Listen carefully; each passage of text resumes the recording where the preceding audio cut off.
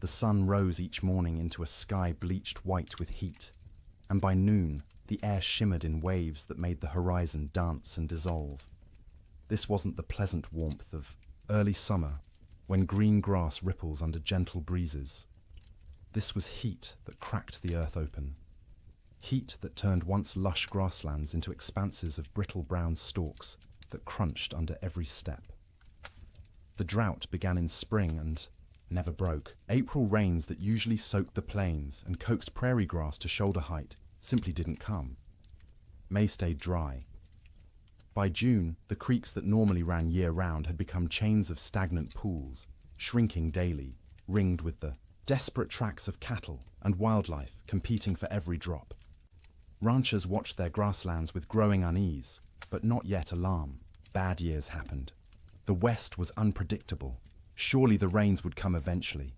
Surely this was just a temporary dry spell. They were running more cattle than the land had ever supported. That was the problem, though few admitted it. The cattle boom of the early 1880s had been intoxicating. Eastern investors and European nobility had poured money into Western ranching, seduced by stories of limitless grass and cattle that reproduced themselves into fortunes. Ranchers who'd started with a few hundred head now ran thousands. Some operations counted their cattle in the tens of thousands. The math was simple and irresistible. Cattle bought in Texas for $10 a head could be driven north, fattened, on free grass, and sold in Chicago for $40, $50, sometimes $60. The Great Plains were an enormous, rent-free feedlot. The grass was free, the water was free. All you needed was cattle and cowboys to watch them, except the grass wasn't limitless, and the water wasn't guaranteed, and running 10 times more cattle than the land could sustainably support worked fine until conditions turned bad. That summer, conditions turned very bad indeed. Prairie fires became constant.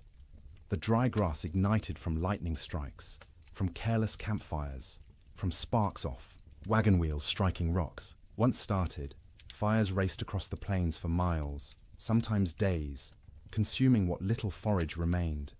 Cowboys fought these fires with wet blankets and desperate prayer, but mostly they just watched the range burn, knowing each acre of blackened stubble meant less food for the cattle that fall in winter. By late summer, water sources that had never gone dry in memory went dry. Springs that had sustained homesteads for years simply stopped flowing. Rivers that normally ran strong became braided trickles through wide, cracked mudflats. Ranchers began to panic, moving herds constantly in search of water and grass, often finding neither. The cattle themselves began to show the strain. They should have been fat and sleek, building reserves for winter. Instead, their ribs became visible. Their hip bones protruded. They moved sluggishly, conserving energy because they weren't getting enough food to burn. Range cows that should have weighed 900 pounds were coming in at 600, 700 if they were lucky. And still, the cattle companies shipped in more stock. The pressure from investors back east, from shareholders in London and Edinburgh who'd never seen a prairie or a longhorn, was relentless. Maximize the herd. Use every acre. The reports sent back to investors spoke of temporary setbacks and cyclical weather patterns, but projected ever-increasing profits. The cowboys knew better. In bunkhouses and around campfires, they talked about what was coming. You didn't need to be a genius to do the math. Cattle going into winter already weak, grass already depleted, and winter always came to Montana, always came to Wyoming and Dakota. The question wasn't whether winter would be hard. Winter was always hard. The question was whether the cattle and the men who tended them could survive it in their already weakened state. Then came the signs. The old-timers noticed first. In early November, almost a month earlier than usual, the geese began flying south, not in their typical leisurely migrations, but in huge, urgent flocks that darkened the sky and flew from dawn to dusk. They weren't stopping to feed in the prairie ponds. They were getting out. Beavers, whose lodges dotted every creek and river, were observed gathering more wood than anyone had ever seen. They piled branches and logs until their lodges looked like timber fortresses rising from the water. Animals preparing for something. The cattle themselves grew thicker coats. Not just the usual winter hair, but shaggy, dense fur that made them look like bison. Ranch hands joked about it nervously. "Looks like the cows know something we don't," they'd say, and try to laugh, but the laughter always sounded forced. Weather-wise ranchers, men who'd spent decades reading the land and sky, felt it in their bones. The air pressure fluctuated wildly. The wind patterns shifted strangely. The autumn sunset cast peculiar colors across the clouds, orange and purple and sickly green, like bruises spreading across the horizon. November brought the first snow, not the gentle, melting dustings that sometimes came and went in autumn, but real snow. Serious snow. It fell for 3 days, accumulated to 8 inches in places, and when it finally stopped, the temperature dropped below zero for the first time that season. That snow melted eventually, as November snow often did, but it served as warning. Winter was coming early. Winter was going to be serious. The smart ranchers, the cautious ones, began laying in extra hay, stockpiling firewood, bringing cattle closer to ranch headquarters, where they could be watched and, if necessary, fed through bad stretches. But most didn't. Most couldn't. The scale of operations had grown too large. You couldn't barn 20,000 head of cattle. You couldn't buy enough hay to feed them through a Montana winter even if you wanted to. The entire business model of open-range ranching depended on cattle foraging for themselves, year-round, regardless of weather. This had worked mostly for years. The previous winters had been unusually mild. Cowboys spoke wistfully of the winter of '85, when temperatures barely dropped below freezing and cattle grazed comfortably all season. Or '84, when snow came late and melted early. They'd gotten complacent. The land had been kind, and they'd mistaken kindness for weakness. In December, the unease grew. The air felt wrong, too still, too heavy. The sky stayed overcast for weeks, a low ceiling of grey that pressed down like a lid. Snow fell intermittently, never enough to cause real problems, but enough to dust the brown grass white and make foraging harder for cattle already struggling. Christmas came and went. Cowboys celebrated in bunkhouses with what meager supplies they had. Some ranches managed a turkey or goose. Most made do with beans and bacon and whatever whiskey had survived the year. They sang songs and told stories and pretended everything was normal, but the worry was always there. A cold knot in every stomach. New Year's Day, 1887 dawned clear and brutally cold, -20 degrees in some places, but clear. You could see for miles, the snow-dusted prairie rolling away to a horizon sharp as a knife edge. Cowboys rode out to check on cattle, found them bunched in coulees seeking shelter from the wind, but alive, still managing. For 8 more days, the cold held, but remained bearable, survivable. Cattle poured through snow to reach grass. Cowboys kept fires burning in bunkhouses and took turns on night watch. Ranchers' wives cooked enormous meals, knowing their men needed calories to stay warm. And then came January 9th. The morning started deceptively calm. The killing wind from the north that had blown for days suddenly stopped. The temperature rose, slightly enough that men went out without their heaviest coats. There was even talk of a Chinook coming, one of those warm winds that could raise temperatures 40 degrees in an hour and melt snow in a day. But this wasn't a Chinook coming. This was something else entirely. The calm before the storm isn't just a saying. It's meteorological reality.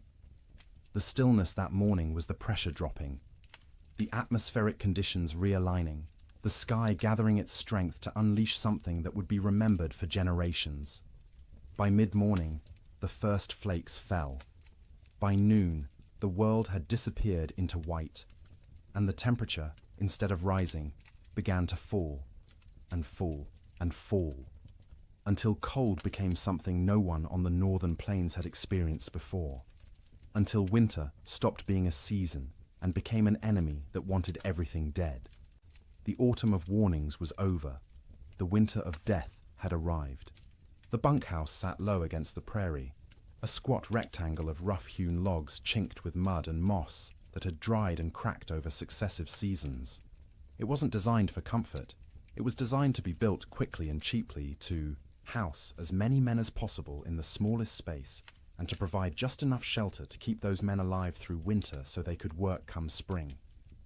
Most bunkhouses were single rooms, maybe 30 feet long and 15 wide, with a ceiling so low a tall man had to duck under the support beams. The logs were never properly squared, so gaps showed between them, filled haphazardly with whatever materials were at hand.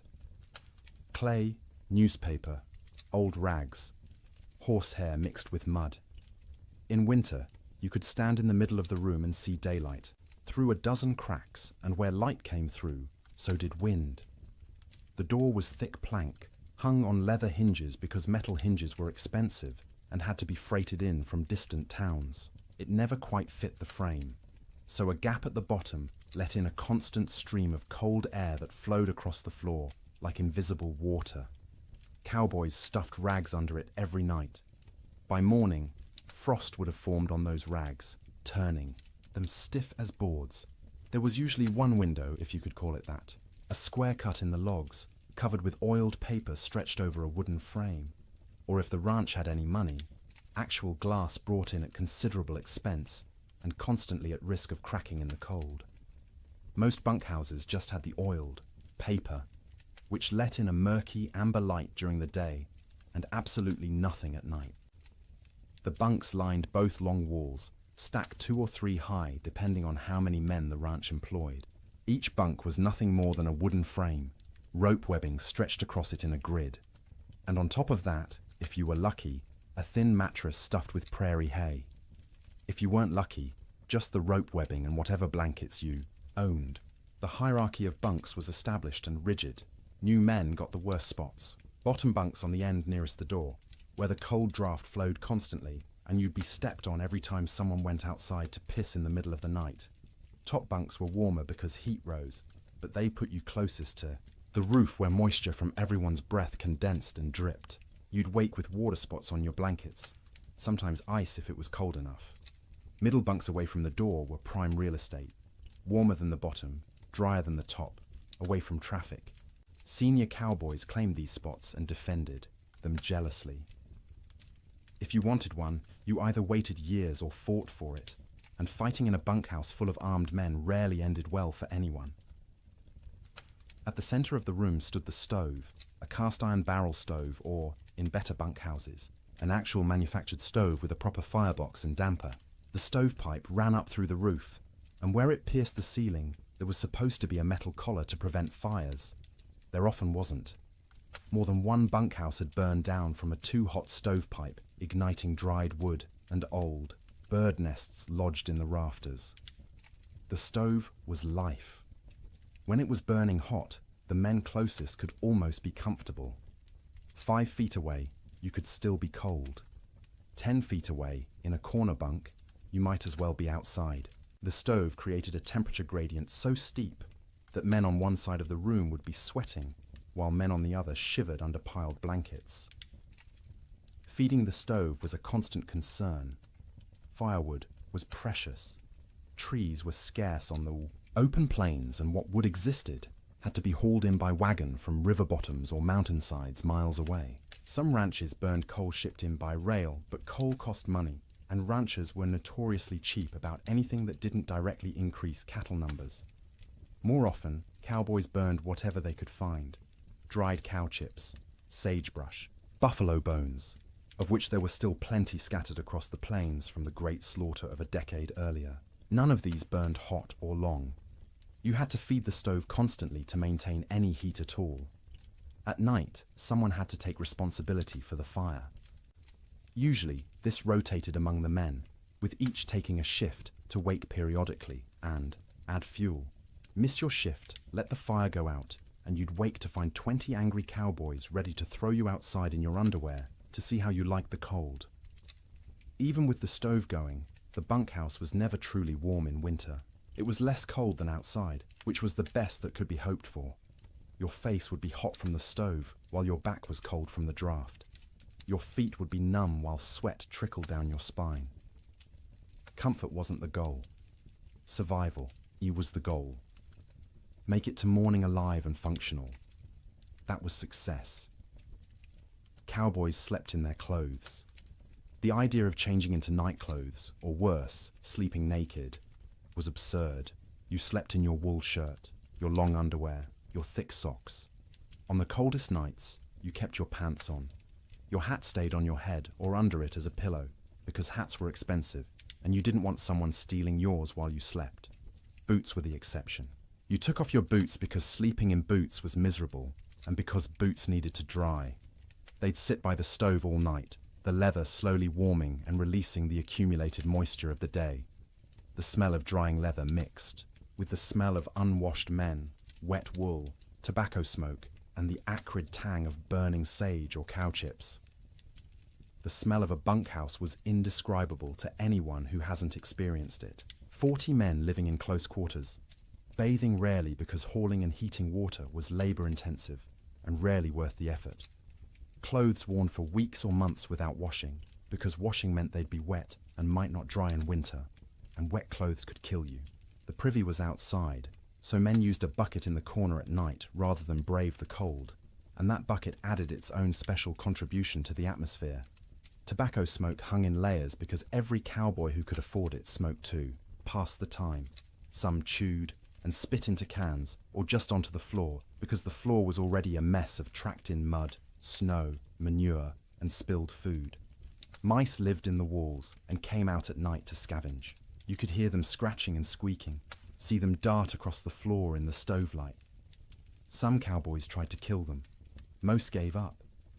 There were always more mice, as long as they didn't chew holes in your blankets or get into the food. Stores, you learned to coexist. The sounds of a bunkhouse at night were particular. The wind outside, constant, varying from low moan to sharp whistle, depending on its strength and the gaps it found. The stove ticking as metal expanded and contracted with temperature changes. The creak of rope webbing as men shifted in their bunks, the thump of boots being pulled off and dropped on the floor. Snoring. Dear God, the snoring. 40 men in one room meant you'd have at least 10 serious snorers. Deep, rattling snores that shook the bunks. High, whistling snores that pierced through any attempt at sleep. Snores that stopped and started, until you'd lie there waiting for the next one, unable to relax. Sometimes men would throw boots at particularly bad snorers. Sometimes it helped. Usually it just made everyone else laugh and the snorer angry. Coughing was constant. The cold, the dust, the smoke, the close quarters meant everyone had some kind of lung affliction. Dry, hacking coughs that went on for minutes. Wet, rattling coughs that made you wonder if the man would survive the night. Cowboys coughed themselves, awake, coughed themselves back to sleep, coughed their way through the entire winter. Conversations happened in the dark. Men talked about home, about women, about cattle, about anything but the cold pressing in from all sides. Some conversations were quiet, just between neighbors in adjacent bunks. Others involved the whole room, stories being told and retold, jokes that weren't funny but made everyone laugh because laughter was warmth of a different kind. Letters were read and reread by stovelight. A letter from home was precious, and a cowboy might read the same letter 100 times through a winter, memorizing every word, every loop of handwriting, every piece of news from a world that felt impossibly far away. Some men prayed. You'd hear whispered prayers in the darkness, usually from the younger cowboys, the ones still new enough to the work that death seemed like a possibility rather than an inevitability. Older hands didn't pray much. They'd made their peace with whatever was coming, or they'd stopped believing anything was listening. The bedding itself deserves attention. Each cowboy owned his own bedroll, a collection of blankets, and maybe a quilt that he'd rolled up and carried with him from job to job. These blankets were wool, heavy and scratchy, and they accumulated the smell of their owner, along with the smell of horses, cattle, campfire smoke, and prairie dirt. In the bunkhouse, you'd unroll your bedding onto the rope webbing, which sagged under your weight and provided almost no cushioning. The ropes left permanent patterns pressed into your back and legs. After a few weeks, you stopped noticing. Your body just accepted that sleep meant discomfort and adjusted expectations accordingly. On the coldest nights, men piled every blanket they owned on top of themselves. 3 blankets, 4, 5 if they had them. The weight was crushing, but weight meant warmth, and warmth meant survival. Some cowboys, the poorest ones or the newest, didn't have enough blankets. They'd sleep in their coats, under their coats, wrapped in saddle blankets that smelled of horse sweat and mold. The truly desperate would share bunks, 2 men pressed together for body heat, which was awkward and carried implications, but was better than freezing.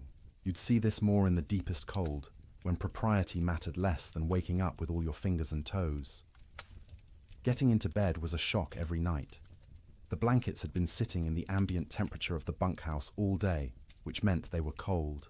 Not frozen, but cold enough that sliding under them made you gasp.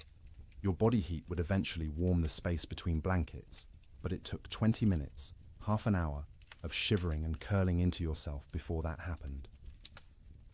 Some cowboys heated rocks in the fire and wrapped them in cloth to put in their bunks. This worked for about an hour, providing a spot of genuine warmth for your feet or your hands. After that, the rocks were just heavy, cooling lumps taking up space, and you'd have to decide whether the effort of getting up and throwing them out was worth the loss of heat from opening your blanket cocoon. Sleep, when it finally came, was never restful.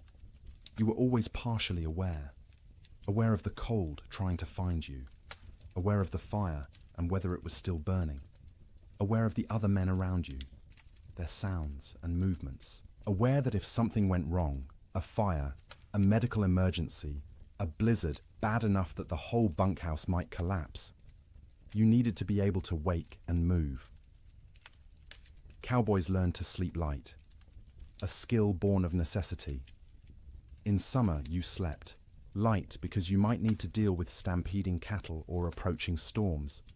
In winter, you slept light because the alternative was dying without noticing. The nights stretched long, 15, 16 hours of darkness in the depths of winter. You couldn't stay awake for all of it. Candles and lamp oil were too expensive to burn for light. So you slept in stages. A few hours, then wake when the fire needed tending. A few more hours, wake because your body was too cold or needed to piss. A few more hours, wake because someone else was moving around or coughing, or because your back hurt too much to stay in one position. This broken sleep was exhausting in its own way. You'd wake in the morning having technically slept for hours but feeling like you'd barely rested at all. That was winter sleep in a bunkhouse. Not the deep, renewing sleep of comfortable beds in warm rooms, but the fitful, survival-focused sleep of men living on the edge of catastrophe. Every single night, for months on end. And when the great die-up came, when the temperature dropped to 60 below, and the wind tried to tear the roof off, and the cattle began dying by the thousands, even, that inadequate sleep became nearly impossible. Because how do you sleep when the world outside is ending? How do you close your eyes when you know morning might reveal losses beyond comprehension? You learn because you have no choice. You sleep because your body demands it. Brief, shallow, troubled sleep punctuated by periods of lying awake in the dark, listening to the wind scream, and wondering if you'll live to see spring. Morning came late on January 9th, the sun rising somewhere behind thick grey clouds that had settled over the plains like a lid.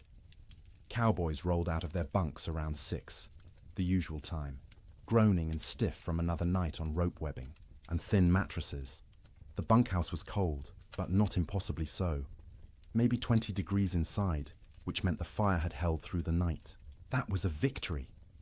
They pulled on boots that had spent the night by the stove, the leather still warm to the touch, stomped their feet to get blood flowing, stretched arms and backs that ached from the perpetual cold. Someone got the coffee going, pouring water from buckets that had a thin skim of ice on top despite being inside. The foreman, A weathered man named Jack Thompson, on one particular ranch in Montana, stuck his head out the door to check conditions. The wind that had been blowing hard from the north for days had stopped completely, dead calm. The air felt heavy, thick, like you could almost chew it. Temperature had risen slightly overnight, maybe up to freezing, or close to it. "Might be a Chinook coming," Jack said, and a few of the men perked up. A Chinook, that warm wind that could raise temperatures 40 degrees in an hour, would be salvation, would give the cattle a break, would let everyone breathe a little easier. But the old-timers in the room, men who'd spent 20, 30 winters on the northern plains, exchanged glances and said nothing. The calm felt wrong. The air pressure made their joints ache more than usual. This wasn't a Chinook. This was something else. Breakfast was the usual. Beans warmed up from the night before. Fried salt pork. Biscuits if the cook had bothered to make them, which he usually didn't. Coffee, hot and bitter and strong enough to dissolve the spoon. The men ate quickly, not talking much. Mornings were for eating and getting warm before heading out into the workday. By 8 o'clock, men were saddling horses, checking cattle in nearby pastures, hauling water from the creek, which involved breaking through ice that had gotten thicker each day. The world was grey and still. Snow covered everything in a lumpy white blanket, but it was old snow, crusted and dirty. Nothing new falling yet. Around mid-morning, maybe 10 or 10:30, someone noticed the first flakes. Tiny things, falling straight down. No wind to push them sideways. They accumulated on coat sleeves, on hat brims, on the backs of cattle who stood motionless, already conserving energy. Within 30 minutes, the flakes had gotten larger and were falling more densely. The grey sky seemed to lower, pressing down, until it felt like you could reach up and touch it. Visibility, which had been miles, dropped to maybe a quarter mile, then less. Cowboys on the range started heading back to the bunkhouse. This was going to be a storm, and you didn't want to be caught out in a storm. The foreman sent riders to gather men from distant line camps to make sure everyone got back to the main ranch before conditions got bad. But conditions got bad faster than anyone expected. By noon, the wind returned. Not gradually building, but suddenly, like someone had opened a door. It came from the north, from Canada, from the Arctic, and it came with a howl that made horses shy and men grab for their hat brims. The temperature, which had been hovering near freezing, began to fall. 1 degree, 2 degrees, 5. The wind picked up the falling snow and threw it horizontally. Visibility dropped to 50 feet, then 20. Within an hour of the wind starting, you couldn't see your hand held at arm's length. The world became a screaming white chaos, where direction lost all meaning. Cowboys who'd been a mile from the bunkhouse when the wind started faced a terrible choice. Try to make it back and risk getting lost and dying, or try to find any shelter at all and hole up until it passed. Some made it back, stumbling into the bunkhouse half frozen, faces covered in ice where their breath had condensed and frozen, in their scarves. Others weren't so lucky. A young cowboy named Billy Henderson, 18 years old, had been checking on a small herd in a draw, maybe 2 miles from the main ranch. When the storm hit, he tried to make it back. His horse refused. To face into the wind, kept trying to turn and run south. Billy fought the horse, knowing that south led away from shelter, from life. The horse won the fight, turned, and ran with the storm. Billy's body was found 3 weeks later, 15 miles south of the ranch, frozen solid, still in the saddle. The horse had died beneath him, also frozen, its legs locked in a final stride. Billy had tied himself to the saddle with his lariat so he wouldn't fall off. It hadn't saved him, but that tragedy was still in the future. At noon on January 9th, Billy was just missing, and everyone assumed he'd found shelter somewhere and would show up when the storm passed. People didn't yet understand that this storm wasn't going to pass. Not in hours, not in days. The temperature kept falling. By 2 in the afternoon, it was 0. By 4, it was 20 below. The wind, instead of slacking, grew stronger. It found every crack in every wall, every gap in every window frame.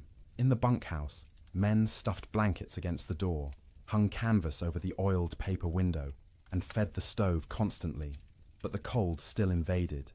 Snow didn't just fall, it flew sideways, driven by wind that hit 50, 60 miles per hour in gusts. The snow was fine and dry, almost like dust, and it found its way through impossibly small openings. It drifted through the cracks between logs. It sifted around the doorframe despite the blankets stuffed there. It even seemed to come down the stovepipe, hissing when it hit the hot metal. Inside the bunkhouse, men watched drifts form along the walls. Inside the building, snow accumulated in the corners, under the bunks, anywhere the wind could push it. They swept it out, but it just came back. Eventually, they gave up and let it pile. The sound was overwhelming. The wind screamed. There's no other word for it. A constant, piercing shriek that vibrated in your bones and made thought difficult. It rose and fell in waves, sometimes dropping to a mere roar before surging back to that terrible scream. Men had to shout to be heard 3 feet away. Between the wind's screams came other sounds. The building itself groaning under the assault. The roof lifting and settling as wind tried to peel it off. The sharp crack of wood contracting in the cold. The rattle of the stovepipe shaking in its collar. And from outside, distant but unmistakable, the sound of cattle, bawling, calling, the sound of thousands of animals confused and frightened and beginning to suffer. The cowboys listened to that sound and knew they were helpless. You couldn't go out in this. Going out meant dying. The cattle were on their own. The temperature hit 40 below by midnight. Inside the bunkhouse, with the stove glowing red hot, the temperature near the stove was maybe 50 degrees. 10 feet away, it was freezing. 20 feet away, in the corner bunks, water left in cups froze solid. Men piled on every piece of clothing they owned. 2 pairs of pants, 3 shirts, 2 coats, gloves and mittens worn indoors, blankets wrapped around shoulders like shawls. Some men wrapped their heads in scarves, leaving only their eyes visible, and still they shivered. The night of January 9th was the longest night most of those men ever experienced. Sleep was impossible for many. The cold, the sound, the fear, the knowledge that outside cattle were dying by the hundreds, by the thousands, all combined to keep eyes open and minds racing. Those who did sleep did so fitfully, waking every few. Minutes from nightmares or from the cold penetrating their blanket cocoons, or from the building shaking in a particularly hard gust. The fire had to be fed constantly, every 15 minutes, every half hour at most, because letting it die meant everyone would die with it. Men took shifts by silent agreement. One would get up, face the cold outside his blankets, feed the stove, and retreat. An hour later, someone else would do the same. All night long through those terrible hours, they kept the fire alive, and the fire kept them alive. But just barely. By dawn on January 10th, 16 inches of snow had fallen, though you couldn't measure it accurately because the wind had sculpted it into drifts 20 feet high in some places, while scouring other areas down to bare ground. The temperature had dropped to 46 below zero. The wind hadn't slacked at all, and the storm was just beginning. This wasn't a 2-day blizzard that would blow through and leave clear, cold weather behind. This was the start of a meteorological siege that would last, with brief breaks, through all of January, through February, into March. The great die-up had begun. Men didn't know that yet, huddled in bunkhouses across Montana, Wyoming, and Dakota Territory. They thought they were waiting out a bad storm. A few days, maybe a week, and it would clear. The cattle would be weak and scattered, but they'd recover. Spring would come, as it always did. They didn't yet understand that the world outside was dying, that cattle were already freezing where they stood, eyes frozen shut, ice forming over their nostrils with each breath, slowly suffocating as they slowly froze. That the open range, cattle industry, the boom that had made fortunes and drawn investors from around the world, was ending in that screaming wind. All they knew was cold. Cold beyond anything most had experienced. Cold that hurt to breathe, that made your lungs ache, that turned your breath to ice crystals before it could fully leave your mouth. Cold that was no longer just weather, but an active presence, a malevolent force trying to kill everything that lived. And the night ahead, the second night of the storm, would be even colder. -50, -60 in some locations. Cold that would crack trees. Cold that would freeze cattle solid while they stood. Cold that would seep through every wall, every blanket, every layer of clothing, searching for the warmth of human bodies and slowly, inexorably, draining it away. The cowboys fed the fire and waited. There was nothing else they could do. The Yiwa storm had them trapped as surely as if they were in a prison. All they could do was feed the fire, wrap themselves in blankets, and try to survive until morning, and then survive the morning after that, and the one after that, day after day, night after night, as the storm continued and the temperature stayed brutally, impossibly cold. The great die-up was no longer coming. It was here. Sleep. During the storm wasn't sleep as most people understand it. It was something closer to losing consciousness in brief intervals, the body shutting down, not because it felt safe, but because it couldn't maintain full awareness any longer. The exhaustion of constant vigilance, of shivering, of fighting the cold that pressed in from all sides, eventually overwhelmed even the most determined wakefulness. In the ranch houses scattered across the frozen plains, families faced the storm with a different kind of terror than the cowboys in their bunkhouses. Ranch houses were sturdier than bunkhouses, built to last generations rather than just seasons. They had proper foundations, real windows with glass, doors that fit their frames.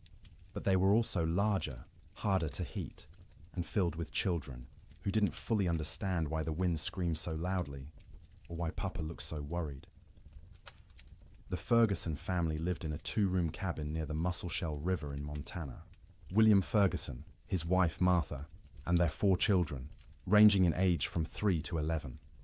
When the storm hit that afternoon of January 9th, William had been out checking on a small herd they kept close to the house. He barely made it back, stumbling through the door with ice caked in his beard and eyebrows, his face raw and bleeding from wind-driven snow. Martha had already pulled all the children into the main room, the one with the fireplace. The second room, the bedroom, was abandoned for the duration. You couldn't heat both rooms. You had to choose, and you chose the one with the fire. The children helped drag mattresses and blankets from the bedroom, piling them on the floor near the hearth. By nightfall, the temperature inside that bedroom, separated from the main room by just a thin wooden door, had dropped below freezing. Frost formed on the inside walls. The washbasin Martha had left on the dresser froze solid, expanding and cracking the ceramic bowl with a sharp report that made everyone jump. In the main room, the family arranged themselves for a siege. William stacked firewood within arm's reach of the fireplace, more wood than he'd normally burn in a week. Martha filled every pot and pan with water, knowing that if the storm lasted, they wouldn't be able to get to the well. The pump would freeze. The well itself might freeze. Water was survival. The children sensed their parents' fear and grew quiet, subdued in a way children rarely are. They huddled together on the mattresses, watching the fireplace with wide eyes as their father fed it log after log. The fire roared, consuming wood at an alarming rate, but even standing directly in front of it, you could feel the cold at your back. That first night, nobody truly slept.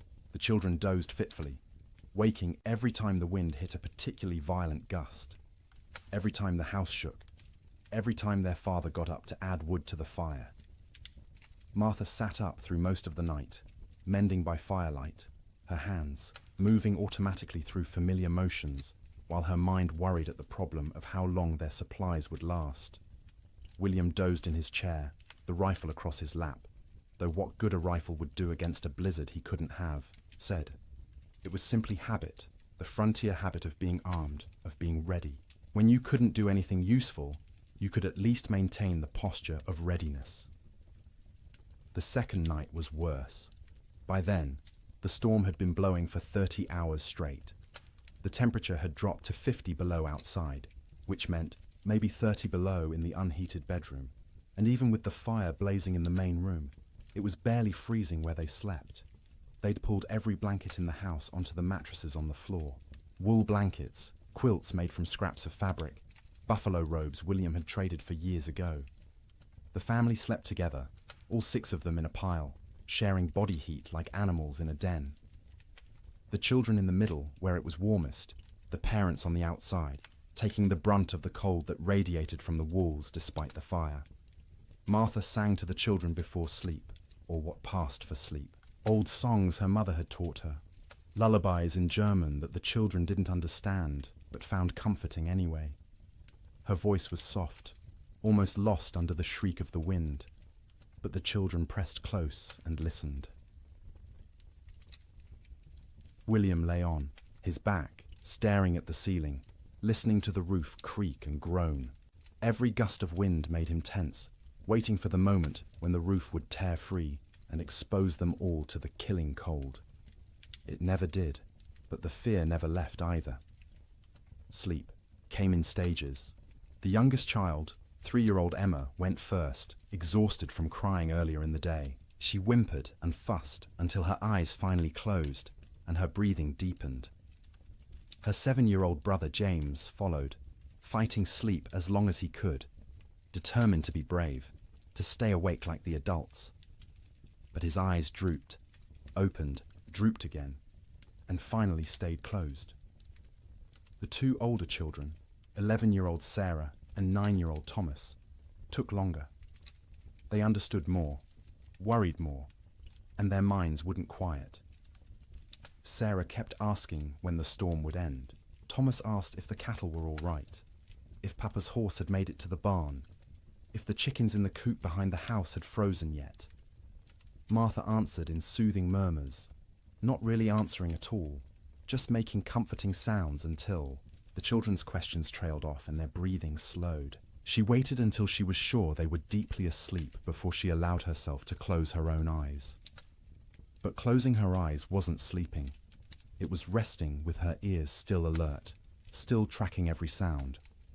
The fire crackling, William shifting position, the wind pounding against the walls, the house settling with creaks and groans. Her mind catalogued each sound, assessed whether it meant danger, and only when satisfied the house still stood did she allow herself to drift towards something like sleep.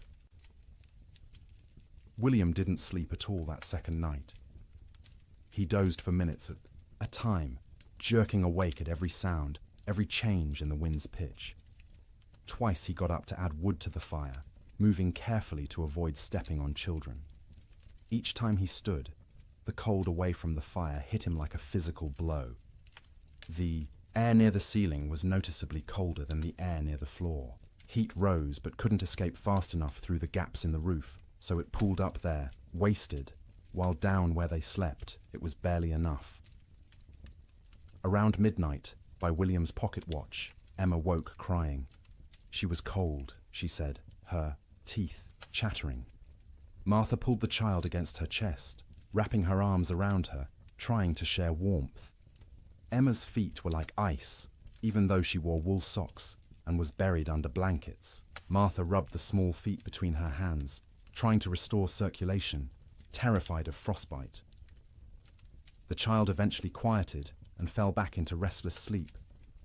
But Martha stayed awake, feeling those cold little feet pressed against her stomach, wondering how much longer the storm could possibly last. The third night, exhaustion had set in so deeply that sleep came easier, even though conditions had gotten worse. The temperature outside bottomed out at 63 below zero. Inside, with the fire consuming wood at a frightening rate, they'd managed to keep the room at maybe 15 degrees, cold enough to see your breath, cold enough that the water in the pots near the fire had a skim of ice if you didn't stir it regularly, but not cold enough to kill. Not yet. The family had learned the rhythm of storm sleep. The children slept piled in the center, a tangle of arms and legs and shared warmth. The the parents took turns in short shifts. Martha sleeping for 2 hours while William tended the fire and watched. Then William sleeping for 2 hours while Martha kept vigil. During her watch, Martha would sit close to the fire, feeding it, listening to her children breathe, and praying silently. She'd been raised Lutheran, not given to emotional displays, of faith, but now she prayed with desperate intensity, for the storm to end, for the wood to last, for her children to wake warm in the morning, for spring to come, impossible as that seemed in the howling dark. During his watch, William planned how to ration the wood, where to find more if it ran out, though going outside was suicide in these conditions. What they'd do when the food ran low. They had beans, flour, salt pork, and cornmeal. Enough for maybe 2 weeks if they were careful. But what if the storm lasted longer? What if they couldn't get to town when it ended because the snow was too deep? These thoughts circled endlessly, keeping him awake even during his supposed sleep shifts. He'd lie down, close his eyes, and his mind would immediately start calculating. How many logs they'd burned, how many were left, how cold it was, how long they could survive. The children slept better than the adults, helped by the simple resilience of youth. Their bodies demanded sleep and they gave in to it, even in conditions that would have seemed impossible before the storm. Sarah dreamed of summer, of the garden behind the house heavy with tomatoes and beans. Thomas dreamed of cattle drives, of riding with the cowboys to distant railheads. James dreamed confused child dreams that he couldn't remember on waking. Emma didn't dream at all, or if she did, they were wordless and forgotten.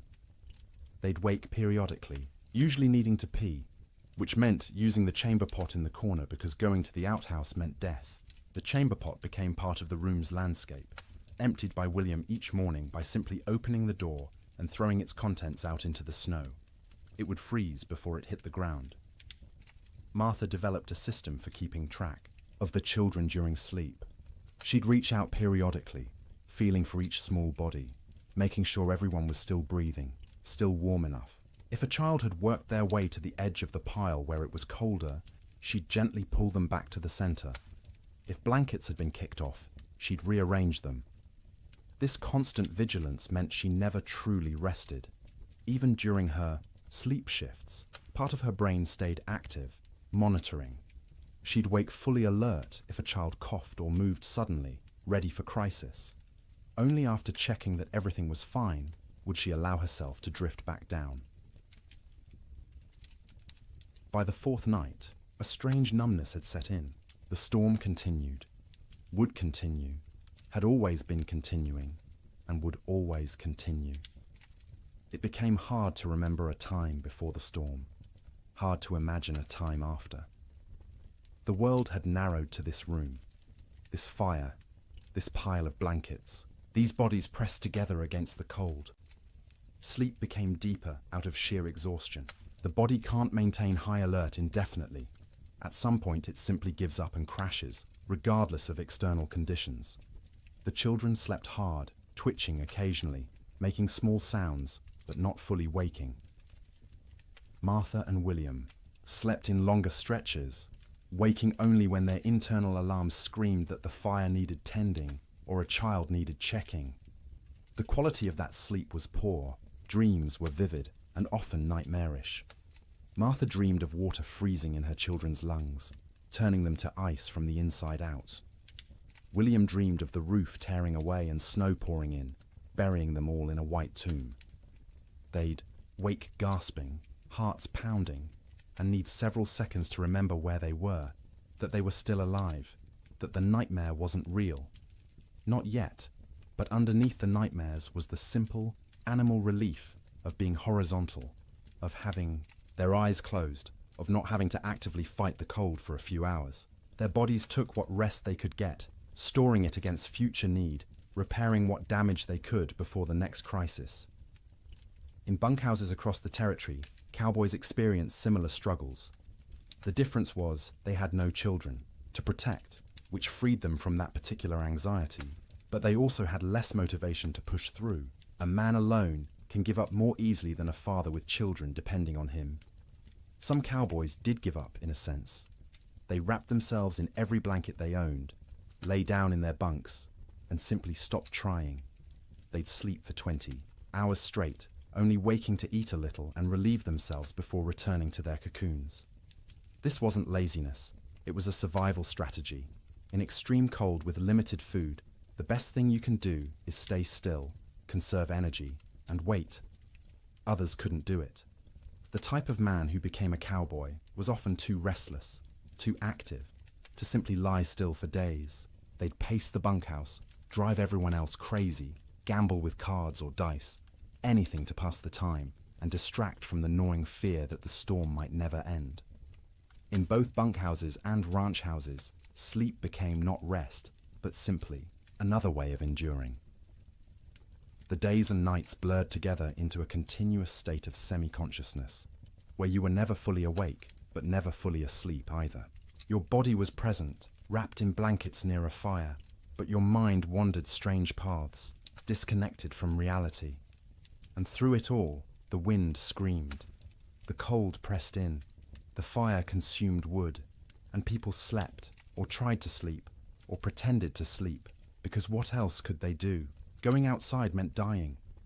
Staying awake meant slowly going insane from the sound and the fear. So they slept. Poorly, fitfully, desperately. But they slept. And each morning they woke, surprised on some level to find themselves still alive, still, together, the fire still burning. The storm would eventually end, but not yet. Not for many days yet. And each of those days would require sleep stolen from between crises, rest grabbed in brief intervals, dreams haunted by cold and wind, and the terrible knowledge that outside the world was dying. The cattle felt the storm coming before any human did. Their instincts, honed by millennia of evolution, read signs in the air pressure, in the quality of light, in the way the wind tasted. When the first flakes began to fall on January 9th, cattle across the northern plains began to move, not panicked running, purposeful drifting, south, always south, away from the north wind that carried death in its teeth.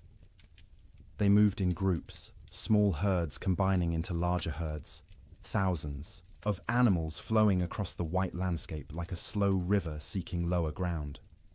Consider one cow, a 3-year-old Hereford mix, red and white, branded with the Rocking M brand on her left hip. She'd been born on this range, knew every coulee and creek, had survived 2 previous winters without particular hardship. She was carrying a calf, due in spring, and the pregnancy had left her thinner than usual going into winter. Not starving, but without the thick layer of fat that would have been ideal. When the snow started falling heavily and the wind began to rise, she was grazing, in a shallow draw with perhaps 50 other cattle. They'd been pouring through existing snow to reach the dried grass beneath, working methodically, conserving energy. The new snow started covering the ground quickly, and the cow lifted her head, testing the air. The wind came from the north with a sound like tearing fabric. The cow turned her back to it instinctively, and every other animal in the draw did the same. They began walking south, not because they knew south led to safety, but because south meant away from the wind, and the wind had to be avoided. They walked steadily for hours. The snow was falling too thickly to see more than a few feet ahead, but cattle can navigate by sense of smell and by following the animal in front of them. The cow found herself in the middle of the group, which offered some shelter from the wind, but also meant she had to keep moving at whatever pace the herd set. By nightfall, they'd walked perhaps 5 miles. Not far, but the constant fighting against wind and snow was exhausting. The temperature had dropped dramatically, and the cow's breath froze in clouds of white vapor. Ice was forming on her eyelashes, making it hard to see. Her legs ached from pushing through snow that was now knee-deep in places. The herd came to a fence line, relatively new barbed wire strung between posts to mark the boundary of someone's claimed range. The cattle turned and walked along the fence, looking for a way through or around. They found neither. The fence extended as far as they could sense in both directions. Cattle aren't stupid, but they aren't problem solvers either. Finding their path blocked, they simply stopped. They stood with their backs to the wind, pressed against the fence line, and waited. For what, they couldn't have said. For the wind to stop. For the fence to disappear. For whatever force had always eventually made things better to make things better now. But things didn't get better. The wind increased. The temperature kept dropping. Snow accumulated on the cattle's backs. A heavy white blanket that they couldn't shake off because their muscles were already occupied with shivering, with the constant work of generating heat. The cow stood and shivered. Her body burned calories, trying to stay warm, calories she'd gotten from grass, but she hadn't eaten since morning and wouldn't be able to eat until she could paw through snow to reach grass beneath. She tried, lowering her head and pushing at the snow with her muzzle, but the wind-packed snow was too hard. Her hooves couldn't break through it either. Around her, other cattle made similar attempts. A few managed to find thin spots in the snow and got a few mouthfuls of dried grass. Most got nothing. They stood and shivered, and slowly, gradually, their body temperatures began to drop. Cattle can survive remarkable cold if they're well fed and can escape the wind. But these cattle were already weakened from a summer of drought. They had no windbreak, and they weren't eating. Their situation was unsustainable. Something would have to change or they would die. It was that simple. By the second day, the cow's suffering had intensified. She'd been standing for more than 24 hours straight. Her legs trembled with fatigue. Ice had completely sealed her eyes shut. She'd stopped trying to open them, instead navigating by sound and smell, and the feel of other cattle pressed against her on either side. Her ears, exposed to the wind, had frozen. The tissue was dying, would eventually slough off if she survived, leaving her with shortened, mangled ears. But that was future pain. Present pain was the cold that had worked its way into her joints, making every small movement agony. The hunger that gnawed at her belly, the thirst because she couldn't melt snow fast enough in her mouth to get adequate water. The calf inside her still moved occasionally, little kicks and shifts that she could feel. Some part of her body was still prioritizing that calf, still sending nutrients and warmth to the growing life within. But those resources were running out. The calf was drawing on reserves that no longer existed. Around her, other cattle were in similar condition, some worse. A few calves, born too early that spring and smaller than they should be, had already died, frozen solid while standing, their mothers standing next to them and occasionally lowing in confusion. Older cattle, those with the wisdom of many winters, had tried to move away from the fence to find a coulee or draw that might offer windbreak. Some succeeded and survived. Most simply exhausted themselves walking in circles in the blinding snow and returned to the fence line to die with the herd. By the third day, the cow had stopped shivering. This wasn't because she'd warmed up. It was because her body no longer had the energy to shiver. Shivering is a metabolic furnace, burning calories to generate heat, but she'd burned through all available calories. Her body temperature was dropping toward equilibrium with the air around her. She was freezing to death. Her breathing had slowed. Each breath was an effort, drawing air so cold it hurt her lungs into a body that barely had the energy to exhale. Ice had formed around her nostrils, narrowing the passages, making each breath a fight. She was still standing, but only because the cattle around her held her upright. If they'd moved, she would have fallen. Her legs were locked, frozen in position, no longer taking commands from her failing brain. Her heartbeat had slowed to a sluggish thump-thump, thump-thump, each beat weaker than the last. The calf inside her had stopped moving. Whether it was dead or simply dormant, she couldn't tell, and wouldn't have understood if she could. Her maternal instincts, so strong just days ago, had been overridden by the body's desperate attempt to keep itself alive. Sometime late on the third night, or early on the fourth morning, it's impossible to know exactly when, the cow's heart stopped. 1 beat, 2 beats, then nothing. Her eyes, frozen shut, would never open again. Her legs, frozen in position, would remain standing. She'd become a statue of ice and meat, indistinguishable from the living cattle around her, except that she no longer breathed. She wouldn't fall for days, maybe weeks. The cattle packed around her held her upright, and when they eventually moved or died themselves, she'd topple over, frozen solid, and become one more carcass among thousands littering the plains. This scene repeated across hundreds of miles. Fence lines became death traps where cattle bunched up and died in groups. Ravines that should have offered shelter instead became graves as cattle crowded in so tightly they couldn't move, couldn't forage, and slowly froze together into a single mass of bodies. Riverbanks saw some of the worst carnage. Cattle seeking water found the rivers frozen solid, but their thirst drove them to try anyway. They'd crowd onto the ice, break through into the water beneath, and be unable to climb out. The current would push them under the ice, where they'd drown and freeze simultaneously. Spring would reveal riverbanks lined with carcasses, hundreds of cattle stacked like cordwood wherever the current had deposited them. Some cattle, driven by the wind and their own southward instinct, walked until they literally couldn't take another step. They'd collapse in open prairie, curl into a ball, as best their frozen legs allowed, and die where they fell. Snow would cover them within hours, creating smooth white mounds that looked like natural drifts until spring melt revealed the truth beneath. The death toll was staggering in ways that are hard to comprehend. A single large ranch might lose 10,000 head. Smaller operations lost everything.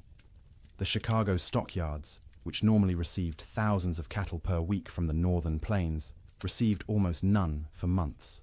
The market for beef collapsed because there were no cattle left to sell. But numbers don't capture the reality. Numbers are abstract. The reality was hundreds of thousands of individual animals, each experiencing their own version of the cow's suffering. Each one cold, each one hungry, each one slowly freezing while standing in a wind that wouldn't stop screaming.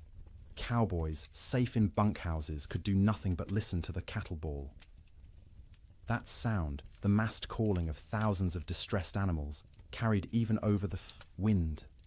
It rose and fell through the days and nights of the storm, a soundtrack of suffering that haunted the men who heard it. Some cowboys tried to help.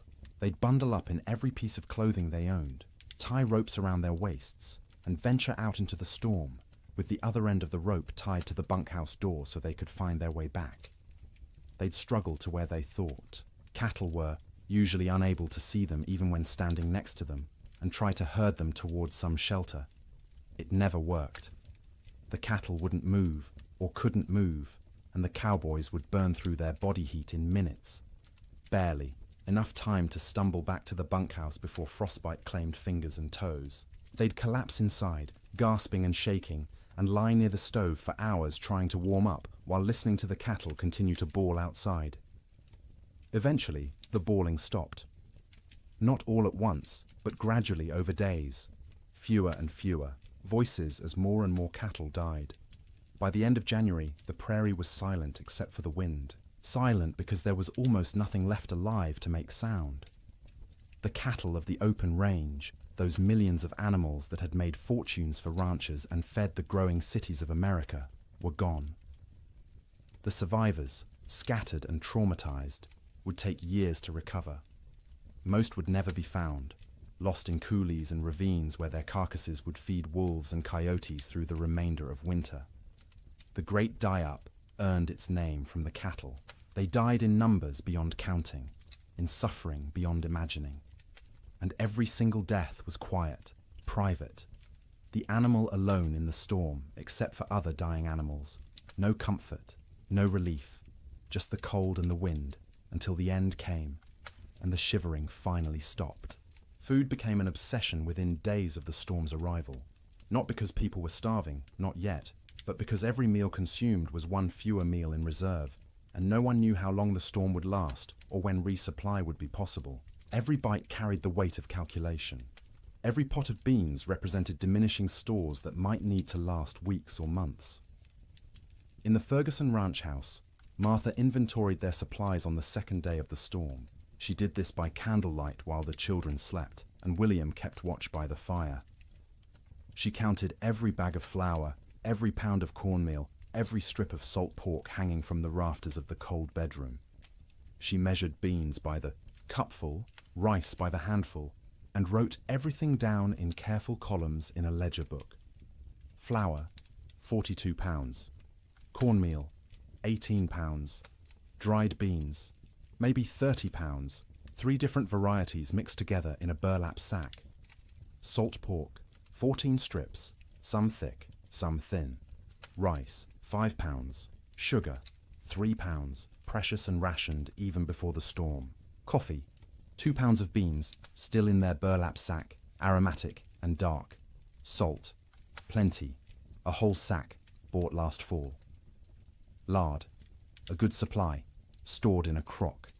Dried apples, half a sack, from their own trees. Molasses, 1 jug, nearly full. She did the math in her head, working through possible scenarios. 6 people, eating 3 meals a day. 18 meals per day. If they were careful, if they stretched everything, if they didn't waste a single bite, they had perhaps 3 weeks of food. Maybe 4 if they went hungry. 3 weeks seemed like plenty. No storm lasted 3 weeks, but Martha had learned in her years on the frontier to plan for the impossible, because the impossible happened with disturbing regularity. So she began rationing from day 1, before hunger forced the decision. Breakfast became smaller.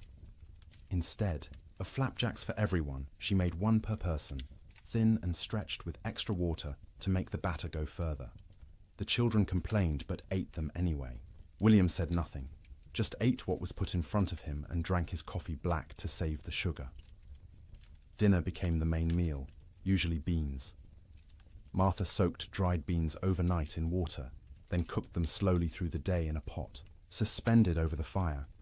She'd add a little salt pork for flavor, 1 strip cut into small pieces so everyone got a taste of meat. The beans cooked until they were soft, the liquid thick and sustaining. Everyone got a bowlful, sopped up with cornbread made from carefully measured cornmeal.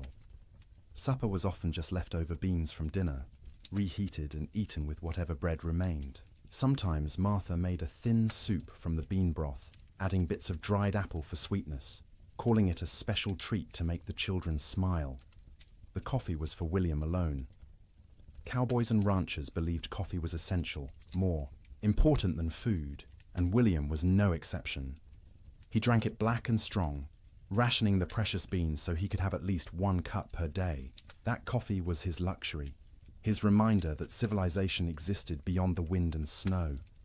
Martha drank tea when she drank anything, made from herbs she'd dried the previous summer. Mint that grew wild along the creek, sage gathered from the prairie, rose hips collected in autumn. The taste was thin compared to real tea shipped from China or India, but it was warm, and it was hers, and it didn't consume their stores. The children drank water or milk, though the milk supply was problematic. They had 1 cow, a gentle Jersey, kept in the barn, and William had to venture out twice a day to milk her. The trip to the barn was only 50 feet, but felt like a mile. He'd bundle in every piece of warm clothing he owned, wrap his face in a scarf until only his eyes showed, and step out into the wind. The cold hit him like a fist every time. In the few seconds it took to cross from house to barn, exposed skin would start to freeze, his eyes would water, and the tears would freeze on his cheeks. His lungs would ache from breathing air that felt like shards of glass. But he made the trip because the cow had to be milked or she'd sicken, and they needed the milk. The children needed the milk. It was protein and fat and calcium and all the things growing bodies required. So twice a day, through the entire storm, William made that 50-foot journey and considered himself lucky the barn was so close. The cow produced less in winter, maybe 2 quarts a day instead of her usual gallon, but those 2 quarts were precious. Martha skimmed the cream off the top and used it sparingly. The milk itself went to the children, divided equally, measured carefully, so no one got more or less than their share. Cooking in extreme cold presented unique challenges. The fire had to be hot enough to cook food, but not so hot it consumed wood too quickly. Martha became expert at judging the flames, adding just enough fuel to maintain cooking temperature while stretching the wood supply. Water was perhaps the most critical resource. William filled every bucket and pot with snow scooped from outside the door, then left the containers near the fire to melt. It took hours for snow to melt into usable water, and the water that resulted tasted flat and strange because it had no mineral content. But it was wet, and it was clean, and it kept them alive. They couldn't wash dishes properly, couldn't waste water or wood heating water for washing. Instead, Martha wiped plates and bowls clean with rags, rinsed them quickly in cold water if necessary, and called it good enough. No one got sick from dirty dishes. There were larger concerns. Personal hygiene went by the wayside entirely. No baths, no washing hair, no changing clothes.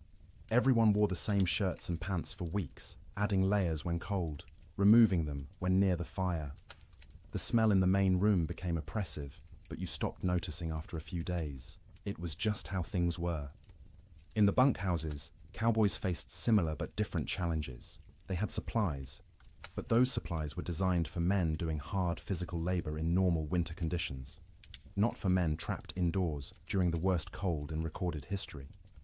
The typical bunkhouse larder consisted of dried beans, rice, flour, cornmeal, salt pork, bacon, maybe some beef jerky made from cattle slaughtered in the fall, coffee in large quantities because cowboys lived on coffee, sugar, salt, lard, sometimes canned goods if the ranch could afford them, but usually not. Canned goods were expensive and the freighting costs were prohibitive. The cook, if there was one, was usually an old cowboy too stove up for regular ranch work. He'd preside over the cast iron stove like a priest at an altar, creating meals from limited ingredients with whatever skill he possessed. Good cooks were treasured.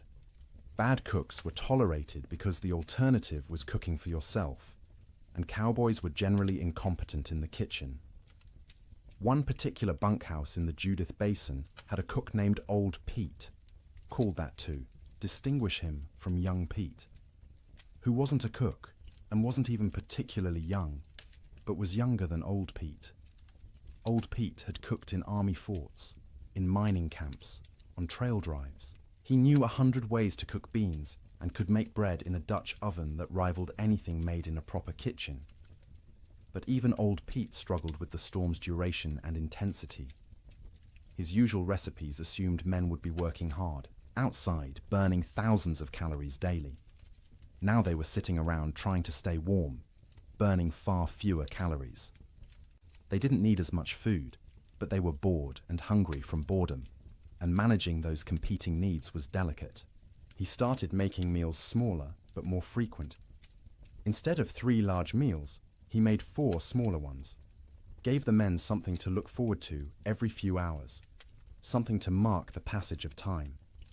Breakfast at dawn, such as dawn was, in the constant grey, a second breakfast mid-morning, dinner in early afternoon, supper at dark. Each meal was simple: beans cooked with salt pork, cornbread or biscuits, coffee always, constantly, the pot never empty. Occasionally, he'd make a stew if there was meat available, though meat was running short.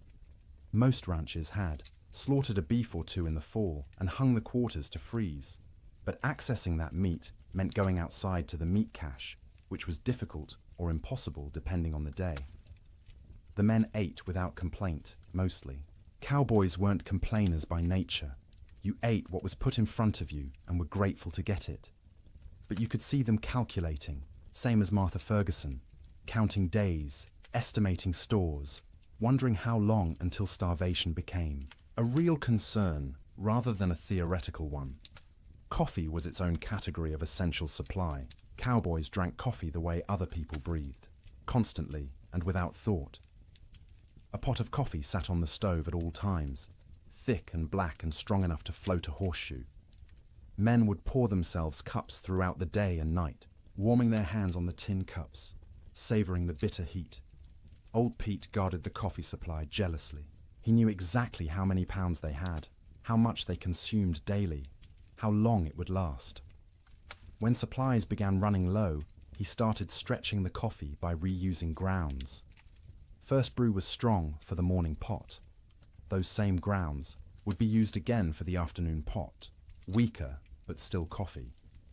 Sometimes he'd use them a third time, creating a thin brown liquid that was more idea than substance, but the ritual of drinking it was as important as the caffeine. Sugar went into coffee for those who used it, though most cowboys drank it black. Sugar was also used sparingly in baking, a spoonful in a batch of biscuits to help them rise and add a hint of sweetness. But sugar was running low everywhere, and by the end of January, most outfits were out entirely. Salt, at least, was plentiful. Salt preserved meat, flavored food, and was cheap enough that even poor ranches had plenty. Cowboys ate salt with everything, needed it to replace what they lost sweating despite the cold. Their bodies burned hot from shivering, from the constant work of staying warm, and salt was essential. The mental aspect of food during the storm was almost as important as the physical nutrition. Mealtimes provided structure to otherwise formless days. They were events to anticipate, rituals that reassured everyone that civilization persisted despite the chaos outside. Children needed this structure especially. The Ferguson children learned to recognize mealtimes by the smells from the fire, by their mother's movements, by the rattle of bowls and spoons. They'd gather without being called, eager not just for food, but for the routine. Martha would serve, each child personally, making a small ceremony of it. Sarah first, as the oldest, then Thomas, then James, then Emma. Each child received their portion with their name spoken, a moment of individual attention that said, "You are seen, you are valued, you matter." Then William, then finally herself, always last, always the smallest portion, though no one noticed because she was skilled at hiding it. They'd eat together, mostly in silence because food was serious business. But afterward, there might be stories or songs. William would tell tales of his own childhood in Ohio, of winters there which had seemed hard at the time, but were nothing compared to this. Martha would sing in her soft voice, German lullabies or hymns. The children would listen and feel for a moment that everything might be all right. After eating came the work of making food last. Crumbs were gathered and saved for thickening, soup. Grease from cooking was poured into a jar and used again. Bones from salt pork were boiled to extract every bit of flavor and nutrition, then boiled again, then fed to the dog who lived outside the door in a snow shelter William had built. Nothing was wasted. Waste was sin in the arithmetic of survival. Every scrap had value, potential use, future purpose. Martha became a miser of food, hoarding and parceling it out with grim determination, knowing that running out meant death, and death was not an option while her children lived. The storm continued. January crawled past, each day a battle against cold and hunger and despair. Food supplies dwindled steadily. By the end of the month, the Ferguson household was eating 2 small meals per day instead of 3. The children's eyes developed the hollow look of inadequate nutrition. Martha's dresses hung loose where they'd once fit snugly. William's belt had to be tightened 2 notches, then 3, but they ate something every day, and they were all still alive. And the cow still gave milk, though less each week, and the fire still burned, and that was enough. It had to be enough, because spring would come eventually. It always came. The question was whether they'd survive long enough to see it, and whether there would be anything left of their lives when it finally arrived. Theodore Roosevelt was not in Dakota Territory when the blizzard struck. He was in New York, warm and comfortable in his sister's house, living the life of an Eastern gentleman which he'd tried so hard to leave behind. But his money was in Dakota. His dreams were in Dakota. And when the reports began filtering east about the catastrophic winter destroying the northern plains, Roosevelt's future was being written in frozen cattle and bankrupt dreams. He'd come to Dakota Territory in 1883, a wealthy young man fleeing personal tragedy. His mother and his wife had died on the same day, in the same house, within hours of each other. The grief had been unbearable, suffocating, And Roosevelt did what men of means often did when Eastern life became too painful. He went west. He invested heavily in cattle ranching, buying into two operations: the Maltese Cross Ranch and the Elkhorn Ranch, both along the Little Missouri River in what would become North Dakota. He'd thrown himself into the work with characteristic energy, trying to become a real Westerner, a real cattleman. He'd learned to ride, to rope, to shoot. He'd earned grudging respect from cowboys who initially mocked his Eastern accent and glasses. Roosevelt loved the West with the passion of a convert. He loved the vast emptiness, the physical challenges, the sense of building something in a hard land. He wrote about it constantly in letters and journals, painting romantic pictures of cowboy life that had more to do with his ideals than reality. His ranches ran cattle on the open range like everyone else. Thousands of head, bought with Eastern money, fattened on free grass, and expected to multiply into a fortune. His partners and employees assured him the investment was sound. Cattle prices were strong. The range could support far more animals than they were running. Winter mortality was minimal in recent years. Roosevelt believed them because he wanted to believe. He needed the West to work, needed it to be the place where he could reinvent himself from grieving widower into rugged frontiersman. The cattle were symbols as much as investments, proof that he belonged in this harsh landscape. When the winter of 1886 to 1887 arrived, Roosevelt was back east, attending to political matters and family obligations. He was aware of the early reports, of harsh weather, but not overly concerned. Winter was always hard in Dakota. His men were experienced. His cattle were hardy. Surely they'd manage as they had in previous years. The first letters from his ranch managers arrived in late January. They were careful, measured, not wanting to alarm their employer prematurely. The weather had been severe, yes. Cattle were suffering, certainly.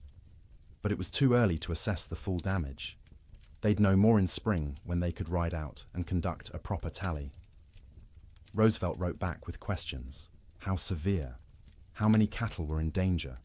What measures were being taken to protect the herds? The responses, when they came weeks later, letters delayed by closed roads and disrupted mail service, were progressively more concerning. His ranch, manager at the Maltese Cross, a practical man named Sylvain Ferris, tried to be honest without being devastating. The storms had been worse than anything he'd seen in 20 years on the plains. The cold had been extreme, sustained, deadly. Many cattle were certainly lost. The exact number wouldn't be known until spring roundup. But Ferris estimated at least 30% mortality. Maybe more, 30%. Roosevelt did the math in his study in New York, sitting in a comfortable chair by a warm fire, trying to comprehend what those numbers meant. He owned roughly 5,000 head between his two ranches. 30% meant 1,500 dead cattle. At $40 a head, that was $60,000 lost, more than many men earned in a lifetime. But it was worse than the money. It was the failure of his Western dream. The revelation that the land he'd romanticized could be cruel, that nature didn't care about his needs or desires, that the West wasn't the frontier of opportunity he'd imagined, but a hard country that broke more men than it made. The letters continued through February and into March. Each one was grimmer than the last. 50% losses now estimated, maybe 60. Entire line camps reporting no surviving cattle at all. Fences lined with dead animals piled 3 deep. The Little Missouri River, when it thawed, clogged with carcasses that had to be dynamited free to restore flow. Roosevelt read these letters with growing horror and despair. He'd been so confident, so certain of success. He'd borrowed money, encouraged friends to invest, staked his reputation on the cattle business. And now it was all dying in a winter he wasn't even present to witness. In March, when travel became possible again, Roosevelt received a telegram from Ferris. Brief, direct, devastating. Come west, you need to see this. Roosevelt went. He took the train to Medora, the small town near his ranches, arriving in early April to a world transformed by death. The snow was melting, revealing what had been hidden.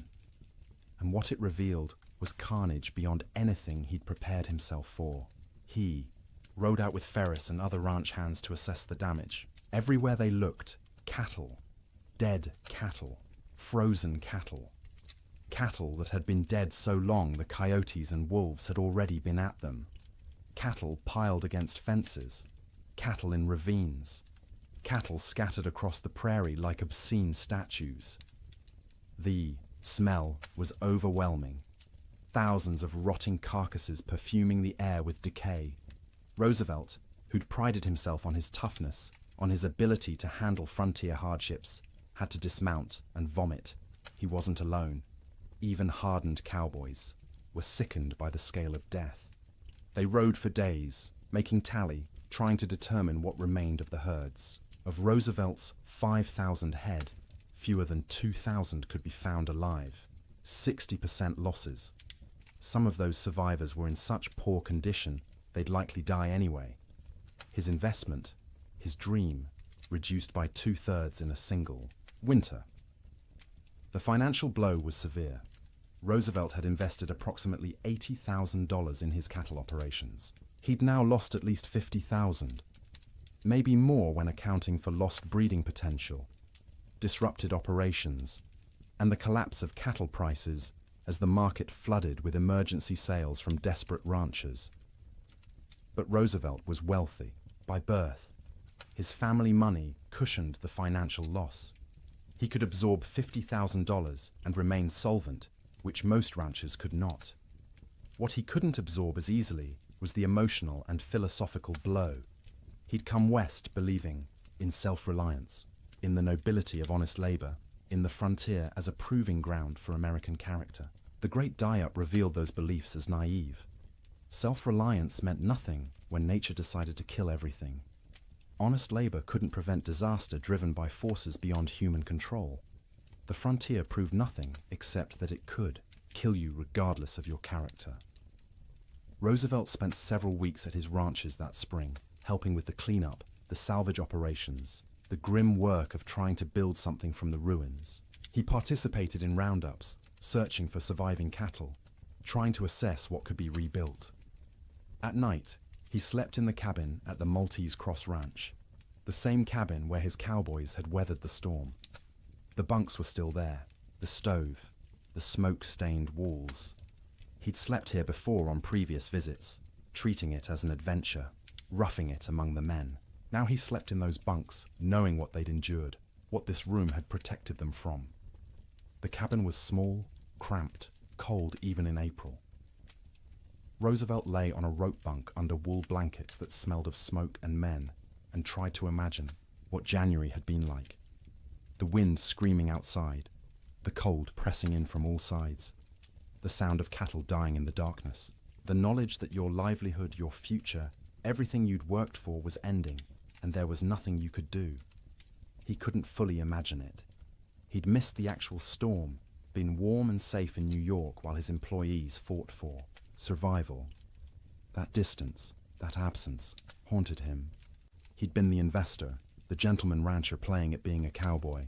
When it mattered, when the real test came, he hadn't been there. This realization changed him. Not immediately, not in one dramatic moment, but gradually over the following months and years. The West was no longer a romantic escape. It was a hard place where hard things happened, where nature was indifferent to human suffering, where the rules that governed Eastern society didn't apply. This understanding would shape his later conservation work. As president, Roosevelt would set aside millions of acres as national forests and parks, would push for scientific management of natural resources, would argue that the West's resources weren't infinite and needed protection. The cattle disaster of 1887 was the seed of that understanding. But in the spring of 1887, Roosevelt was just a wealthy young man surveying the wreckage of his dreams. He walked among the dead cattle, rode across ranges that should have been covered with livestock but were eerily empty, and made calculations about what could be salvaged. His ranch managers were exhausted, traumatized by the winter they'd survived. Roosevelt listened to their stories with growing respect. These men had faced conditions he'd only read about and emerged alive, if not unscathed. Ferris told him about nights when they weren't sure the bunkhouse would stand, about mornings when they'd wake to find new snow drifted inside through the cracks, about the constant work of keeping fires burning, of rationing food, of listening to cattle die and being unable to help. Roosevelt paid his men bonuses, unexpected and generous, acknowledging what they'd endured. It was the least he could do, given that he'd been warm and safe while they'd nearly frozen. He also made a decision. He would not abandon his Dakota ranches entirely, but he would not rebuild to previous scale. The open range era was over. The land couldn't support the numbers they'd run. The climate was too unpredictable, the investment too risky. He kept the Elkhorn Ranch as a retreat, a place he could visit and remember why he'd come west in the first place. But the cattle operation was downsized dramatically.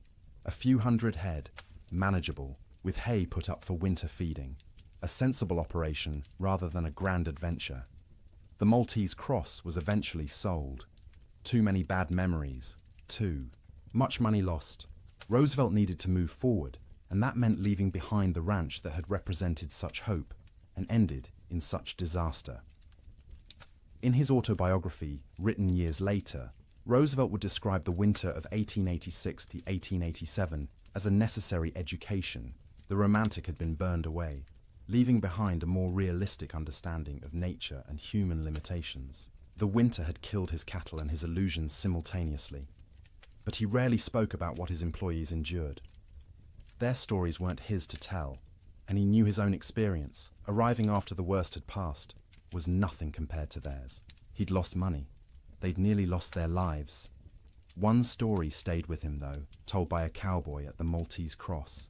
During the worst of the storm, this cowboy had volunteered to check on a nearby line camp, worried about the two men stationed there.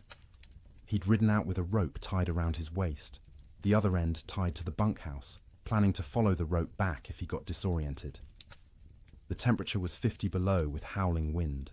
He'd made it half a mile before he couldn't feel his hands or feet, before the cold had penetrated so deeply he knew he was in danger of freezing. He'd turned back, following the rope, barely making it to the bunkhouse before collapsing. The two men at the line camp were found dead when spring came. They'd tried to wait out the storm, ran out of firewood, and froze in their bunks. The cowboy who'd tried to reach them carried guilt about that for the rest of his life, even though there was nothing he could have done. Roosevelt listened to this story and understood, perhaps for the first time, what winter on the frontier really meant. Sleep in Dakota, he realized, was a gift not to be taken for granted. Every night his men had survived was a victory against odds that should have killed them, and every morning they'd woken was a reminder that survival wasn't guaranteed, that warmth and shelter and life itself were temporary conditions that could end at any moment. Roosevelt returned east that spring, his Western adventure permanently altered. He would continue to love the West, would continue to visit and hunt and write about it, but he would never again be naive about its harshness. The winter of 1887 had taught him that nature didn't care about your dreams, your money, or your character. It simply existed, indifferent, and you survived or you didn't. His cattle were mostly dead. His investment was lost, but he was alive, and his employees were alive, and that had to be enough. January ended, but the storm did not. February arrived with no fanfare, no change, just another day of grey sky and screaming wind and cold that wouldn't break. People stopped marking days on calendars. Time lost meaning when every day was identical. An endless repetition of surviving until dark, surviving through dark, waking to survive again. The psychological weight of the storm's duration became as dangerous as the physical cold. Humans are resilient, but not infinitely so. We can endure terrible conditions if we believe they'll end. But when days stretch into weeks, weeks stretch toward months, and conditions remain unchanged, the mind begins to fracture in subtle ways. In the Ferguson household, the children grew quieter. They'd stopped asking when the storm would end. They'd stopped asking much of anything. They sat by the fire, conserving energy, their eyes following their mother's movements with an intensity that unnerved her. They were always hungry now, and the hunger made them old beyond their years. Martha found herself forgetting things. She'd go to the cold bedroom to fetch something and stand there, shivering, unable to remember what she'd come for. She'd start sentences and lose the thread midway, words dissolving like snow on her tongue. William said her name sometimes, and she wouldn't hear him, lost in thoughts that circled endlessly around food, fire, survival. William stopped shaving. There was no point. No one to see him except his family, and vanity seemed absurd when survival was uncertain. His beard grew thick and unkempt, ice forming in it every time he went outside to milk the cow or fetch wood.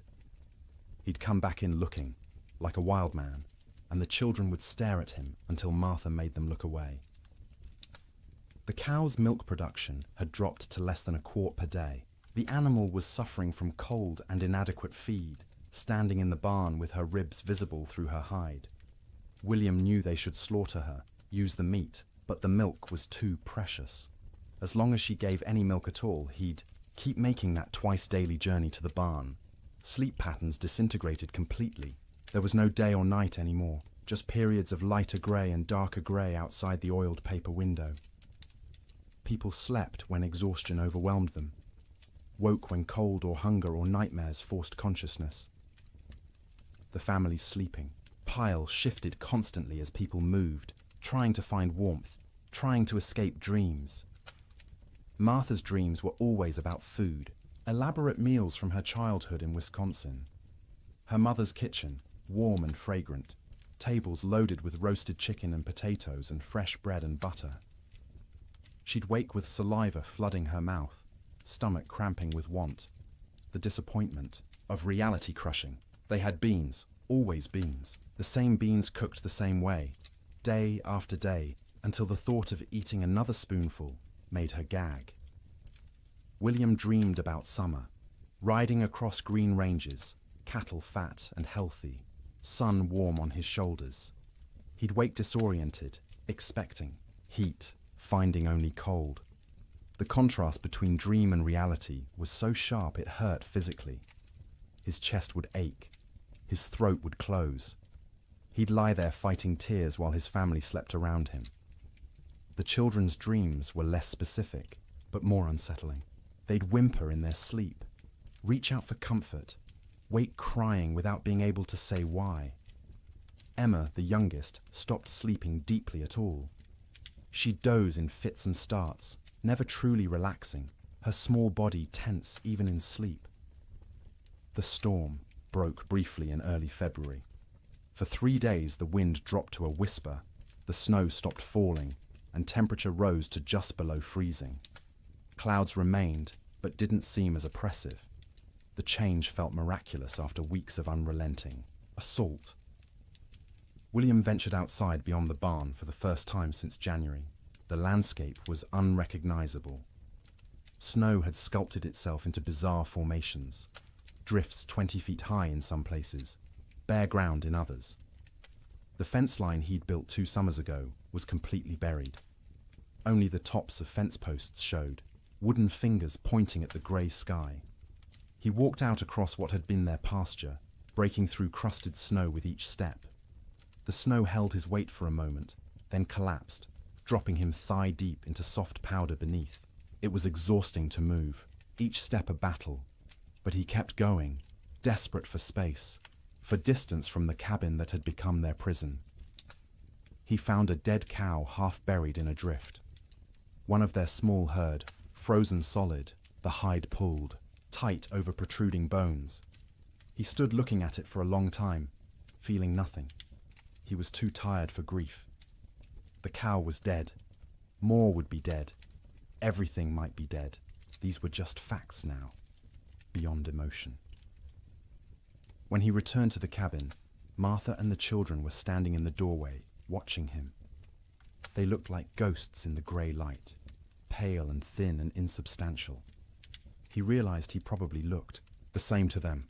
That night the Chinook wind arrived, warm wind from the southwest, carrying temperature up 30 degrees in 2 hours.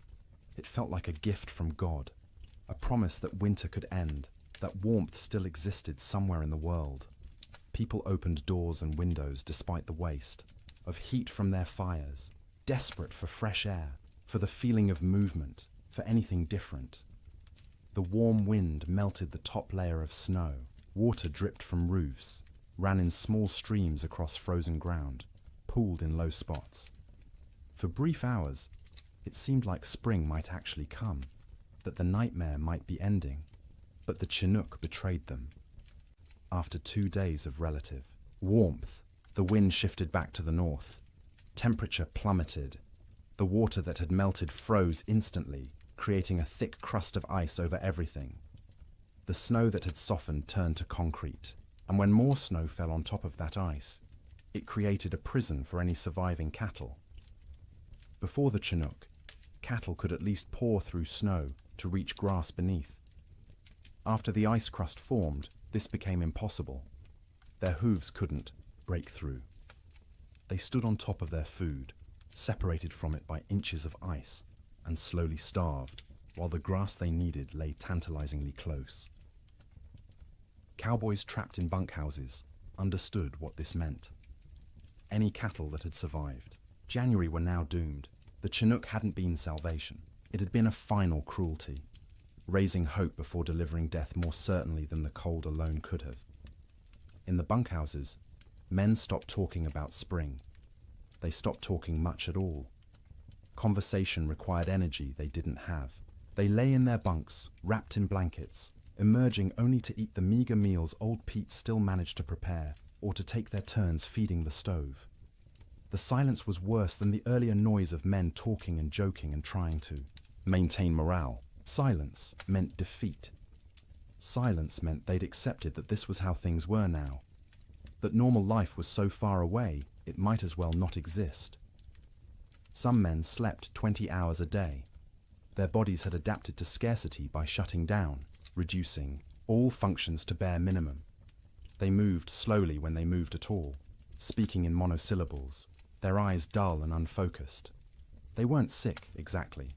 They were hibernating, human versions of bears in dens, waiting for conditions to improve. Others couldn't sleep at all, too anxious, too frightened, too aware of their situation. They'd lie awake hour after hour, staring at the ceiling, listening to the wind that never stopped. Their eyes developed a particular look, wide and staring, ringed with dark circles. Their hands shook constantly. They jumped at sudden sounds. Old Pete worried about these wakeful men more than the sleeping ones. The sleepers were conserving energy, doing what their bodies told them to do. But the wakeful men were burning through resources they couldn't afford to lose. Their minds were eating themselves from the inside, consuming sanity the way their bodies were consuming stored fat. He tried to help in small ways. Extra coffee for the wakeful ones, bitter and hot, and something to focus on besides fear. Stories told quietly in the dark, anything to distract. Sometimes just sitting with them, 2 men awake in a room full of sleeping men, sharing the burden of consciousness. The nights were hardest. 15, 16 hours of darkness in February's depth. The stove provided light as well as heat, flames visible through gaps in the iron, but it was barely enough to see by. Men moved through darkness, feeling their way, bumping into bunks and each other. Without clocks, without daylight, time became abstract. You'd wake, if you could call it waking when you'd only been half asleep, and have no idea if you'd been unconscious for 10 minutes or 10 hours. The disorientation was profound. Some men stopped trying to track time at all. They ate when food appeared, slept when they couldn't stay awake, existed in a perpetual present with no past or future. The concept of sleep itself changed. It wasn't restful anymore. You didn't sleep to feel refreshed. You slept because consciousness was too expensive to maintain. Sleep was a small death you practiced nightly, preparing for the real death that might come if the storm continued much longer. Dreams during this period took on a hallucinatory quality. Men dreamed they were awake, walking around the bunkhouse, having conversations with others, only to actually wake and realize none of it had been real. Or they'd dream they were outside in the storm, freezing, struggling toward shelter, and wake to find themselves wrapped in blankets by the stove. The boundary between sleeping and waking blurred. Some men experienced what would now be called dissociation. They'd observe themselves from outside their bodies, watching a stranger wear their clothes and speak with their voice. This disconnection was protective, a way the mind created distance from unbearable circumstances. But it was also terrifying to lose even the certainty of being yourself. In the ranch houses, children handled the extended ordeal better than adults in some ways. They adapted, accepting the new reality more easily than their parents who remembered how things should be.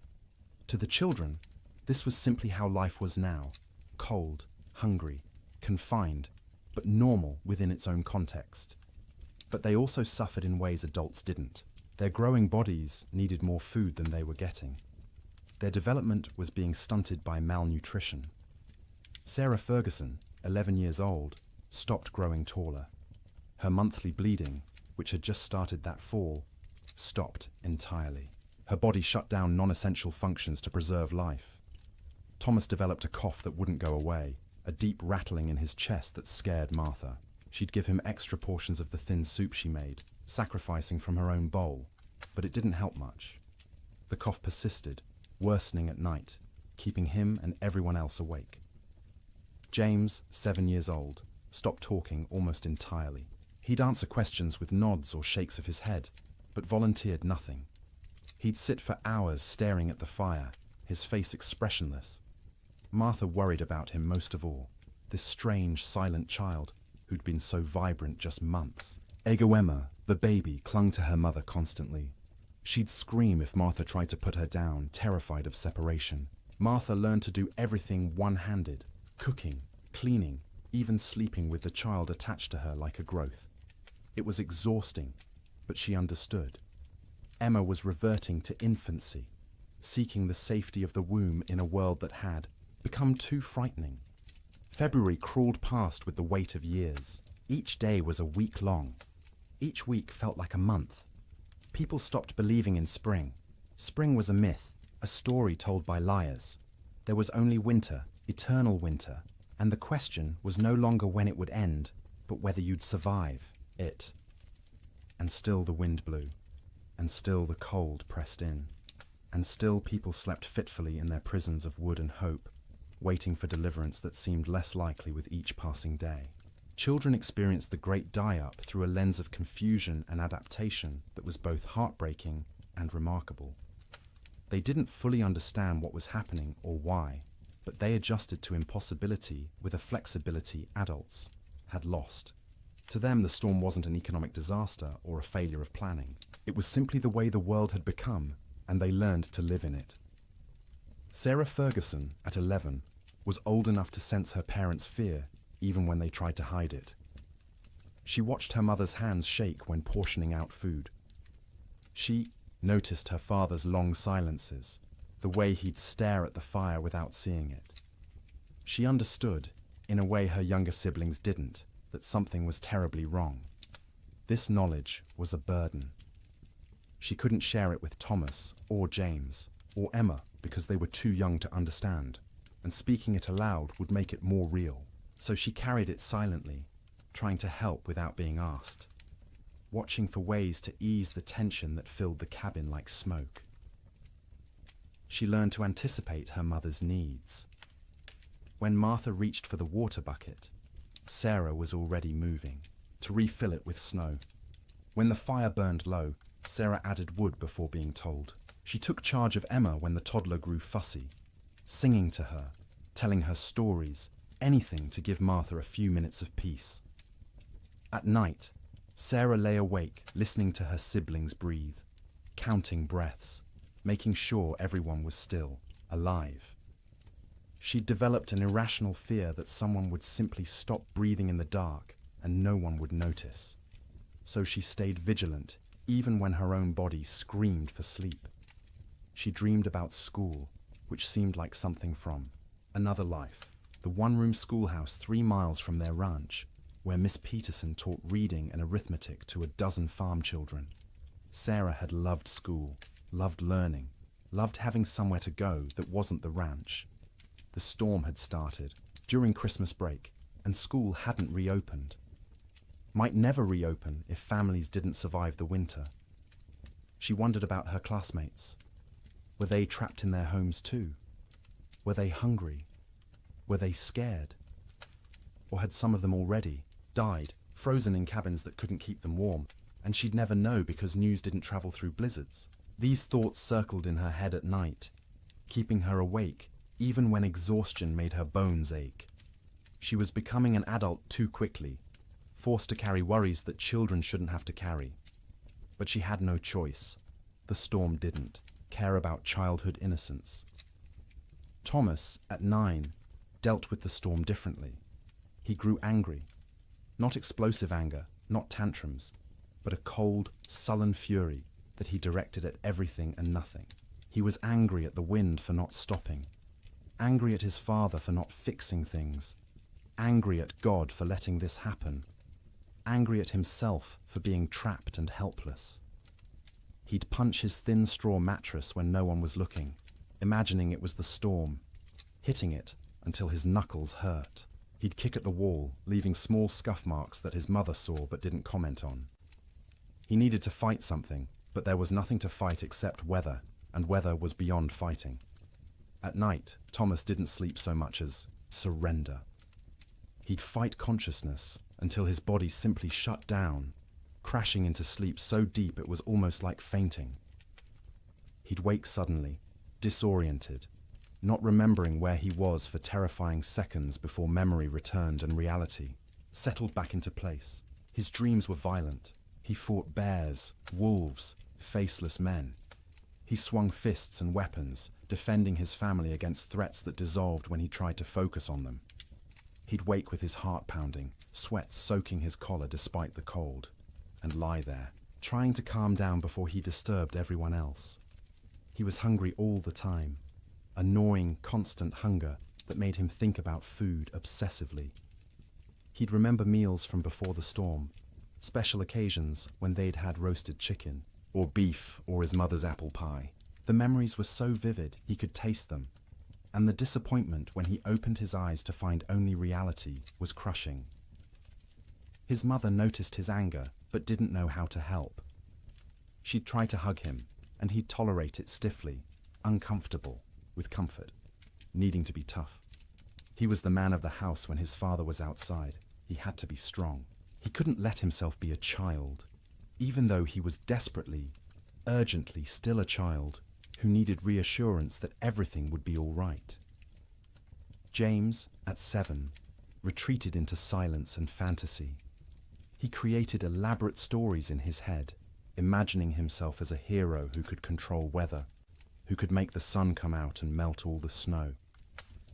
In his fantasies, he'd save his family, save the cattle, save everyone. People would thank him. His father would be proud. These daydreams occupied hours. He'd sit by the fire, face blank, living entirely in his imagination where he was powerful instead of helpless. His mother worried about his silence, not understanding it was protection. If he didn't talk, he didn't have to acknowledge reality. He could stay in his head where things made sense and he had control. At night, James slept deeply but unrestfully. He'd thrash and kick, fighting battles in his dreams, sometimes crying out words no one could understand. His siblings had learned to sleep away from his feet because he'd kick without waking. Martha would sometimes reach over and touch his forehead, checking for fever, but he was just hot from the exertion of his dreams. When he did talk, it was often about summer. He'd ask when they could go outside and play, when they could go fishing in the creek, when the cattle would come back. His questions broke Martha's heart because she had no answers. She'd deflect, saying soon, or when winter ends, knowing these were lies, but unable to tell a 7-year-old that winter might not end, that nothing might come back. Emma, just 3 years old, understood least and suffered most in some ways. She knew something was wrong but couldn't articulate what. Her world had shrunk to one room, a fire, and the immediate presence of her family. She didn't remember clearly how things had been before the storm. This cold, confined existence was becoming her normal. She cried often, not from any specific pain, but from generalized distress. Hungry cries, cold cries, tired cries, scared cries. Her vocabulary wasn't sufficient to express what she felt, so she cried and clung to her mother and refused to be put down. Martha carried her constantly, the child's weight a familiar burden. Emma was getting lighter instead of heavier, losing weight she couldn't afford to lose. Her ribs showed through her thin dress. Her eyes seemed too large for her face. She looked like children in pictures of famine, skeletal and haunted. At night, Emma slept fitfully, waking every few hours crying for her mother even though Martha was right there. She'd need to be held, rocked, soothed back to sleep, a process that took longer each time. Martha would hold her daughter and feel the tiny heart beating too fast, the small body too hot one moment and too cold the next, and wonder if Emma would survive even if the storm ended. Emma's dreams, when she could describe them in her limited vocabulary, were simple and sad. She dreamed of being warm, of having enough to eat, of going outside to play. She dreamed of summer in fragments, sensory impressions rather than coherent narratives. Sun on her face, grass under her feet, the feeling of running without being cold. The children had created small rituals to mark time and maintain some structure. Every morning, however they defined morning, Sarah would lead them in a counting game. They'd count to 100 together, which took Emma's entire concentration and distracted her from crying. Then they'd count by twos, by fives, by tens, math as comfort, numbers as proof that some things remained stable. In the afternoon, Thomas would tell stories. He'd inherited his father's storytelling ability and would spin tales about cowboys and cattle drives and adventures that took place in summer warmth. His siblings would listen, transported briefly to worlds where people weren't trapped and cold and hungry. Emma had a doll, a simple thing made from rags stuffed with more rags, with button eyes and yarn hair. She carried it everywhere, talking to it in her baby voice, explaining things. The doll was hungry. The doll was cold. The doll wanted Mama. Through the doll, Emma processed her own feelings, giving voice to fears she couldn't express directly, the EE. Children learn to read their parents' moods and adjust their behavior accordingly. When Martha looked particularly strained, they'd be quieter, more cooperative. When William came in from the barn looking defeated, they'd give him space, not asking for attention he couldn't provide. They became expert at making themselves small, at not adding to the household's burdens.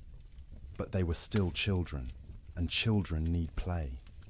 They'd create games from nothing, counting cracks in the ceiling, making shadow figures on the wall with their hands when the fire was bright enough, building towers from the few wooden blocks they owned, then knocking them down and building again. Sarah taught Emma songs, the same songs their mother had taught her. Simple rhymes about animals and weather and daily life. Emma's favorite was about a bird that flew south for winter, which seemed especially relevant. She'd sing it over and over, the words slurring together, while her siblings tried not to show their irritation.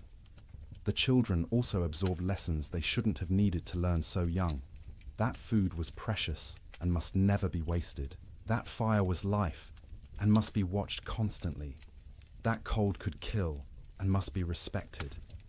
That sometimes adults didn't have answers, didn't know what to do, were as frightened and helpless as children, but had to pretend otherwise. They learned what their parents looked like when pretending to be brave, the slight tremor in their mother's voice when she said everything would be fine, the way their father's smile didn't reach his eyes. They learned to accept these performances without comment, understanding that challenging them would make things worse. In later years, the Ferguson children would remember the winter of 1887 as a blur. They'd recall specific images. The fire, always the fire, and their mother's face in its light. and the sound of wind that never stopped. But the timeline would be confused, events blending together because days had no distinct markers. Sarah would remember being hungry but never being fed. Thomas would remember being angry but not knowing why. James would remember his fantasy world more clearly than reality, which was probably for the best.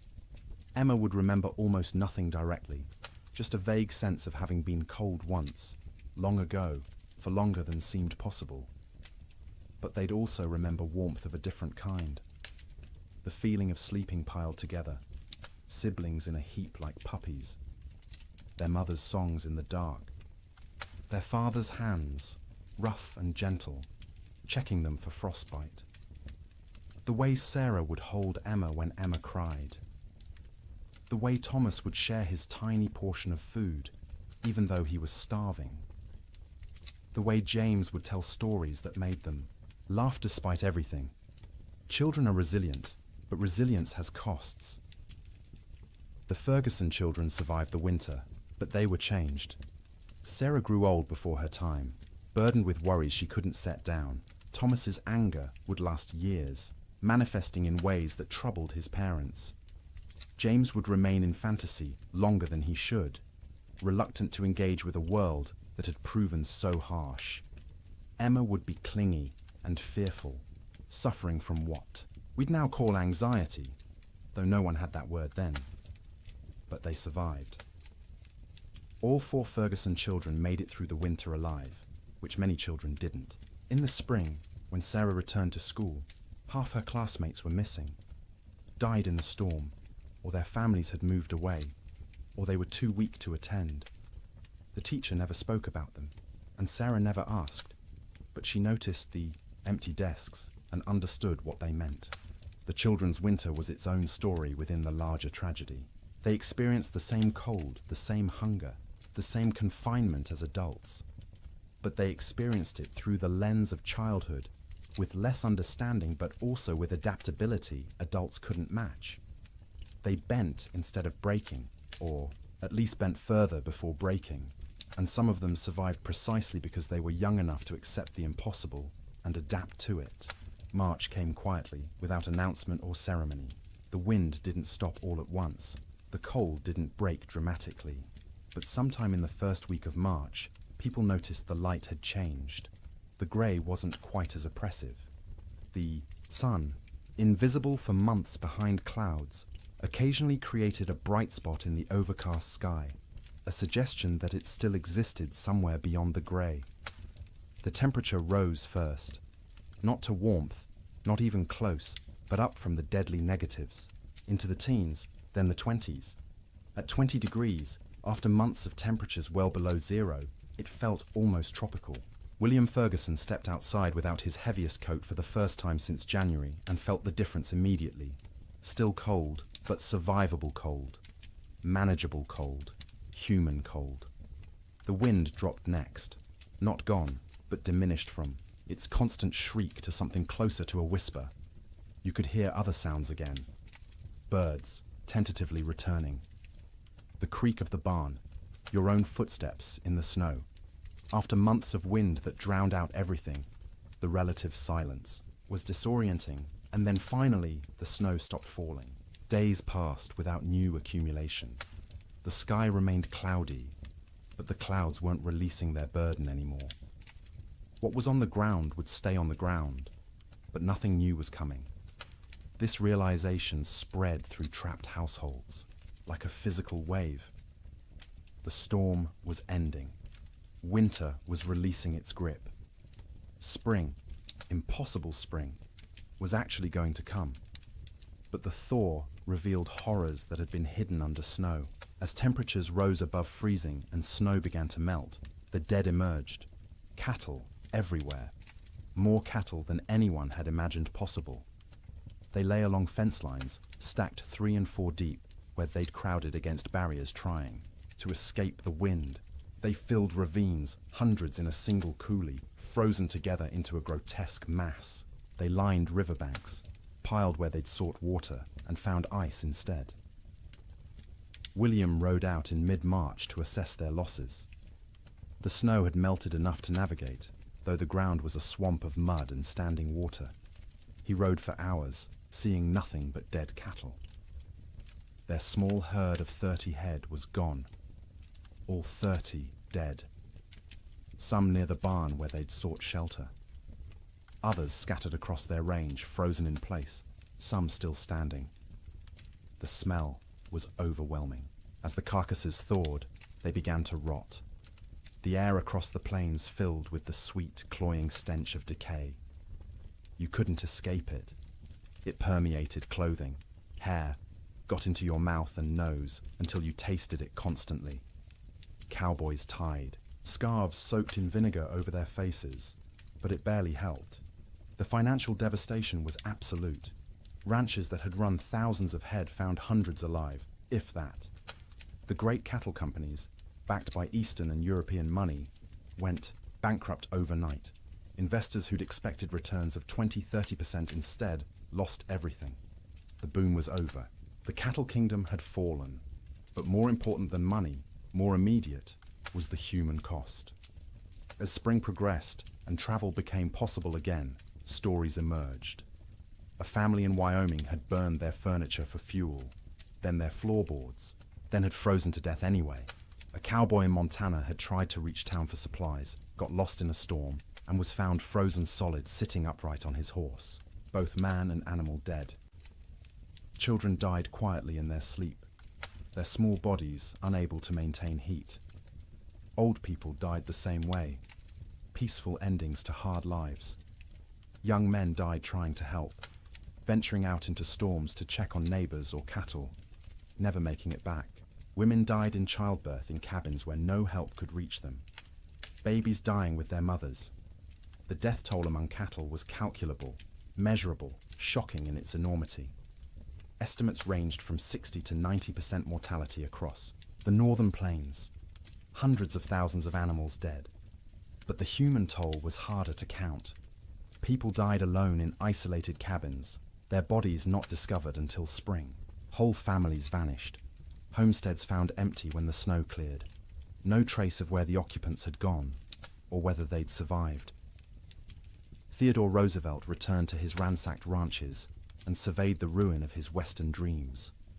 Cowboys, who'd barely survived, told stories of unimaginable hardship. Ranchers calculated losses that dwarfed their ability to recover. And slowly, painfully, everyone who'd survived began the work of rebuilding. But they rebuilt differently. The open range was dead, killed as surely as the cattle that had grazed it.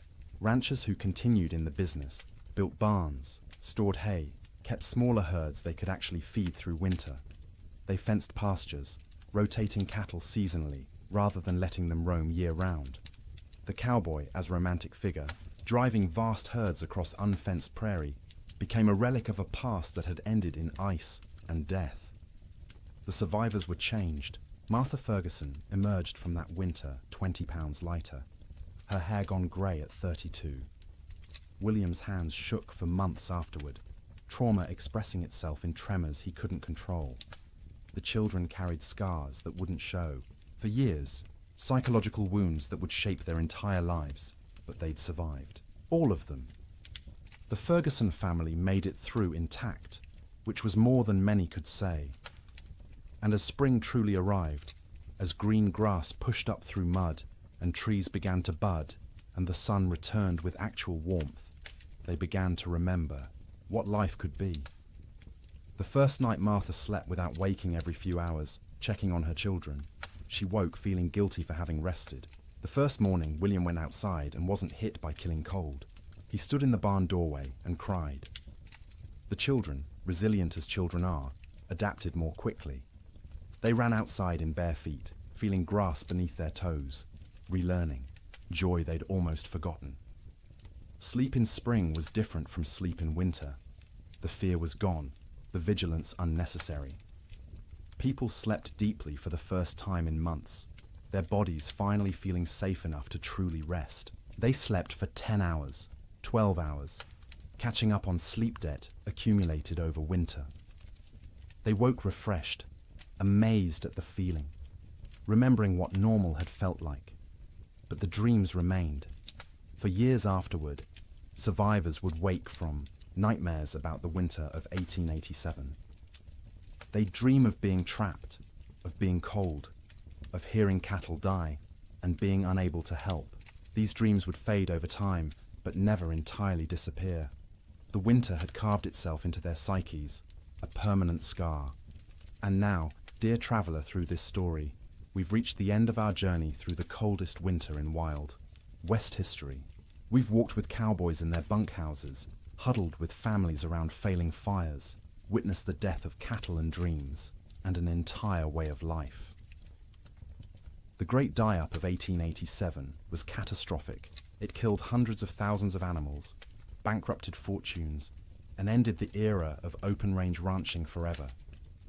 But more than that, it tested human endurance in ways few events ever have.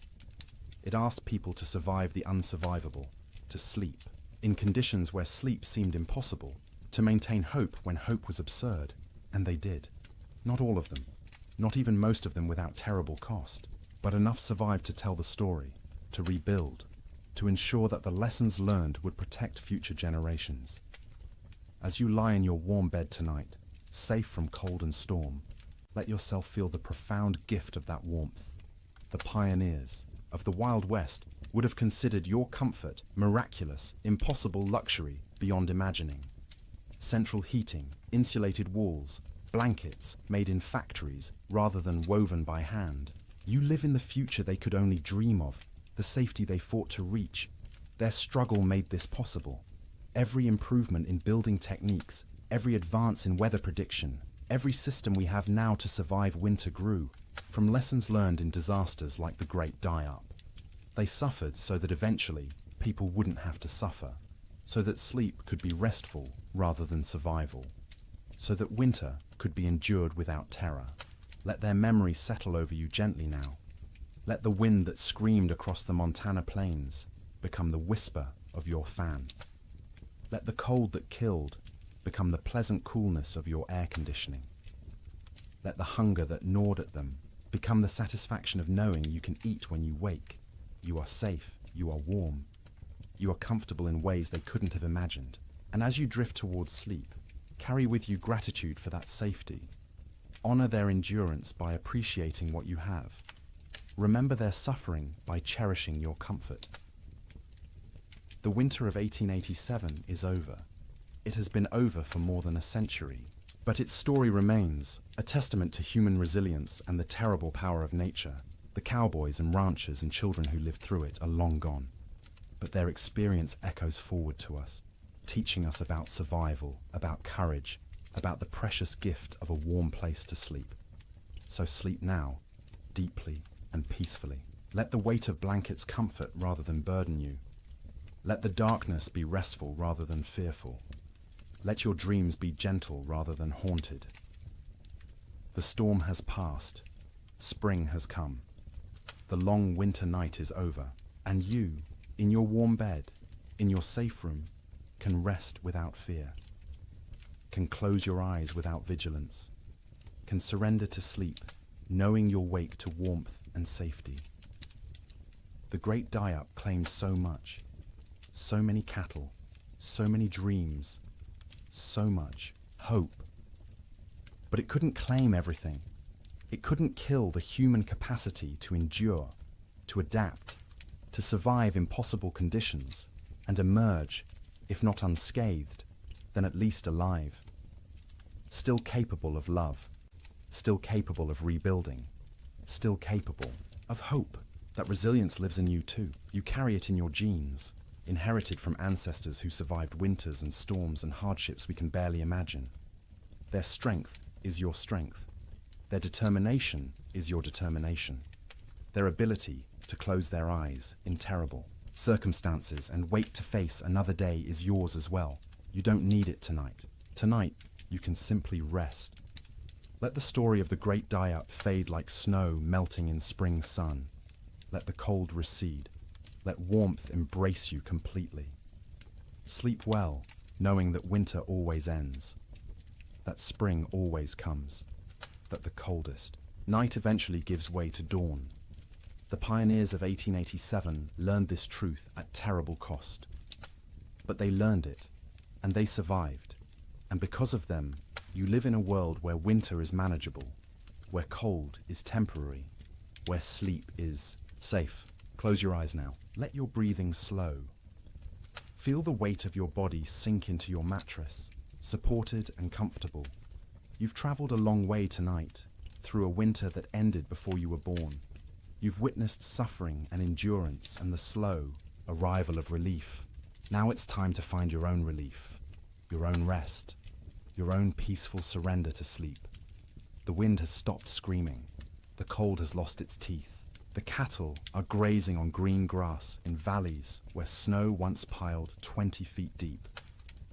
And you are here, warm and safe, ready to sleep, ready to dream gentle dreams, ready to wake refreshed to a world where the great die-up is history, where winter is a season rather than a death sentence, where sleep is rest rather than survival. Good night, traveler. Thank you for joining me on this journey through the coldest winter in Wild West history. May your own sleep be everything those pioneers couldn't have. May you wake warm and safe, grateful for the comfort that cost them so much to achieve. The storm is over. Spring has come. Sleep well. Good evening and welcome back, friends. Tonight, we are going to journey through the Great Famine winter, when medieval Europe froze for 7 years. As always, let me know where in the world you are listening in from. Get cozy, settle in, and let's begin. In the spring of 1315, a mother in northern England made an unthinkable decision. She locked her children inside their cottage, walked into the frozen wasteland, and never returned. But she wasn't abandoning them. She was saving them. Was she? Knew what all of Europe would soon discover was that the world itself was dying. The rain wouldn't stop. The cold wouldn't break. And for the next 7 years, winter would reign supreme. Her name was Marjorie of Durham, and her neighbors found her children 3 days later, alive, huddled around the last embers of their fire. The eldest, a boy of 9, clutched a note his mother had left. The priest who recorded it wrote that his hands shook as he read her words aloud. My flesh will buy them grain. My absence will grant them mercy. Tell them I walk toward God, not away from them. You see, Marjorie had understood something terrible. Something that would take the rest of Europe months to grasp. This wasn't just another harsh spring. This was the beginning of an extinction. The marketplace where she'd traded her body for bread had made the calculation clear. A living mother meant 5 mouths to feed.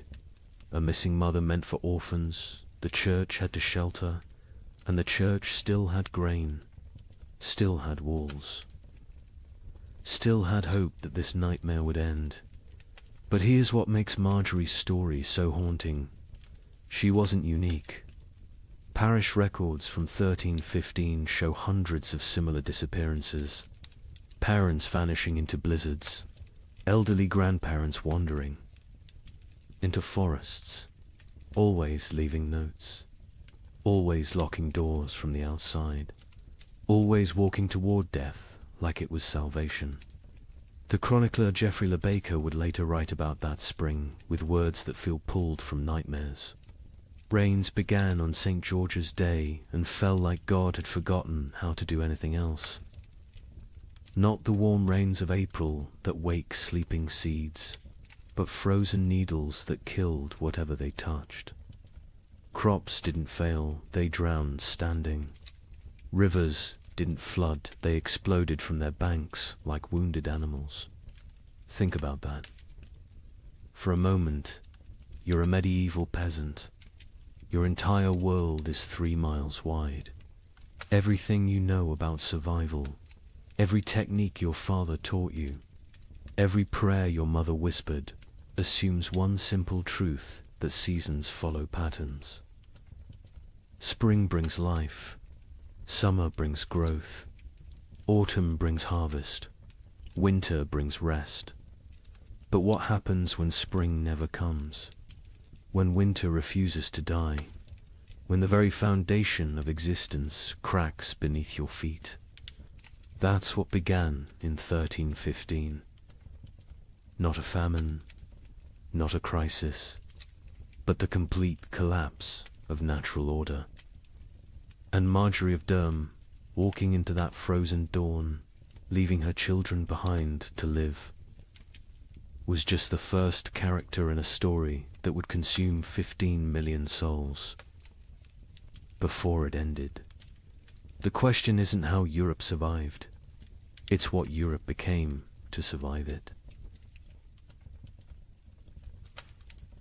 Picture yourself waking up on Easter morning, 1315, in a small village outside Paris. Your neighbor Johannes jokes about yesterday's rain ruining his seedlings. His wife laughs, saying one wet spring never hurt anyone. Within 6 months, Johannes will trade his youngest daughter for a bag of moldy grain. His wife will disappear one night, and the village will pretend not to notice the fresh meat at the butcher's stall. But this morning, they're still laughing. The peculiar thing about catastrophe is how quietly it arrives. No trumpets, no divine warnings, just rain. Endless, crushing, biblical rain that began falling across Europe in May 1315 and simply didn't stop. That Easter morning in Kratzy-le-Chapelle, 20 miles from Paris, felt like any other. The baker Michel had risen at cockscrow to fire his ovens. His wife Agnes counted their silver, planning to buy young pigs at the summer fair. Their son Pierre played with wooden knights, recreating battles he'd never fight because there wouldn't be a world left to fight for. The church bells summoned them to Mass. Father Bernard, still young enough to believe suffering had meaning, delivered a sermon about resurrection, about new life, about God's promise that seed time and harvest would never cease. The congregation nodded along, comfortable in their certainty. Why wouldn't they be? Their grandfathers had survived wars. Their fathers had survived plagues. Surely they could survive a little rain. But if you'd looked carefully that morning really, Latude have seen the signs. The sparrows that usually nested in the church eaves were gone. Not dead, gone. The cats had stopped hunting, instead huddling in doorways with their fur perpetually damp. And the old women, the ones who remembered the harsh winter of 1258, had started hoarding soldat. Johannes, the man who joked about his seedlings, was a cloth merchant. Successful enough to own 2 cows and rent 3 strips of land. His wife Marie had borne him 7 children, 4 still living, which made them lucky by medieval standards. Their youngest, Isabel, had just turned 6, hair like spun gold. Her father would say, worth its weight in gold, someone else would say 6 months later, weighing her against a sack of spoiled wheat. The rain that Easter was unusual only in its persistence. It had fallen for 3 days straight, turning the roads to mud, keeping the holiday merchants away. But rain in April wasn't catastrophe, it was inconvenience. The real terror wouldn't begin until May 15th, the feast of St. Dymphna, when the rain turned cold. Brother Francis of the Abbey St. Denis recorded it first. He'd been copying manuscripts when he noticed his breath misting in the scriptorium. In May, at midday, the ink froze on his quill. He thought perhaps illness had taken him. Fever turned backward into chills. Then he saw the other monks rubbing their hands, saw the frost forming on the inside of the windows. By June, That cold rain had become something medieval Europeans had no word for. We might call it freezing rain, but they called it devil spit. Water that fell as liquid but froze on contact. Entire fields became sheets of ice in summer. Roses bloomed and died in the same hour, encased in crystal tombs. The wheat, which should have been knee-high in green, stood stunted and yellow. The barley rotted in the earth before it could sprout.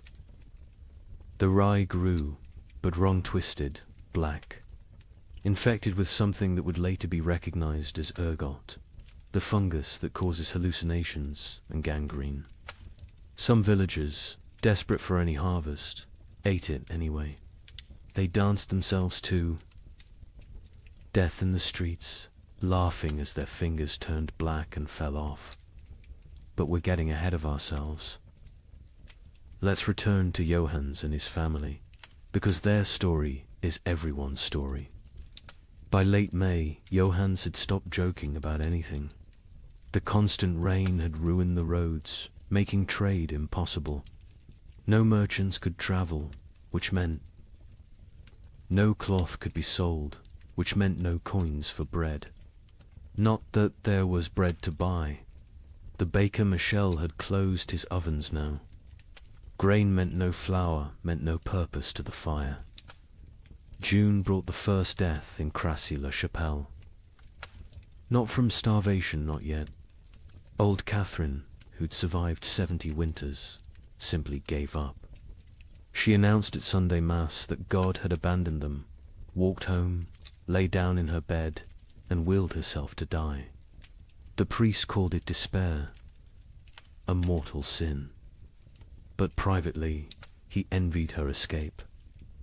The real horror began in July, when the rain briefly stopped. For 3 days, the sun appeared, weak and watery but present. The villagers rushed to salvage what they could, to plant anything that might grow before autumn.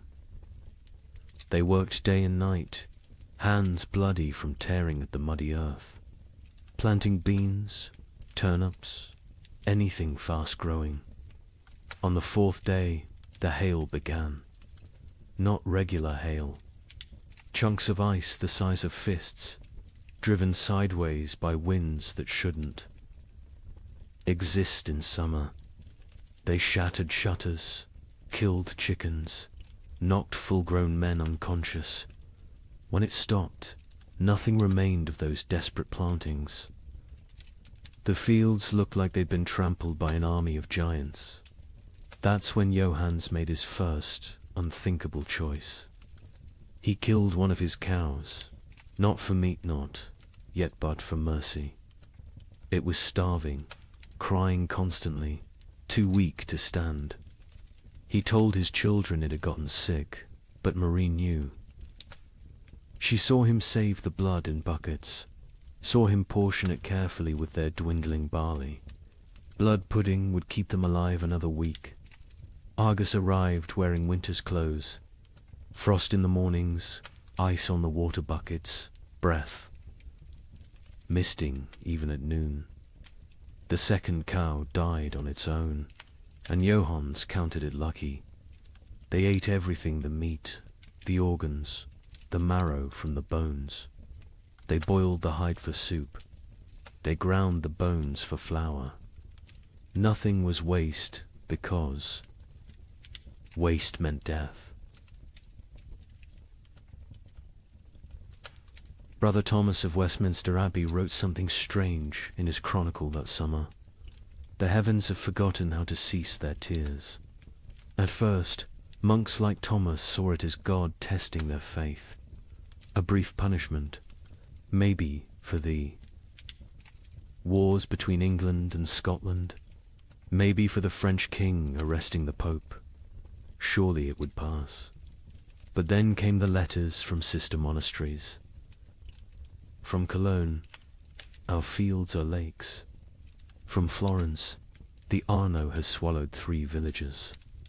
From Krakow, the children ask what the sun looked like. What terrified Thomas wasn't the rain itself, it was the temperature. In July, the height of summer, he could see his breath while saying morning prayers. Ice formed on the altar wine. And still the rain fell. The monastery's chronicle, which Thomas kept with meticulous care, tells us exactly when normal ended and nightmare began. June 23rd, the eve of St. John, traditionally celebrated with bonfires that burned until dawn. That year, no fire would stay lit. The rain fell horizontally, driven by winds that belonged to December, not midsummer. Thomas wrote, "The brothers attempted 7 times to light the sacred fire. Each time, the rain doused it before a single prayer could be spoken. Prior William declared it a sign of what he dared not say." Thomas had been corresponding with monasteries across Christendom for 20 years. His position as chronicler meant he received letters from abbeys in Scotland to Sicily, from Ireland to Poland. Usually, these letters discussed theological matters, requested copied manuscripts, or shared news of appointments and deaths. But starting in July 1315, every letter carried the same message, dressed in different words. Something was terribly wrong with God's creation. From Melrose Abbey in Scotland came a letter that made Thomas's hands shake. "Brother, we write to you from hell, frozen over. It is July, yet we break ice from our wells each morning. The barley stands drowned in fields that have become swamps. Yesterday, we found a shepherd frozen to death. In July, Brother Thomas. He was young, strong, only 20 summers. We found him standing upright, eyes open, still holding his crook. The sheep around him were ice statues. Have we entered the end times? The abbot of Cluny in France sent word that would have been dismissed as madness any other year. The vine withers as if cursed. The soil rejects all seed. We have consulted. Our oldest records nothing, speaks of summer frost, of hail in August, of rain that burns like ice. Our farmers weep in the fields, beating the mud with their fists, begging it to remember its purpose. From the German monasteries came increasingly frantic reports. The prior of Reichenau wrote, "Lake Constance rises daily. Entire villages now exist only as church bells tolling beneath the waves. We ring our own bells in answer, but God remains deaf. The rain tastes of sulphur. Birds fall from the sky mid-flight, frozen solid. What sin has mankind committed to earn such wrath?" But it was a letter from an Italian monastery that contained the most chilling observation. Brother Antonio of Monte Cassino, a learned man who'd studied both scripture and natural philosophy, wrote, "This is not divine punishment. Brother Thomas, I have read the ancient texts, Greek and Roman both. This happened before. They called it the years without summer. Crops failed, empires fell, and mankind retreated to caves. We are not being punished. We are being erased." Thomas himself had begun keeping detailed records of the weather, something unprecedented for the time. His entries from July 1315 read, "Like fever dreams. July 4th, Feast of St. Ulrich. Rain for 16 straight hours. Temperature cold enough that we wore winter robes to matins. 2 brothers collapsed during prayers, their lips blue. July 11th. The rain has not ceased for 40 hours. We cannot light fires. We eat cold porridge and pray with numb fingers. Brother Matthew suggests we are experiencing Noah's flood again. Prior William had him whipped for heresy.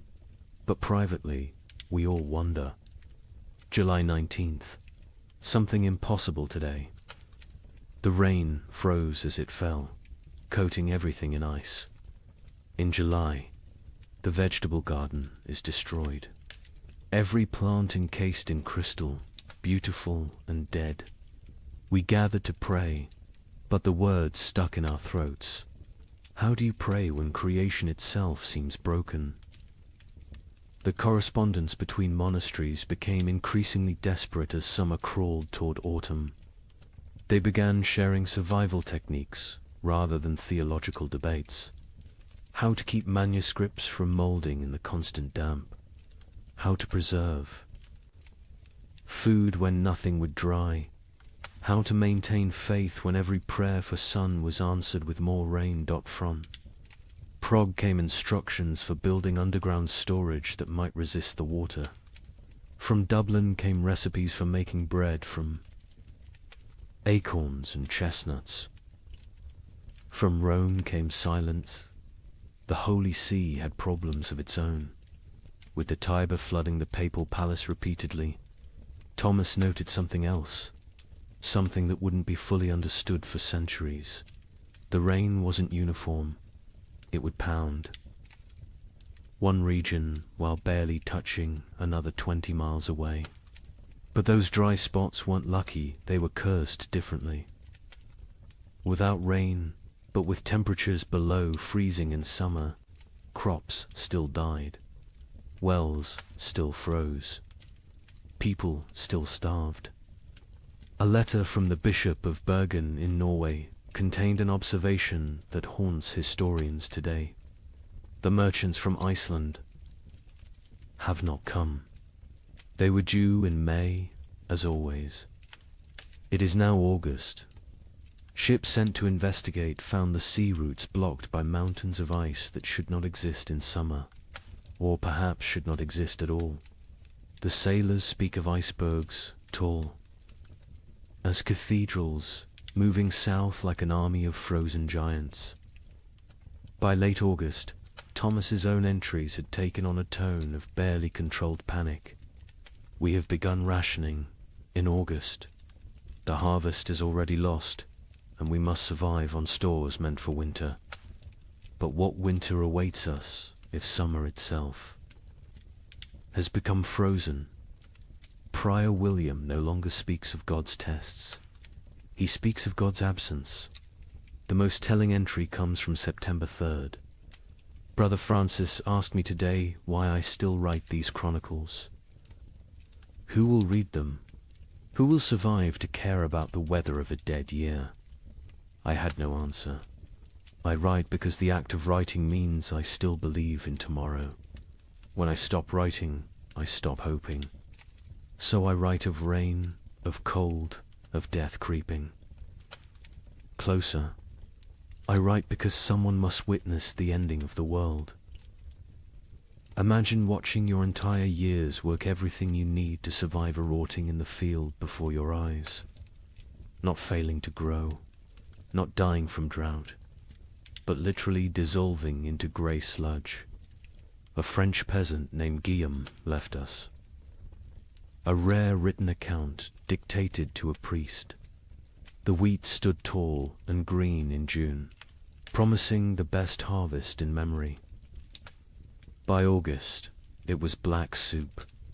The smell, God forgive me, it smelled like death before death had even come.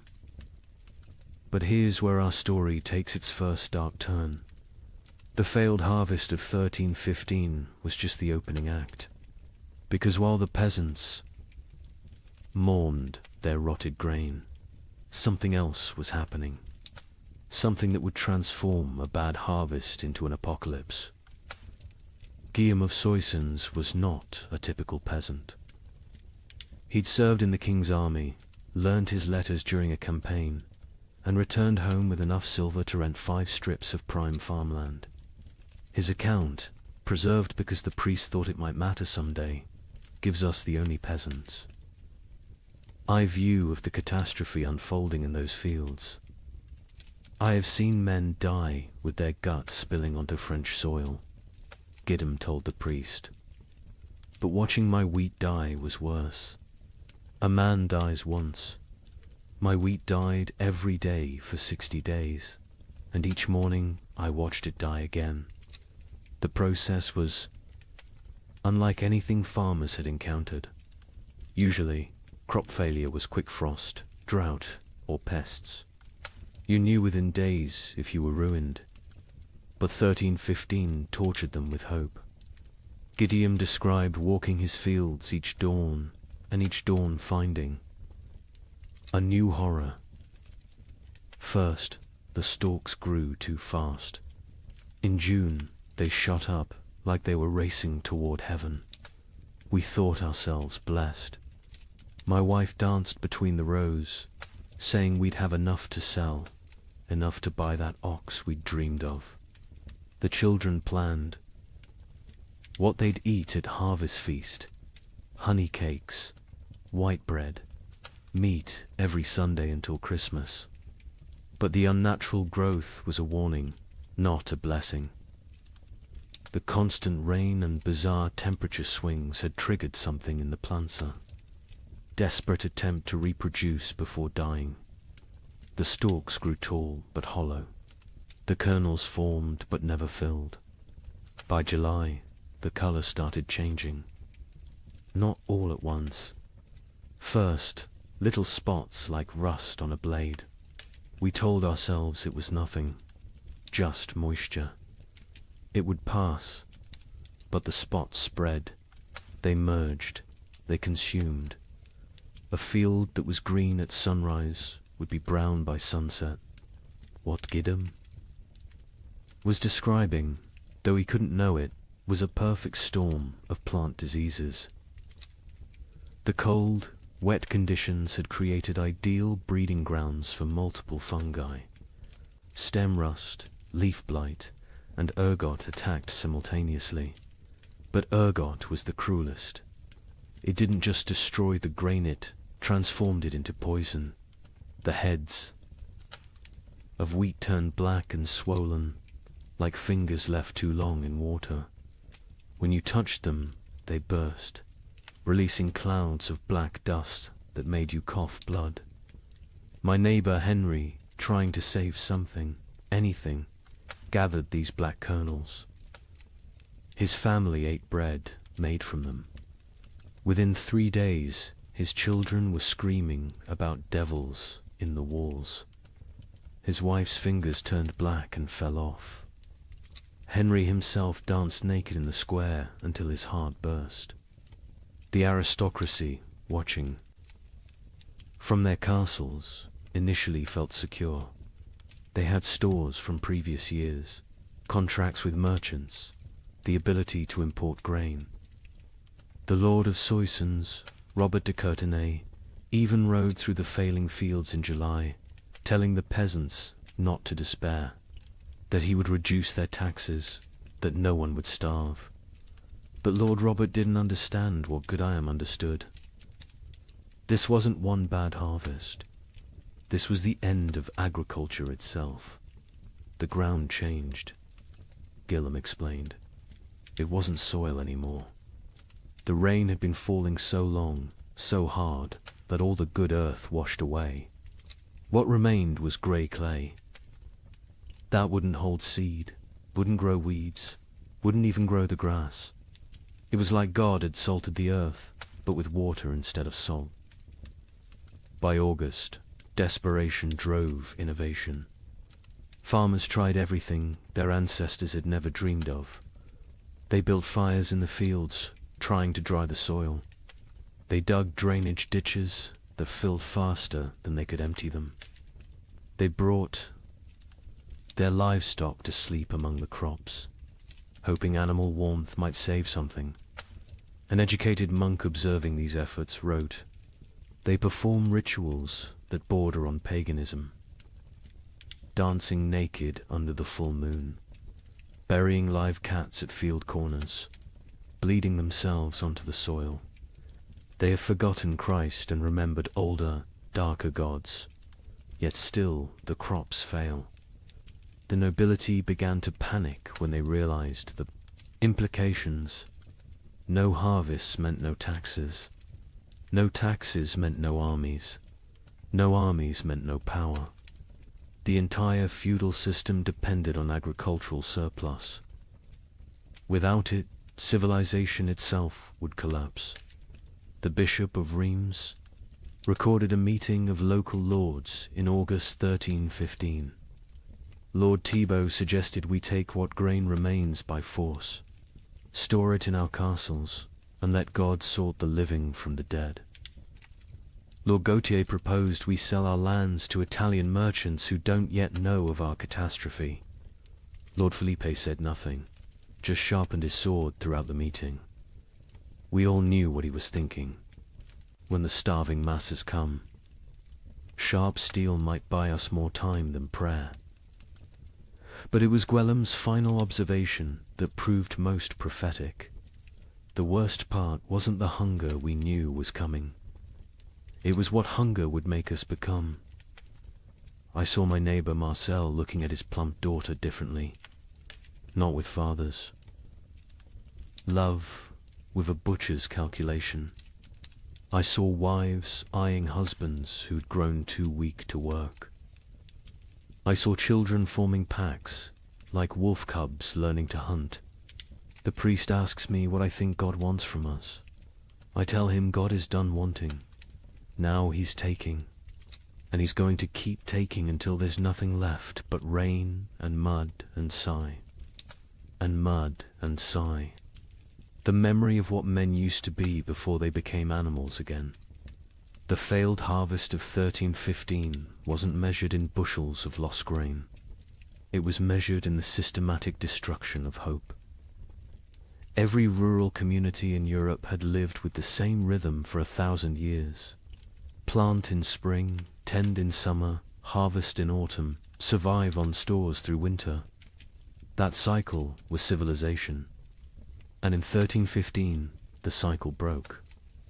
By September, even the weeds had given up.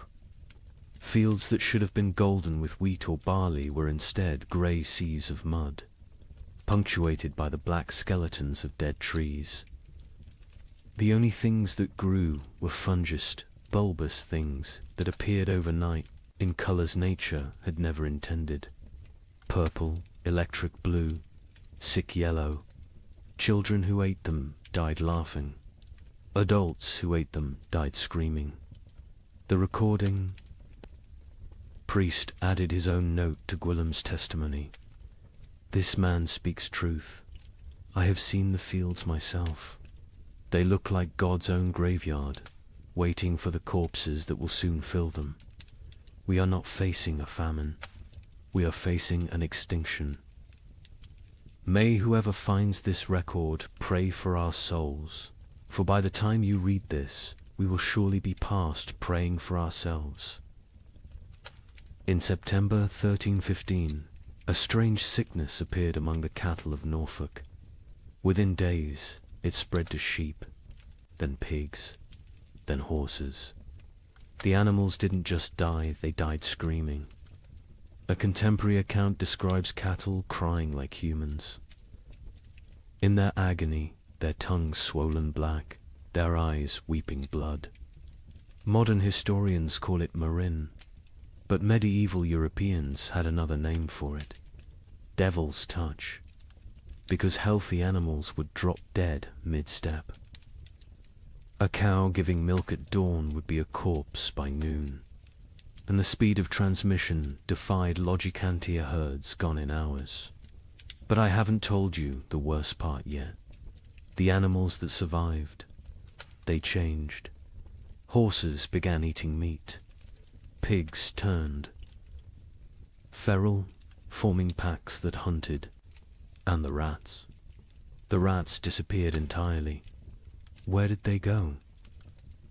That mystery wouldn't be solved for another 30 years, when they returned, carrying something far worse than hunger. The first recorded death was a prize bull named Samson, owned by the Earl of Norwich, worth more than most villagers earned.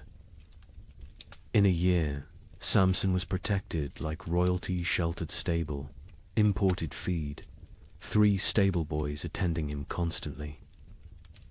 On September 8th, he was healthy enough to breed. By September 9th, he was dead, his massive body twisted in angles that bones shouldn't allow. Foam tinged pink with blood dried around his mouth. The Earl's stable master, a methodical man named Walter, documented what happened next with the precision of someone who knew he was witnessing something unprecedented. The sickness jumped from Samson to the cows without touch, without sharing water, without even sharing air. They were in separate barns, yet by sunset, 17 were dead. Their deaths were not peaceful. They bellowed with voices that sounded human. They thrashed until their bones broke through their hides. They died with their eyes open, staring at something we could not see. Within a week, every cow in Norfolk was either dead or dying. But the disease didn't respect species boundaries. Sheep began falling next, their wool turning grey overnight before they collapsed. Then pigs, usually hardy enough to survive anything, started dying in ways that defied nature. They'd squeal for hours, a sound witnesses compared to children, screaming before their hearts simply exploded. A traveling merchant named Otto from Flanders recorded what he saw on the roads. I have traveled these paths for 20 years. I know where every farm keeps its herds. Today, I counted 4,000 dead cattle between Lynn and Norwich.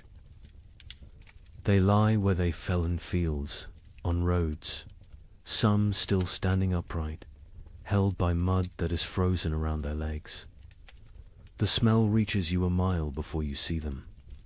Sweet rot mixed with something chemical, like copper left in vinegar. The speed of death was matched only by its strangeness. Animals died in patterns that suggested intelligent entire herds forming perfect circles before collapsing inward.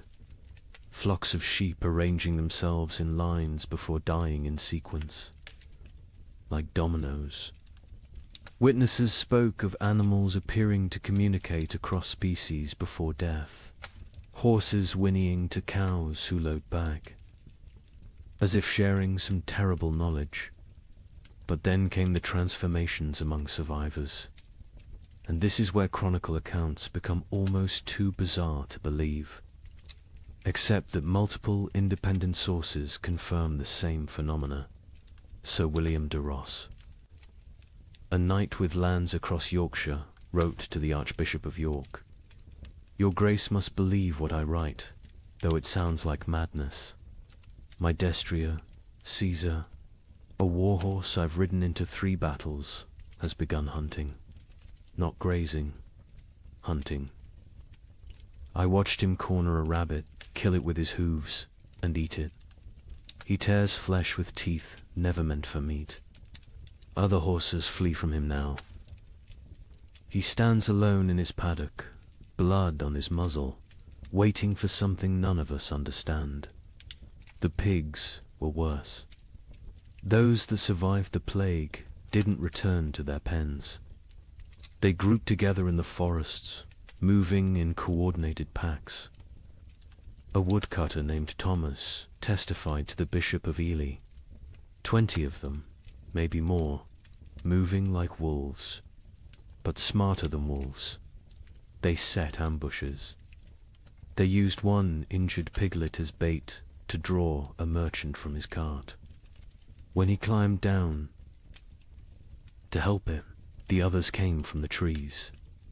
We found his bones 3 days later, picked clean, arranged in a pile like they were showing off. The transformation wasn't limited to behavior. Physical changes occurred that medieval veterinarians couldn't explain. Horses grew longer teeth, sharp enough to tear meat. Pigs developed thicker hides that arrows couldn't pierce. Chickens that survived grew black feathers, regardless of their original coloring, and their eggs when cracked, contained blood instead of yolk. A learned monk. Brother Adlard, who had studied Arabic texts on animal husbandry, proposed a theory.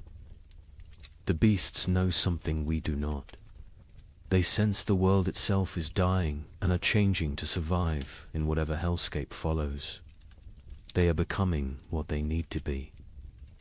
The question is, what does that make us? Who cannot change? The economic implications were immediate and catastrophic. Medieval society ran on animal power. Oxen pulled plows. Horses carried knights. Sheep provided wool. Cattle gave milk and meat. Without them, agriculture collapsed entirely. You couldn't plant without oxen. You couldn't travel without horses. You couldn't stay warm without wool. The reeve of a manor in Lincolnshire left records showing the speed of collapse. September 1st, 200 cattle, 500 sheep, 60 pigs, 20 horses. October 1st, 3 cattle, 12 sheep, 0 pigs, 2 horses. The 2 horses that remain will not accept saddle or bridle. They watch us with eyes that show too much white. We dare not approach them. Desperate attempts at prevention failed spectacularly. Some communities tried isolating healthy animals, only to watch them die faster in confinement. Others attempted ancient remedies, hanging holly over stable doors, painting crosses in lamb's blood on barns, burying horse skulls at crossroads. The Bishop of Winchester ordered all animals blessed with holy water. They died mid-blessing, falling dead at the priest's feet. The most disturbing account comes from a monastery in Somerset, where Brother Francis observed something that shouldn't have been possible. The rats are gone. All of them. Not dead weave, found no bodies, simply vanished. The cats who hunted them sit in empty granaries, mewing at shadows. The barn owls have stopped hunting, stopped calling. Some have been found dead with full bellies, as if they ate something that killed them from within. But there are no rats. Where did they go? Into the walls, under the earth, or somewhere else entirely, somewhere they can wait out what's coming. This observation would prove prophetic. The rats had indeed gone somewhere deep into Eastern Eurpean forests, into cave systems, into places where they could breed and change and feast on the endless supply of corpses the famine would provide. When they returned in the 1340s, they brought the Black Death with them, as if they'd been preparing their revenge for 30 years. But in September 1315, all anyone knew was that the animals were dying or changing, and without them, human survival became nearly impossible. The social contract that had existed between human and beast for millennia, we feed you, you serve us, shattered completely. Nature itself had declared war on civilization, and the animals were its first casualties. In London, December 1315, something unprecedented happened. A wealthy merchant named Richard de Barkin tried to buy bread with a gold coin worth more than most people saw in a lifetime. The baker laughed in his face. "Can your gold fill my children's bellies? Can it bring back the grain?" This is the moment medieval Europe's entire economic system shattered. For the first time in recorded history, food became more valuable than gold. The price of wheat increased 800% in 6 months. But those are just numbers. Let me tell you what that really meant. Richard de Barkin wasn't just any merchant. He controlled the wine trade from Bordeaux to London, owned 3 ships, and held contracts with the royal household. His wealth was legendary. He'd once bought an entire street in London just to evict a rival. On that December morning, he walked into Thomas Baker's shop on Bread Street carrying a gold noble, a coin worth 80 silver pence, enough to buy a horse. Thomas Baker, his hands still dusted with the last of his flour, looked at the coin like it was a stone. "I have one loaf left," he said, "my last flour. When it's gone, I close my doors forever. That loaf goes to my children.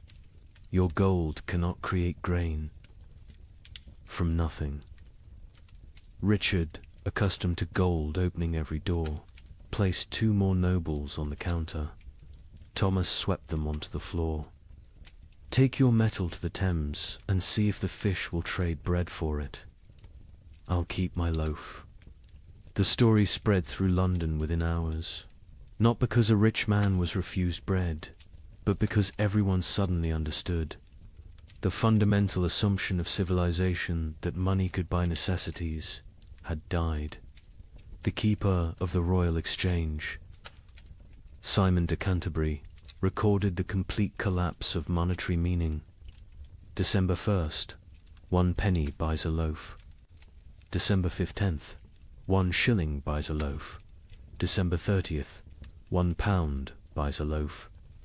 January 13, 16, no amount buys a loaf, for there are no loaves to buy. But the breakdown went deeper than inflation. The very concept of value imploded. A manuscript from Guildhall records an exchange that would have been incomprehensible months earlier. Margaret Carpenter traded her wedding ring, passed down 5 generations, for 2 turnips. John Smithson offered his house for a ham. The hams. Owner refused. The guild system, which had regulated trade for centuries, collapsed overnight. The worshipful company of bakers, once among London's most powerful guilds, disbanded when 8 of 12 members died trying to defend their shops from crowds. Their final record, dated January 3rd, 1316, states, "We dissolve this fellowship, as there is nothing left to fellow over. May God forgive what we have become." In Paris, the situation grew even more surreal. The provost of merchants, attempting to maintain order, issued daily price controls. Every morning, he'd announce the maximum legal price for bread. Every evening, bakers would ignore it entirely. One baker, hauled before the provost for charging 30 times the legal rate, responded, "Hang me if you wish. My corpse will bake no bread. Pay my price or starve legally, those are your choices." The relationship between social classes inverted overnight. A peasant with a hidden store of grain wielded more power than a duke with chests of gold. The Chronicle of St. Denis's records, the Count of Champagne, among the realm's richest men, was seen begging at a farmer's door. The farmer, who once would have been flogged for looking the Count in the eye, kept him waiting 3 hours before trading a sack of mouldy oats for the Count's sword, armor, and signet ring. Venice, Europe's commercial heart, tried to maintain normalcy through imports. The Doge sent ships to Egypt, to Constantinople, to anywhere grain might exist. Most never returned. Those that did brought news that shattered hope. The catastrophe wasn't regional. From Ireland to Poland, from Scotland to Sicily, the earth had stopped providing. A Venetian merchant's letter to his partner survives. "I have 40,000 ducats in gold. Yesterday, I tried to buy bread with it all. The baker said he'd rather throw his last loaf to the fish than trade it for coins. I offered him my palazzo. He laughed and said, 'Can I eat marble? Can I digest paintings? We have invented money, created banking, built commerce. None of it matters when there is nothing to buy.'" The church, traditionally the provider of last resort, faced impossible mathematics. The Abbey of Cluny's accounts show their dilemma starkly. We have grain for 300 souls for 6 months. 7,000 souls crowd our gates. If we feed all 4, compassion's sake, all die in 3 weeks. If we feed only our brothers, we survive but lose our purpose. Christ multiplied loaves and fishes. We can only divide and subtract. Some monasteries chose martyrdom through generosity, opening their stores until empty, then dying with those they tried to save. Others became fortresses, monks armed with clubs, defending walls, while starving crowds pleaded outside. The abbot of Glastonbury wrote, "We have become what we swore never to be, choosers of who lives and who dies. Each grain of wheat is a decision.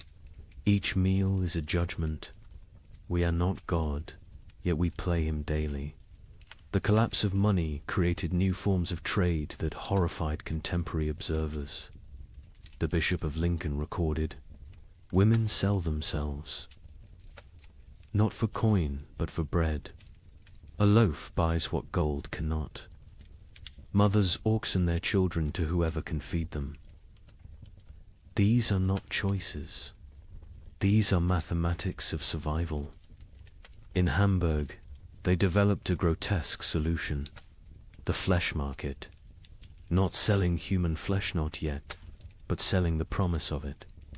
People would sign contracts pledging their bodies after death in exchange for food while living. A German merchant wrote, "The dying sell their future corpses for present bread. Buyers mark their purchases, waiting like vultures. When someone falls, arguments break out over whose property they've become."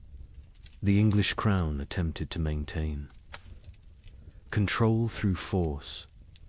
Edward II issued proclamations making food hoarding punishable by death. The result: those with food hid it better. Royal agents searching for hidden grain often found families dead of starvation, sitting around empty tables, having hidden their food so well they couldn't find it themselves in their final delirium. A royal clerk named William de Dean recorded, "The futility. We hanged a man for hiding grain. The crowd watching the execution fought over his shoes before he stopped kicking. We cannot hang hunger. We cannot execute starvation. The king commands the rain to stop, the crops to grow, the natural order to restore itself. The rain continues. The king might as well command the dead to rise." By February 1316, even the concept of theft had changed. How could taking food be a crime when not taking it meant death? London's courts stopped prosecuting food theft after jurors refused to convict. One judge wrote, "A man stole bread from a child. The child's mother killed the thief with her bare hands. Who is the criminal? Who is the victim? Our laws were written for a world where food existed. That world is gone." The most profound change was in how people understood wealth itself. For 1,000 years, wealth meant gold, land, titles, power. Now it meant calories. The Archbishop of Canterbury observed, "A beggar with a hidden turnip is richer than a lord with a castle." We spent centuries accumulating treasures that now mean nothing. We should have been stockpiling grain. But who could imagine a world where gold couldn't buy bread? Who could conceive of money itself becoming worthless? This economic collapse wasn't temporary. Even after the harvests eventually returned, the absolute faith in currency never fully recovered. People remembered when gold meant nothing, when coins were just metal, when the entire elaborate system of commerce crumbled before the simple reality of hunger. They remembered when the only currency that mattered was food, and the only exchange rate was survival. Agnes's Norwich recorded in her household accounts the progression of what her family ate as 1316 dawned. January, barley bread mixed with sawdust. February, acorn flour and ground bones. March, boiled leather and tree bark. April's entry is just one line. We no longer record what we eat. The creativity of starvation is horrifying. Pine needles ground into paste. Clay mixed with the last drops of milk to make it filling. Parents secretly bleeding themselves at night to mix blood into their children's gruel for protein.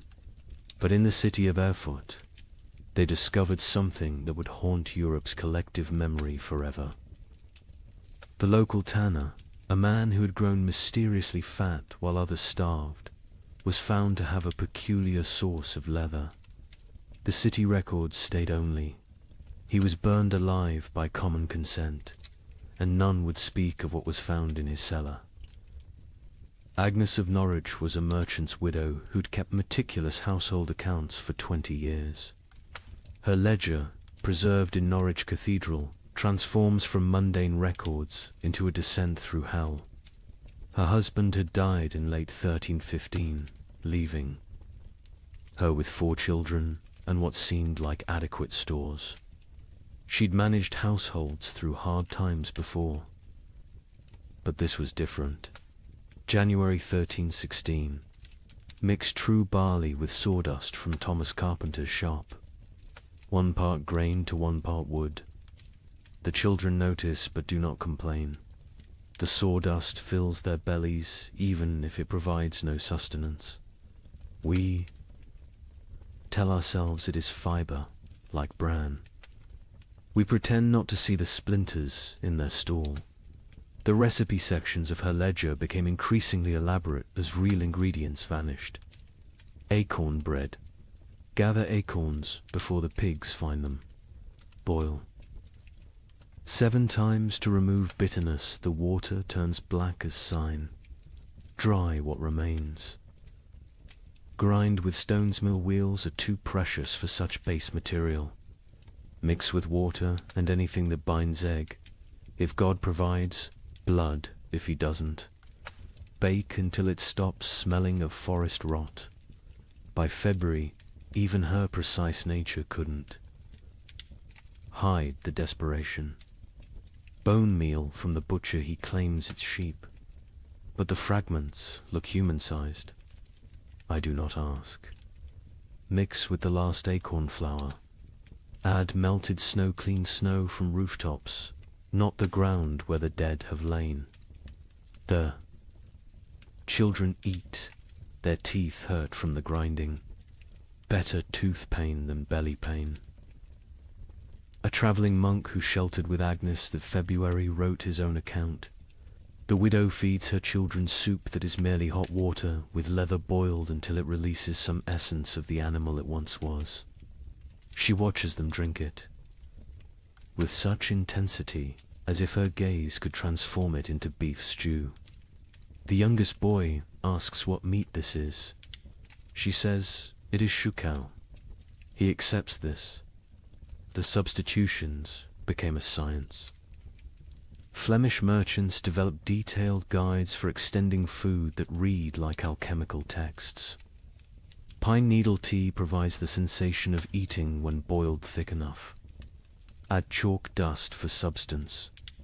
The stomach believes it is full for precious hours. Warning: more than 3 cups daily causes blood in the urine.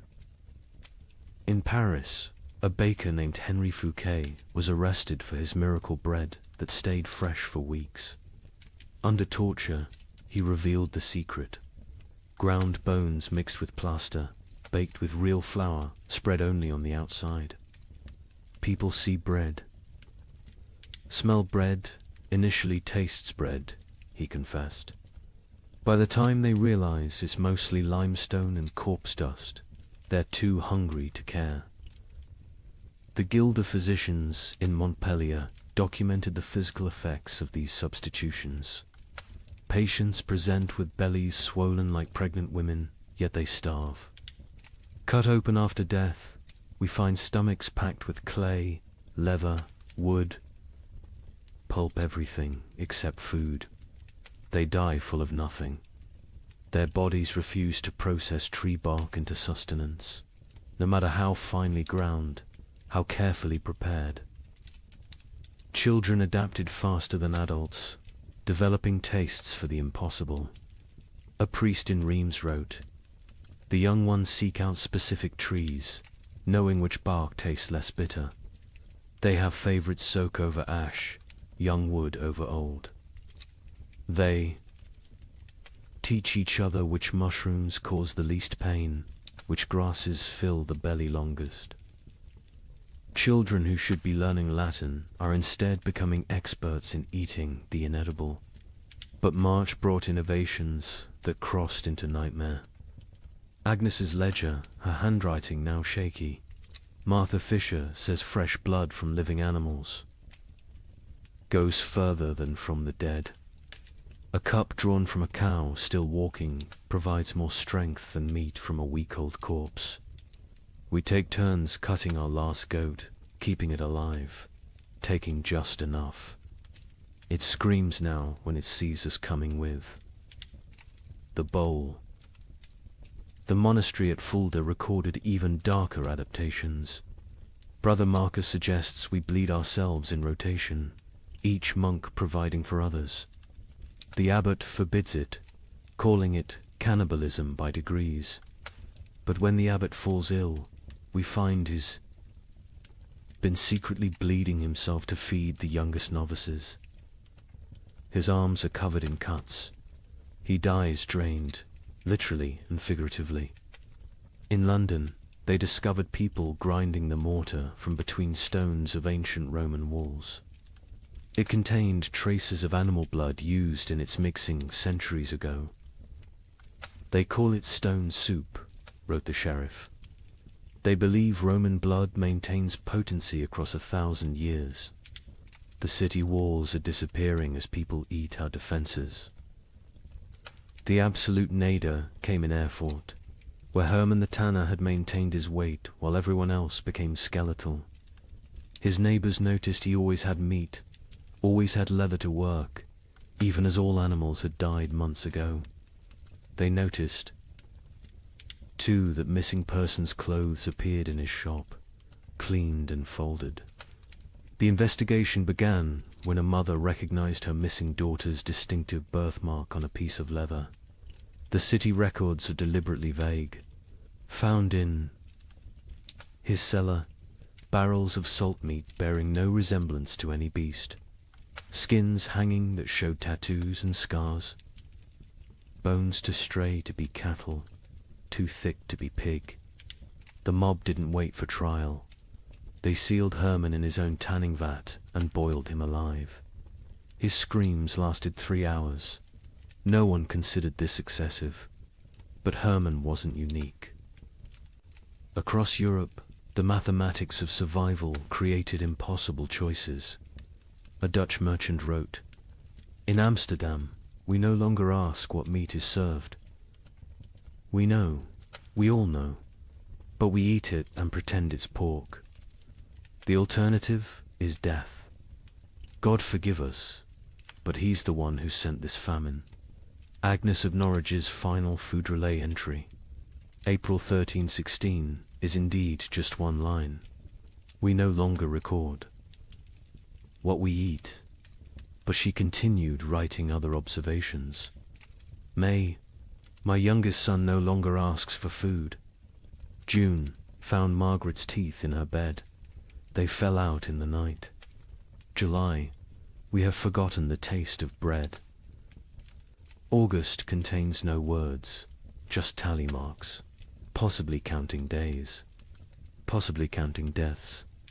The last entry, September 1316, in a different hand. Agnes died this morning. We found her in the garden, eating earth, smiling. She said it tasted like heaven. We buried her where she fell. The ground was already open from her feeding. We are what remains of her family. We have survived in what she taught us to eat. We have survived in what she refused to eat. Both lessons were love. The great substitution wasn't just about replacing food with non-food. It was about replacing civilization with survival, morality with mathematics, humanity with hunger. Every successful substitution, every recipe for bark bread, every method for making leather edible was both a triumph of human ingenuity and a step toward something inhuman. Here's a question that sounds simple until you're living it. If you have enough food for your family to survive 6 months, but your neighbor's children are dying today, what do? Share and all die in 3 months? Or bar your door and listen to them cry? A priest in Ghent documented these impossible choices. A mother of 4, calculating exactly how much food each child needed based on their chances of survival. The strongest got more, the weakest ... didn't. She loved them all, he wrote. That's why she chose. Father Benedict of Ghent had been a priest for 30 years when the famine came. His parish records, instead of births and deaths, became a chronicle of moral arithmetic that would haunt him until his own death. He wrote not in Latin, but in common Flemish, wanting everyone to understand what survival really cost.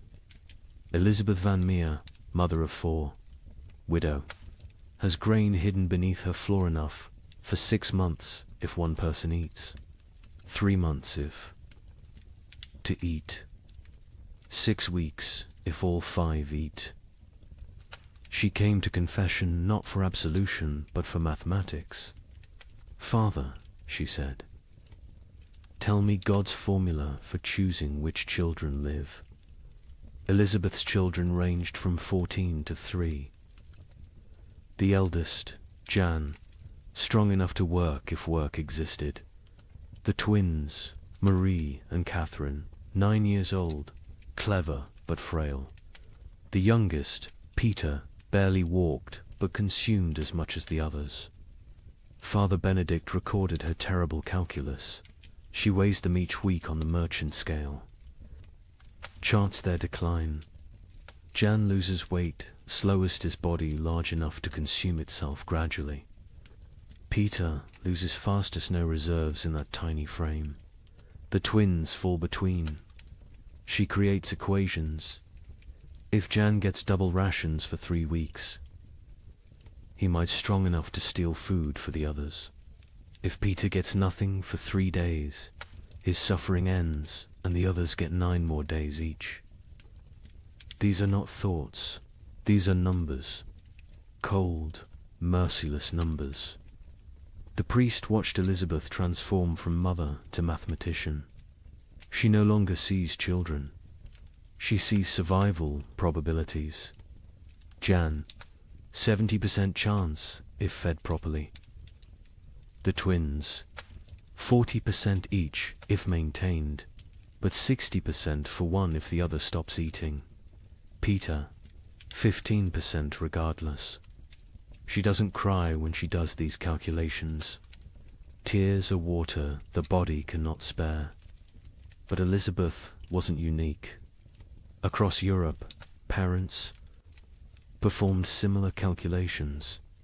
A merchant in Bruges is left a ledger that makes accountants weep. Assets, 3 children, 1 wife, self, liabilities, love, compassion, memory of better times. Formula for survival. Assets minus liabilities equals tomorrow. In London, a wealthy lawyer named Thomas Hardwick documented his family's rationing system with legal precision. Established a tribunal each morning. Each family member presents their case for food. Activities of previous day weighed against probable future utility. Wife sewing equals quarter ration. Son studying equals eighth ration. Knowledge feeds no one now. Daughter spinning equals half ration. Wool still has value. Baby crying equals no ration. Noise attracts hungry neighbors. The mathematics extended beyond families. Entire communities developed survival algorithms. The village of Wickham created what they called the life lottery. Every Sunday, families drew lots. Winners got the week's communal food. Losers got nothing. But here's the insane part. Families could trade lottery tickets.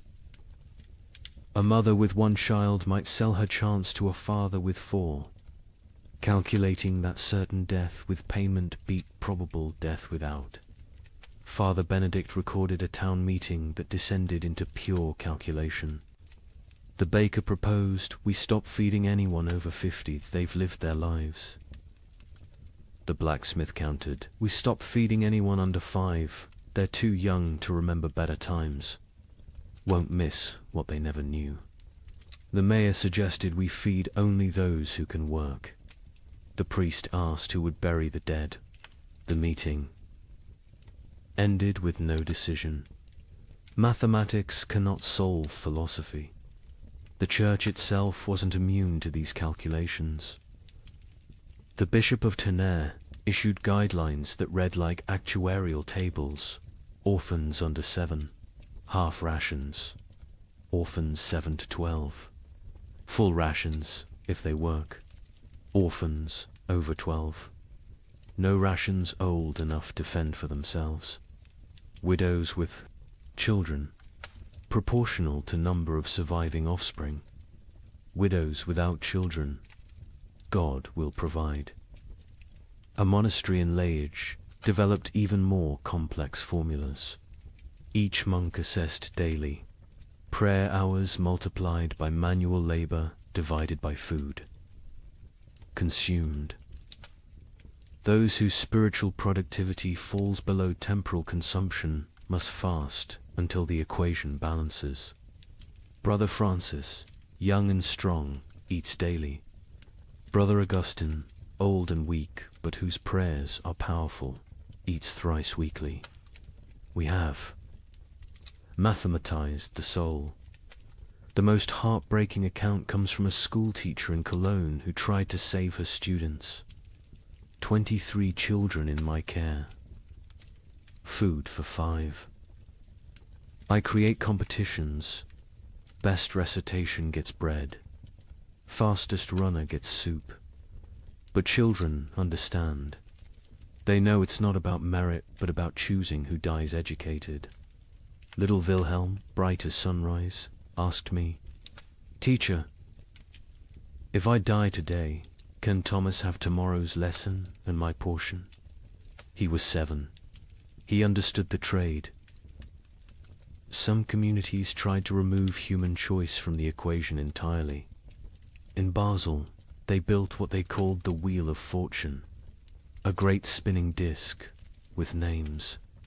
Each day, spin the wheel. Where it stops determines who eats. Pure chance. No favoritism, no guilt. The wheel chose who lived and died. Citizens preferred random cruelty to deliberate choice.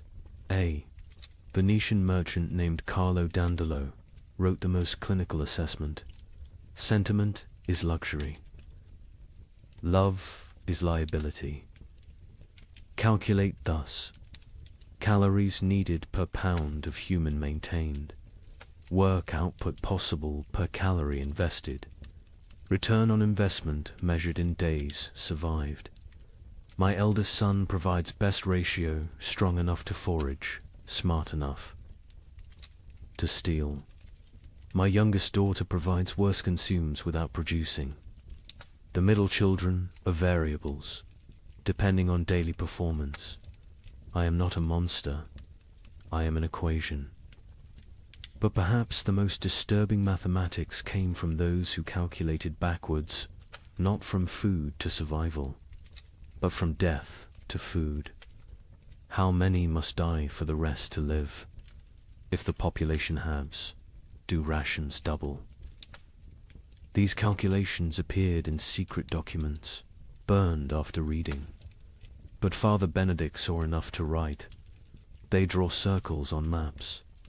This district has grain for 1,000. Population 3,000. Solution: ensure 2,000 die quickly. How? Bar thee. Gates: poison the wells. Spread disease. These are not plans of war. These are plans of peace. Peaceful elimination of excess population. The psychological toll of these calculations broke minds. Elizabeth Van Meer, the mother from the beginning, eventually snapped. Father Benedict found her one morning, feeding all her children equally, generously, using their entire store in one meal. She said, she solved the equation, he wrote. Everyone dies together, full, happy, as a family. No choosing. No survivors bearing guilt. Mathematical perfection. 0 equals 0. But she couldn't do it. At the last moment, she hid a portion, gave it to Jan, the eldest, and walked into the forest with the 3 younger children.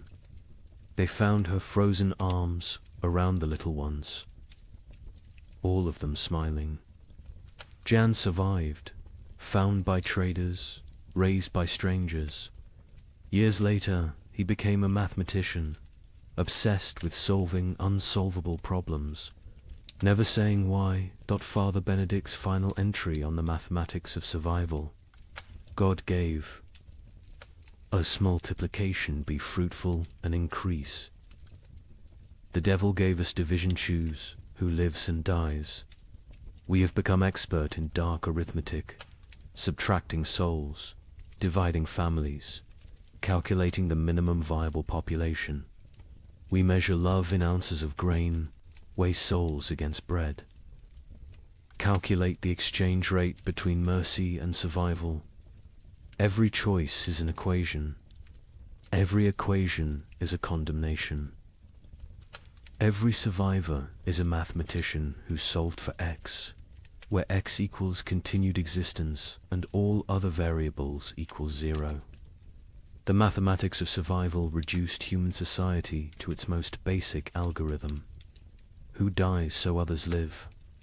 Every family, every community, every institution faced this equation. Some solved for maximum survival, others for minimum suffering. None solved for justice, because justice requires abundance, and abundance was memory. These calculations left scars that lasted generations.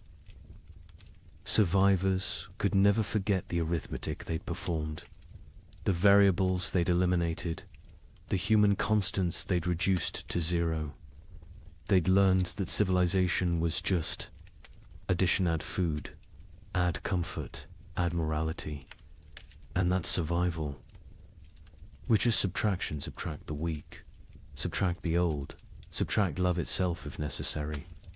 In the end, the only sum that mattered was greater than 0. In the summer of 1316, something extraordinary happened. The rain stopped for 3 weeks, just long enough for desperate farmers to plant whatever seeds remained. The chroniclers called it God's mercy. Markets opened, people celebrated. A merchant in Bruges wrote to his partner, "The curse is lifted. Prepare the wagons." The crops grew with supernatural speed in the brief sunshine. Green shoots everywhere. Hope returned like a physical warmth. Families who had been preparing to separate to increase survival chances made plans to reunite. Then came August 10th, 1316, the day the hail began. Chunks of ice the size of goose eggs. For 3 hours, every single plant that had grown in those Precious 3 weeks was obliterated. Not damaged. Obliterated. Crushed into the mud so thoroughly that you couldn't tell fields from road. The Bruges. Merchant's next letter contained only one line. God has abandoned us entirely. But let me tell you how those 3 weeks unfolded, because understanding the height of hope makes the fall into despair that much more devastating. July 18th, 1316. Dawn came without rain for the first time in 14 months. Not drizzle, not mist, but actual absence of water from the sky. In Paris, people stood in the streets, faces upturned, confused by the sensation of dryness. Children who'd been born during the deluge touched sunlight for the first time and screamed they thought they were burning. Brother Michel of Cluny recorded the moment. The clouds parted like curtains drawn by God's own hand, light actual. Golden light poured onto the earth. Monks fell to their knees, not in prayer, but in disbelief. We had forgotten the sun could exist without water. Word spread faster than plague. Church bells rang continuously, not for death this time, but for resurrection. In every village, town, and city, people emerged from their homes like creatures crawling from caves.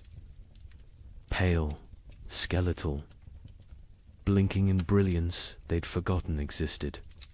The merchant Jacob van Bruges wrote to his partner Hans in Antwerp with trembling hand. The curse is lifted. God has remembered us. The rain has stopped. Prepare, the wagons will have grain to trade by autumn. Tell everyone survival is possible again. Markets that had been closed for months exploded back to life. Not with food, there was still no food, but with hope transformed into commerce. People traded promises, futures, possibilities. A farmer would pledge his upcoming harvest for tools. A baker would promise future bread for present shelter. The economy, dead for a year, gasped back to life on nothing but anticipated abundance. The seeds came from everywhere and nowhere, hidden in walls, buried in yards, hoarded in attics. Every kernel that had been saved, just in case, was brought into the light. Some families had protected seed grain while their children starved, betting everything on this exact moment. They'd been called monsters. Now they were visionaries. The planting was religious ecstasy mixed with desperate efficiency. In Normandy, the entire surviving population, nobles, merchants, priests, children, went into the fields. The Duke of Normandy himself, who hadn't touched soil in his lifetime, was seen on his knees, pressing seeds into earth with tears streaming down his face. A young girl named Marguerite wrote in her diary, "Papa says we're planting hope. Mama says we're planting survival. I think we're planting prayers and watching to see if God makes them grow." And grow they did. The crops erupted from the soil with impossible vigor. Wheat that should take weeks to sprout appeared in 3 days. Barley shot up overnight. Beans climbed their poles so fast you could watch them move. The chroniclers, usually skeptical men, wrote of agricultural miracle. It is as if the earth, starved for so long of its purpose, is making up for lost time, wrote the Bishop of Rouen. The crops grow with such speed that farmers sleep in their fields, afraid to miss the harvest moment. Green spreads across the land like God painting with life itself. The markets transformed overnight. The champagne fairs, dead for 2 years, announced their return. Merchants who'd hidden through the catastrophe emerged with old contracts, ready to trade. Ships that had rotted in harbors were hastily repaired. Trade routes, abandoned to bandits and nature, were cleared by communities working together for the first time in months. In Florence, they held an impromptu festival. Not planned, just spontaneous explosion of joy. Musicians who'd sold their instruments, played drums, made from barrels. Dancers who'd forgotten how to smile, laughed until they cried.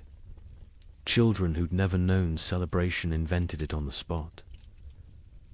An Italian chronicler wrote, "We feast on nothing but hope, and it fills us better than bread ever did." Families made reunion plans. Fathers who'd sent sons away to increase survival odds sent word to return. Mothers who'd placed daughters in convents prepared to bring them home. Communities that had fractured into hostile fragments began to speak of reconciliation. The 3 weeks of sun didn't just grow crops, they grew possibility. A priest in Ghent gave a sermon that captured the moment. "We have walked through the valley of death's shadow. But see, the shadow lifts. The valley blooms. We are Job, tested and found faithful. We are Noah, watching the waters recede. We are Lazarus, called from the tomb." Even the nobility, who'd maintained distance from their starving subjects, joined. The collective delusion. The Count of Flanders announced a harvest festival for September, promising wine from reserves nobody knew existed. The King of France declared that all debts incurred during the unfortunate rain would be forgiven once. The harvest was complete. The Pope issued a bull declaring the famine officially ended by divine intervention. The crops grew so fast that some whispered of dark magic. In Germany, rumors spread that the plants were unnatural, fed by the corpses of the million dead, growing on human fertilizer. But even these whispers were dismissed. Who cared if the wheat grew from graves? The living needed bread. By August 9th, the fields were green carpets of promise. The wheat stood tall, the barley swayed golden, the beans hung heavy on their vines. Another week, maybe 2, and harvest could begin. Calculations were made not of who would die, but of who would live. All of them. All would live. The night of August 9th, strange clouds gathered. Not rain clouds, something else. They glowed with an odd green light. Lightning without thunder. Wind without direction. Animals, the few that remained, became restless. Horses screamed. Dogs howled. Cats vanished entirely. August 10th, 1316. 2:47 in the afternoon. The exact time is known because the clock tower in Bruges stopped when the first hailstone hit it. They fell like God's own artillery. Ice chunks the size of goose eggs, driven by winds that shouldn't exist in August. But these weren't normal hailstones. Witnesses described them as sharp, angular, some shaped like pyramids, others like daggers. They didn't just fall, they attacked in. The fields of Flanders, farmers tried to shield their crops with their own bodies. The hail broke their backs, shattered their skulls, left them dead atop the plants they'd tried to protect. Children sent to bring in animals were found hours later, beaten to death by ice from the sky. But the crops suffered worse. The hail didn't just flatten them, pulverized them, drove them so deep into the mud that archaeologists still find compressed plant matter at that geological layer. 3 weeks of growth erased in 3 hours. Not damage deleted.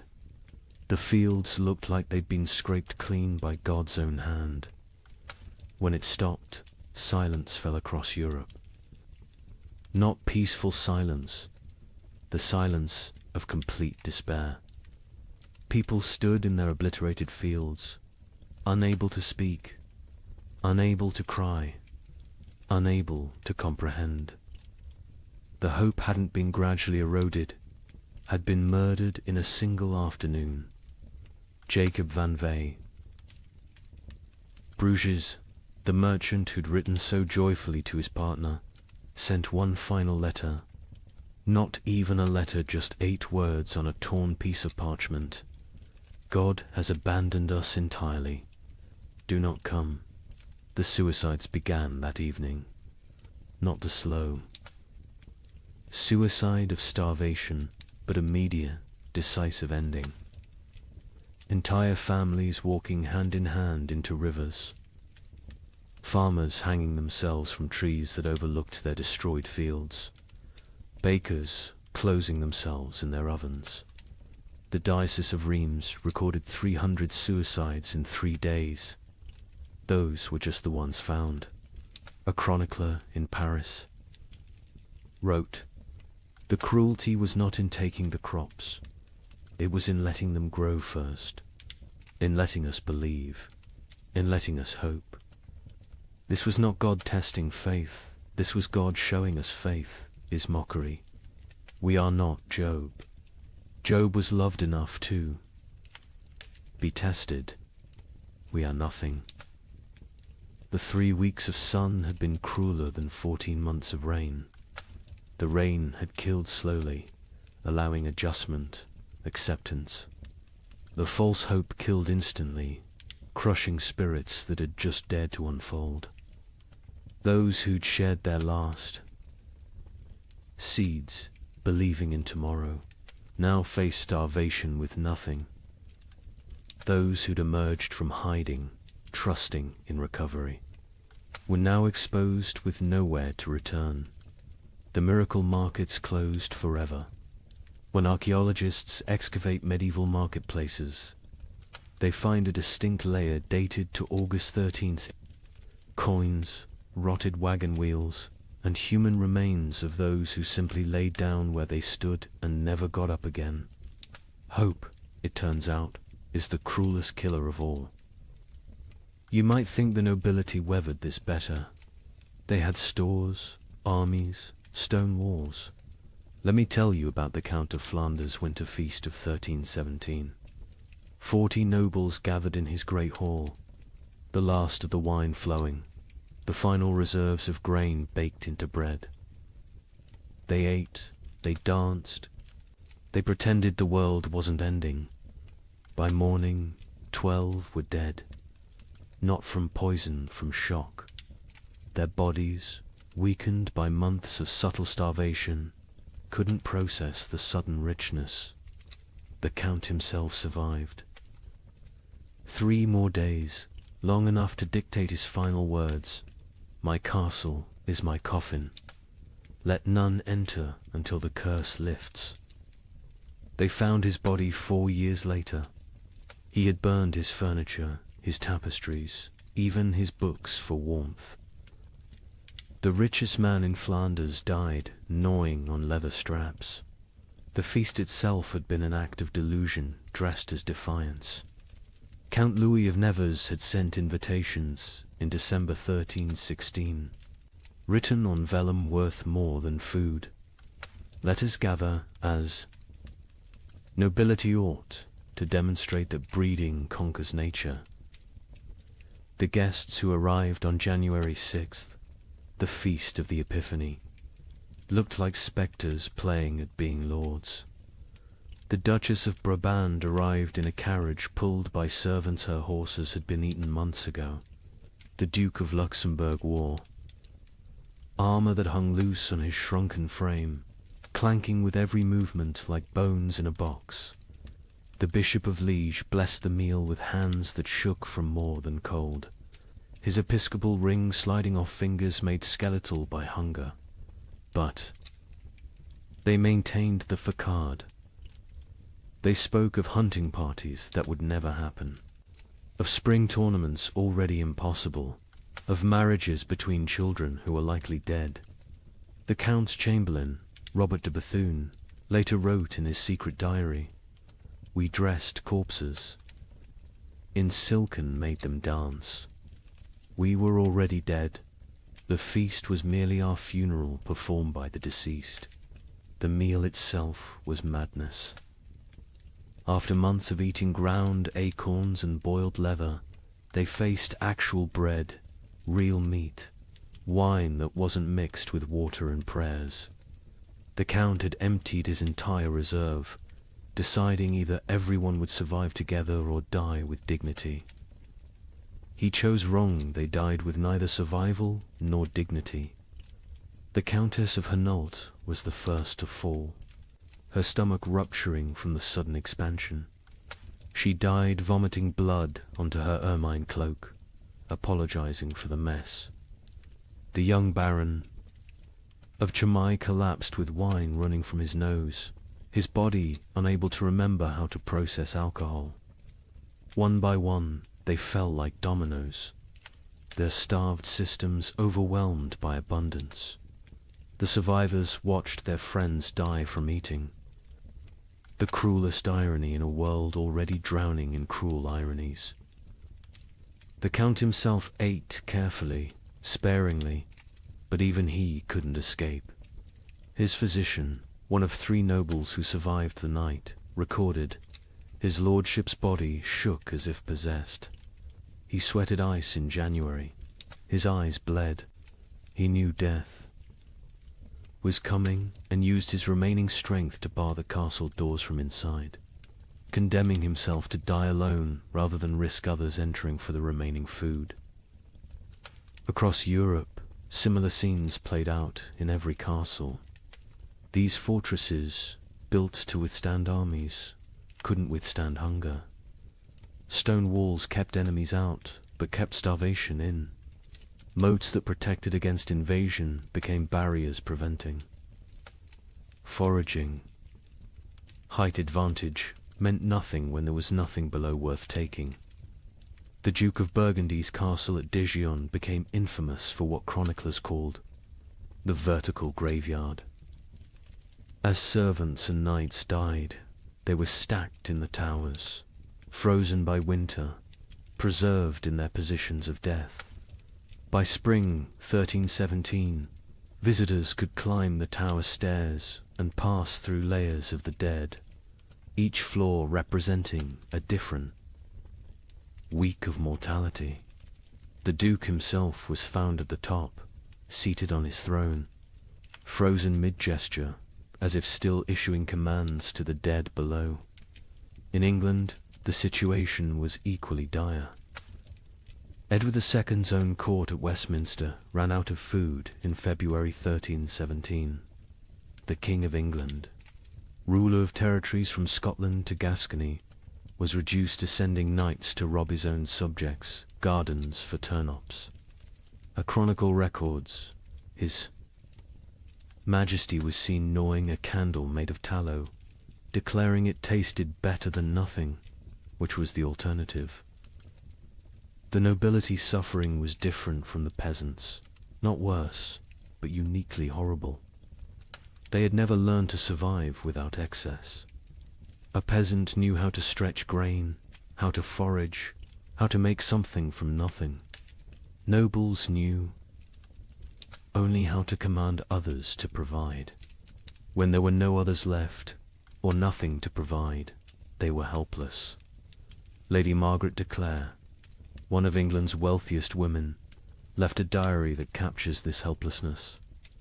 I own 17 manors, but cannot eat earth. I have chests of gold, but gold provides no sustenance. I have titles and right and privileges, all worthless as the parchment they're written on. My servants are dead or fled. I, who never dressed myself, now cannot light a fire. I will die. Not from hunger, but from ignorance of survival. The castle hierarchies collapsed in ways that would have been unthinkable before. The Earl of Warwick's chronicle describes finding his cook a commoner sitting in the Earl's chair, eating the last food while the Earl's children begged for scraps. When confronted, The cook simply said, "I know how to prepare food. You know how to eat it. Which skill matters now?" The Earl had no answer. Some nobles attempted to maintain order through increasingly desperate measures. The Count of Toulouse issued edicts from his castle requiring peasants to deliver food that didn't exist. When they didn't comply, he sent knights to punish them. The knights found empty villages, just wind and bones. They returned to find the Count dead, his final edict still clutched in his hand. Let them eat loyalty. The collapse of noble authority was physical as well as social. Castles required constant maintenance, roofs needed patching, walls needed pointing, fires needed feeding. Without servants, these monuments to power became tombs of privilege. Rain poured through unrepaired roofs. Frost cracked unmaintained walls. The magnificence became the miserable. Baron Heinrich von Steinberg in Bavaria documented his castle's decay. January, the Great Hall's roof collapses. February, ice forms inside, creating frozen waterfalls from ceiling to floor. March, we burn the banquet table for warmth. April, we burn the portraits of our ancestors. May, we burn the chapel pews, begging God's forgiveness. June, we burn the doors, accepting that we're already in hell. The psychological toll on nobility was particularly severe because they had no framework for understanding poverty. A peasant expected hardship, it was life. A noble experienced hardship as cosmic betrayal. God had ordained their superiority. This suffering suggested God had changed his mind. The Abbess of Fantevrolt, herself, noble-born, wrote, "They come to me, these duchesses and countesses, asking why God has abandoned them. I tell them God hasn't abandoned them, he's simply treating them like everyone else. They find this more terrifying than abandonment. Some nobles attempted escape through marriage, not for alliance, but for food. The Count of Champagne offered his daughter to anyone who could provide a year's grain. A wealthy merchant accepted, then discovered the Count had already eaten the grain before the wedding. The merger of nobility and merchant class, which would normally take centuries, happened in months, paid for in bread. Others chose more extreme exits. The Duke of Austria held what he called the final tournament nobles, jousting not for honor, but for the right to eat the loser's horses.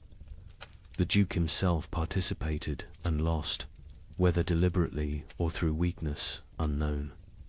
His horse fed 12 people for 3 days. The Duke's body fed the crows. By the winter of 1318, castle after castle stood empty, not conquered, abandoned.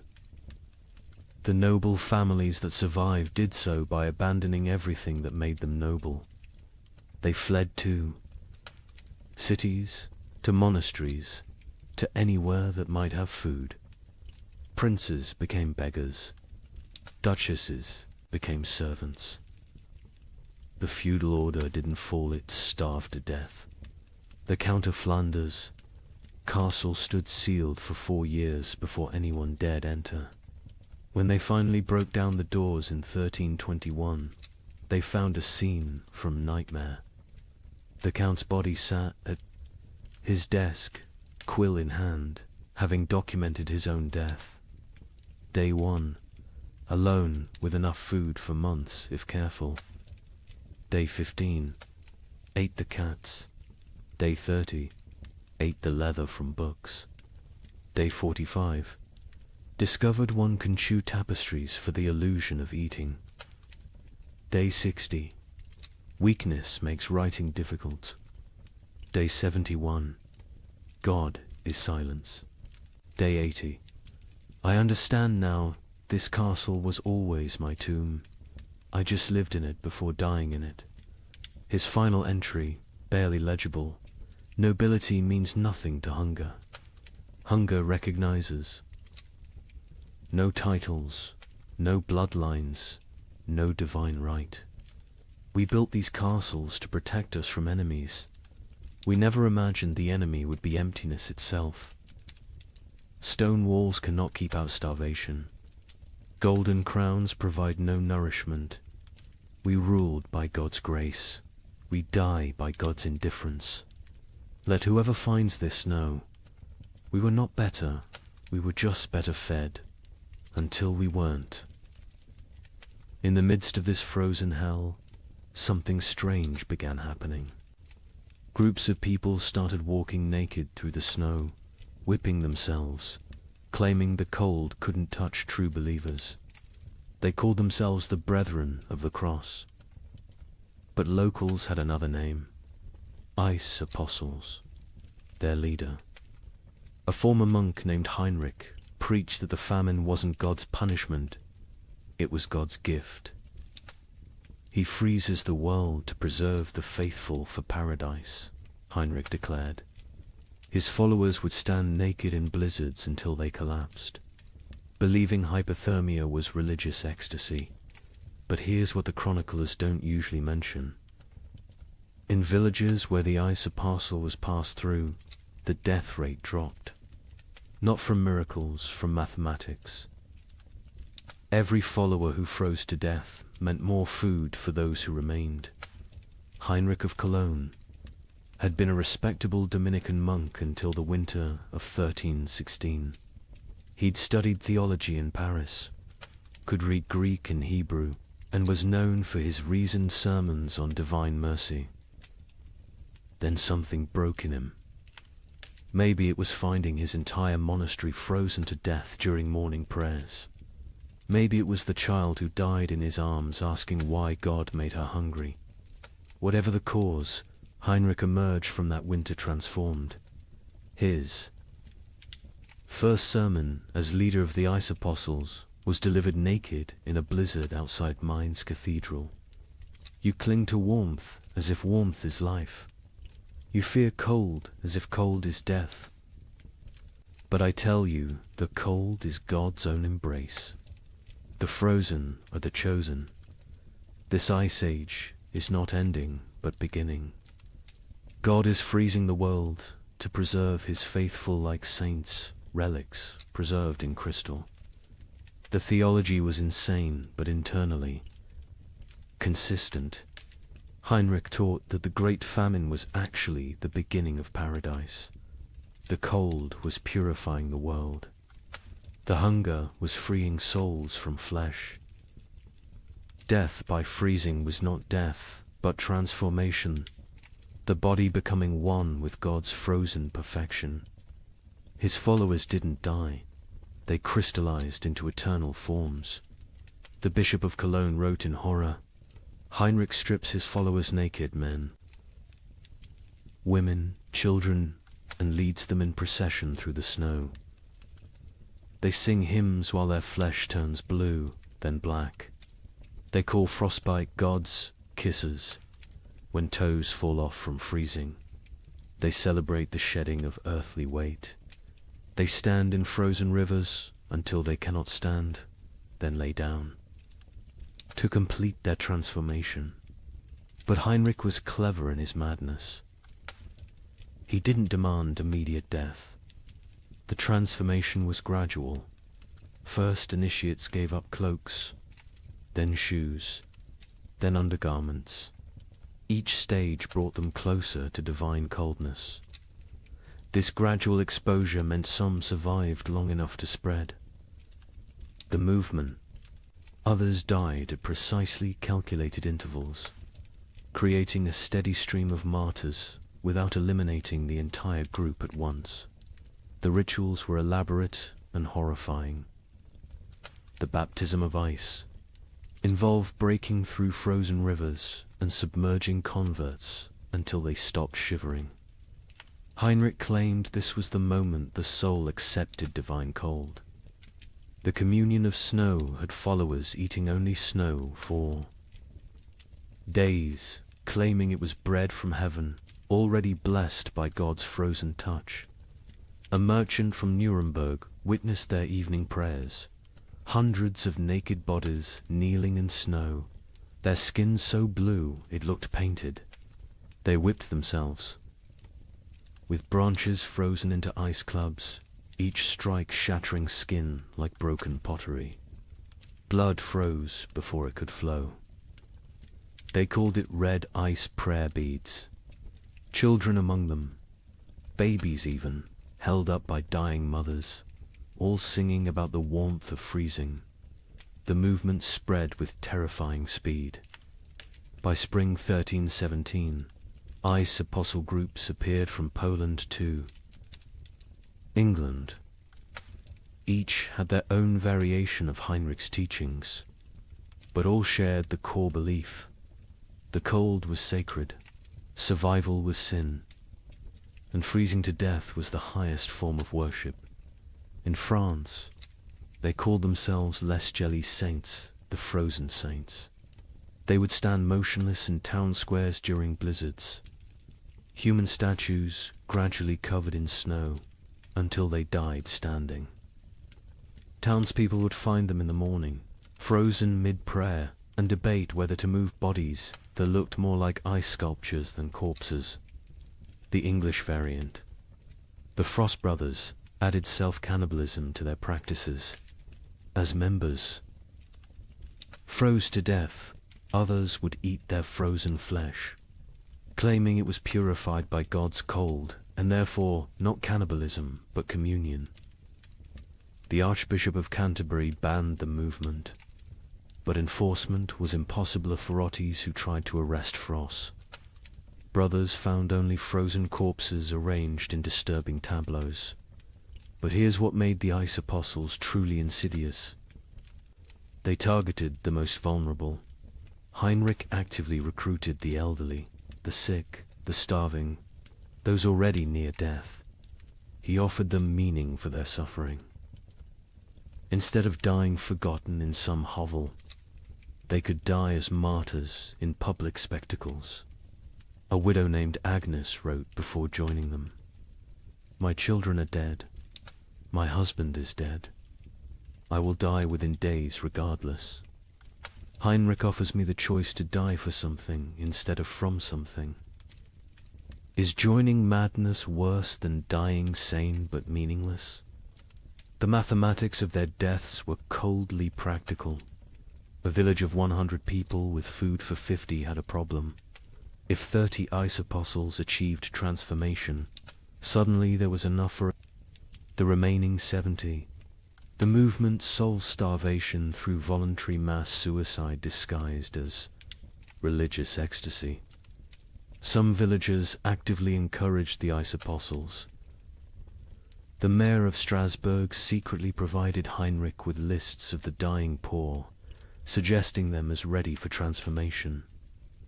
The town council of Basel offered the ice apostles free passage but required them to perform their freezing rituals outside town walls.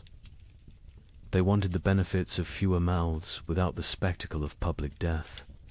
Heinrich himself seemed aware of this dynamic. In a letter to a former colleague, he wrote, "They think I'm mad.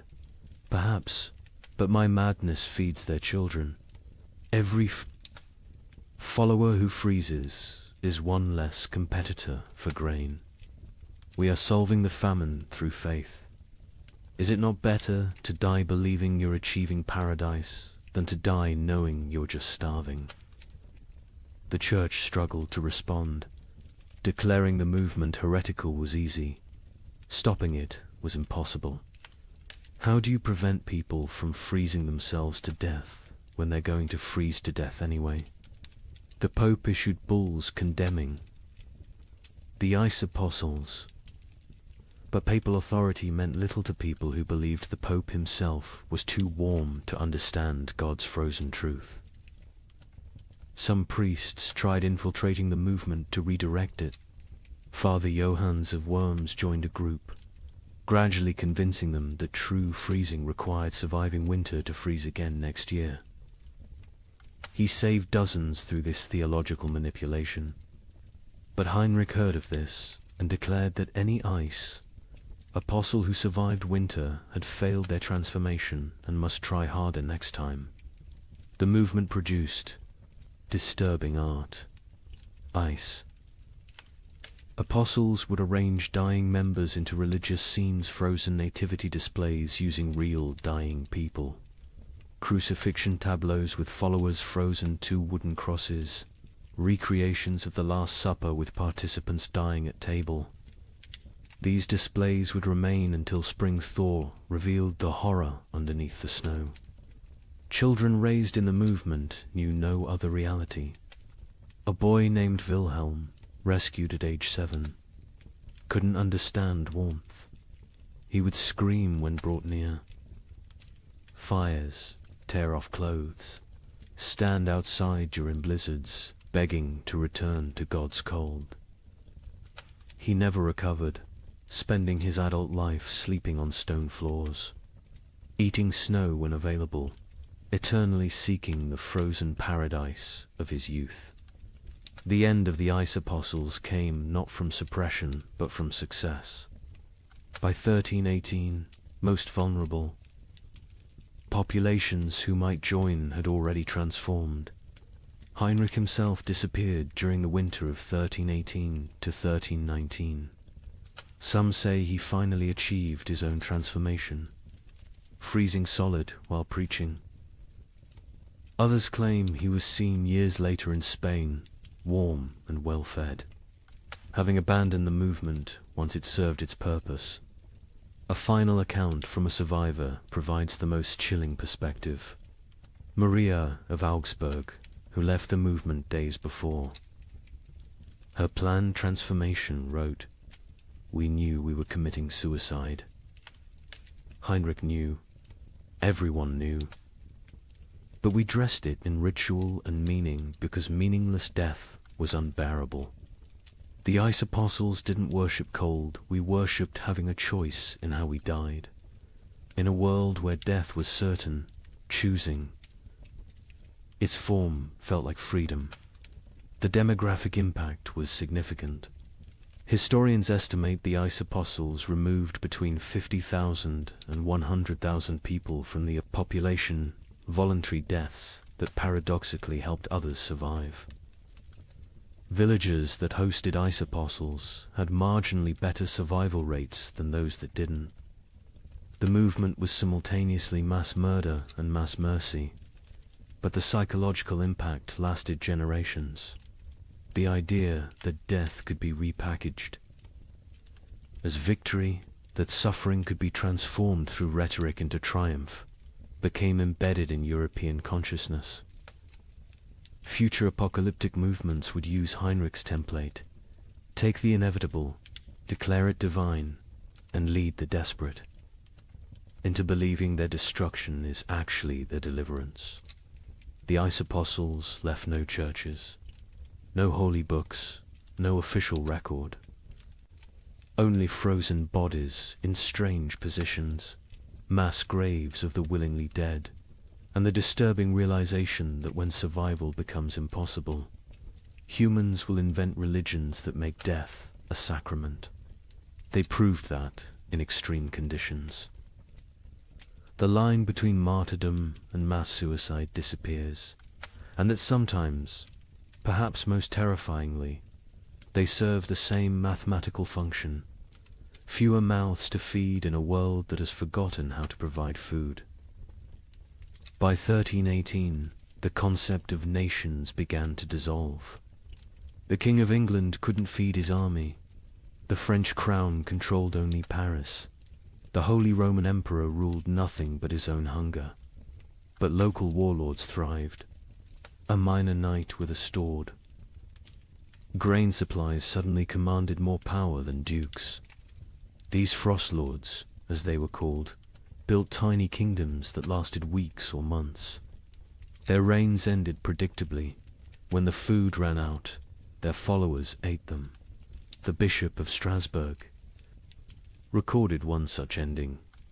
Lord Wilhelm's men roasted him over his own hearth. They claimed he had grown fat on their suffering, so it was only just. His screams echoed across the frozen Rhine. When questioned, his captain said simply, "He tasted of betrayal." The traditional structure of medieval war for kings commanding. Lords commanding knights, commanding soldiers collapsed when soldiers realized their commanders had no food to offer. A knight's oath of fealty meant nothing to an empty stomach. By early 1318, Europe had fractured into thousands of micro-kingdoms, each centered around whoever controlled food. Sir Roderick of Ghent, a minor knight with no title beyond his sword, became more powerful than the Duke of Burgundy simply because he had discovered a monastery's hidden grain store. With 40 bushels of wheat, he recruited an army of 300 starving men. They called him the Wheat King, and for 6 weeks, he ruled a territory spanning 3 villages. His reign followed a pattern that would become horrifyingly common. Week 1. Triumphant distribution of food to followers. Week 2. Strict rationing. As reality set in. Week 3. Increasingly desperate raids on neighboring territories. Week 4. Internal conflicts over dwindling supplies. Week 5. The mathematics becoming clear. Week 6. The inevitable conclusion. A surviving member of Roderick's band, Thomas the Miller, testified, "We knew by week 5 that the grain would run out." Roderick knew too. He stopped eating, said he was fasting for victory. Really, he was trying to stretch supplies. But you can't lead starving men if you look fed. When the last grain was gone, we looked at him still healthier than us, despite his fasting, and made the only logical decision. He'd fed us for 6 weeks with wheat. He'd fed us for 3 more days with himself. These frost lords emerged everywhere, their tiny kingdoms rising and falling like waves. A tax collector with a hidden cache became Lord of Calais for 11 days. A merchant who'd hoarded salt pork ruled Antwerp for a month. A priest who'd discovered Roman-era grain stores in ancient ruins declared himself Pope King of Regensburg, and lasted 2 months before his congregation ate him during what they called the True Communion. The Bishop of Strasbourg's account of Lord Wilhelm provides the most detailed description of how these micro-kingdoms operated. Wilhelm had been nobody, a 3rd son of a minor lord, trained for priesthood but turned soldier. When the famine began, he was guarding a river crossing that nobody used anymore. But beneath that crossing, in caves known only to smugglers, lay tons of preserved food from decades of illegal trade. Wilhelm emerged from obscurity like a demon from ice, the bishop wrote. One day unknown, the next commanding 500. Men who called him Caesar. He built a frozen empire on dried fish and pickled cabbage, demanding absolute obedience in exchange for daily rations. He held court on a throne made from frozen corpses, dispensing justice measured in mouthfuls of food. Wilhelm's system was sophisticated for a frost lord. He created a complex hierarchy based on usefulness. Soldiers who brought back food from raids received double rations. Craftsmen who could maintain weapons got standard portions. The elderly and weak got quarter rations, enough to keep them alive as emergency food supplies, though this was never stated explicitly. He even minted his own currency, wooden tokens stamped with a wheat symbol. 1 token, 1 meal. The tokens became more valuable than gold in his territory. People murdered for them. Families sold children for them. The tokens were power crystallized into wood. But Wilhelm made the classic Frostlord mistake, he believed. His own mythology. He started eating more, justifying it as maintaining strength for leadership. He took multiple women as wives, claiming he was breeding a new nobility for the post-famine world. He built a palace from commandeered timber, while his followers sheltered in ruins. He grew fat while they grew thinner.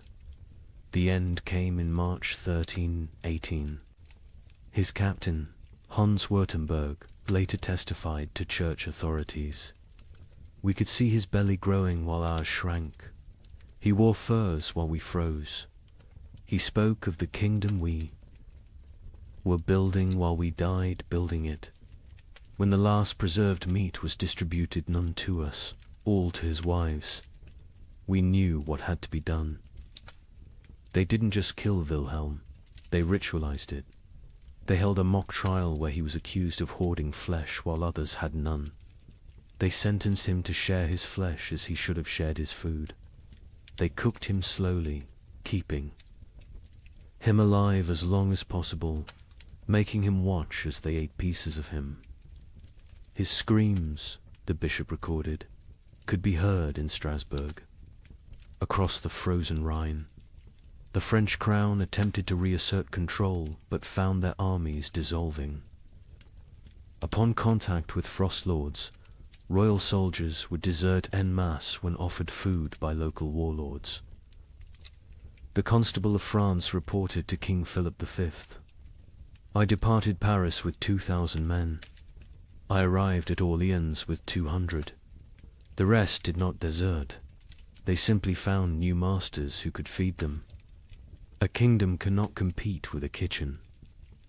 The Holy Roman Emperor faced even worse. His imperial army, once the terror of Europe, simply ceased to exist. The Chronicle of Augsburg records, "The emperor sent orders to mobilize his forces. The messengers returned with laughter." What forces? His generals had become frost lords. His soldiers had become bandits. His authority extended exactly as far as his personal guards could walk before collapsing from hunger. England's Edward II tried a different approach, officially recognizing frost lords as legitimate authorities if they swore fealty. The result was chaos. Hundreds of petty warlords claimed royal sanction while fighting each other. The Earl of Lancaster wrote, "The king has legitimized anarchy. Every man with a barn full of turnips now styles himself Lord Protector of something. Some frost lords created elaborate justifications for their rule. Baron Friedrich the Mad claimed God spoke to him through the patterns of frost on windows, dictating who should eat and who should fast. Lord Jacques of Normandy insisted he was the reincarnation of Charlemagne, returned to lead France through darkness. Count Stanislaus of Mazovia declared himself the Emperor of Winter and demanded tribute in the form of human flesh, claiming it was the only meat that wouldn't spoil. The battles between frost lords were unlike traditional warfare. They fought not for territory but for carries. Sieges were impossible. The besiegers would starve before the besieged. Cavalry charges were fantaside the horses had been eaten. Battles were brief, vicious affairs where starving men fought over rumors of food. A typical battle might involve 100 men fighting to the death over a storehouse. That turned out to contain only rotted turnips. The Chronicle of Cologne describes one such conflict. Lord Henrik's men met Lord Dietrich's at the frozen mill. They fought for 6 hours in the snow, men dying from cold as much as combat. The winners found 3 sacks of mouldy barely enough to feed them for the march home. 43 died for perhaps 43 meals. This is the mathematics of the winter wars. Naval warfare ceased entirely. Ships required crews, crews required food, and any ship with food became a target for its own sailors. The entire English fleet in Portsmouth was found in spring 1318 with the officers eaten and the common sailors gone, having sailed to wherever they imagined food might exist. Most likely, they ate each other at sea. The mercenary companies that had plagued Europe for decades transformed into something worse. No longer fighting for pay, they fought for food itself. The Free Company of the Wolf, led by a former priest called Father Fang, became notorious for their practice of recruitment. They would attack villages, eat the weak, and force the strong to join them. Their ranks swelled with the desperate and depleted with the digested. The most successful frost lord was arguably Margaret the Terrible, a former abbess who controlled grain stores across 3 monasteries. She ruled for 8 months in eternity in frost lord terms by being utterly ruthless. She fed her followers just enough to keep them loyal, but not enough to make them strong. She rotated guards constantly so none could organize rebellion. She had tasters for her food, but the tasters were different each meal. Chosen by lottery, her end came not from rebellion, but from mathematics. She calculated she could survive another month on remaining stores. Her followers calculated she was the only remaining store. They didn't kill her quickly like Wilhelm. They kept her alive, locked in her own granary, taking small pieces when needed. She lived for 3 weeks as a conscious larder, her brilliant mind intact enough to appreciate the irony. By summer 1318, most frost lords were dead. They're tiny. Kingdoms dissolved into memory and meat, but they had served a horrific purpose. They had organized the chaos of starvation into structured systems of consumption. They had turned random death into regulated death. They had made the unbearable bearable by giving it hierarchy and meaning. A surviving chronicle summarizes the winter wars perfectly. Nations require shared purpose. Kingdoms need common cause. But in the frozen years, the only shared purpose was survival. The only common cause was calories. Every man became his own nation, every grain store its own kingdom. We didn't have wars between countries, we had wars between kitchens. And in the end, every king became a meal. But nothing compares to what happened in the winter of 1319. In villages across Germany, something unprecedented occurred.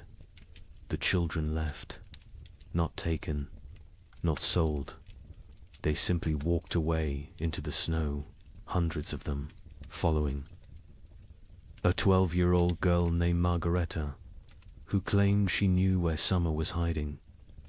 Parents were too weak to stop them. Some say too relieved. The children marched south, singing hymns, leaving tiny, frozen footprints. They believed if they could reach Rome, they could convince God to bring back the sun. A merchant traveling to Venice reported seeing them, a line of small shadows against the white, moving like sleepwalkers. I offered them bread. They refused. The girl at the front said they were already full of winter and kept walking. They never reached Rome. A woodcutter found them in an alpine pass the following spring.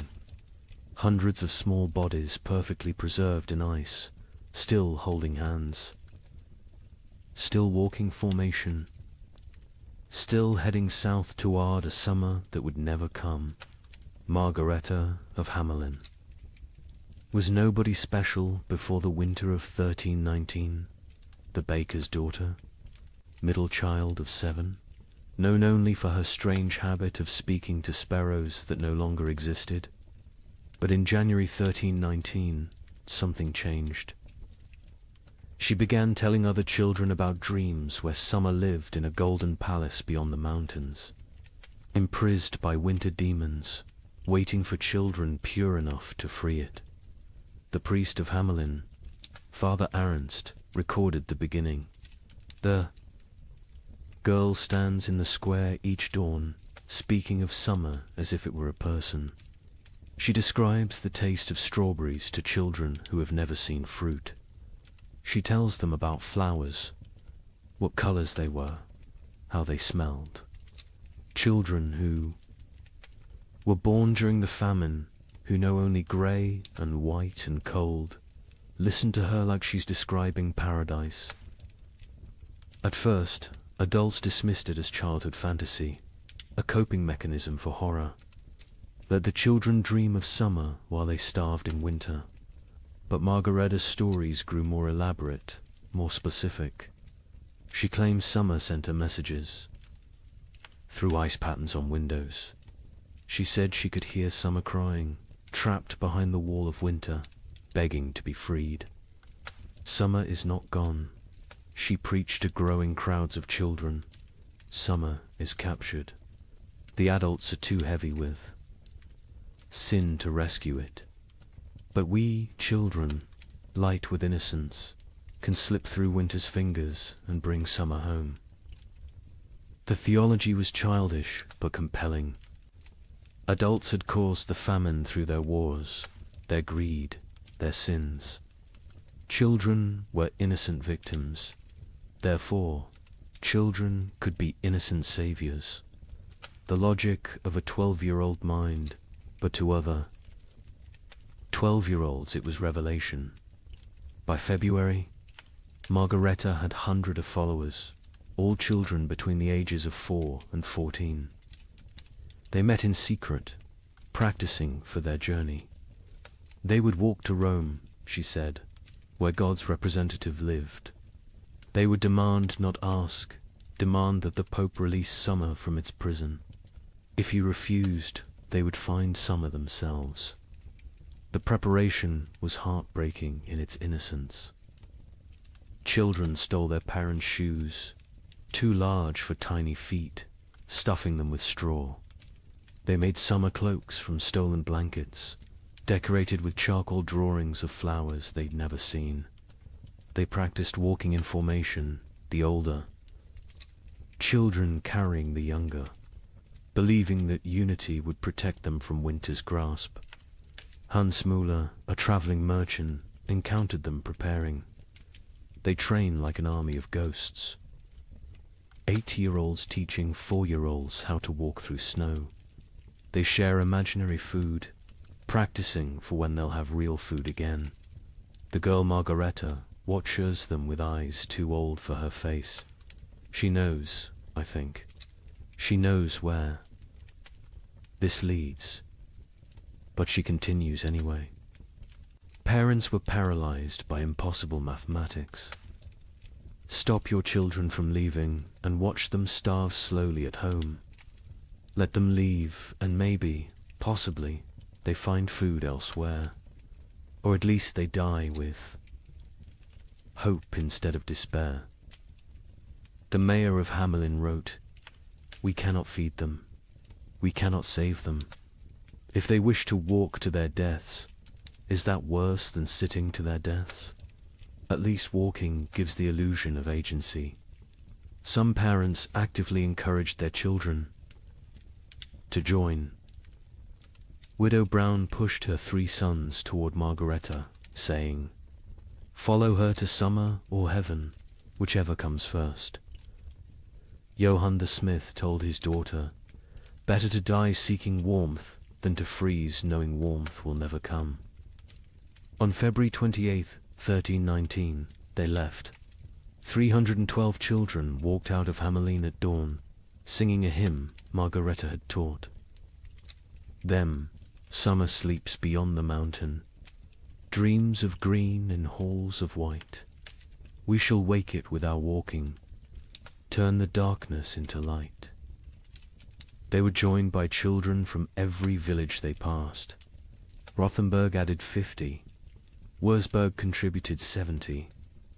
Nuremberg, despite the mayor's attempts to stop them, lost nearly 200 children in a single night. By the time they reached Augsburg, the procession numbered over 1,000. The Bishop of Augsburg tried to stop them, blocking the road with armed guards. Margareta walked up to him, this 12-year-old girl facing the church's authority, and said, "You can kill us. Here or let us die seeking salvation. Either way, our blood is on your hands. But if we die seeking, at least we die with purpose."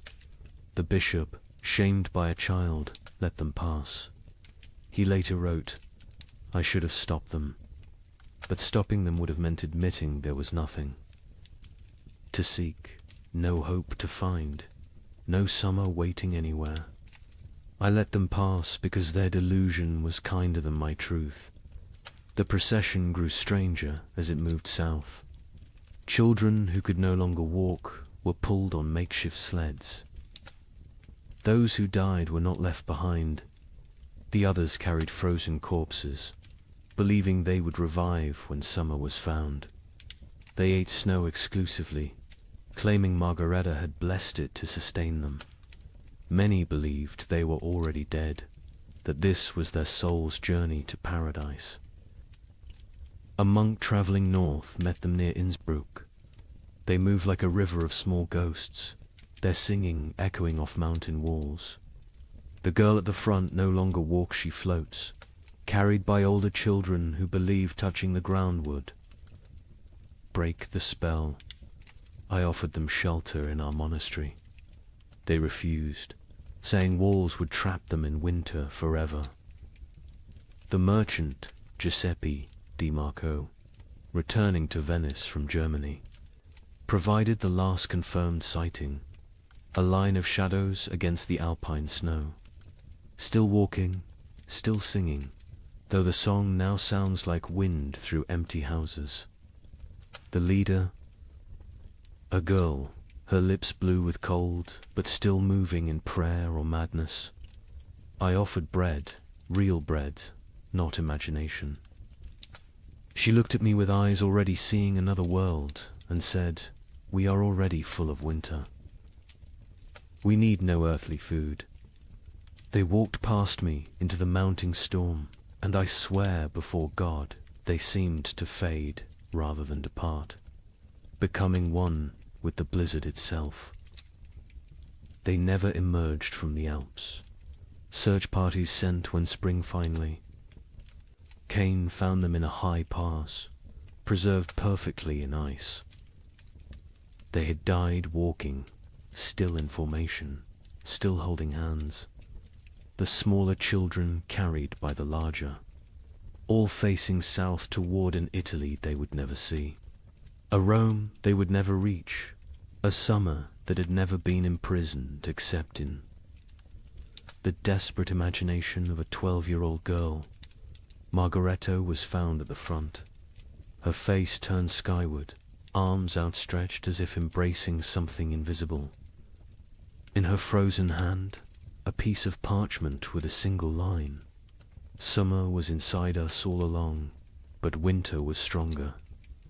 The bodies were left where they lay.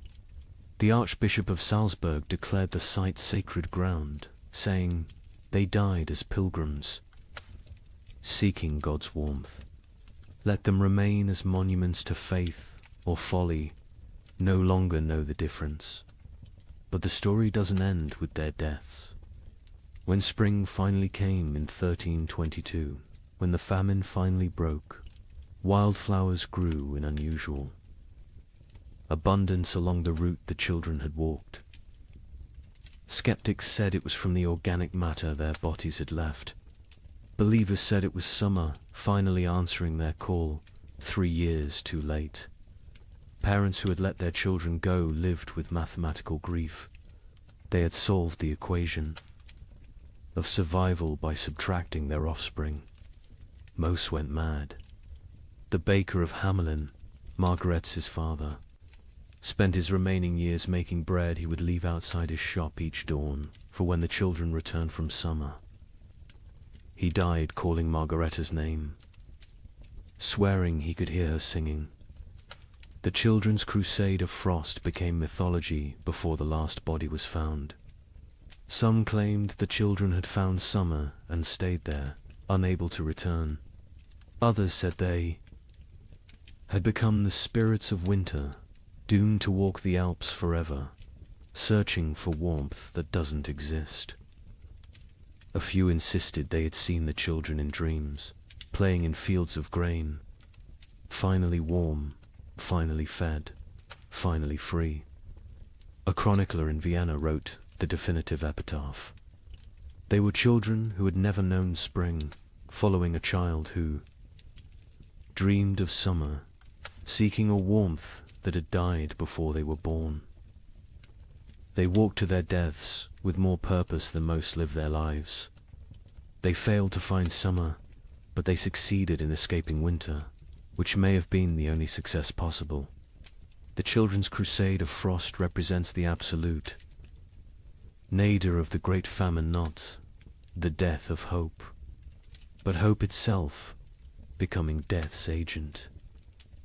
When children abandon their parents to seek impossible dreams, when parents let them go knowing the truth, when entire societies watch their future walk away into frozen oblivion and do nothing because nothing can be done, that is when civilization doesn't just collapse but voluntarily dissolves.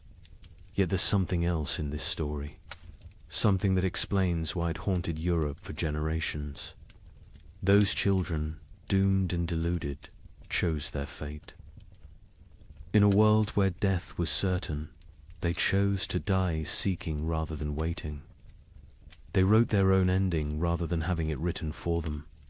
They failed, but they failed attempting the impossible, which is perhaps the most human thing one can do. The last word belongs to a nameless child, one of hundreds found in that alpine pass, who had carved into a frozen tree trunk. We came to find summer. We found each other. That is enough. By 1320, something unprecedented was happening across Europe. Entire villages were disappearing, not dying, disappearing. A tax collector would arrive to find homes standing empty, fires still warm, food still on tables, but not a soul in sight. Bishop of Lincoln investigated 17 such villages. His report contains a chilling observation. In each dwelling we found the same thing, a single word carved into the main beam. Forgiven. We know not if they sought forgiveness or granted it. Modern archaeologists have found evidence these villagers walked en masse into forests, bogs, or the sea. Mass suicide? Mass migration to nowhere? We'll never know. But the pattern was always identical. They left everything behind except their children.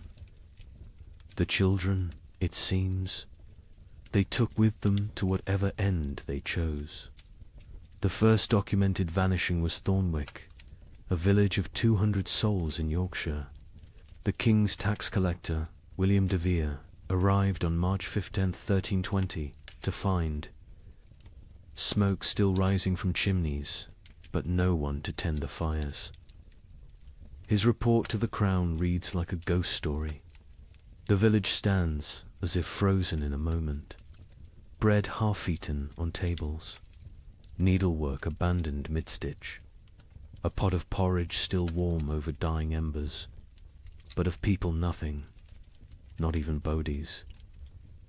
They have vanished as completely as if God himself erased them from existence. But they hadn't been erased. They had chosen erasure. In every house, carved deep into the main support beam, that single word, forgiven. Some carved carefully, with time and purpose.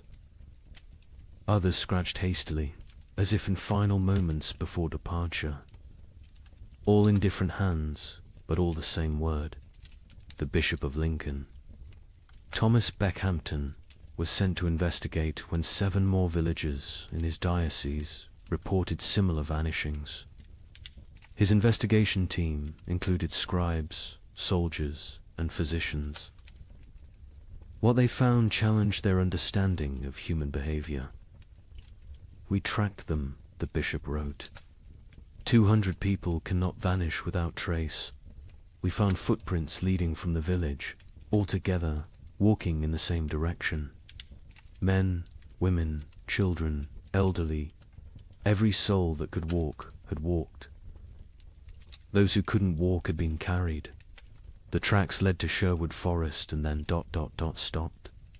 Not scattered, not turned back, simply stopped, as if they had stepped off the earth itself. Deeper investigation revealed planning. These weren't spontaneous disappearances, but coordinated evacuations. In Thornwick, they found evidence of a final feast. Everyone had eaten together one last time, using the last of their stores. In Grimsby, they discovered that villagers had released all livestock, opened all gates, freed all caged birds. They had systematically undone civilization before walking away from it. The physician, Master Hugh of Salerno, noted something disturbing. No signs of violence, no evidence of force. These people chose to leave. More troubling, they chose together. What conversation, what collective decision leads an entire community to abandon existence itself? The pattern spread across Europe like a plague of absence. In Bavaria, the village of Klinwald vanished, leaving behind a communal letter. We go to find what God has hidden from us. We go together because alone we are nothing. We take our children because they deserve better than this slow death. We leave our homes because homes without hope are merely tombs with windows. Seek us not. We are already farther than you can follow. The French village of Moulambus left more disturbing evidence. Every adult had written their name on the church wall, followed by their sins: murder, theft, adultery, cannibalism. The last entry in the priest's hand: we have all sinned beyond redemption. We go to place ourselves before God's judgment directly, rather than wait for him to find us here. But it was the German village of Hofnungslos that provided the most complete picture. They had left a chronicle, written collectively, each family, contributing a passage. We have eaten our horses. We have eaten our dogs. We have eaten our leather. We have eaten our dead. We have eaten hope itself. What remains is not life, but the mockery of life. We choose to end this mockery on our own terms. The Muller family counts 5 souls still breathing. We have survived by unspeakable acts. Our youngest no longer speaks. Our eldest no longer sleeps. We are alive, but not living. Tomorrow we walk toward whatever judgment awaits. I am Klaus the smith. I have beaten plowshares into weapons, weapons into tools, tools into nothing. My hammer has nothing left to strike. My forge has nothing left to burn. I have nothing left to be. We go to become nothing together. The entries. Continued 4 pages. Each family's testament to horror endured and horror committed. The final entry, unsigned. We forgive each other because no one else will. We forgive ourselves because we must. We forgive God because he knows not what he does. The children were always taken. This detail haunted investigators. In villages where adults were found dead from starvation, disease, violence, children's bodies were often present. But in the vanished villages, no children remained. Whatever dark pilgrimage these communities undertook, they brought their young. A woodcutter named Franz claimed to have seen one such procession near the Black Forest. 300 shadows walking into the trees at dusk. No talking, no crying. Even the babes silent in their mother's arms. They walked like they were already dead, just looking for a place to lie down. I called out, but none turned. They walked into the forest, and the forest swallowed them. The church struggled to explain the vanishings. Suicide was mortal sin, but was this suicide? The Archbishop of Canterbury wrote, "If a man throws himself from a cliff, it is suicide. If a village walks into the sea, what is it? Mass suicide? Or something else? A collective return to the nothing from which we came." In Paris, 1321, while peasants gnawed bark, the nobility held what historians call the most disturbing party in medieval history, the Feast of Fools. Organized by Count Robert of Artois, it was meant as defiance against death. Here's what happened. Nobles dressed as peasants, peasants dressed as nobles. They served courses of elaborately prepared nothing, empty plates dressed with garnishes of straw. They held mock executions where the condemned gave recipes for cooking leather. They crowned a skeleton as May Queen, but the climax was the last. Supper 13 nobles drew lots. The one who drew the black stone would provide the feast. Count Robert drew it himself. He laughed, opened his veins into wine cups, and served his blood to his guests while making toasts. He bled to death. Standing, cup raised, still smiling. The chronicle states, none stopped drinking until the cup was empty. The invitation had arrived on vellum worth more than most Parisians would see in a lifetime, written in gold ink that could have been traded for bread. Count Robert of Artois requests your presence at the Feast of Fools, where we shall dine. On reality and drink deep of truth. Come as you are not. Leave as you never were. April 1st, year of our absent Lord 1321. Count Robert had survived the famine through typical noble privileged hoarded grain, fortified walls, the ability to take from those who couldn't resist. But something had broken in him when his youngest daughter died not from starvation, but from abundance. She'd found his hidden honey store, eaten herself to rupture, died vomiting sweetness while Paris starved. He'd laughed when they found her body, and hadn't stopped laughing since. The feast's preparation was elaborate insanity. Robert spent the last of his wealth on decorations for serving nothing. He commissioned golden plates for emptiness, silver, chalices for air, elaborate centerpieces celebrating absence. The great hall of his chateau was transformed into what witnesses called a cathedral of mockery. Lady Isabel de Valois, who survived the feast, left the most complete account. We arrived to find reality inverted.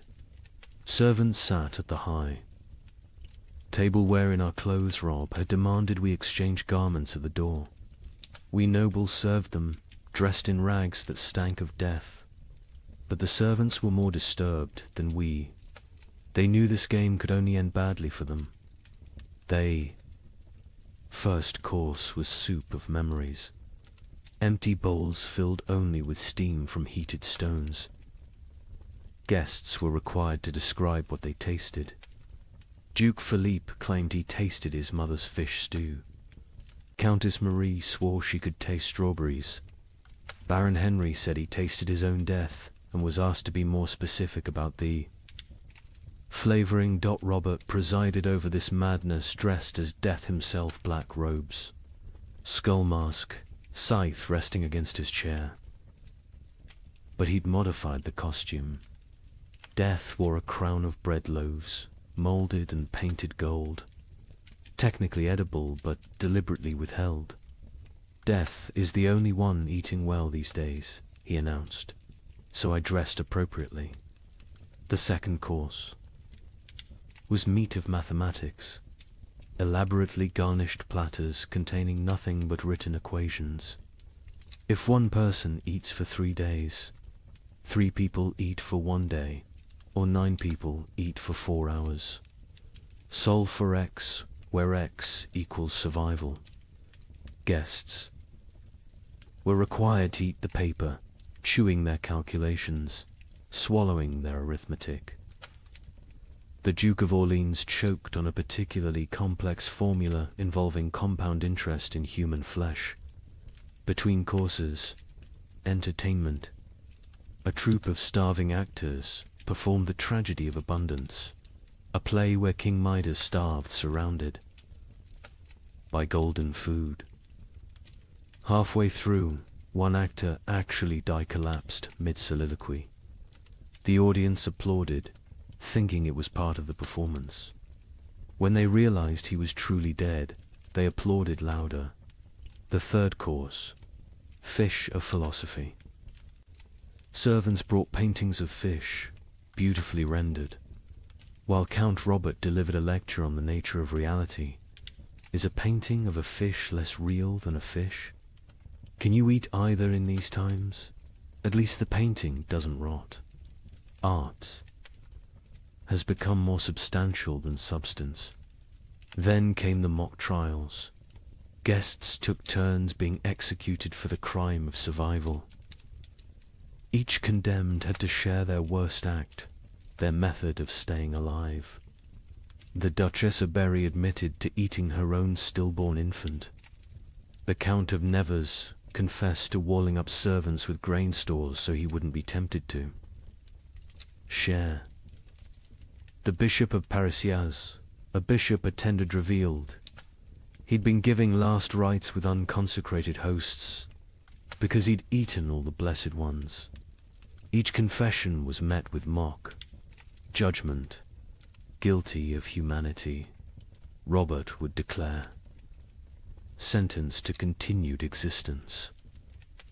The crowd would laugh, but it was laughter like screaming, laughter like sobbing. Laughter because the alternative was acknowledging what they'd all become. The fourth course was vegetables of vanity, sculptures made from human hair and nail, clippings arranged to look like salads. We consume ourselves, Robert explained. We always have. The famine just made it literal. Guests were required to eat these too. The Marquis de Toulouse vomited immediately. He was forced to eat that as well. Nothing wasted, Robert insisted. That's the new nobility. The entertainment grew darker. A puppet show where marionettes made from human bones performed a harvest dance. A choir of orphans singing recipes for preparing leather. A juggler tossing skulls who revealed, mid-performance, that they were his own children's skulls. The audience couldn't tell what was performance and what was confession. The fifth course, bread of betrayal. Actual bread appeared, one small loaf. The room went silent. Real food, after hours of elaborate nothing. Roberts explained the game. Tell us who you killed for food. The best story wins the bread. What followed was an auction of atrocity. The Baron of Anjou described smothering his elderly mother to inherit her hidden grain. The Countess of Blois explained how she'd poisoned her husband when she discovered he'd been secretly eating while she starved. The Duke of Normandy won with his tale of hosting a dinner party, serving his guests, his own son, then revealing the truth after they'd eaten. He took one bite of the bread and vomited blood. The bread was made from sawdust and painted to look real. The sixth course, wine of wisdom. Empty goblets that guests had to fill with their own fluid stares, saliva, blood, whatever they could produce. We toast to truth, Robert declared. The truth that we are bags of liquid pretending to have purpose. They drank their own essences while Robert laughed and laughed and laughed. Then came the moment that would define the feast in history. Robert announced the Last Supper, 13 volunteers to recreate Christ's final meal. but with a twist. They would draw lots. 12 would feast. 1 would be the feast. The volunteers came forward, 12 nobles, so broken by horror they'd embrace any ending. Robert himself was the 13th. They drew carved bones from a jeweled box. Robert palmed the black bone, ensuring he drew it. Everyone knew. No one spoke. "I am the feast," he announced with genuine joy. "I am bread and wine. I am flesh and blood. I am the only honest noble lefty. Give myself to be consumed." He opened his veins with ceremonial precision, not to die quickly, but to fill 13 cups. He made toasts as his blood flowed, to abundance. Nervous laughter to the feast that never ends. Desperate drinking to the truth that we're all already dead. Silence, except for swallowing. He conducted himself like a sommelier describing vintages. Note the iron undertones, the hint of despair, the full body of wasted life. He grew paler with each toast, but never stopped smiling. Drink deep, friends. I'm a vintage that won't be repeated. The guests drank because stopping would mean acknowledging what they were doing. They drank because Robert was watching, still standing, still bleeding, still insisting this was all a grand joke. They drank because his blood was warm and they'd forgotten warmth. They drank because it was that or scream. Robert's final toast, as his knees began to buckle, to the feast of fools, where fools feast on fools, where wisdom is folly and folly is survival. To the nobility that dies with nobility, leaving only animals wearing crowns. To the joke that God played on us, and the joke we play back.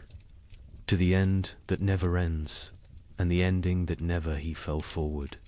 Cup still raised, smile still, fixed. Dead before he hit the ground, but somehow still laughing. The guests sat with empty cups, full stomachs, and the knowledge that they'd literally drunk noble blood while dressed as peasants in a world where symbolism had become sustenance. The aftermath was swift and terrible. The servants, Forster, watch nobles drink noble blood, revolted, not politically aside. They stripped off the noble clothes, fled the chateau, most walking directly into the Seine to drown. The nobles, trapped in servant rags, covered in Robert's blood, stumbled into Paris streets where they were attacked by mobs who didn't recognize them or didn't care. Of the 100 guests at the Feast of Fools, 13 survived to Easter. Most died by suicide, unable to process what they'd participated in. Lady Isabel, who recorded the events, ended her account. "We went to mock death and became death's mockery. We tried to feast on nothing and discovered we were nothing. Count Robert won his game. He died laughing at a joke only he understood, leaving us to live with the punchline." The Feast of Fools wasn't just noble decadence, it was aristocracy's suicide note written in performance art, when the highest class of society serves nothing on golden plates.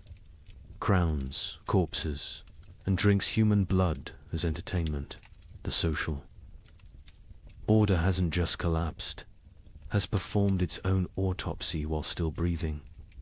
The king, upon hearing of the feast, reportedly said, "Count Robert has shown us our future elaborate rituals around nothing, performances of power without power. Substance, consumption of ourselves disguised as celebration." He then ordered all records of the feast destroyed. They survived because Lady Isabel hid her account inside a Bible, writing, "Let future generations know that when the world ended, the nobility threw a party. We dressed our doom in silk and served our destruction on silver platters. We made horror into art because art was all we had left. And when the last toast was raised, it was to our own annihilation, delivered with perfect etiquette. Let me share numbers that medieval minds couldn't comprehend. In 1310, Europe's population was roughly 75 million. By 1322, it was 60 million. 15 million people gone. Not from plague, not from war, from cold and hunger, but statistics hide. Individual horror. In the town of Ypres, they kept exact records. Population 1315, 10,400. Population 1,322, 2,100. But here's the detail that haunts. Of those 2,100 survivors, only 300 were the original residents. The others, they came from elsewhere, drawn by rumors of food, only to find more death.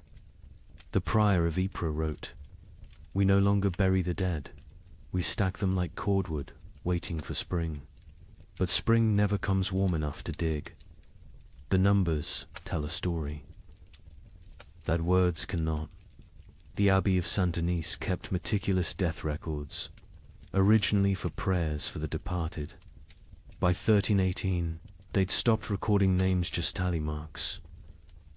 5 marks crossed through.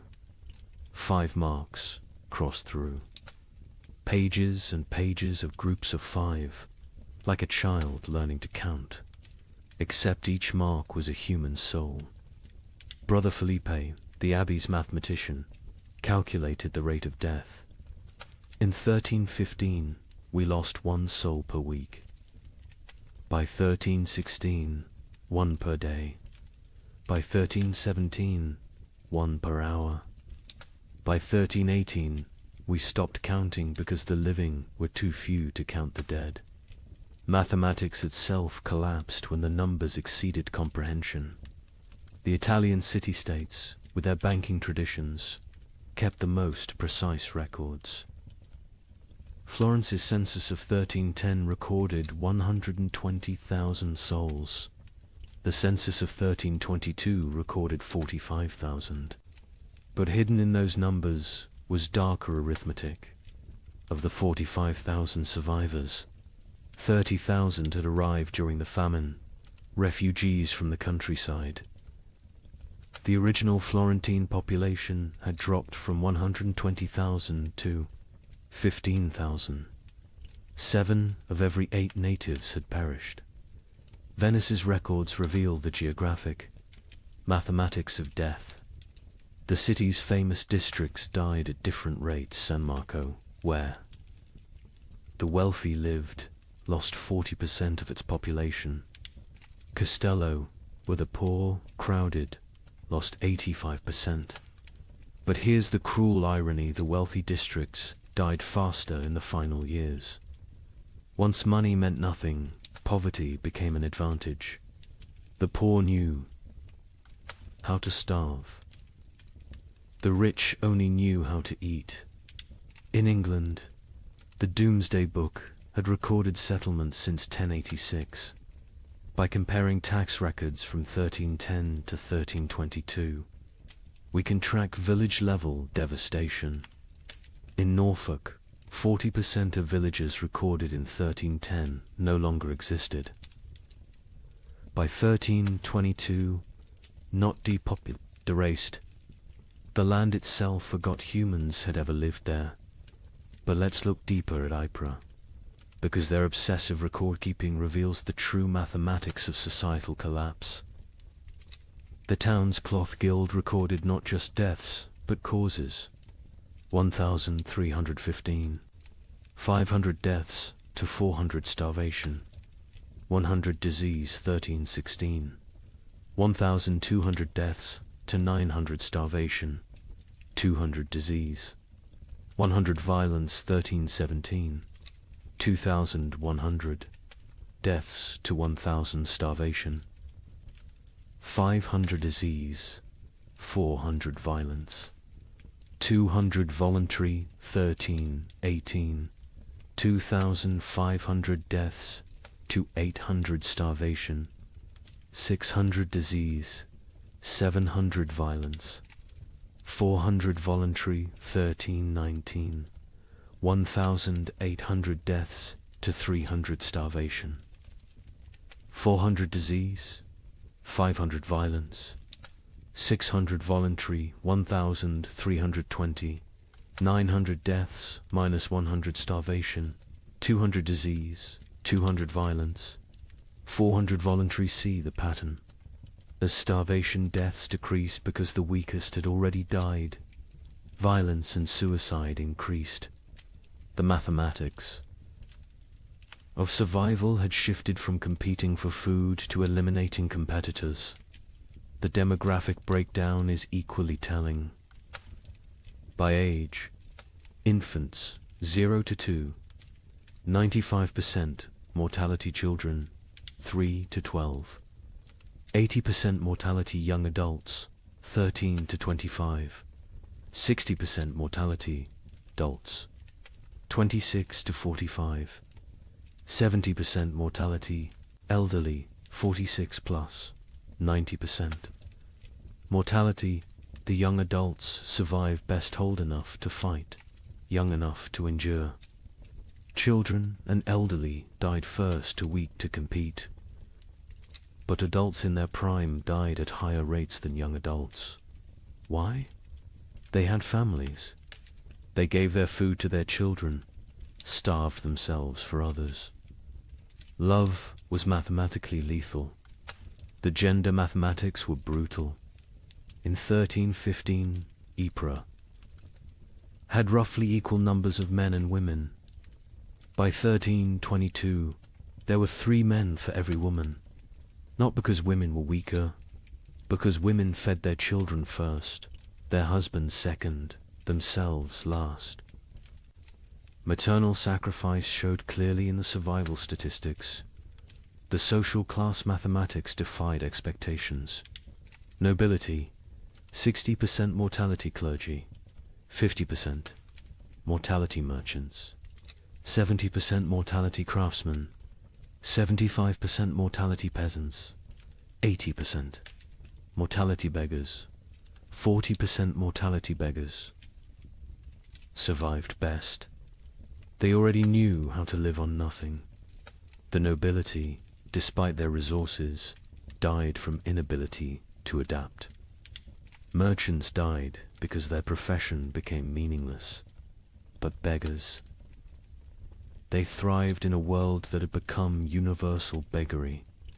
The geographic distribution created what scholars called death shadows. Cities drew refugees from the countryside, creating rings of escalating mortality. Paris, with a 1310 population of 200,000, had 80,000 survivors in 1322. But the villagers within a day's walk of Paris, complete annihilation. They'd all walked to the city seeking food, died in the streets, their homes becoming ghost towns. The monastery of Cluny mapped deaths across their network of abbeys. They discovered death followed trade routes not because trade spread disease, but because rumors of food traveled along merchant paths. Entire populations would migrate toward imagined abundance, creating waves of mobile starvation that crashed against city walls. The seasonal mathematics were predictable yet horrifying. Spring, highest death rates, bodies hidden by snow revealed. Last stores exhausted summer, moderate deaths, some forage available. But disease spread autumn. Lowest deaths, whatever harvest existed, plus weakest already dead winter. Rising deaths, cold, multiplying hungers, lethality, but within those seasons. Specific dates showed spikes. Christmas saw mass suicides. The contrast between religious celebration and reality broke minds. Easter saw violence spiked, the promise of resurrection mocked by death's omnipresence. Harvest festivals became killing fields as communities fought over failed crops. The birth rate mathematics were perhaps most tragic. In 1310, Ypres recorded 400 births. In 1316 to 200 births. In 1318, 50 births. In 1320, 12 births. By 1321, 0. Not 0, recorded 0, occurred. Women stopped conceiving, bodies too starved to support pregnancy. Those who did conceive miscarried, or gave birth to stillborn children. An entire generation unborn. The marriage mathematics inverted. In 1310, Ypres recorded 200 marriages. In 1320, they recorded 400. Why the increase during horror? Survival partnerships. Widows with food, marrying widowers with shelter. Children married to combine family resources. Marriage became merger. Love replaced by mathematics. The death-to-burial ratio reveals societal collapses. Progression to 1,315. One death equals one burial, 1316. Two deaths equals one burial, 1317. 5 deaths equals one burial, 1318. 10 deaths equals one burial, 1319. 20 deaths equals one burial, 1320. Burial ceased. Bodies stacked or burned. The prior of Ypres wrote, "We have built pyramids of the dead, frozen corpses stacked like masonry, mortared with ice. Come spring, they will thaw and collapse, but by then, who will remain to care?" The economic mathematics were absurd. The price of wheat increased 2,000% between 1315 and 1320, but expressing it as percentage obscures the reality. In 1315, a penny bought a loaf. In 1320, a year's wages couldn't buy a crumb. Money became meaningless. The only currency was calories. Distance mathematics changed. In 1310, a healthy person could walk 20 miles per day. By 1320, survivors could manage perhaps 2 miles. The world shrank as human capability decreased. Villages 10 miles apart became unreachable foreign lands. Geography expanded as humans contracted. The theft mathematics reveal moral collapse. 1,315. 100 thefts. Mostly grain, 1316. 500 thefts. Anything. Edible, 1317. 1,000 thefts. Including clothing and fuel, 1318. 2,000 thefts. Including children, 1319. Theft became meaningless. Nothing left to steal. The murder mathematics followed similar patterns, but with a crucial difference. Murders peaked in 1318, then declined not from returning morality, but from lack of strength. By 1319, people were too weak to kill. Violence required carries nobody could spare. The migration mathematics created empty zones and death clusters. Rural areas emptied as survivors walked to cities. Cities became graveyards as refugees died in streets. The population didn't just decline, it concentrated, then collapsed. Like a star becoming a black hole, the linguistic mathematics were subtle but telling. The Ypres records showed declining vocabulary over time. 1315 records use varied, complex language. By 1320, the same. Scribes used perhaps 200 words repeatedly. Hunger had literally reduced their ability to think in complex terms. Survival required all cognitive resources. The time mathematics warped reality. Survivors reported years feeling like decades, days feeling like minutes. The prior wrote, "We have lived 7 years that feel like 70. I am 40 but feel 400. Time itself has starved, moving slowly like everything else dying." The children's mathematics were most heartbreaking. In 1315, Ypres had 3,000 children under 12. By 1322, 45. Of those 45, only 3 were from Ypres. The others were orphans who'd wandered in from elsewhere. Their origins unknown, their parents dead, their futures non-existent. An entire generation deleted. Here's the mathematical truth medieval minds couldn't grasp. Exponential death. When food production drops 50%, population doesn't drop 50%, drops 80%. Because that 50% reduction creates competition, disease, violence, and suicide that multiply mortality beyond the initial cause. Famine doesn't just kill through starvation, kills through the mathematics of social collapse. The final statistic, the one that captures the true horror of the 15 million who died. Historians estimate only 5 million died directly from starvation. The other 10 million died from what starvation created: disease, violence, suicide, exposure, accidents caused by weakness, childbirth without resources, infections without medicine. 2/3 of deaths weren't from famine, but from famine's mathematics. The prior of Ypres' final entry, dated March 1322. I have kept these records for 7 years. I have reduced human souls to marks on parchment, lives to numbers, horror to mathematics. But mathematics cannot capture the sound of children crying for food that doesn't exist.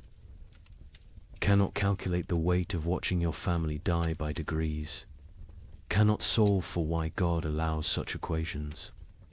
The numbers say 2,100 remain from 10,400. But numbers lie. None remain. We 2,100 are not survivors, we are the not yet dead. Walking statistics waiting for our final tally.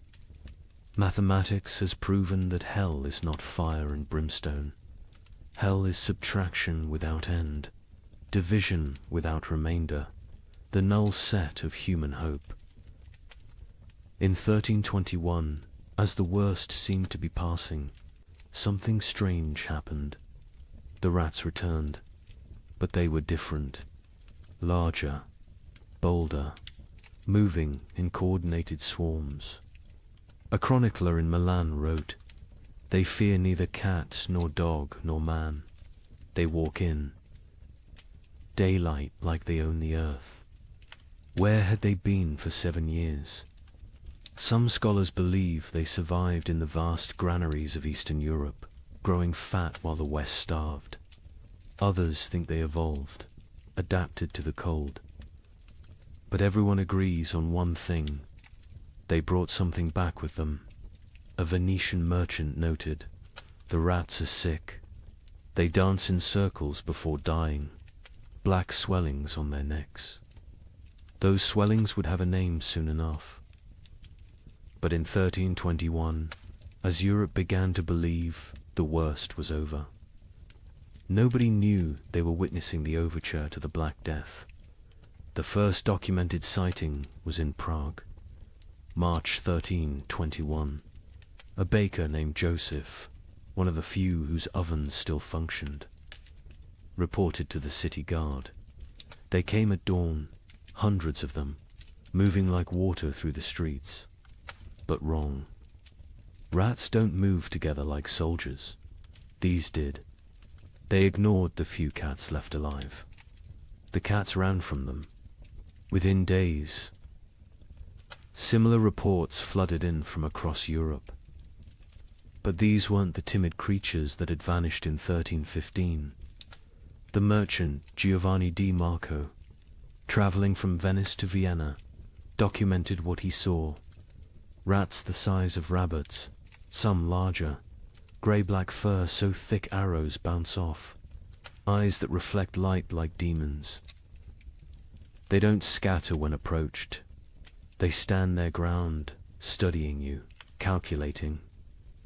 The Archbishop of Mainz received disturbing reports from his parishes. The rats show intelligence beyond nature. They work in teams, some distract while others steal. They've learned to open larches, untie knots, even use simple tools. A priest in Worms saw one using a stick to knock bread from a high shelf. This is not natural. This is diabolic. But where had they been? The 7-year absence created wild theories, but one Benedictine scholar, Brother Antonius of Regensburg, proposed something chillingly plausible. The rats didn't vanish, they migrated east, following ancient Roman grain routes to the steppes. Beyond Hungary, there, in the vast underground granaries, built by emperors and forgotten by time, they found paradise. Infinite grain, no predators, perfect breeding conditions, 7 years of unlimited food and reproduction. They've returned not as the same species, but as something evolved. The physical changes were documented obsessively. A physician in Paris dissected several specimens, twice the size of pre-famine rats. Muscle density increased by half. Teeth lengthened and serrated, capable of chewing through wood, even soft metals. Most disturbing, enlarged brains. The cranial capacity has increased by 1/3. These are not the rats that left. These are their descendants, shaped by 7 years of plenty while we endured 7 years of want. The behavioral changes were even more unsettling. The rats showed coordination that defied explanation. A witness in Cologne described an attack on a grain warehouse. They moved in waves. First wave gnawed the doors, while others waited. When guards appeared, they retreated. In perfect synchronization, they returned at night with more numbers, attacking from multiple points simultaneously. They knew we were watching. They waited until we were exhausted. They had lost all fear of humans. Previous generations of rats fled from people, lived in shadows, scavenged secretly. These new rats walked openly through marketplaces, entered homes while families ate, stared directly at humans with what witnesses described as calculating intelligence. A child in Nuremberg reported rats watching her family eat dinner through the window. "Counting us," she said. The cats, those few that survived the famine, refused to hunt them. A chronicler in line observed, "Our best Mauser, who survived 7 years of horror by hunting, now cowers when rats pass. He recognizes something we don't. The predator-prey relationship is inverted. The cats know they're now the prey. Dogs fared no better. Hunting hounds trained to kill wolves ran from rat. Swarms, a pack of street dogs in Milan, hardened by years of surviving on corpses, was found torn apart. Witnesses said the rats had hunted them like wolves hunt deer, driving them into a corner, exhausting them, then moving in for the kill. But it was the rats' relationship with the dead that proved most disturbing. During the famine, corpses had accumulated faster than burial. Mass graves, body piles, frozen pyramids of the dead, all untouched for years. The returned rats showed intense interest in these sites. Not to feed, they seemed well fed, but to investigate. A gravedigger in Bordeaux reported. They dig into the mass graves, not eating, just ... examining. They spend hours among the bones, touching them with their paws, almost like they're reading something. Then they emerge and dance, spinning, leaping, falling over, getting up, spinning again, like they're drunk or mad. The dancing disease appeared first in the rats, then in the animals they bit, finally in humans. But in 1321, people thought it was just strange behavior. They didn't connect it to disease. Why would they? The rats looked healthy, even robust. Larger, stronger, more vital than any rats in memory. An Italian merchant named Carlo Benedetti made the crucial observation that historians would later recognize as prophetic.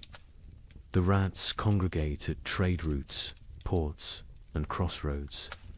There, not seeking food, food exists everywhere now, that so few remain to eat it. They're positioning themselves along human movement patterns, waiting, but for what?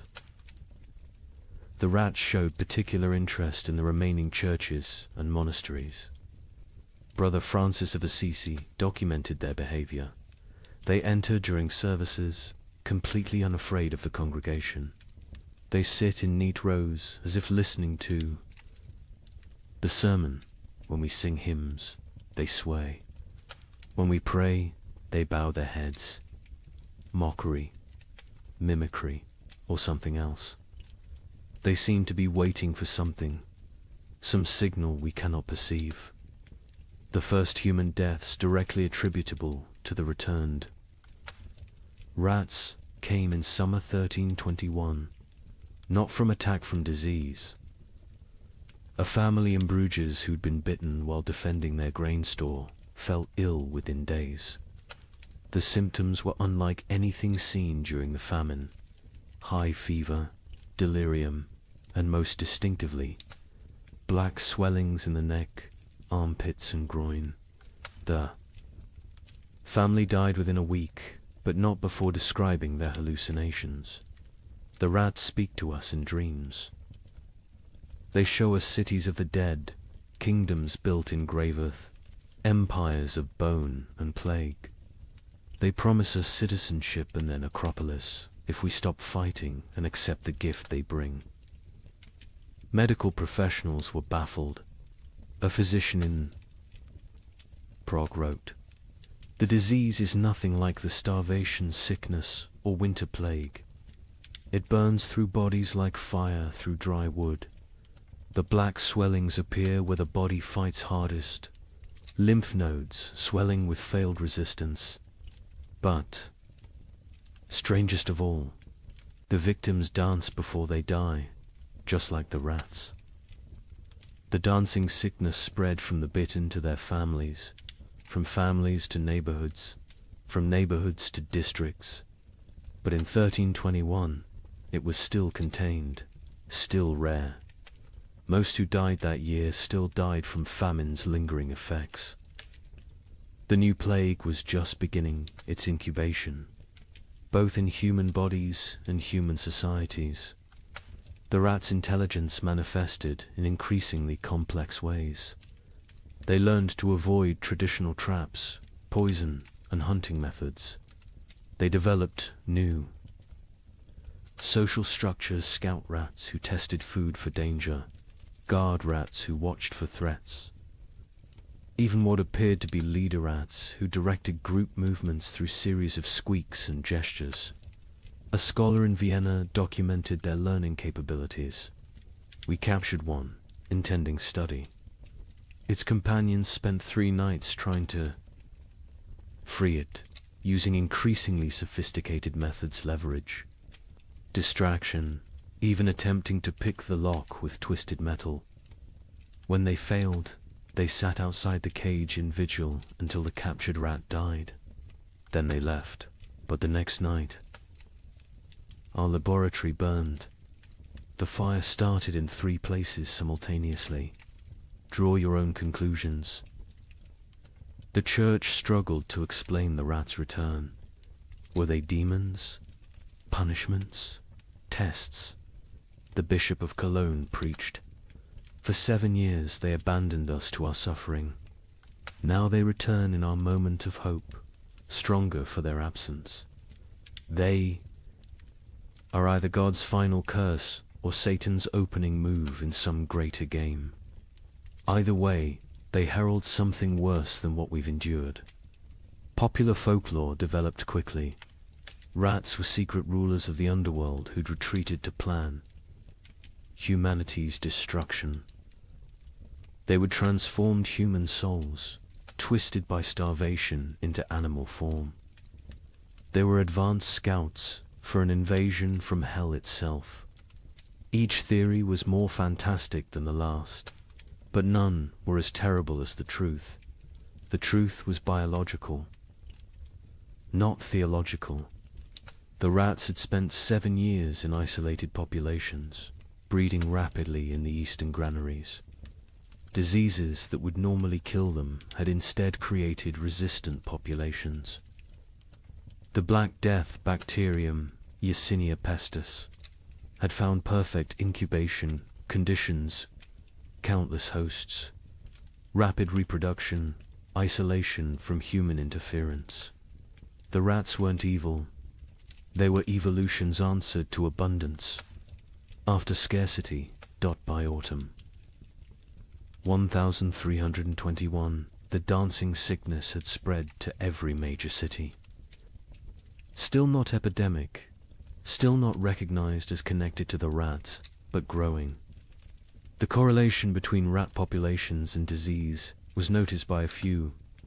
An Italian doctor wrote, "Where rats congregate, sickness follows. Where rats dance, humans die.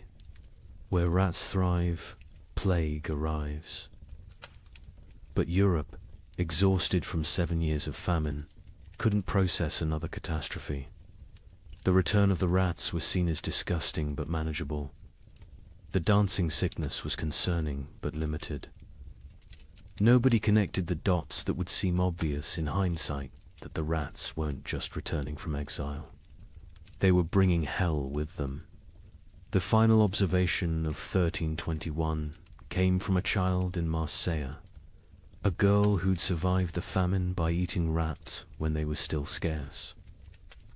She told her priest, "The old rats tasted of hunger and fear.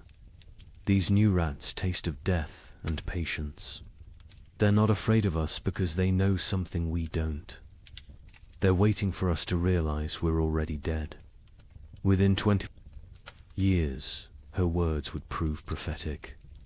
The Black Death would kill 1/3 of Europe's remaining population.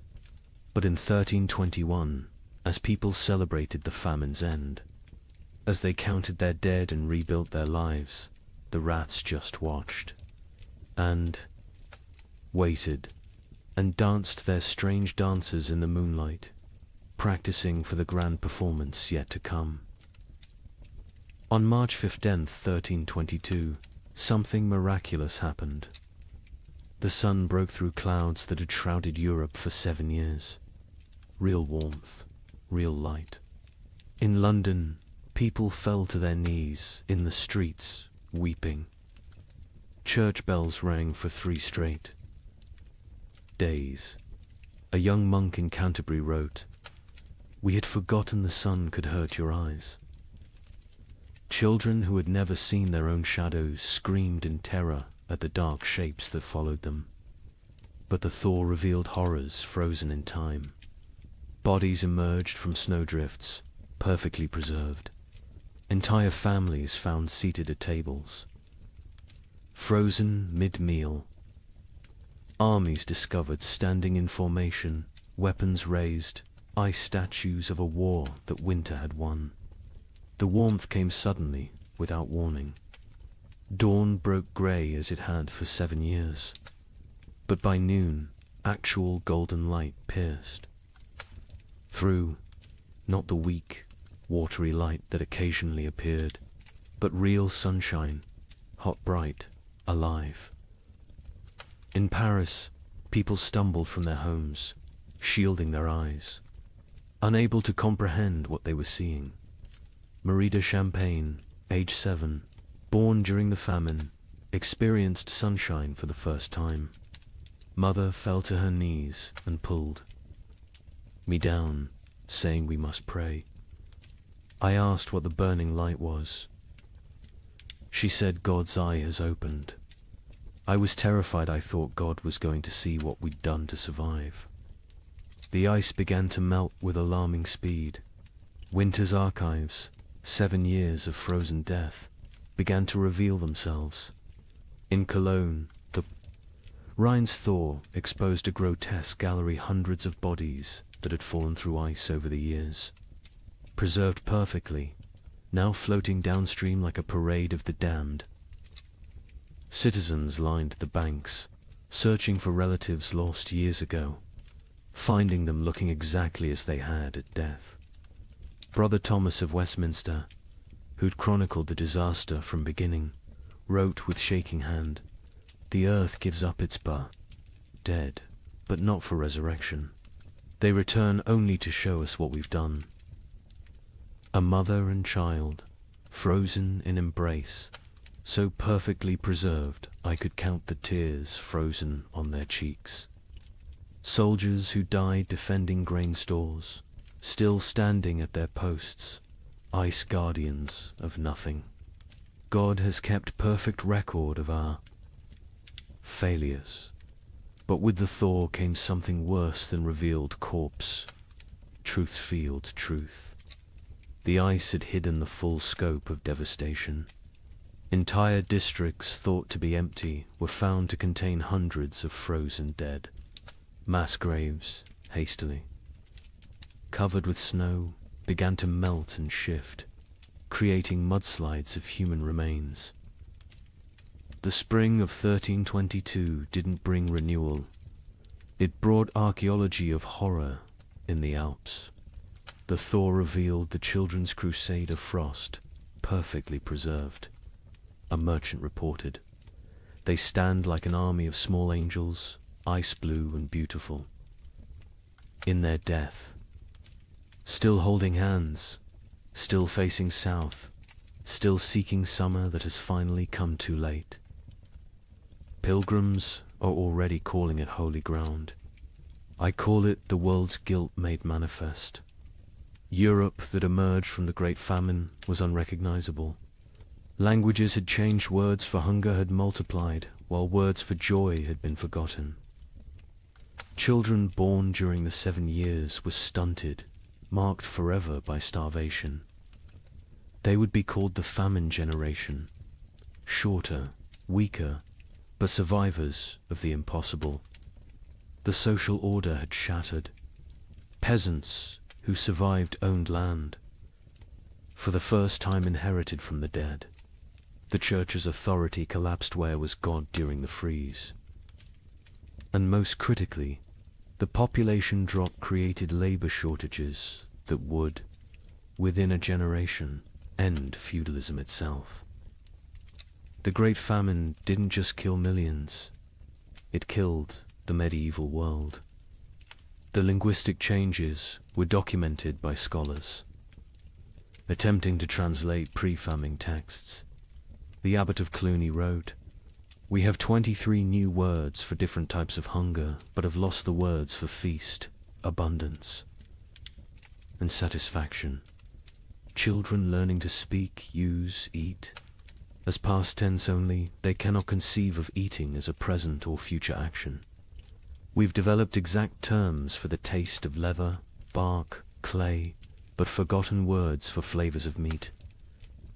The famine generation bore physical marks that would last lifetimes.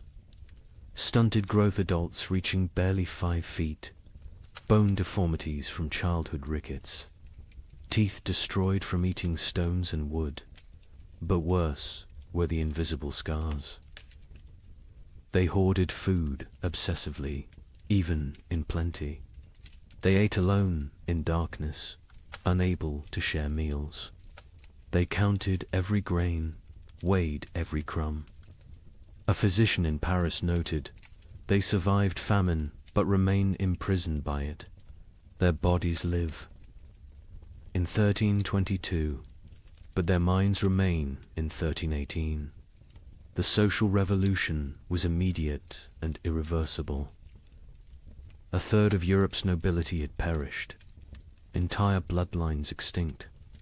Peasants squatted in abandoned castles, worked lordless lands, claimed ownership through occupation. The survivorship created overnight social mobility. A serf who'd hidden grain became a merchant. A baker's assistant who'd outlived his master became a guild leader. A prostitute who'd hoarded food became a property owner. The church's authority evaporated like morning frost. 7 years of unanswered prayers had broken faith's monopoly. New sects emerged, some worshipping nature, others embracing nihilism. The Pope's call for renewed devotion was met with laughter. A graffiti in Rome read, "God starved. We survived. Who then is stronger?" Priests found congregations unwilling to tithe, unable to trust divine providence that had provided only suffering. But most revolutionary was the labor shortage. With 15 million dead, every survivor became valuable. Peasants demanded wages. Instead of feudal obligations, serfs simply walked away from their lords, knowing they'd find better conditions elsewhere. The statute of laborers, attempting to freeze wages at pre-famine levels, was universally ignored. A blacksmith could demand noble prices. A farmer could negotiate like a merchant. The medieval world built on hierarchy. Faith and agricultural abundance had been murdered by weather. What emerged was proto-modern, mobile, skeptical, calculating. The Great Famine didn't just kill people. It killed the very idea of divinely ordered society. The survivors knew now that God could forget them, that nobles could starve, that civilization was only 3 meals deep. Europe would rebuild, but never recover. The medieval dream was frozen in those 7 years, preserved like the corpses in ice, beautiful and dead forever. In 1323, an anonymous scribe in Bavaria wrote what might be the most important document of the entire famine. Not a chronicle of events, but a warning. To those who come after, know this. We thought ourselves masters of the earth. We built castles against enemies, churches against damnation, walls against nature itself. But when the sky turned against us, when the very air became our enemy, we learned that civilization is only 3 mills deep. Beneath that lies the animal, and beneath that ... lies something worse, something that would eat its own shadow if it could provide sustenance. We survived. That is not the same as living. Some costs can never be repaid. Some hungers never leave you, no matter how much you eat. We measured time in deaths. We measured love in shared suffering. We measured God in his absence. If the cold comes again, and it will come again, remember that the greatest danger is not the freeze. It's what the freeze reveals about your neighbor, about your family, about yourself. May you never be warm enough to forget what we learned in the cold. The document was found hidden in a monastery wall, wrapped in waxed cloth, deliberately preserved. The scribe continued, "I write this with fingers that consumed my own flesh. I write with eyes that watched my children choose which sibling would eat. I write with a soul that has been to hell and discovered hell is not fire. Hell is ice and the mathematics of survival. We who survived are not heroes. We are the ones who did what heroes couldn't. We chose ourselves over others. We calculated love against calories and chose calories. We learned that honor digests poorly, that mercy is a luxury of the fed, that civilization is just an agreement between people who aren't hungry yet. The sun has returned. The crops grow again. Markets open, bells ring. Children are born who will never know the taste of bark bread. They will call us the generation who endured. But endurance is just a prettier word for betrayal. Betrayal of everything we once believed. Made us human. When abundance returns, you will forget. You will must forget to stay sane. But someone should remember. Someone should know that we measured children's worth in weeks of food, that we drew lots for who would walk into winter, that we learned to distinguish the taste of different mortar. From ancient walls, so I leave this testament, not of what happened chronicles will tell that story, but of what we became. We became arithmetic. We became efficiency.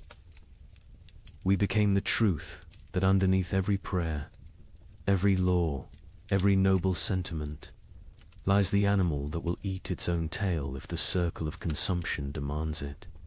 Remember us accurately, not as victims of weather, but as humans revealed.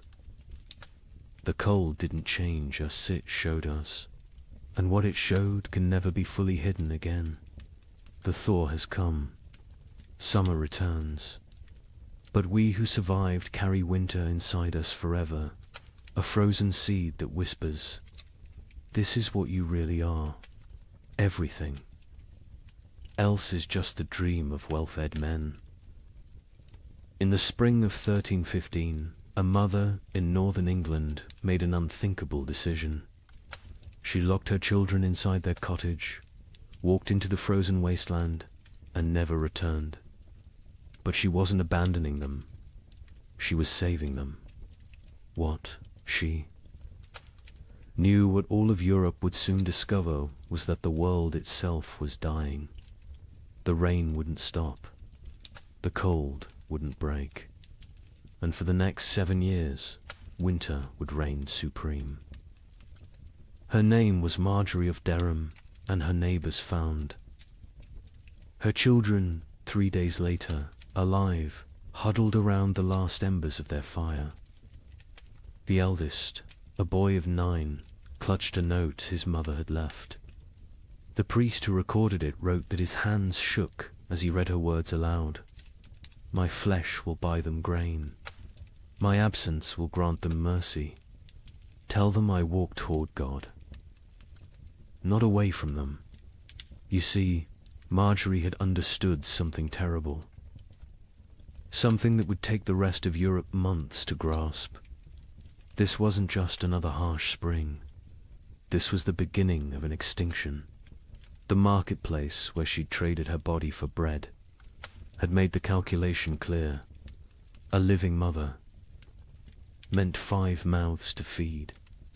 A missing mother meant 4 orphans the church had to shelter, and the church still had grain. Still had walls, still had hope that this nightmare would end. But here's what makes Marjorie's story so haunting. She wasn't unique. Parish records from 1315 show hundreds of similar disappearances. Parents vanishing into blizzards, elderly grandparents wandering into forests, always leaving notes, always locking doors from the outside, always walking toward death like it was salvation. The chronicler Geoffrey Le Baker would later write about that spring with words that feel pulled from nightmares. The rains began on St. George's Day and fell like God had forgotten how to do anything else. Not the warm rains of April that wake sleeping seeds, but frozen needles that killed whatever they touched. Crops didn't fail, they drowned standing. Rivers didn't flood, they exploded from their banks like wounded animals. Think about that. For a moment, you're a medieval peasant. Your entire world is 3 miles wide. Everything you know about survival, every technique your father taught you, every prayer your mother whispered, assumes one simple truth, that seasons follow patterns. Spring brings life. Summer brings growth. Autumn brings harvest. Winter brings rest.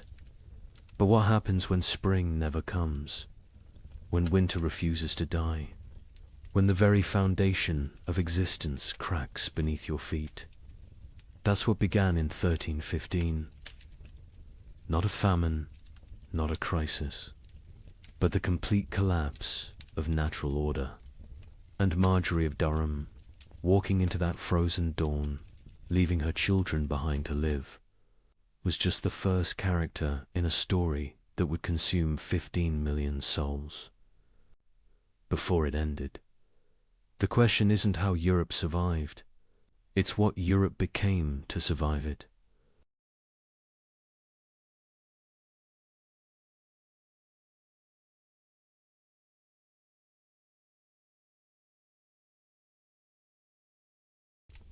Good evening and welcome back, friends.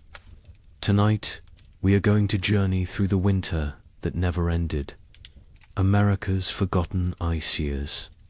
As always, let me know where in the world you are listening in from. Get cozy, settle in, and let's begin. She stood at the frost-covered window. Her breath formed clouds in the June air. Outside, snow fell on what should have been green cornfields. Her children huddled by the dying fire. They wrapped themselves in every blanket the family owned.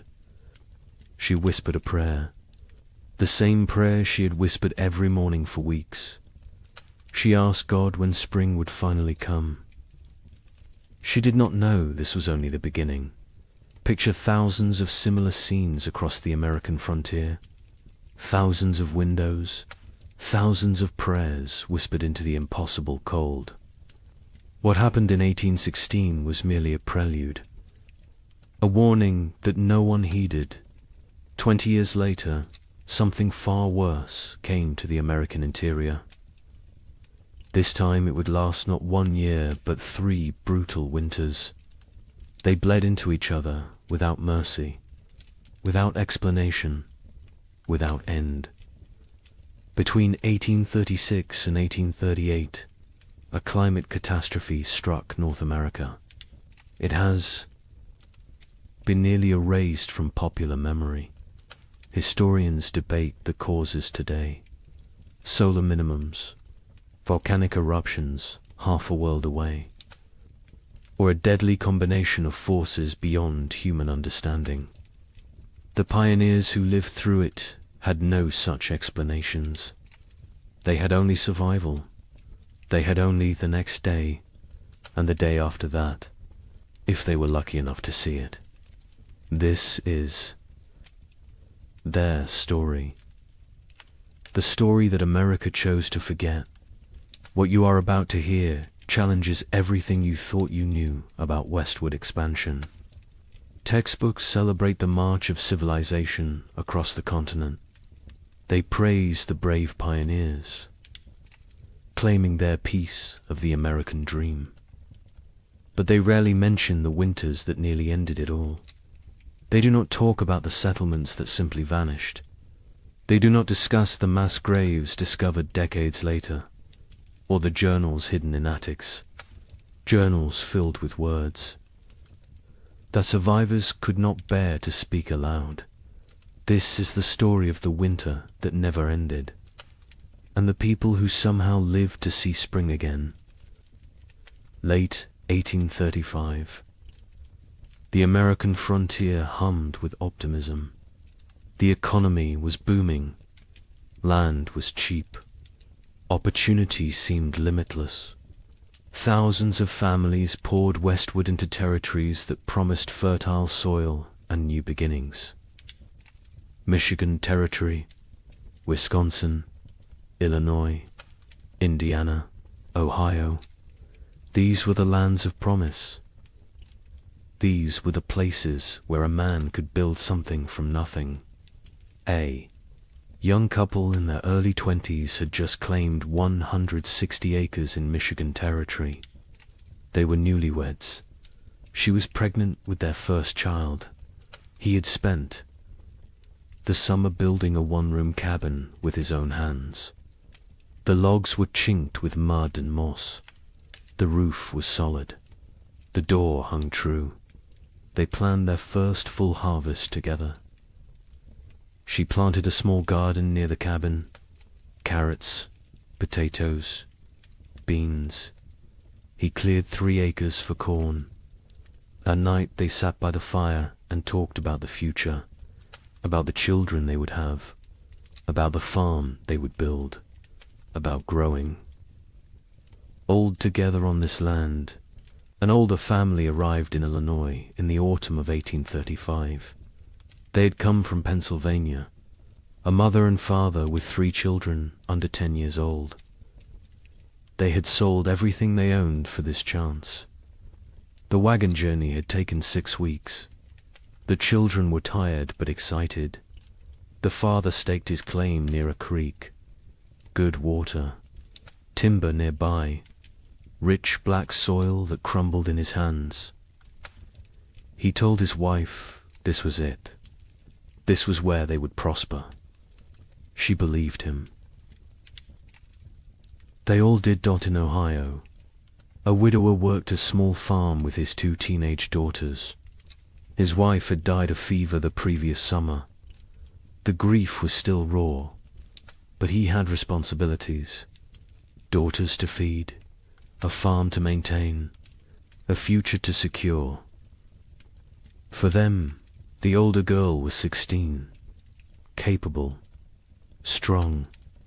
She helped with everything. The younger was 14, still learning, still growing. Together the 3 of them made it work. They honored the memory of the wife and mother they had lost by surviving, by building, by moving forward. This was frontier life in late 1835. Hard but hopeful. Isolated but connected through shared struggle. Communities were small but tight-knit. Neighbors helped neighbors. Barn raisings brought everyone together. Churches served as social centers. Sunday services were as much about community as worship. People traded labor, traded goods, traded gossip and news from back east. The isolation was real. Some homesteads were miles from the nearest neighbor, but people found ways to stay connected, to remain human in the wilderness. Daily routines followed the sun. Wake before dawn, tend the livestock, milk the cows, feed the chickens, collect eggs. Breakfast was simple. Cornmeal mush, salt pork if you had it. Then the work began. Men cleared land, plowed fields, mended fences, chopped endless cords of firewood. Women tended gardens, preserved food, made soap, sewed clothes, raised children. Everyone worked. Even the smallest children had chores, gathering kindling, feeding chickens, watching younger siblings. There was no such thing as idle time on the frontier. As autumn 1835 arrived, families began their winter preparations. These were routines they knew well. They had survived winters before. They salted meat, packed pork and beef in barrels with salt and brine. The meat would keep all winter this way. They filled root cellars with potatoes, turnips, carrots, squash, onions. They dried beans, preserved fruits, made apple butter, rendered lard. Every scrap of food was precious. Nothing was wasted. Firewood was crucial. Men spent weeks cutting and stacking wood, cord after cord after cord. A family could burn through several cords in a hard winter. The stacks grew higher, oak for long burning, maple for cooking, pine for quick heat. The wood had to dry, green. Would wood smoke and not burn hot? So they cut wood a season ahead when they could. The wood piles near cabins stood taller than a man. They looked like enough. They always had been enough before. The young couple in Michigan worked together on their preparations. He hunted, brought home deer and wild turkey. She preserved the meat. They worked side by side. Her belly grew with the pregnancy. He worried about her working too hard. She laughed and told him women had been having babies since the beginning of time. She would be fine. The baby would come in May, spring, when everything was green and growing. It seemed perfect. The family in Illinois worked frantically to prepare. They had arrived late in the season. They had less time. The father pushed himself. Hard. Too hard. His wife worried. But they got it done. Meat preserved, vegetables stored, firewood stacked. The cabin was small but well built. They had purchased it from a family moving back east. The previous owners had said they missed civilization, missed family. The father thought they were foolish. This land was too good to abandon. His wife was not so sure, but she kept her doubts to herself. The widower and his daughters prepared. Methodically, they had done this before. Last year they had done it without a wife and mother. This year was easier in some ways. The grief was less sharp. The routines were established. The older daughter had learned her mother's preservation techniques. The younger helped without complaint. They worked together in comfortable silence, the kind of silence that comes from shared loss and shared survival. They would make it through another winter. They had to. December 1835 arrived cold and early. The first snows came before Thanksgiving, heavier than usual. The temperatures dropped fast. Old-timers mentioned it reminded them of 1816, the year without a summer. But the younger settlers dismissed the comparison. Every old-timer thought their memories were the worst. This was just a hard winter, nothing more. They had food, they had shelter, they had firewood. They would be fine. By January 1836, something felt different. The cold had a quality that went beyond mere temperature. It was bone-penetrating, relentless, aggressive, the kind of cold that found every crack in a cabin wall, every gap around a door, every weakness in your clothing. People wore layers, wool on wool on wool. They stayed close to fires. They moved less, conserved energy, conserved heat, conserved everything. Animals behaved strangely. Livestock refused to leave their barns. Horses stood in corners, unmoving. Even when offered food, cows produced less milk. Chickens stopped laying. The wildlife disappeared. Deer vanished from the forests. Rabbits seemed to evaporate. Tracks in the snow became rare, then non-existent. Hunters returned empty-handed day after day. Where had everything gone? The young man in Michigan noticed the silence first. The forest was always noisy. Birds, squirrels, the rustle of small animals, whined through leaves. But now there was nothing. just silence and wind. The wind never stopped. It howled around the cabin at night. His wife pressed close to him for warmth, for comfort. She was 7 months pregnant now.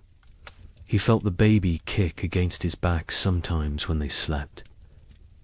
He wondered what kind of world this child would be born into. In Illinois, the children asked their father why it was so cold.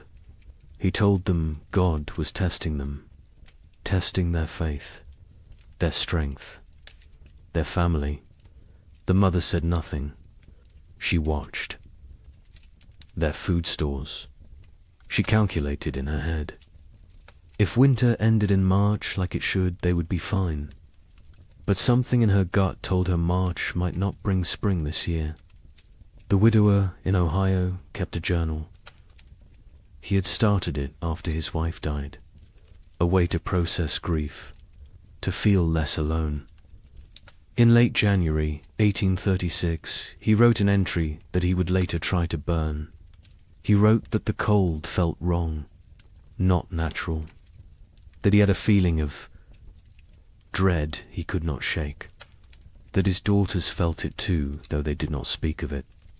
He wrote that he was afraid, not of dying, but of failing to protect his girls, of not being enough.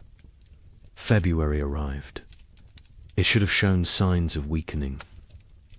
Winter, longer days, occasional thaws, the promise of spring lurking beneath the cold.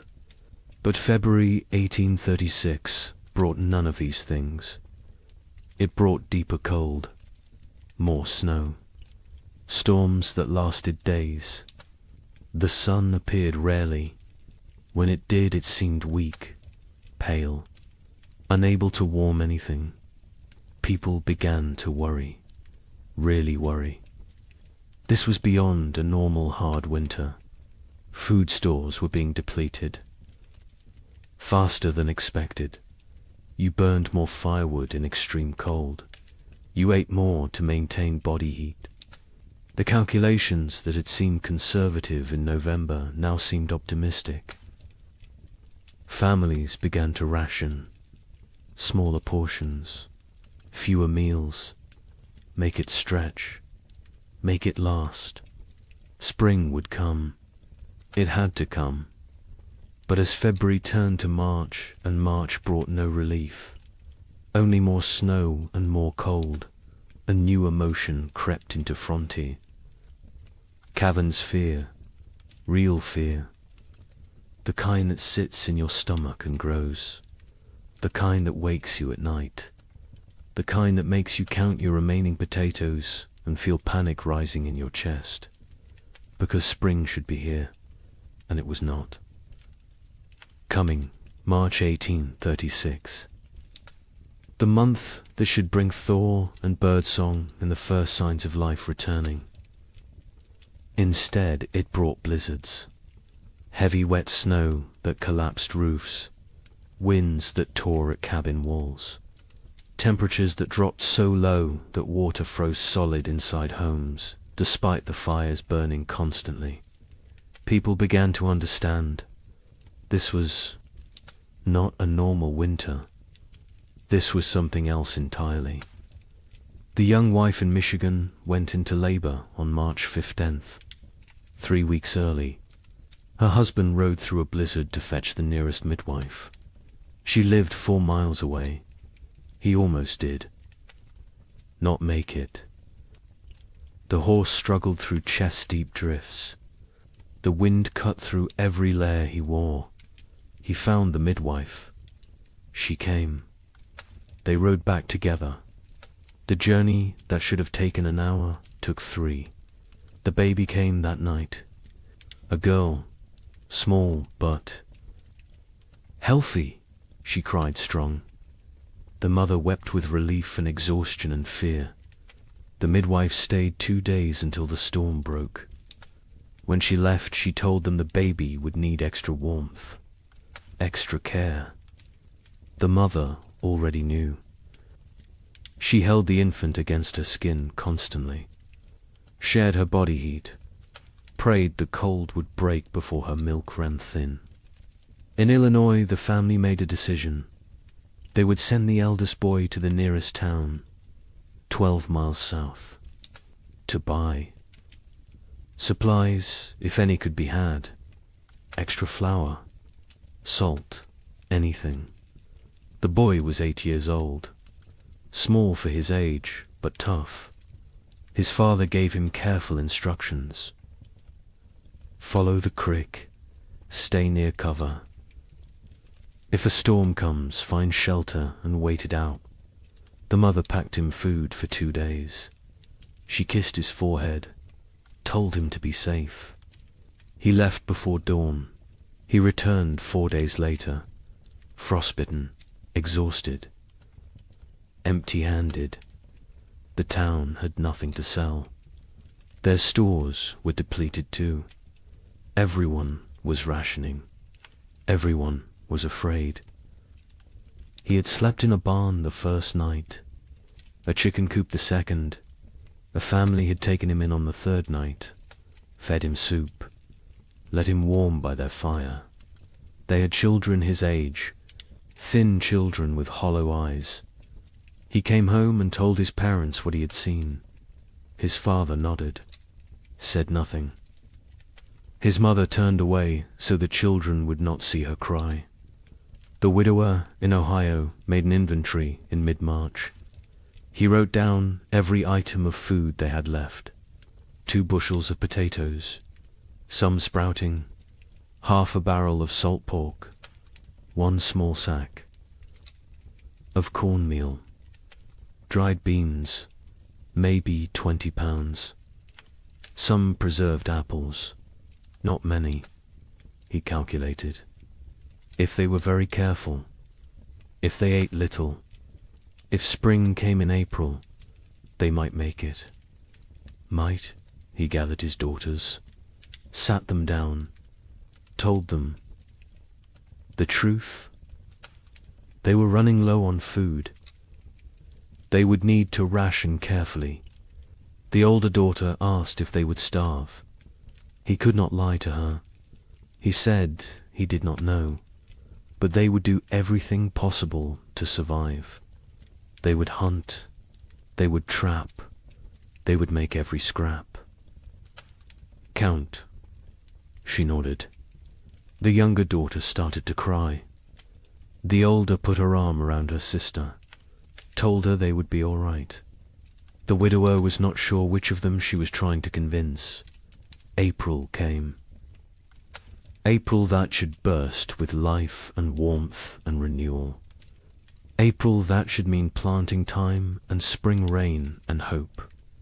This April brought none of those things. The ground remained frozen solid, 18 inches deep, 2 feet in some places.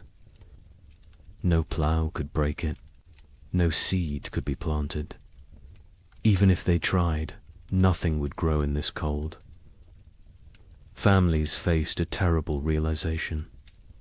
Even if spring came tomorrow, the growing season was too short now. Crops planted in late April might not mature before full frost. And full frost in this new reality might come in August, or July, or never. Leave it all?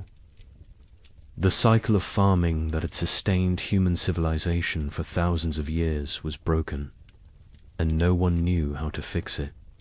The young couple in Michigan began hunting for any food source. The man set snares for rabbits. The traps stayed empty. He tried fishing through the ice. Nothing. Not even the fish were biting. He ranged farther from the cabin, looking for any game, any sign of life. His wife worried when he was gone. She sat by the window with the baby, watched for his return. Sometimes he was gone for 2 days. When he came back with nothing, they did not speak of it. They simply held each other and their daughter and tried not to think about tomorrow. Neighbors began to disappear. The family 2 miles east was there. One day, gone the next. Their cabin door stood open, their belongings left behind. Only the food was gone, and their wagon, and their animals. They had fled south, or tried to. No one knew if they made it. More families followed. Every week someone else left. The community that had been tight-knit was fraying, unraveling. People made choices for their own survival now. There was no room for collective thinking anymore. Some tried to help each other still. Families with slightly more food shared with those who had less. But even generosity has limits when your own children are starving. A man in Indiana gave his last potatoes to a neighbor. His own family went without for a week. When his wife confronted him, he said it was the Christian thing to do. She said Christian charity would not save their sons. They argued. It was the first real argument of their marriage. There would be many more before spring finally came. Churches held special services, prayer meetings, asking God for deliverance, for spring, for mercy. Attendance was sparse. Travel was too dangerous. Faith was wavering. A preacher in Illinois gave a sermon about Job, about suffering that tests faith, about endurance through trial. 3 families walked out. One man stood and shouted that God had abandoned them. The preacher had no answer, because maybe he had. By late April 1836, reality had set in. This was not going to end. Not soon. Maybe not ever. People stopped saying spring would come. They stopped making plans. They focused only on surviving the day in front. Of then, nothing more. The future was too uncertain, too terrifying. Better not to think beyond the next meal, the next night, the next morning if you were lucky enough to see it. The psychological toll was as brutal as the physical. People began to break under the strain. A woman in Wisconsin stopped speaking entirely, just sat by her fire, staring. Her husband tried everything. She would not respond. Their children were terrified. Eventually the husband took the children and left. He could not stay with a woman who had stopped being present. Some said he was cruel. Others said he did what he had to do. There was no right answer anymore. Marriages strained. Parents fought. Children grew silent and withdrawn. The pressure of constant survival wore away at human connections, at love, at compassion, at everything that made life worth living. People became hollow, going through motions, existing but not living, waiting for an end they could not see, and still the cold did not break. May arrive, May that should be warm and green, May that should mean gardens growing and livestock grazing. This May was grey and frozen. Snow fell on the 10th, again on the 18th, again on the 23rd. People stopped being surprised. They just accepted. This was the world now. Cold and dead and endless. But something else was coming. Something worse. Because as terrible as this first winter had been, it was only a prelude. The summer of 1836 would bring brief hope. Just enough to make people believe the worst was over. Just enough to make them vulnerable. And then winter would return. Colder, longer, more deadly. Wait until you hear what happens next. Spring refused to come. That is the simplest way to describe what happened in 1836. Spring simply refused to arrive. March became April. April became May, and still the ground stayed frozen. Still the snow fell. Still the temperatures remained far below what any living person had. Experienced Dot, the young mother in Michigan Territory, held her baby and watched the window. Every day she looked for signs.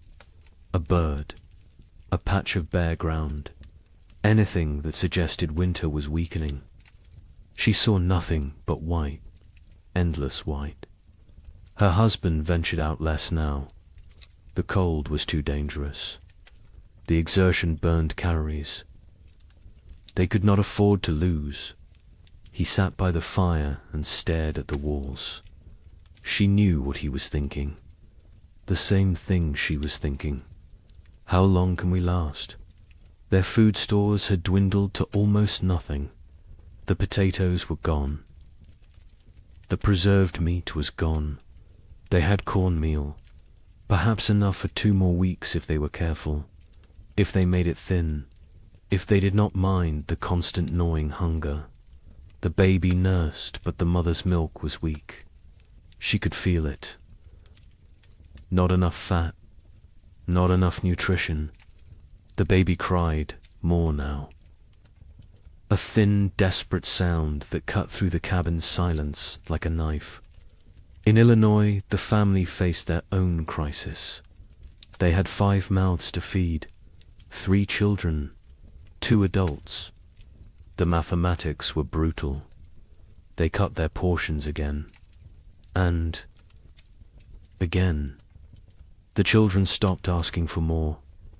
They understood somehow, even the youngest. She was only 4, but she had learned not to complain. Learned that complaining changed nothing. The mother watched her children grow thinner. Their faces became angular, their eyes too large, their movements slower. She wanted to scream, to rage against the unfairness, but rage would not bring spring. So she stayed silent and counted the days. The father went hunting every few days. He never found anything, but he went anyway, because sitting in the cabin watching his family starve was worse than freezing in the forest.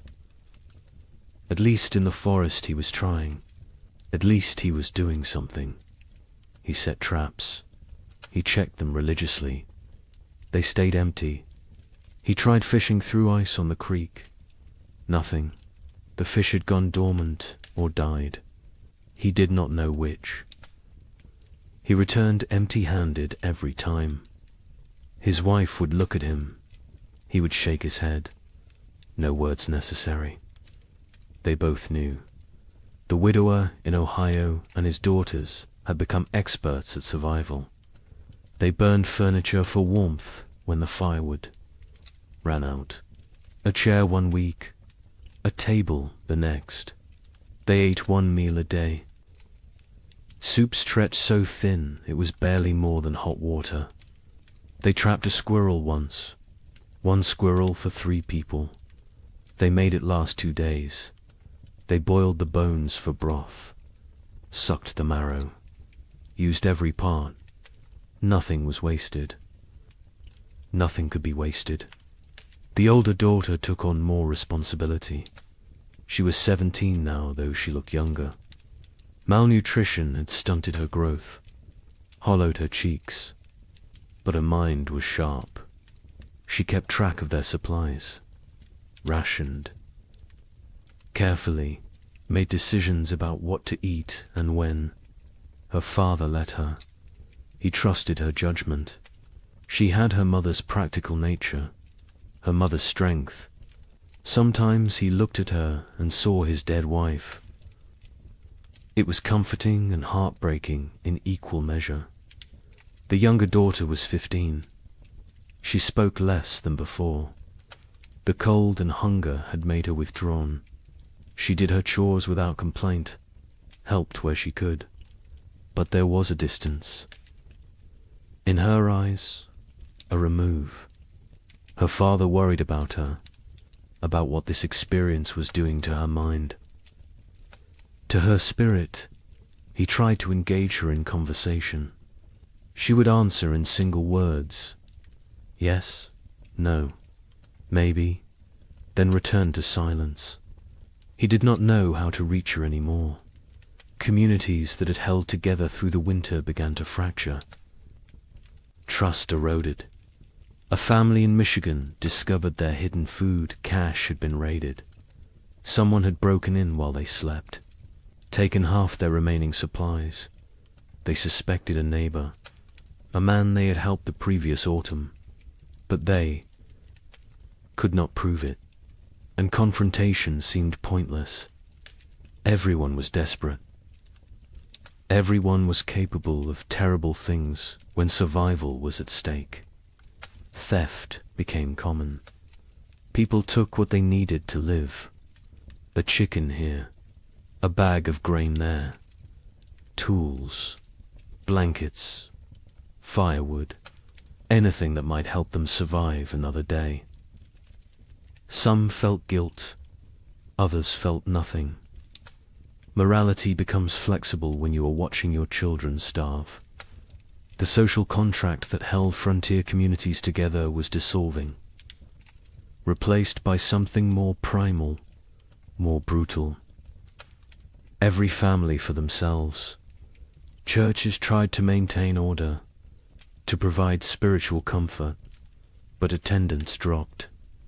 People could not afford the calories to walk to services, could not spare the time away from survival, could not reconcile a loving God with this endless cold. A preacher in Indiana Territory gave his final sermon in April. He told his sparse congregation that God worked in mysterious ways, that suffering brought them closer to heaven, that this was a test of faith. A farmer stood up, said his 3-year-old daughter had died 2 nights before, asked what she was being tested for. The preacher had no answer. The church never held another service.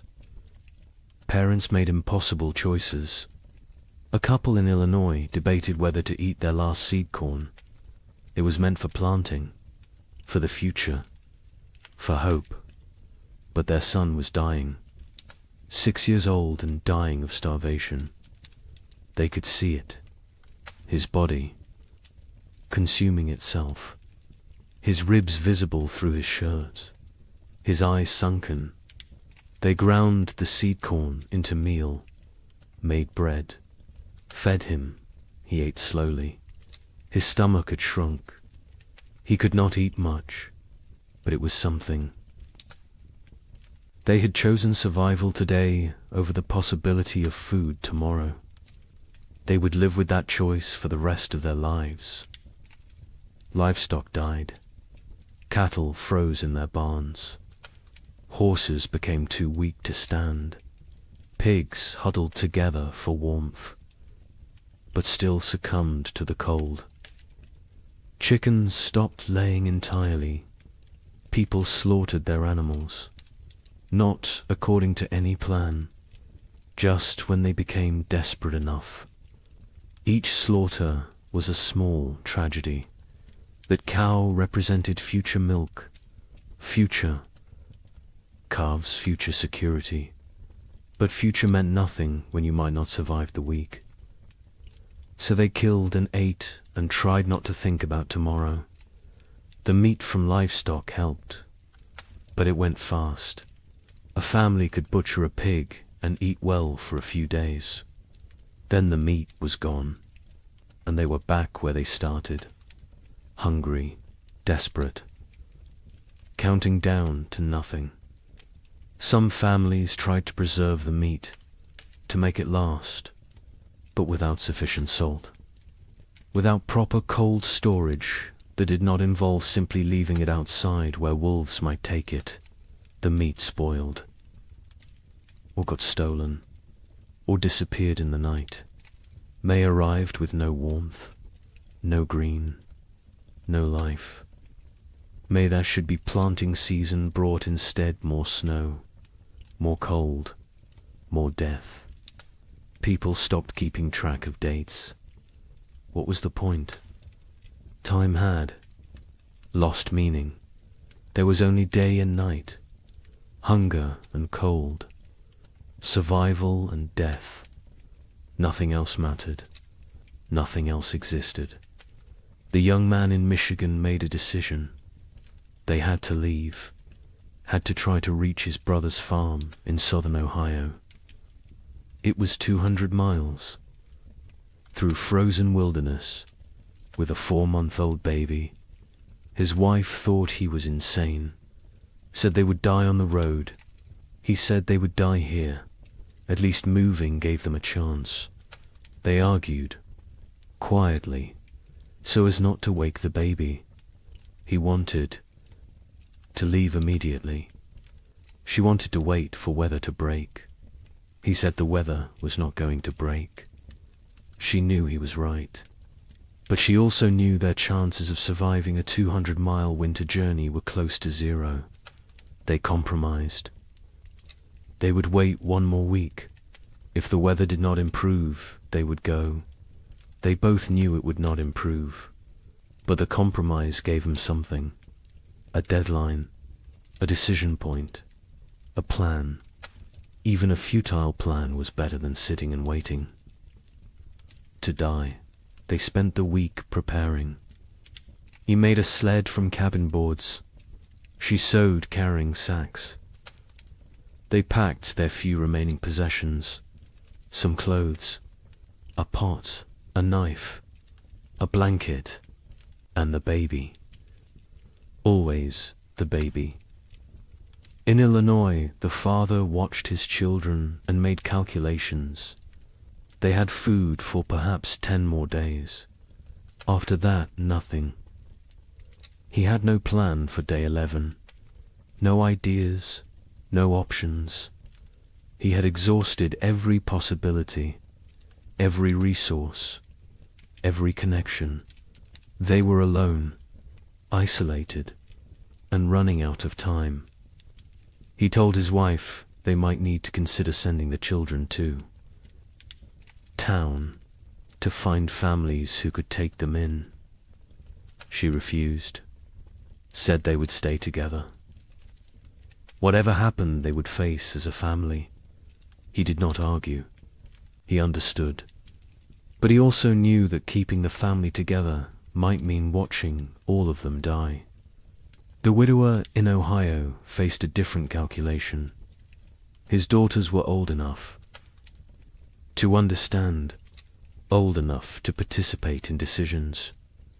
He sat them both down, told them they had food for maybe 2 weeks, asked them what they thought they should do. The older daughters said they should stay, that leaving was more dangerous than staying. The younger said nothing, just stared at the floor. The widower agreed with his older daughter. They would stay. They would make what they had last as long as possible. They would hope for spring, even though hope felt like a luxury they could not afford. June finally brought a change, not spring. Exactly, but less cold. Temperatures rose above freezing during the day. Snow began to melt.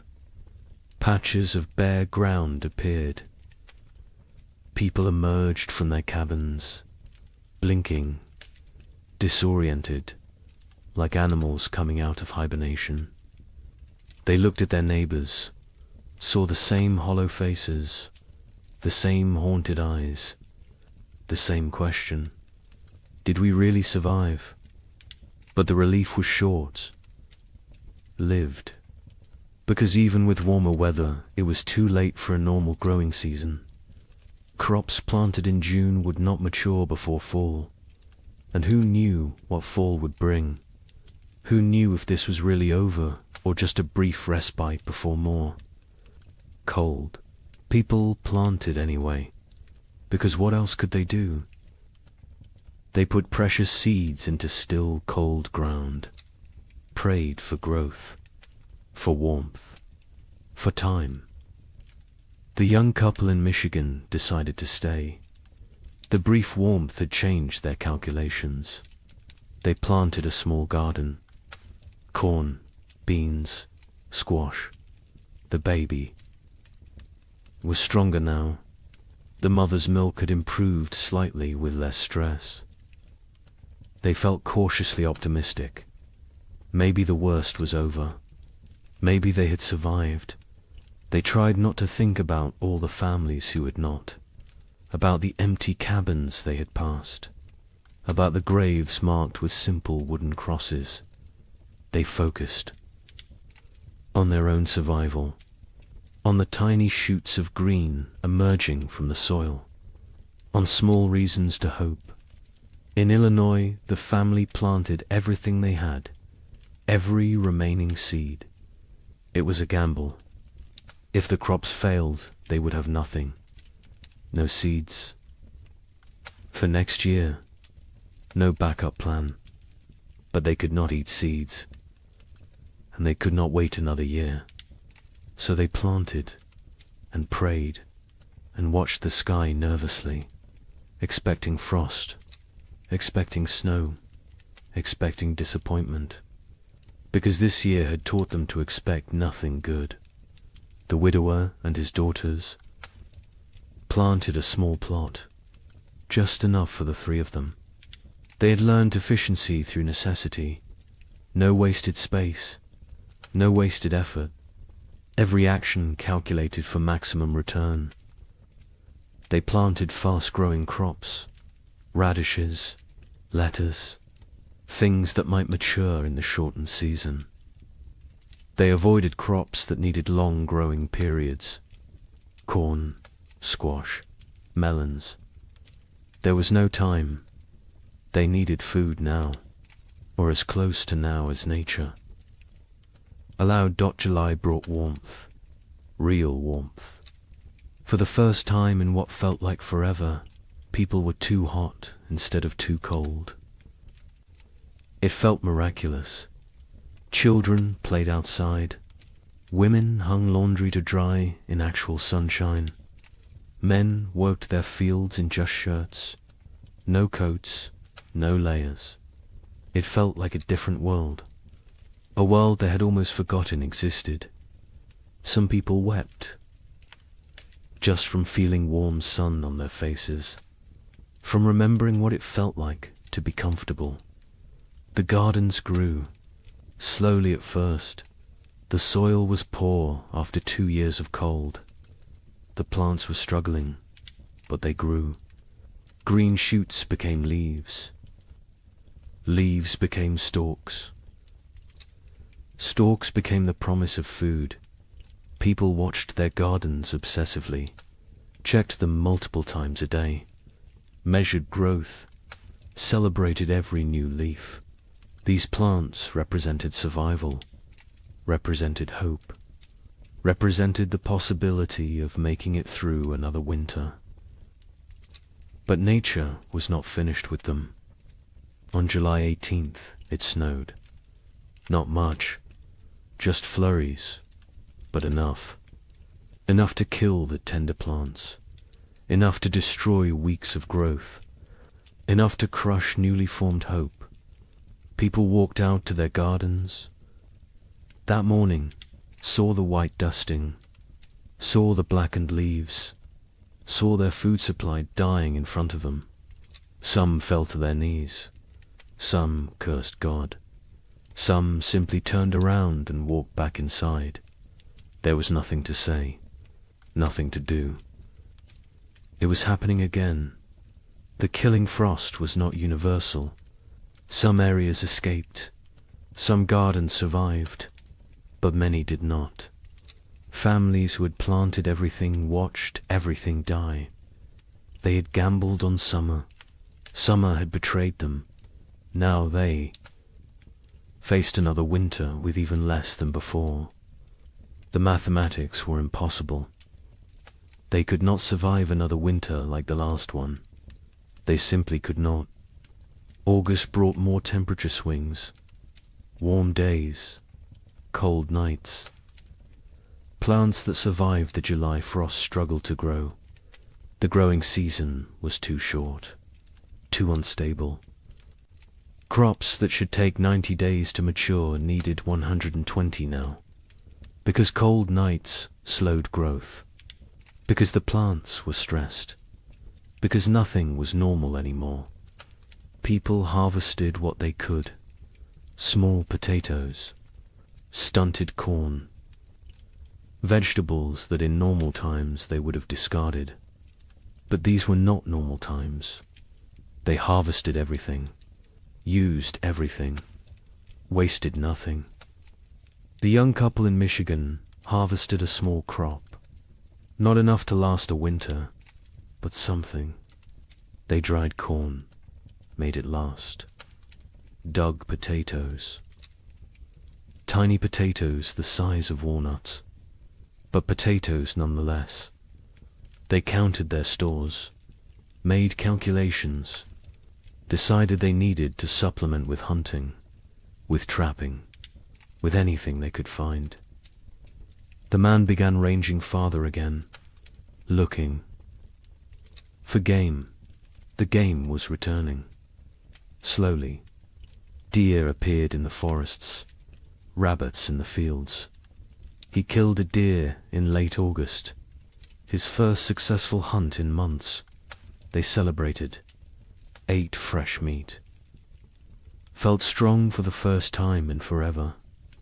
In Illinois, the family harvested almost nothing. Their garden had been hit hardest by the frost. Only a few plants survived. They gathered what they could: a handful of beans, some small squash. It was not enough, not even close. The father knew they could not stay, could not survive another winter here. He told his family they would leave before the snow came, go south, find warmer land, find food, find a way to survive. His wife agreed. The children said nothing. They had learned not to question adult decisions, learned that arguing changed nothing. The widower and his daughters harvested a better crop. Their fast-growing vegetables had matured before the frost. They had radishes, lettuce, some early peas. It was not much, but combined with careful rationing, it might be enough. Might. The older daughter did the calculations, told her father. They would need to find additional food. He nodded, said he would try. She knew what that meant: hunting, trapping, foraging, taking risks. She did not argue. They needed food. Risk was unavoidable. September arrived cold. Too cold for September.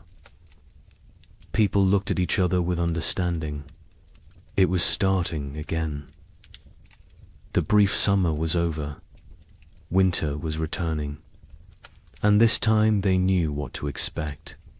This time there would be no surprise, no shock. Only grim preparation.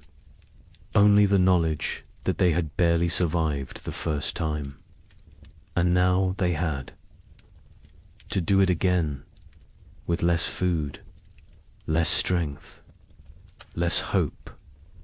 The psychology of facing a second winter was different from the first. The first winter had carried shock, disbelief, the constant expectation that surely this would end soon.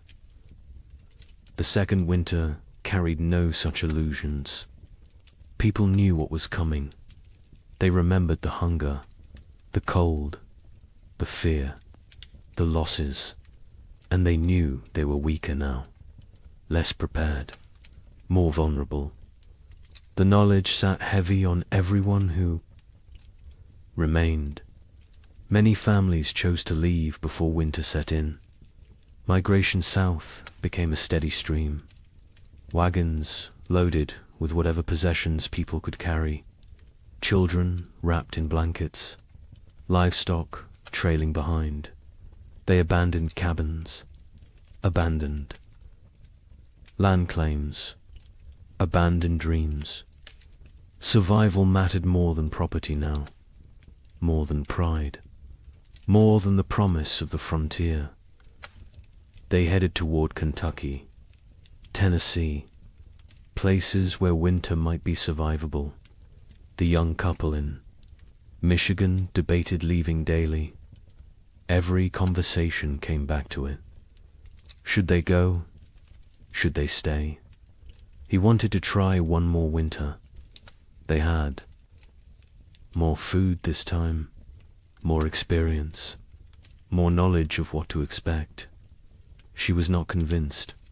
The baby was only 6 months old. Traveling with an infant in winter was suicide. But staying might be too.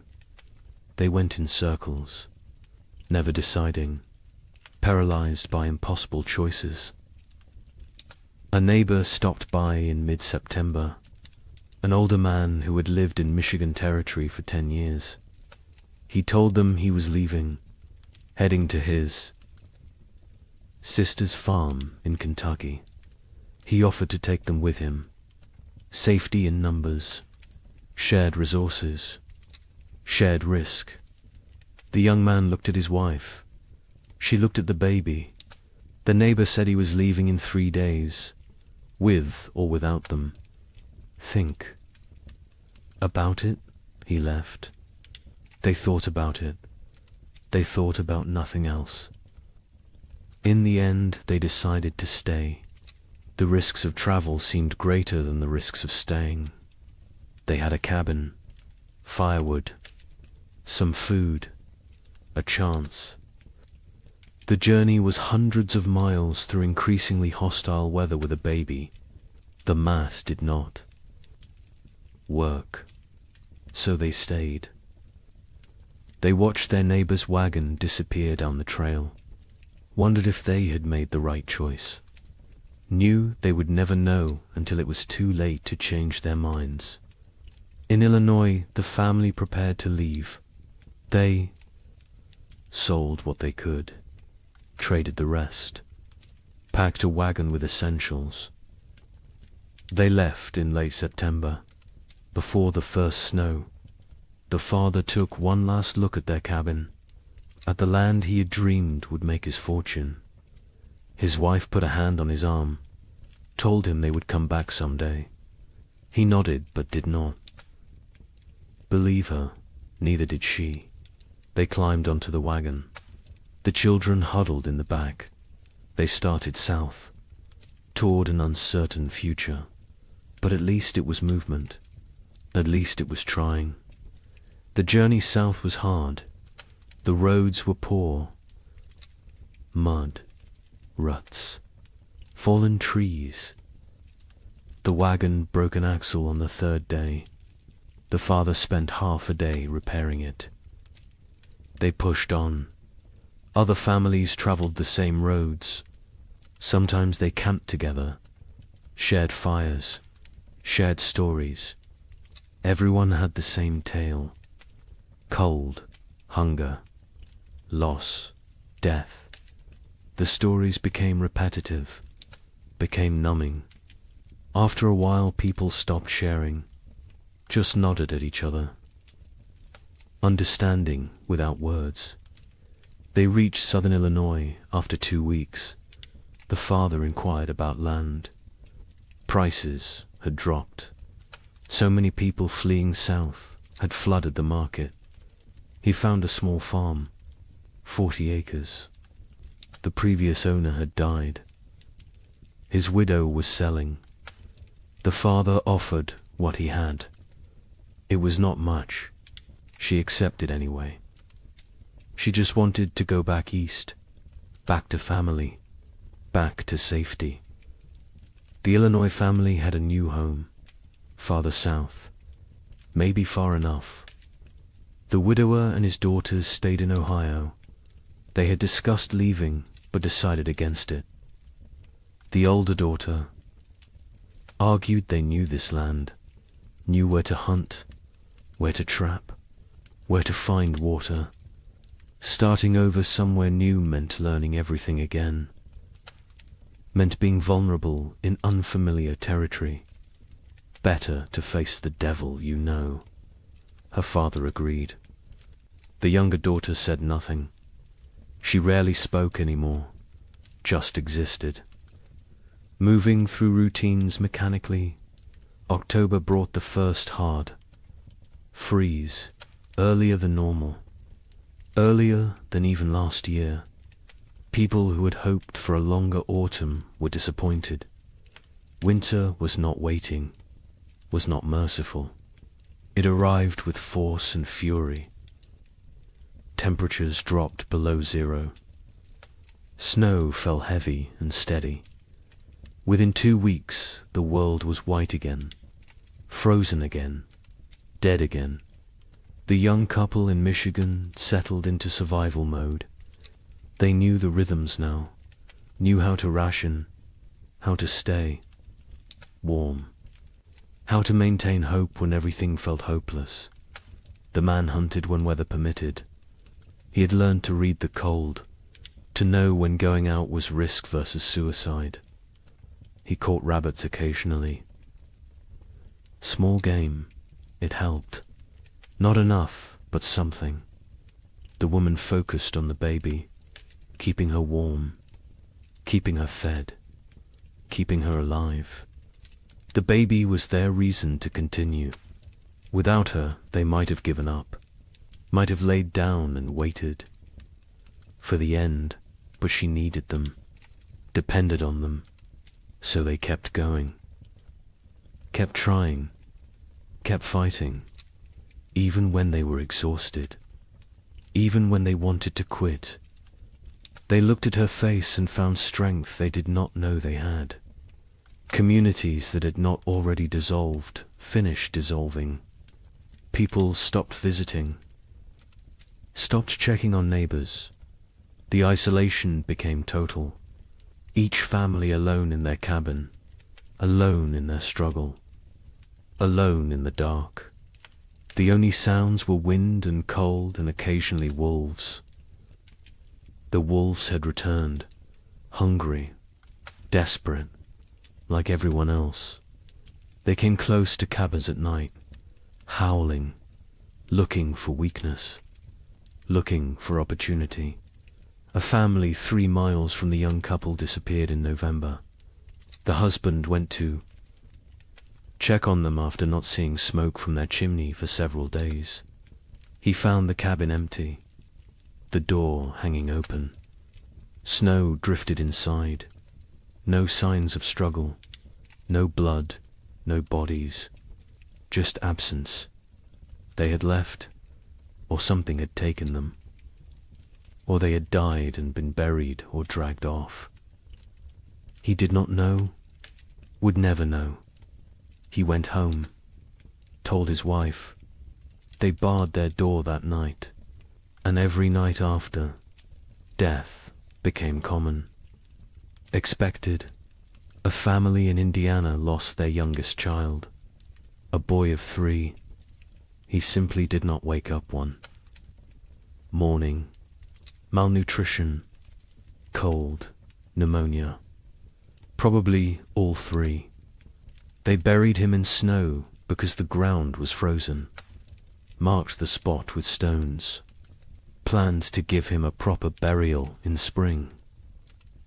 If spring came, if they survived to see it. The mother stopped speaking after that, just rocked in her chair, staring at nothing. The father tried to reach her, could not. Eventually he stopped trying. Illness spread through weakened populations. People with no reserves, no immunity, no strength to fight. Pneumonia, influenza, infections from minor cuts that would normally heal. Bodies shutting down under relentless stress. Some families lost multiple members, a father and 2 sons in 1 week, a mother and infant daughter, entire families, sometimes. Cabins found empty in spring, everyone gone, questions no one wanted to answer. The widower in Ohio kept his family isolated. He had learned from the first winter, contact with others meant risk of illness. They stayed home, stayed separate, stayed alive. The older daughter maintained their routines, rationed food precisely, kept the fire going, kept spirits up as much as possible. The younger daughter helped when asked, but remained distant, locked inside her own mind, traumatized by 18 months of horror. The widower worried about her, but keeping everyone alive took precedence over mental health. Survival first, healing later. If there was a later, December arrived. The darkest month. Short days. Long nights. Endless darkness, both literal and metaphorical. People sat by fires and tried not to think, tried not to calculate, tried not to realize how bad things were, because thinking made it worse. Awareness made it unbearable. Better to exist moment to moment, not looking forward, not looking back, just being, just surviving. Christmas came and went unmarked. No celebrations, no gifts, no joy. Some families tried to acknowledge it, a special meal, a prayer, but mostly it passed like any other day. Cold, dark, hungry. Religion felt hollow to many now. Hard to believe in divine providence when children starved. Hard to have faith when prayers went unanswered year after year. Some held on to belief, others let it go, released it like one more thing they could not afford to carry. The young man in Michigan carved a small wooden toy for his daughter, a doll. Simple but carefully made. He gave it to her on Christmas morning. She was too young to understand, but his wife cried, not from sadness, from gratitude, that he still tried, still found ways to create beauty, still believed in something beyond mere survival. She held him, told him she loved him. They stayed like that for a long time, drawing strength from each other, from their small family, from the choice to keep going. January 1837 arrived, the coldest month of the coldest winter in memory. Temperatures that made the previous year seem mild, winds that cut through any barrier, cold that penetrated everything. People wore every piece of clothing they owned, layered until they could barely move, and still the cold found them. Still it reached through to skin and bone and soul. Food was running critically low for most families. The math was becoming impossible. Even with strict rationing, supplies would not last until spring. Families faced starvation, real starvation. Not just hunger, but the final stages of the body consuming itself. People grew skeletal, moved slowly, spoke rarely, conserved every calorie, every bit of energy. Some no longer had the strength to gather firewood. They burned furniture, burned cabin walls, anything that would produce heat. The young couple ate. One meal every 2 days. They gave most of their food to keep the wife's milk flowing for the baby. The man was wasting away, his ribs visible, his face gaunt, his eyes sunken. But he never complained, never suggested changing the arrangement. His daughter would eat, would survive, even if he did not. The wife saw what he was doing, begged him to eat more. He refused, said she needed strength for the baby. She did not argue further, because he was right, and because arguing took energy. They did not have. February brought no relief, just more cold, more snow, more death. The widower in Ohio made a final inventory. They had perhaps 3 weeks of food left. After that, nothing. He gathered his daughters, told them the truth. They would need to start hunting more aggressively, taking more risks. It was dangerous, but necessary. The older daughter nodded, said she would help. She had learned to trap, to track, to skin small game, skills her mother never imagined she would need. The younger daughter looked up briefly, then back down. The widower wondered what she was thinking, if she was thinking, or if she had retreated so far inside herself that she was unreachable. But then something changed. Late February brought a warm spell. Temperatures above freezing for 3 consecutive days. Snow melted.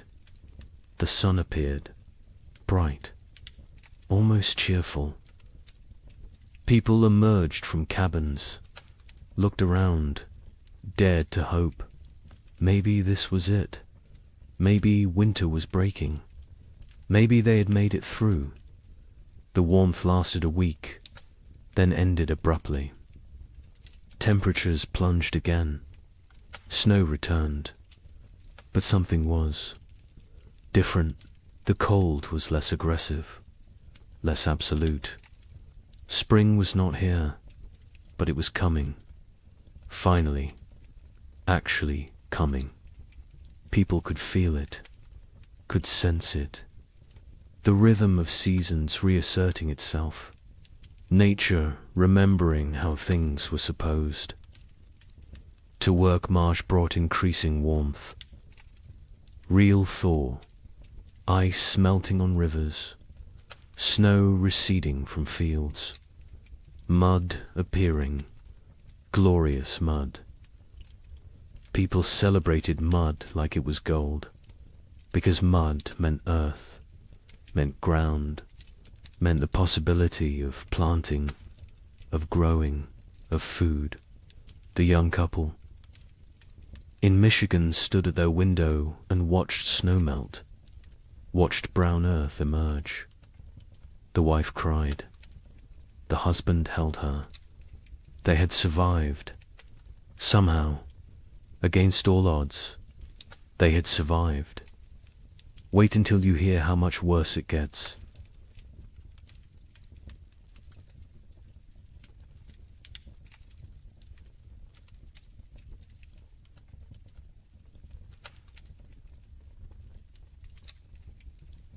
The relief of March 1837 was short-lived. Spring arrived tentatively, weakly, like it was unsure of its own existence. Temperatures rose, but not enough, not consistently. Warm days followed by cold nights. Progress followed by setbacks. Nature could not decide what season it wanted to be. People planted anyway, because what choice did they have? They put seeds in cold ground and prayed. The young couple in Michigan planted their entire plot. Every seed they had saved, every seed they had traded for, everything. It was all or nothing now. They could not hold anything back, could not plan for next year. Next year was too far away, too uncertain. They needed food this year, this growing season, or they would not see another. The man worked the field slowly, his body weakened from months of starvation. His wife helped when she could, the baby strapped to her back, growing, thriving somehow despite everything. In their new home in southern Illinois, the family that had fled hoped for better conditions. Warmer weather, longer growing season, better chances. The father plowed fields, planted corn, beans, squash. The soil was good, better than what they had left behind. But the weather was still wrong, still cold, still unpredictable, he realized. with growing horror that they had not escaped, had only delayed the inevitable. The cold had followed them south, or perhaps it was everywhere. Perhaps there was no escape. The widower in Ohio planted with his daughters. They worked together in silence. The older daughter had become the de facto head of household. She made decisions, organized work, kept them functioning. Her father followed her lead, grateful for her strength. The younger daughter worked mechanically, planting seeds, covering them with soil, watering. Her face remained blank, empty. The widower had accepted that she might never fully return, that the person she had been before the cold was gone, replaced by this hollow version. He mourned her even though she still lived at. April brought frost, killing frost. Not as severe as the previous year, but enough to damage crops, to set back growth, to remind everyone that nature was still hostile, still unpredictable, still deadly. People watched their seedlings blacken and die, watched weeks of work destroyed overnight. Some replanted, others gave up, decided to focus on foraging, on hunting, on finding food rather than growing it. Trust in agriculture had eroded. The contract between farmer and earth felt broken. Communities were shadows of what they had been. So many had left. So many had died. The ones who remained were changed, hardened, suspicious. The social bonds that had held frontier life together were gone, replaced by wariness, by self-interest, by the understanding that in crisis every person was ultimately alone. Neighbors who had once helped each other now avoided contact, feared obligation, feared the weakness that came from caring about others. A woman in Michigan Territory knocked on the young couple's door in late April. She was gaunt, desperate. Her husband had died in February. She had 3 children, no food, no options. She begged for help, anything they could spare. The young man looked at his wife. They had so little themselves, barely enough for their own family. His wife went inside, came back with a small sack of cornmeal, perhaps 2 pounds. It was a significant portion of their stores. The woman wept, thanked them, left. The young man and his wife never discussed it, never questioned the decision, but they both knew what that cornmeal might cost them later. May brought better weather, warmer, more stable. The crops that survived April began to grow, slowly, struggling, but growing. People tended their gardens obsessively, pulled every weed, watered carefully, talked to the plants, begged them to thrive. These gardens represented everything: hope, survival, future.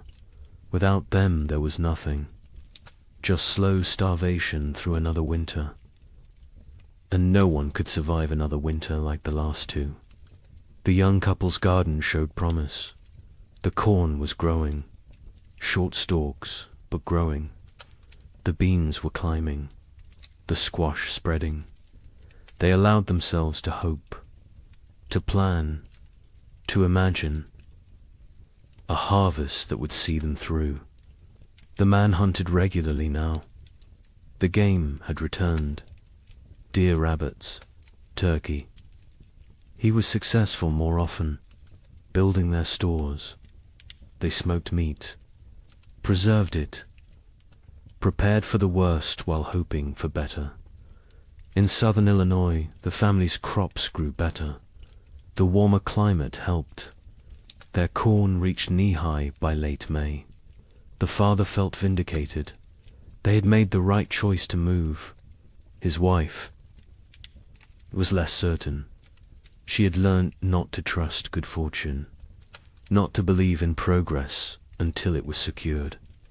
She watched the sky constantly, waited for the next disaster, for the frost or hail or plague of insects that would destroy everything. Optimism felt dangerous, felt like tempting fate. The widower's garden grew adequately, not abundant but adequate. The older daughter managed it efficiently. She had learned to maximize every inch of soil, every drop of water, every moment of sunlight. She was 17 now, an adult in all. But names she had lost her youth to these winters, lost her innocence, lost a chance to be young and carefree. She did not mourn these losses. There was no time, no space, no energy. She simply existed in the present, did what needed doing, survived. June arrived warm. Summer finally asserting itself. People shed layers, felt sun on skin, remembered what warmth felt like. Children played outside, really played, not just huddled for warmth, but ran and laughed, and acted like children. Parents watched them with complicated emotions, joy at seeing childhood return, sorrow for all the childhood lost, fear that this reprieve was temporary, that winter would return too soon. The young couple's baby took her first steps in June, on grass, in sunshine. Her mother cried watching her. This tiny person who had known only cold and hunger and fear was walking, growing, living. It felt miraculous. The man picked up his daughter, spun her in the air. She laughed. The sound was pure joy, untainted by the suffering around her. Too young to understand, too young to remember. They both hoped she would never remember these years, never carry the scars they carried. July was hot, genuinely hot. People complained about heat, then laughed at themselves for complaining. Heat was blessing. Heat was life. Heat meant crops growing, meant long days, meant hope. The gardens flourished. Corn grew tall. Beans produced pods. Squash spread across the ground with heavy fruit. For the first time in 2 years, abundance seemed possible. Not guaranteed, but possible. But nature had taught them not to trust. On July 23rd, a hailstorm struck southern Indiana. Hail the size of eggs. It shredded crops, destroyed gardens, killed livestock. Families who had been preparing for harvest lost everything in 20 minutes. The storm passed, left devastation. People walked through destroyed fields in shock, corn beaten into the ground, beans stripped from vines, squash smashed. Months of work, all their hope, gone. The Eloy family was spared. The storm passed north of them, but they heard about it. Heard about families losing everything. The father thanked God. The mother said nothing. She had stopped thanking God, stopped blaming God. God was absent from this struggle. They were alone. They survived or died based on luck and effort. Nothing more, no divine plan, no greater purpose, just random chance and brutal nature. August brought the harvest. For those whose crops survived, it was a time of desperate work, gathering everything before weather could destroy it, before animals could take it, before anything else could go wrong. People worked dawn until dark, harvesting, preserving, storing, building supplies for the winter they knew was coming, because winter always came, and it came early, and it stayed late, and it tried to kill you. The young couple in Michigan harvested a reasonable crop, not abundant, but enough. Combined with the meat the man had preserved in careful rationing, they might have enough, might make it through. The woman calculated and recalculated, added numbers, divided portions, tried to make the math work. Her husband told her they would be fine. She wanted to believe him, but she had learned not to believe in fine. Fine was a luxury. Fine was an assumption they could not afford. The widower and his daughters harvested their garden methodically. The older daughter kept precise records, weight of every potato, count of every ear of corn, number of beans. She created an inventory, made a plan, calculated daily rations for each of them. Her father was impressed, told her so. She shrugged, said it was just practical. Someone had to do it. He realized she had become the leader of their family. Somewhere during these terrible years she had taken control. He was grateful and sad. No 17-year-old should have to be this responsible, this hard. This adult September came cool, cooler than it should be. People noticed, worried, hoped. They were imagining it, hoped it was just normal September weather. But they knew better. They had learned to read the signs, to feel the wrongness in the air. Winter was coming early again. The second winter in a row. The third overall in this nightmare cycle. And they were tired. So tired. Tired of fighting. Tired of surviving. Tired of being afraid. October brought the first snow. 6 weeks early. Heavy snow that blanketed everything. Buried the world in white. People watched from windows with dead eyes. They had known it was coming, had prepared as best they could, but knowing did not make it easier, did not make it less terrifying. They settled into their cabins, barred the doors, fed the fires, began the long dark wait. The psychology of the second winter was different from the first. The first had carried shock, disbelief, the hope that surely this would end. The second winter carried resignation, acceptance, the knowledge that this might never end, that they might die in this cold, that survival was not guaranteed no matter how hard they tried. This knowledge was heavier than the cold, heavier than the hunger.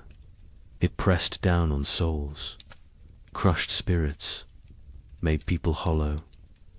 The young couple settled into routines. He maintained the fire. She cared for the baby. They rationed food strictly. 1 meal a day. Small portions. They talked less now. Conversation took energy, took hope. They existed side by side, parallel lives barely touching. The baby was their only connection, their only reason.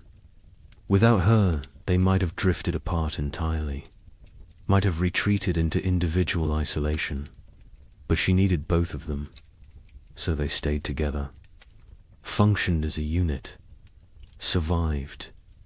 In Illinois, the family that had fled south discovered that southern winter was still winter. Less severe than Michigan, but severe enough. Cold enough. Dangerous enough. The father realized they would need to go farther south next year. Kentucky, maybe. Tennessee. Somewhere winter was mild. Somewhere survival did not require such desperate measures, his wife agreed. The children were weakening. The youngest was sick. A cough that would not go away. A fever that came and went. They needed better conditions. Warmer weather, more food, or they would lose her. The widower and his daughters faced the second winter with grim efficiency. They had learned so much. How to ration perfectly. How to maintain minimal fire.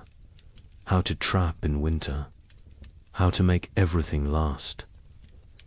The older daughter ran the household. Her father followed orders. The younger daughter existed. That was all. She ate when told, slept when told, worked when told, but there was nothing behind her eyes. No personality, no emotion, no self. She had retreated so far inside that the widower wondered if she would ever come out. November was brutal. Temperatures far below normal. Winds that never stopped. Snow that fell constantly. People burned through firewood faster than anticipated. Started burning furniture again. Cabin walls. Anything wooden. Anything that would burn. Heat was more important than shelter at a certain point. Better to freeze in an open cabin than freeze in a closed one. At least an open one gave you a chance to see death coming. Food became critical. Families ran low faster than expected. The cold required more calories. The body burned fuel trying to stay warm. People ate more, depleted stores more quickly. By mid-November, some families were already rationing desperately, making soup with water and a single potato, boiling bones multiple times to extract every bit of nutrition, eating things that would normally be considered inedible, tree bark, leather, anything that might contain some caloric value. A family 4 miles from the young couple knocked on their door in late November. A father with 2 sons. Their wife and mother had died in October. Pneumonia. They had no food left. Nothing. They were starving. The father asked for help. His sons stood behind him, thin, shaking, eyes too large in gaunt faces. The young man looked at his wife. She looked at the baby. They had enough food for themselves. Barely. Not enough to share. The young man told them he was sorry. He had nothing to give. The father nodded. Said he understood. They left. The young couple never saw them again. Never learned what happened to them. Preferred not to know. December brought darkness. Literal and metaphorical. The days were so short. The nights so long. People sat in dark. Cabins, conserving candles, conserving lamp oil, conserving everything. The darkness was oppressive, heavy. It made time feel strange, distorted. Days blended together. You woke, ate a small amount, sat, slept, woke again. Was it day? Was it night? Did it matter? Time lost meaning when every moment was the same. Cold, dark, hungry, afraid. The young couple's baby got sick in early December. A fever. She cried constantly. Would not nurse. The mother held her day and night. Tried everything.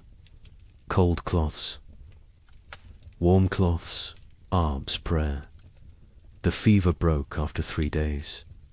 The baby survived, but the mother did not recover emotionally. She stopped sleeping. Watched the baby constantly. convinced that if she looked away, her daughter would die. The man tried to comfort her, told her the baby was fine. She would not listen, could not listen.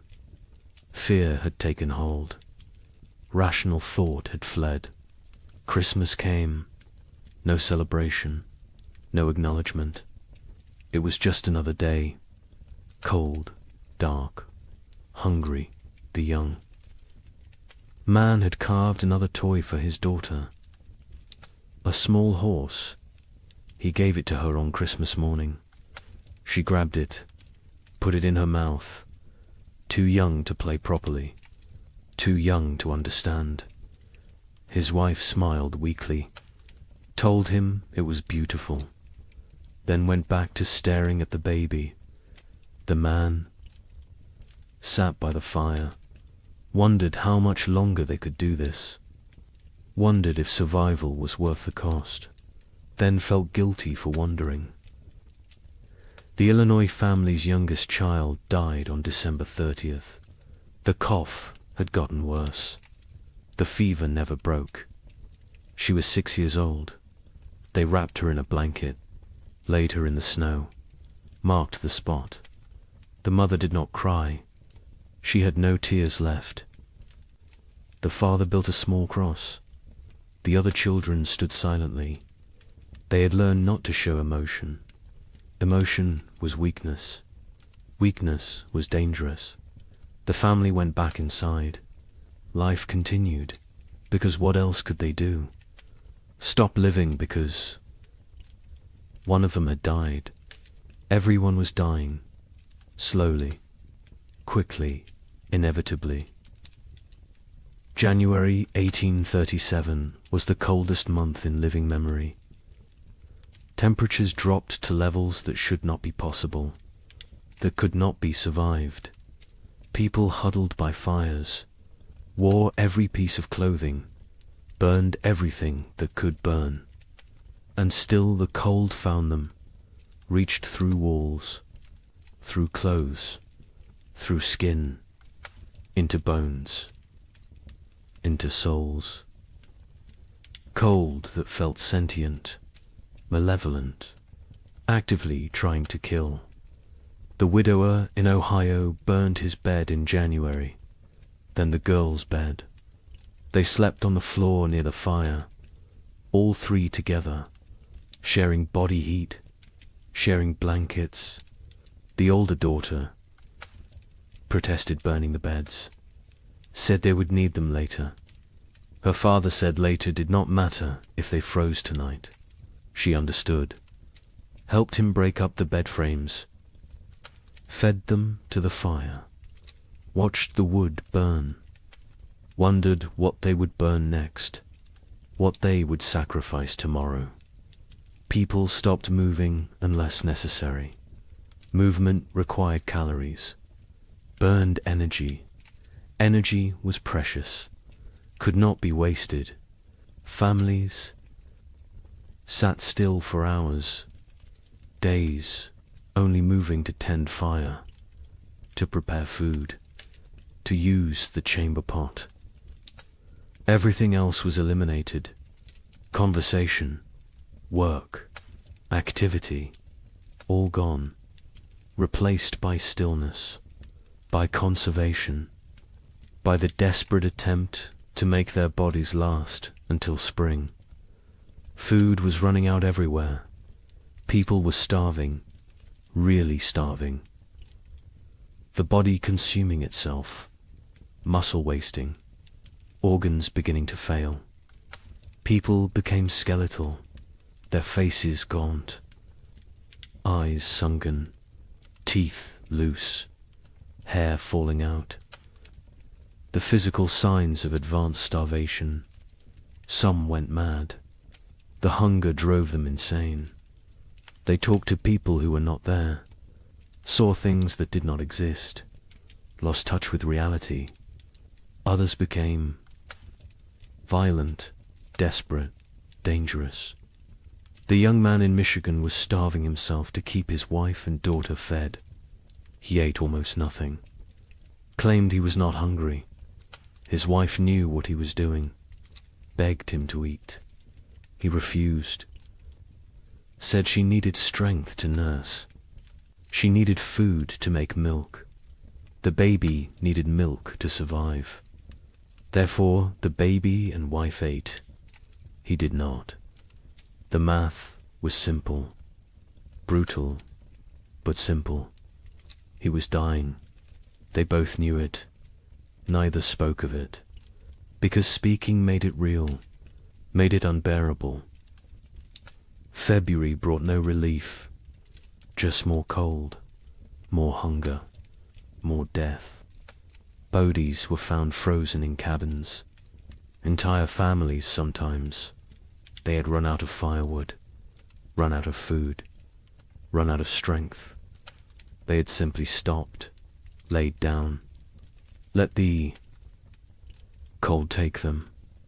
It was easier than continuing, easier than fighting every single day with no end in sight. Some people judged them, called them weak. Others understood, envied them even, because at least their suffering was over. The young couple reached their breaking point in late February.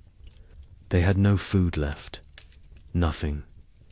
The man was too weak to hunt, too weak to trap, too weak to move. His wife was still nursing, but her milk was almost gone. The baby cried constantly, starving, dying. They sat together, held each other, held their daughter, waited for the end. They did not speak, did not cry, did not pray. They had moved beyond all that. They simply existed in the moment, waiting for it to be over. Then a neighbor appeared, the same neighbor who had offered to take them south. He had returned. His sister's farm had been no better. He had come back to his land, to his cabin. He knocked on their door. The young man opened it, could barely stand.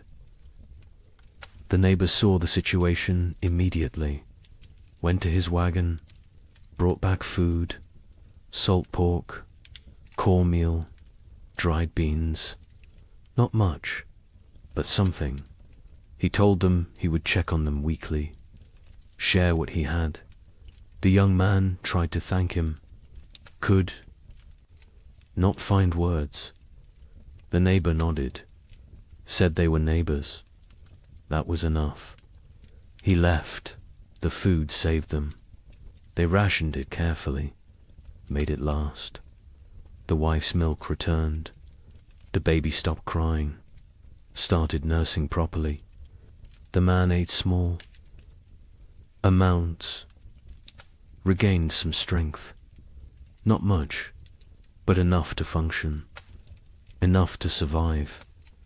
They knew they owed their lives to the neighbor, knew they could never repay him, but they would try, someday, if they lived that long. March finally brought real thaw. Not false hope this time, real warmth, sustained warmth. Snow melted, ice broke up on rivers, mud appeared everywhere, glorious mud. People emerged from cabins, looked around, counted who was left. So many were gone, dead or fled. The survivors looked at each other with hollow eyes.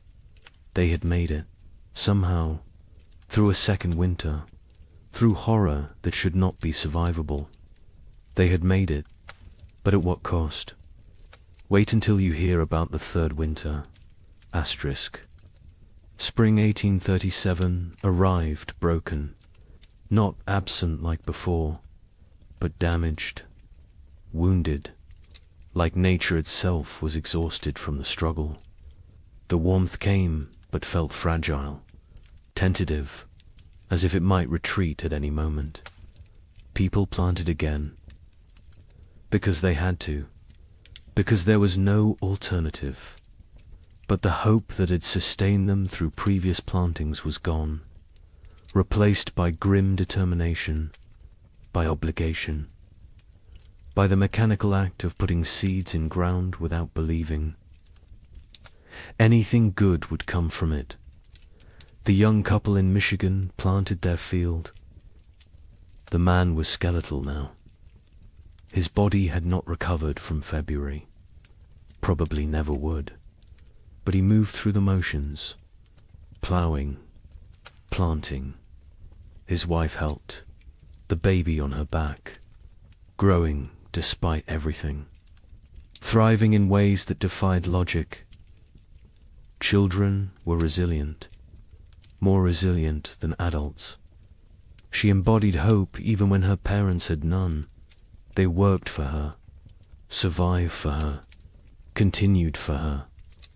The neighbor who had saved them helped with planting. He had lost his own family in the first winter. Wife and 2 daughters. He never spoke of them, never explained what happened, but the grief lived in his eyes, in his movements, in the way he threw himself into work. Helping others was how he survived, how he found meaning. The young couple became his purpose, his reason to continue. He checked on them weekly, shared food when he had extra, fixed things around their cabin, asked for nothing in return. In Illinois, the family that had lost their youngest daughter planted in silence. The mother moved mechanically, planting, watering, weeding, but her spirit was elsewhere, with her dead child, with the life they should have had. The father tried to engage her. She responded in single words. Yes, no, maybe. Their remaining children watched their parents fracture, watched the marriage dissolve under the weight of grief. The oldest boy, now 9, took on more responsibility, helped his father, tried to shield his younger siblings, became an adult too soon. Like everyone else, the widower in Ohio planted, with his older daughter, just the 2 of them. The younger daughter had stopped functioning entirely. She sat in the cabin, stared at walls, did not speak, did not respond, had retreated so far inside herself that she was unreachable. They had tried everything, talking to her, holding her, leaving her alone. Nothing worked. She was alive but not living, present but absent. The older daughter cried about it sometimes, late at night, when she thought no one could hear. Her father heard, said nothing, because what could he say? They were all broken. Some breaks just showed more than others. April brought adequate weather. Not warm, not cold, just neutral. The crops grew slowly, struggling. The soil was depleted after years of abnormal cold. Nutrients locked away. The plants were pale, weak, but growing. People tended them obsessively, talked to them, prayed over them, begged them to thrive. These gardens represented final chances, last hopes. If the crops failed this year, there would be no next year, no more attempts. This was it. May arrived cooler than normal. Not catastrophically cold, but not warm either. The growing season was compromised again, shortened.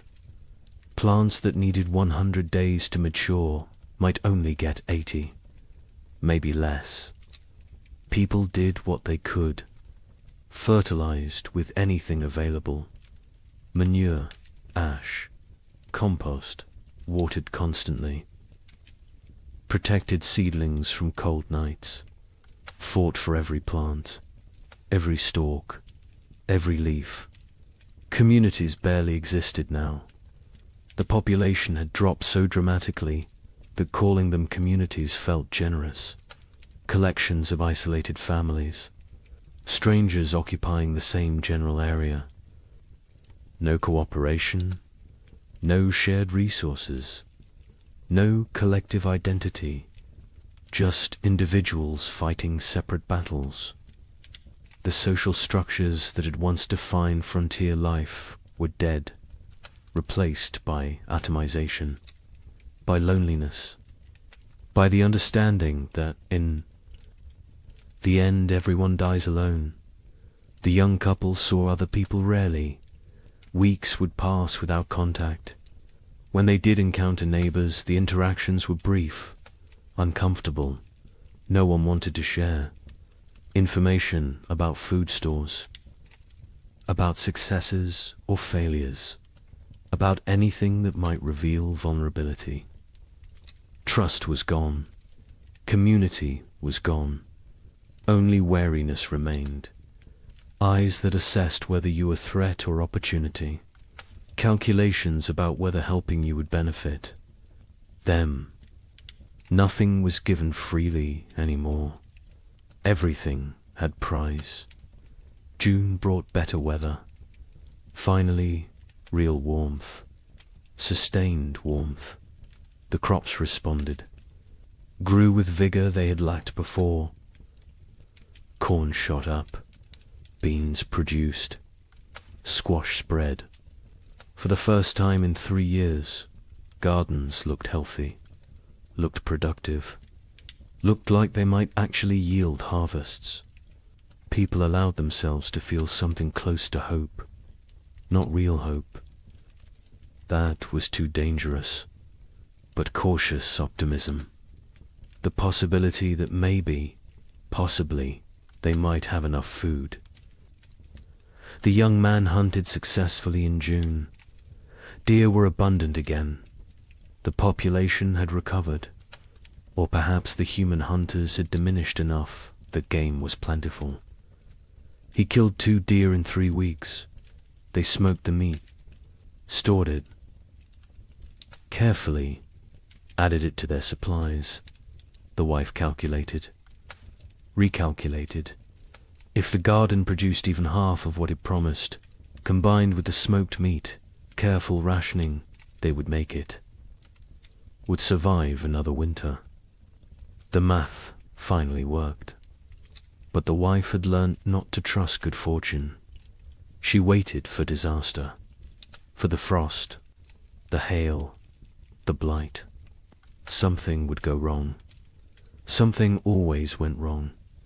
She checked the garden multiple times daily, examined every plant, looked for signs of disease, of insect damage, of anything that might threaten their harvest. Her husband told her to relax. She could not. Relaxing felt like inviting catastrophe. Vigilance was all. That kept them safe. She believed that. Needed to believe that. Because if vigilance did not matter, then nothing they did mattered. And that was too terrifying to accept. July was hot, scorching, the kind of heat that in normal times would be complained about. But these were not normal times. Heat meant growth, meant long days, meant crops maturing. People celebrated heat, worked in it without complaint. Sweat was blessing. Discomfort was price of survival. They paid it gladly. The gardens flourished. Corn grew tall, over 6 feet. Tassels appeared. Ears formed. Beans hung heavy on vines. Squash fruit swelled. It looked like abundance, like salvation. The Illinois family's garden exceeded expectations. They would have enough, more than enough. The father felt vindicated again. They had survived, had made the right choices, had protected their family. His wife said nothing. She had learned that survival was temporary, that next year would bring new challenges, new threats, new opportunities for loss. The dead daughter haunted her, would always haunt her. Success. Today did not erase yesterday's failures, did not bring back what was lost. The widower and his older daughter harvested the first. Vegetables in late July, radishes, lettuce, early peas. They ate fresh food for the first time in months. The taste was overwhelming, sharp, vibrant, alive. The older daughter cried while eating. Her father pretended not to notice. They offered food to the younger daughter. She took it, chewed mechanically, swallowed. No change in expression, no recognition of the gift they were giving her. She was gone. The person she had been was dead. This shell remained. They would care for it, protect it. But they had accepted that their family was now too. People. August brought the main harvest. People worked frantically, gathering everything, storing everything, preserving everything. This harvest represented life, represented hope, represented the possibility of future they could not afford to lose any of it. Every ear of corn mattered, every bean, every squash. They worked dawn to dusk, exhausting themselves, not caring. This was too important to spare effort. The young couple harvested more food than they had seen in 3 years. Corn beans, squash, combined with the smoked venison, they had enough. Actually enough. Not barely enough. Not maybe enough. But truly enough. They stood in their cabin looking at the stores. The wife started laughing, then crying, then laughing again. The man held her. They had made it, had survived, had beaten the odds. Their daughter played at their feet, oblivious, perfect. A miracle they did not deserve, but received anyway. The neighbor helped them preserve food, showed them techniques for long-term storage, how to keep corn dry, how to prevent mold, how to protect against rodents. He had learned so much in his years on the frontier. Before the cold years he had been successful, prosperous even. Now he was just surviving, like everyone else. But he remembered the old knowledge, the techniques that worked. He shared them freely, asked nothing in return. The young couple offered to pay him, with food, with labor. He refused, said neighbors helped. Neighbors, even though neighbors barely existed anymore. Even though community was dead, he held on to the old ways, the old values. It was how he honored his dead family.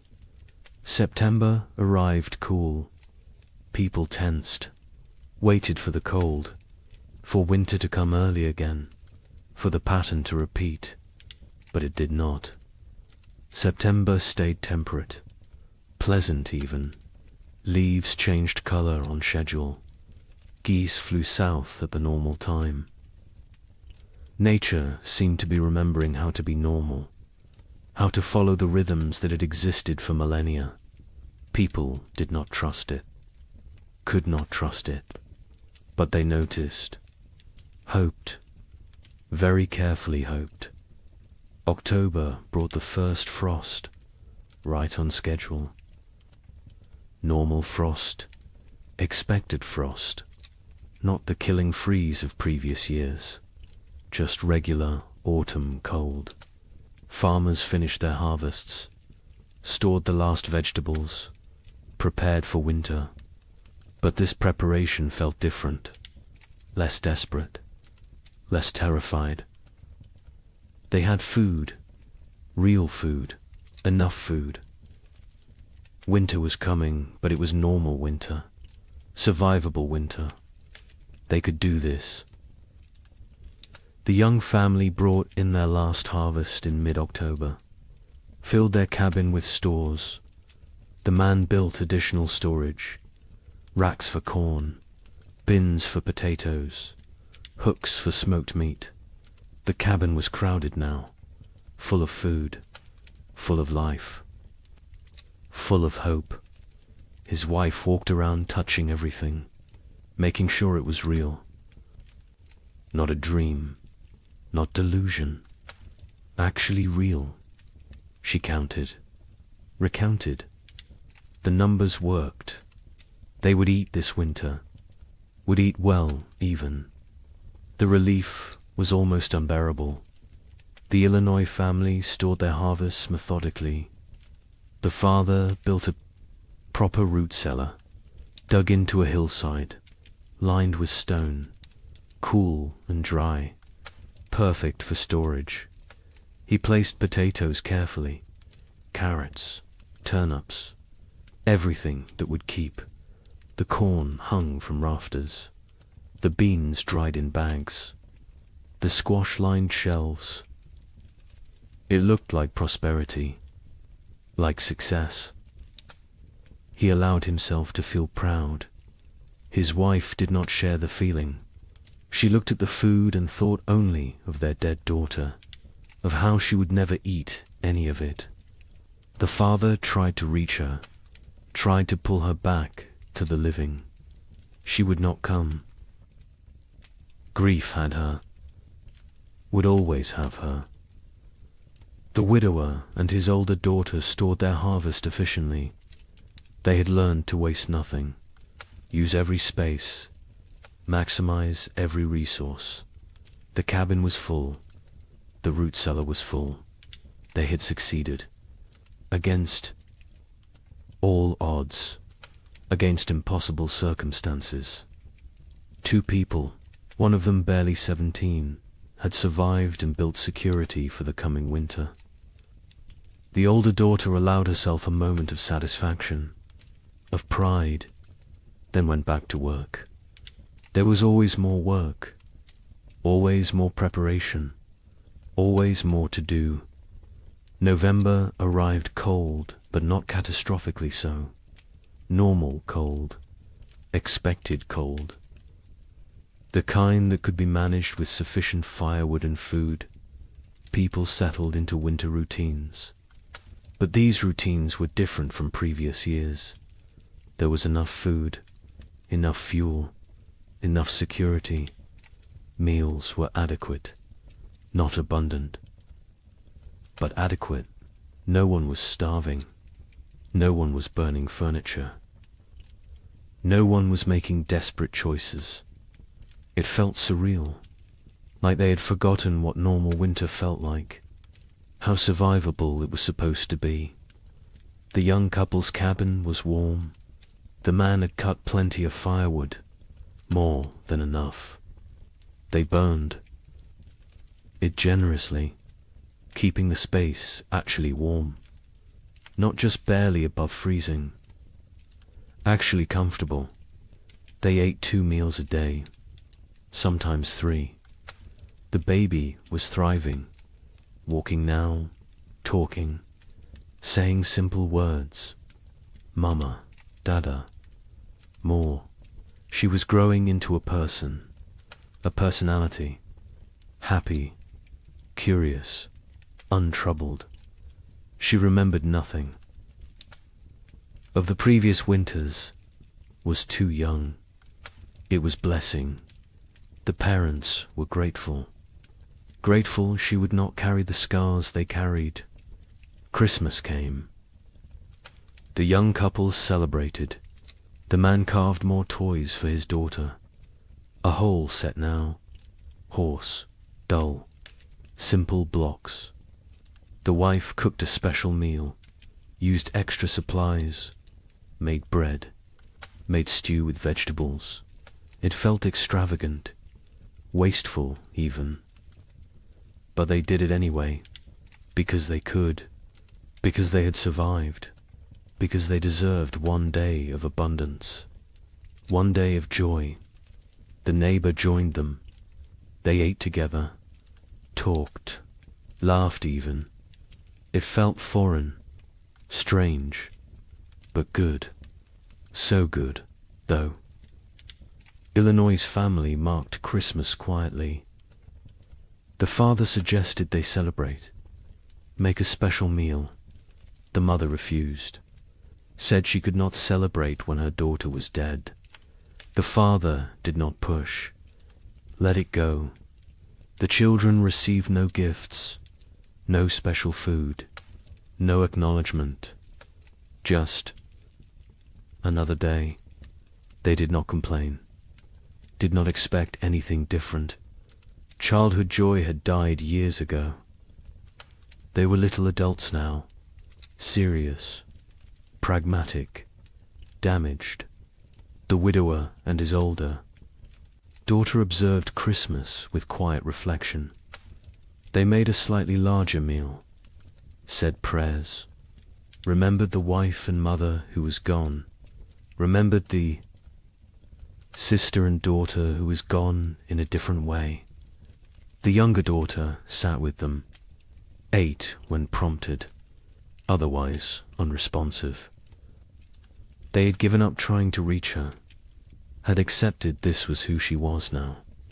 They would care for her as long as necessary, forever if needed, but they no longer expected recovery, no longer hoped for her return. She was gone. They mourned her, while she still lived.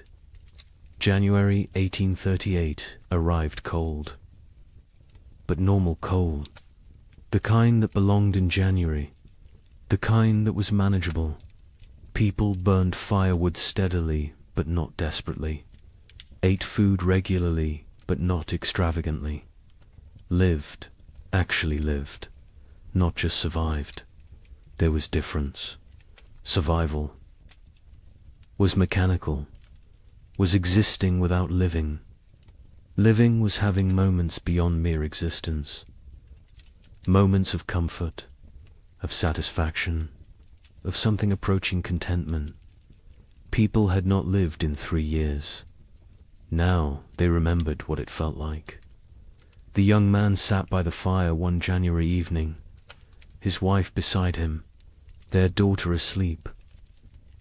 Between them, he looked around the cabin, saw the food stores, felt the warmth, heard his family breathing. He started crying. Quietly, his wife took his hand, asked what was wrong. He said nothing was wrong. Everything was right. For the first time in 3 years, everything was actually right. They were warm, fed, together, alive. It felt like miracle, like grace, like something they had not earned, but received anyway. February brought storms, heavy snow, strong winds, but the cabin was warm. The food was adequate. The family was safe. The storms raged outside. Inside there was peace. The baby played with her toys. The mother sewed. The father carved. They existed in domestic tranquility. It felt surreal, impossible, like any moment they would wake up and discover it was dream, that they were actually still in the second winter, still starving, still freezing, still dying. But they did not wake up, because it was real. The nightmare was ending, finally, actually ending. The Illinois family endured February without crisis. They had enough of everything, enough food, enough fuel, enough supplies. The physical needs were met, but the emotional damage remained. The mother barely spoke, spent hours staring at nothing. The father tried to engage her. She would not engage. The children adapted, learned to parent themselves, The older boy especially. He took care of his younger siblings, made sure they were fed, dressed, safe. The father was grateful and heartbroken. No 9-year-old should have to be so responsible, but gratitude outweighed heartbreak. The family functioned. That was enough. The widower and his daughters survived February too easily. After 3 years of desperate struggle, normal winter felt trivial. They had so much food, so much fuel, so much security. The older daughter relaxed slightly, not much, but slightly, allowed herself to believe they would make it, would survive, would see spring. Her father noticed the change, was glad. She deserved peace, deserved to feel safe, even if that safety was temporary, even if next year brought new challenges. She deserved this moment. March arrived with thaw. Real thaw, permanent thaw. Spring was coming. Not false hope this time, not temporary reprieve, actual spring, the kind that arrived and stayed, the kind that brought warmth and life and renewal. Snow melted rapidly, rivers broke up, birds returned, the world came back to life. People emerged from cabins, looked around, saw their neighbors, saw who had survived, who had made it through. The numbers were shocking. So few left. So many gone. The young couple walked their property in early March, looked at the field they would plant, looked at the cabin they had defended, looked at each other. They had survived, had kept their daughter alive, had made it through 3 winters that should have killed them. They did not speak. Words were insufficient. They simply stood together, holding hands, watching their daughter chase the neighbor's dog through melting snow, laughing, perfect, untouched by the horror. Her parents had endured. They had protected her from it, had given her life and safety and future. It was enough. It had to be enough. The worst was over. The 3 winters that seemed endless had ended. Spring had returned. Life had returned. Hope had returned. But the cost had been staggering. The scars ran deep. The survivors would carry the memories forever, would wake in the night sometimes, sweating, terrified, remembering the cold, the hunger, the fear. They would never fully recover, never fully heal, but they had survived, and survival meant possibility, meant future, meant that maybe, just maybe, they could build something good from the ashes of horror. Spring 1838 arrived like a resurrection, not the tentative half-springs of previous years, but full, complete, undeniable. March brought warmth that stayed. April exploded with growth. The earth seemed desperate to make up for lost time. Grass grew with unusual vigor. Trees budded aggressively. Wildflowers carpeted fields in waves of color. It was as if nature itself was apologizing, compensating, trying to heal the wounds it had inflicted. Survivors emerged from their cabins, slowly, blinking in bright sunlight, disoriented, like people waking from long nightmares. They looked at each other with hollow eyes, eyes that had seen too much, known too much suffering. They were changed, fundamentally, irreversibly. The people who had entered the winter of 1835 were dead. These were different people, harder, older, damaged in ways that would never fully heal. The young couple in Michigan stood in their doorway watching spring arrive. The man was thin still. His body had not recovered the weight lost during the starving times. Probably never would. His hair had gone partially grey. He was 25, but looked 40. His wife was 23. She looked older, lines around her eyes, around her mouth, marks of worry, of fear, of 3 years spent on the edge of death. Their daughter was almost 2 now, perfect, unblemished, the only innocent thing left in their world.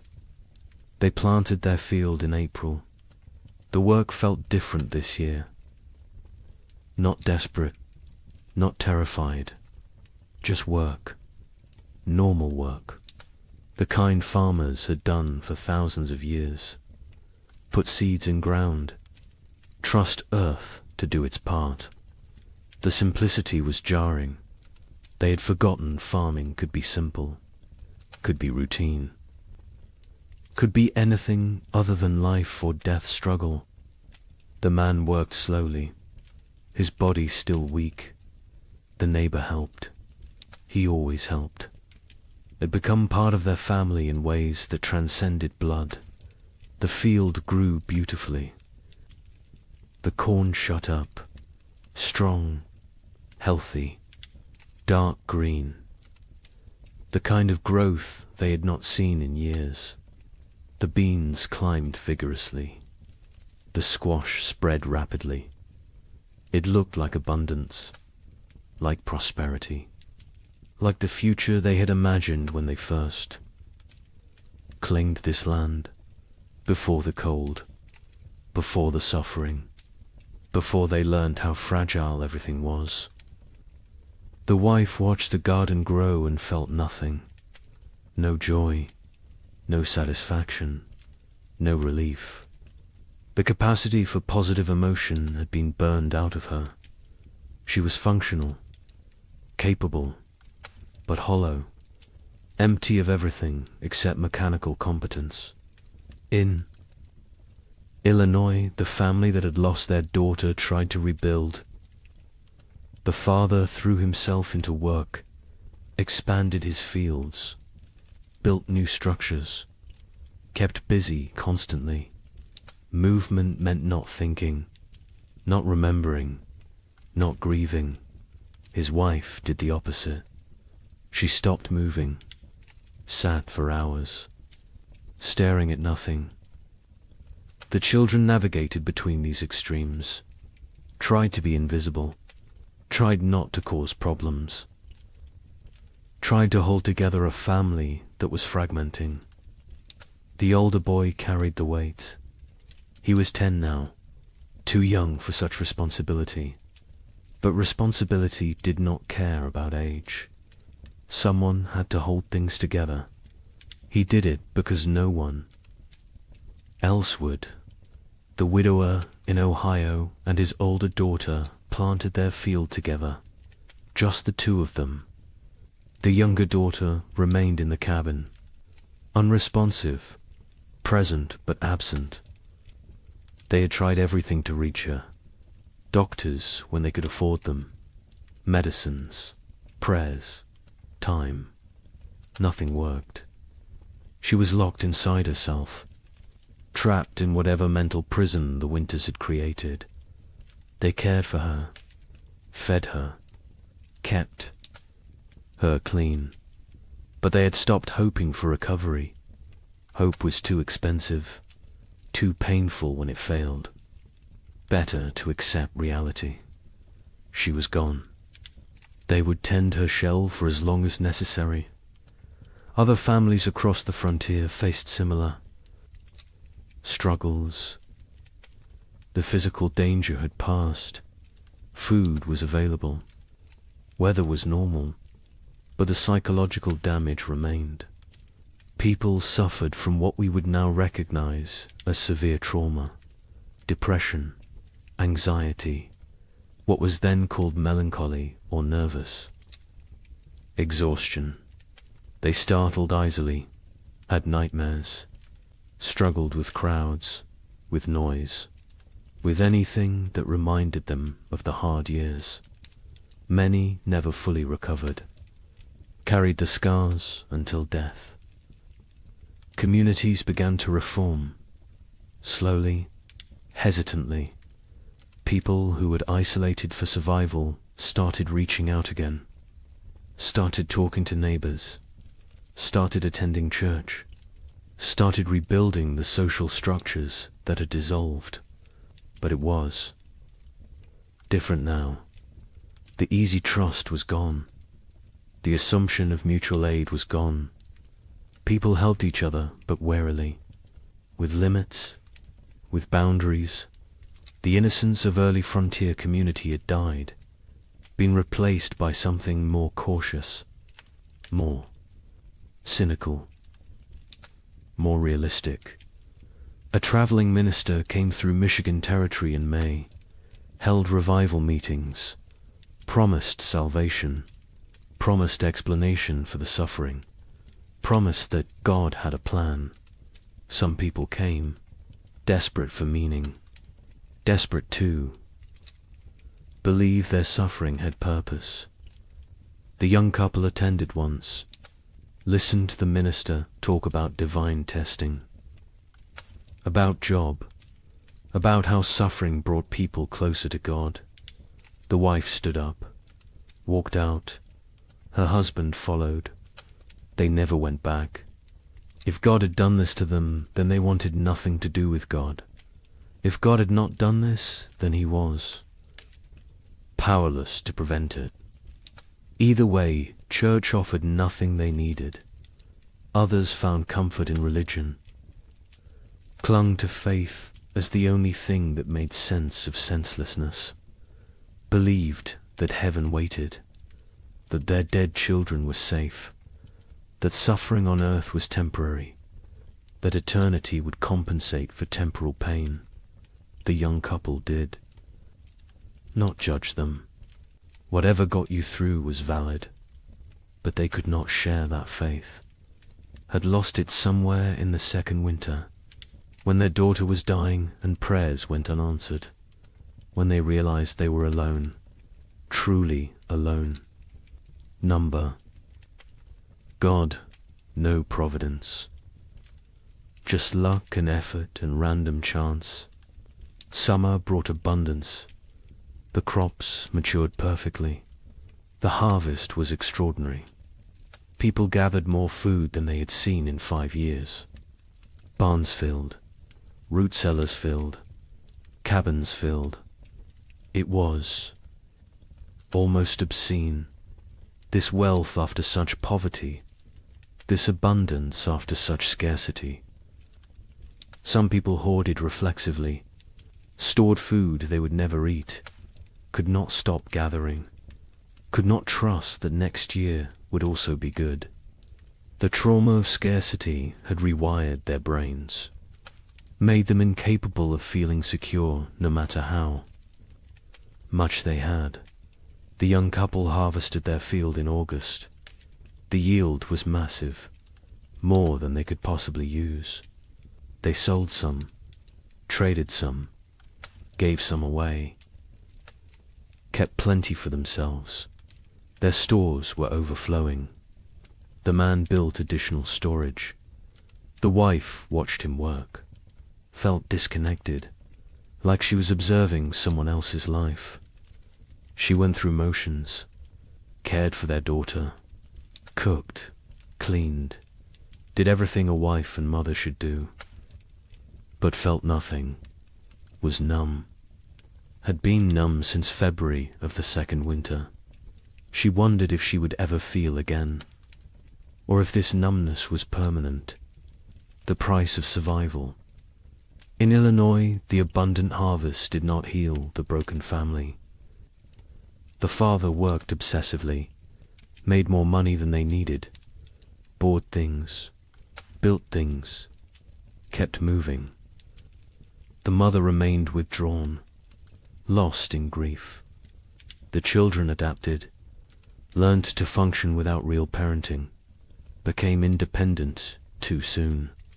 The family existed together but separately, parallel lives in the same space, not connected, not whole, just adjacent.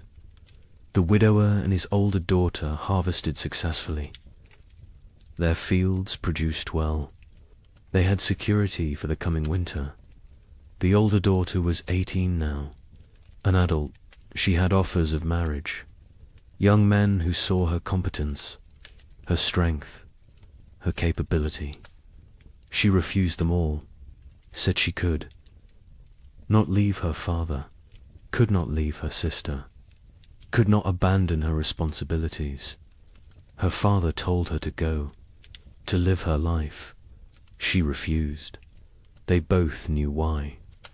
She had lost too much already, could not risk caring about anyone new, could not risk more loss.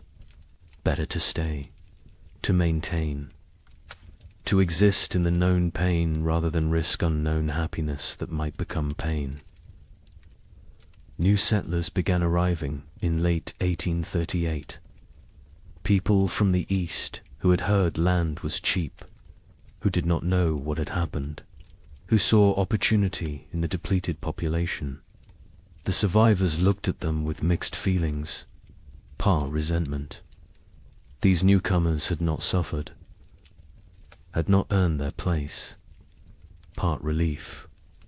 New people meant community could rebuild, meant the frontier would not die completely. Part pitied, because the newcomers were so innocent, so hopeful, so unaware of how quickly everything could collapse. A young family moved in near the young couple in September, fresh from Pennsylvania, full of dreams. The man introduced himself, talked about his plans, about the farm he would build, about the future he saw.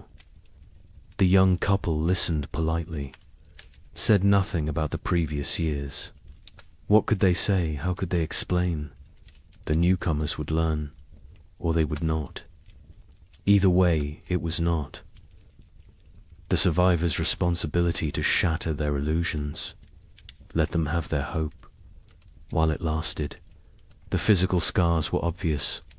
People were thinner, weaker. Many had lost teeth from malnutrition, had hair that had gone white or fallen out, had skin that showed the effects of vitamin deficiency, scurvy, rickets. Conditions that should have been rare were common. Some people recovered physically, others carried permanent damage, weakened hearts, damaged lungs, bodies that had been pushed beyond sustainable limits and never fully healed. But the psychological scars went deeper. The young wife woke screaming. Sometimes nightmares of her daughter dying, of snow falling in July, of cold that would not end. Her husband held her, said nothing, because what could he say? He had his own nightmares, his own fears. They did not discuss them, did not process them, just carried them, separately, together. The weight never lessened, only became familiar, became part of who they were now. The Illinois mother never recovered. She existed but did not live, went through motions but found no joy, no peace, no release from grief. Her family tried to reach her. She was unreachable. Eventually, they stopped trying, accepted that she was gone even though her body remained. The father took over her duties, cooked, cleaned, cared for the children, worked the farm, did everything. She sat, stared, existed. It was slow death. Everyone knew it. No one could stop it. She would live another decade, empty, broken, a ghost. In her own life, some survivors found ways forward, created new lives from the ruins of the old. The widower eventually remarried, a widow from the next county. She had lost her husband and son in the first winter.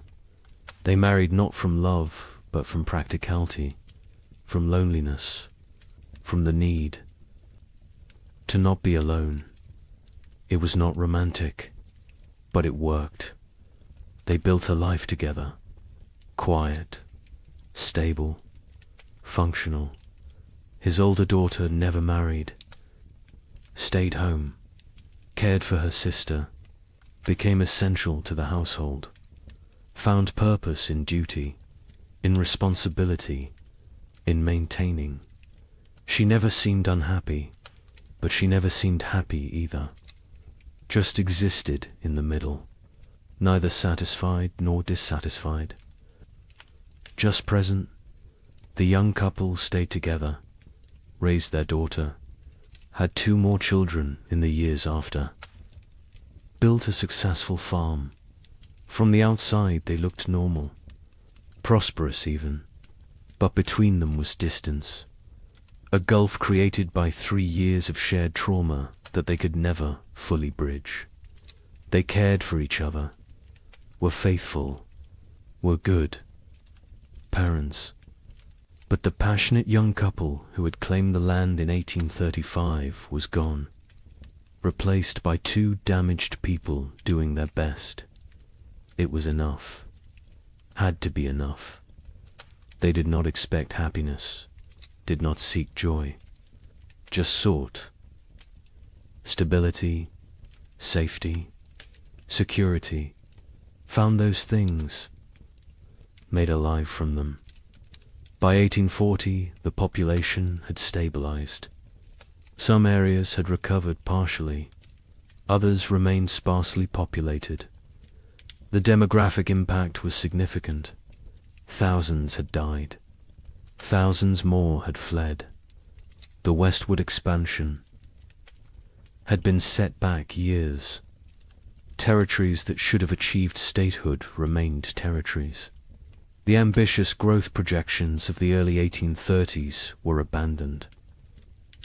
Reality had intruded, shown the limits of human ambition, of manifest destiny, of the belief that the frontier was there for the taking. Nature had reminded everyone who was really in control. The survivors aged rapidly. The young man in Michigan was 30 in 1840, looked 50. His body was worn out from the hard years. He would die at 45. Heart failure. His body simply gave out. Used up. Exhausted. His wife outlived him by 20 years. Raised their 3 children. Alone. Never remarried. Never spoke of the hard years. Her children knew something had happened. Could see it in her eyes. In her reactions to cold, to hunger, to waste. But she never explained. Never wanted them to know. Wanted them innocent, untouched. Protected from the knowledge of how bad things could get. The records from this period are sparse. Many families did not keep records, could not read or write, or chose not to document what had happened. The census of 1840 shows dramatic population decline in the affected territories. But the numbers tell only part of the story, cannot capture the psychological damage, the broken families, the lost potential, the dreams that died, the innocence that was shattered. Those losses are not recorded, not documented, not preserved. But they were real, were significant, were the true cost of the winters that would not end. Some survivors tried to document what happened, wrote letters to relatives back east, kept journals, created records. But even as they wrote, they sensed their accounts would be doubted. Would be dismissed as exaggeration, as hysteria, as the ramblings of traumatized minds.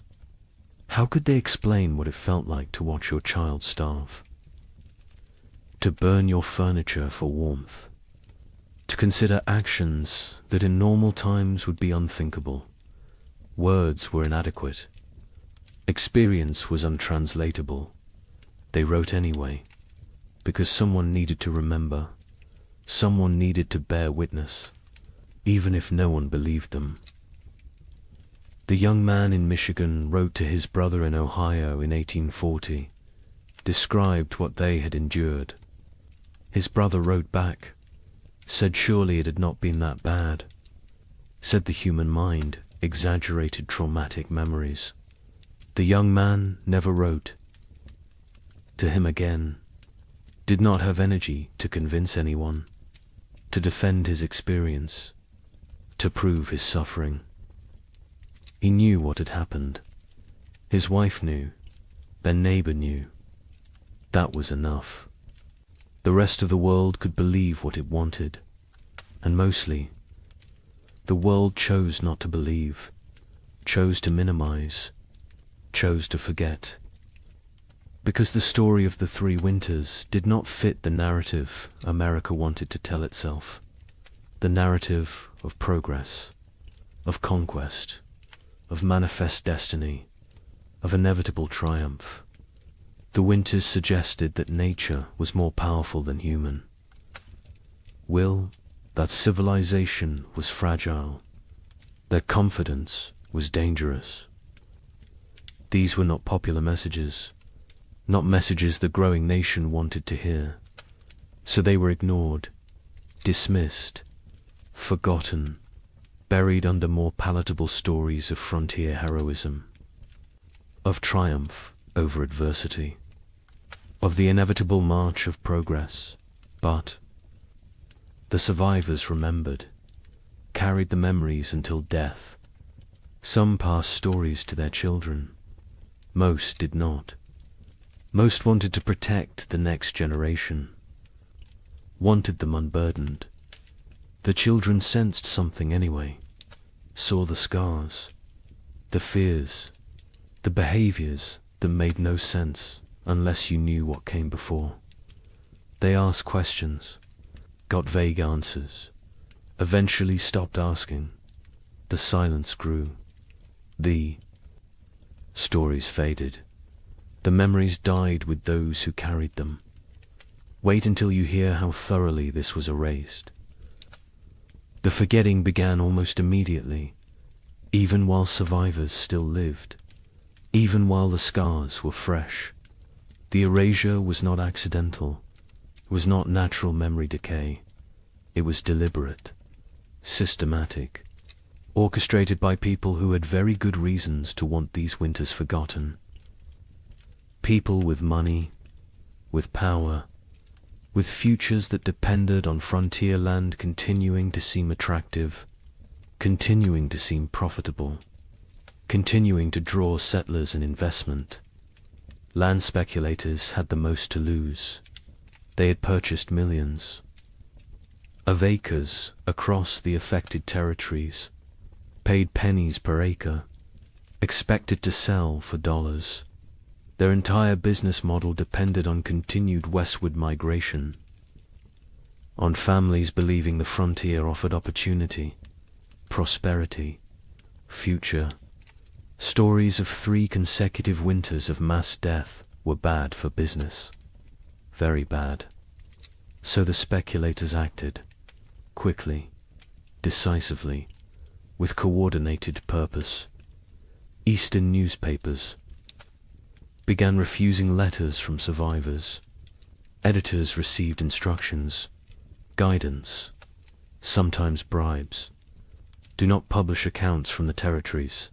Do not run stories about crop failures, about deaths, about settlements failing. Focus on success. Stories on prosperity, on opportunity. A newspaper in Philadelphia received a letter in 1839 from a Michigan survivor. Detailed account of the 3 winters, the suffering, the deaths, the horror. The editor filed it away, never published it. Years later asked why. He explained simply, no one wanted to read depressing stories. People wanted hope, wanted optimism, wanted to believe in American progress.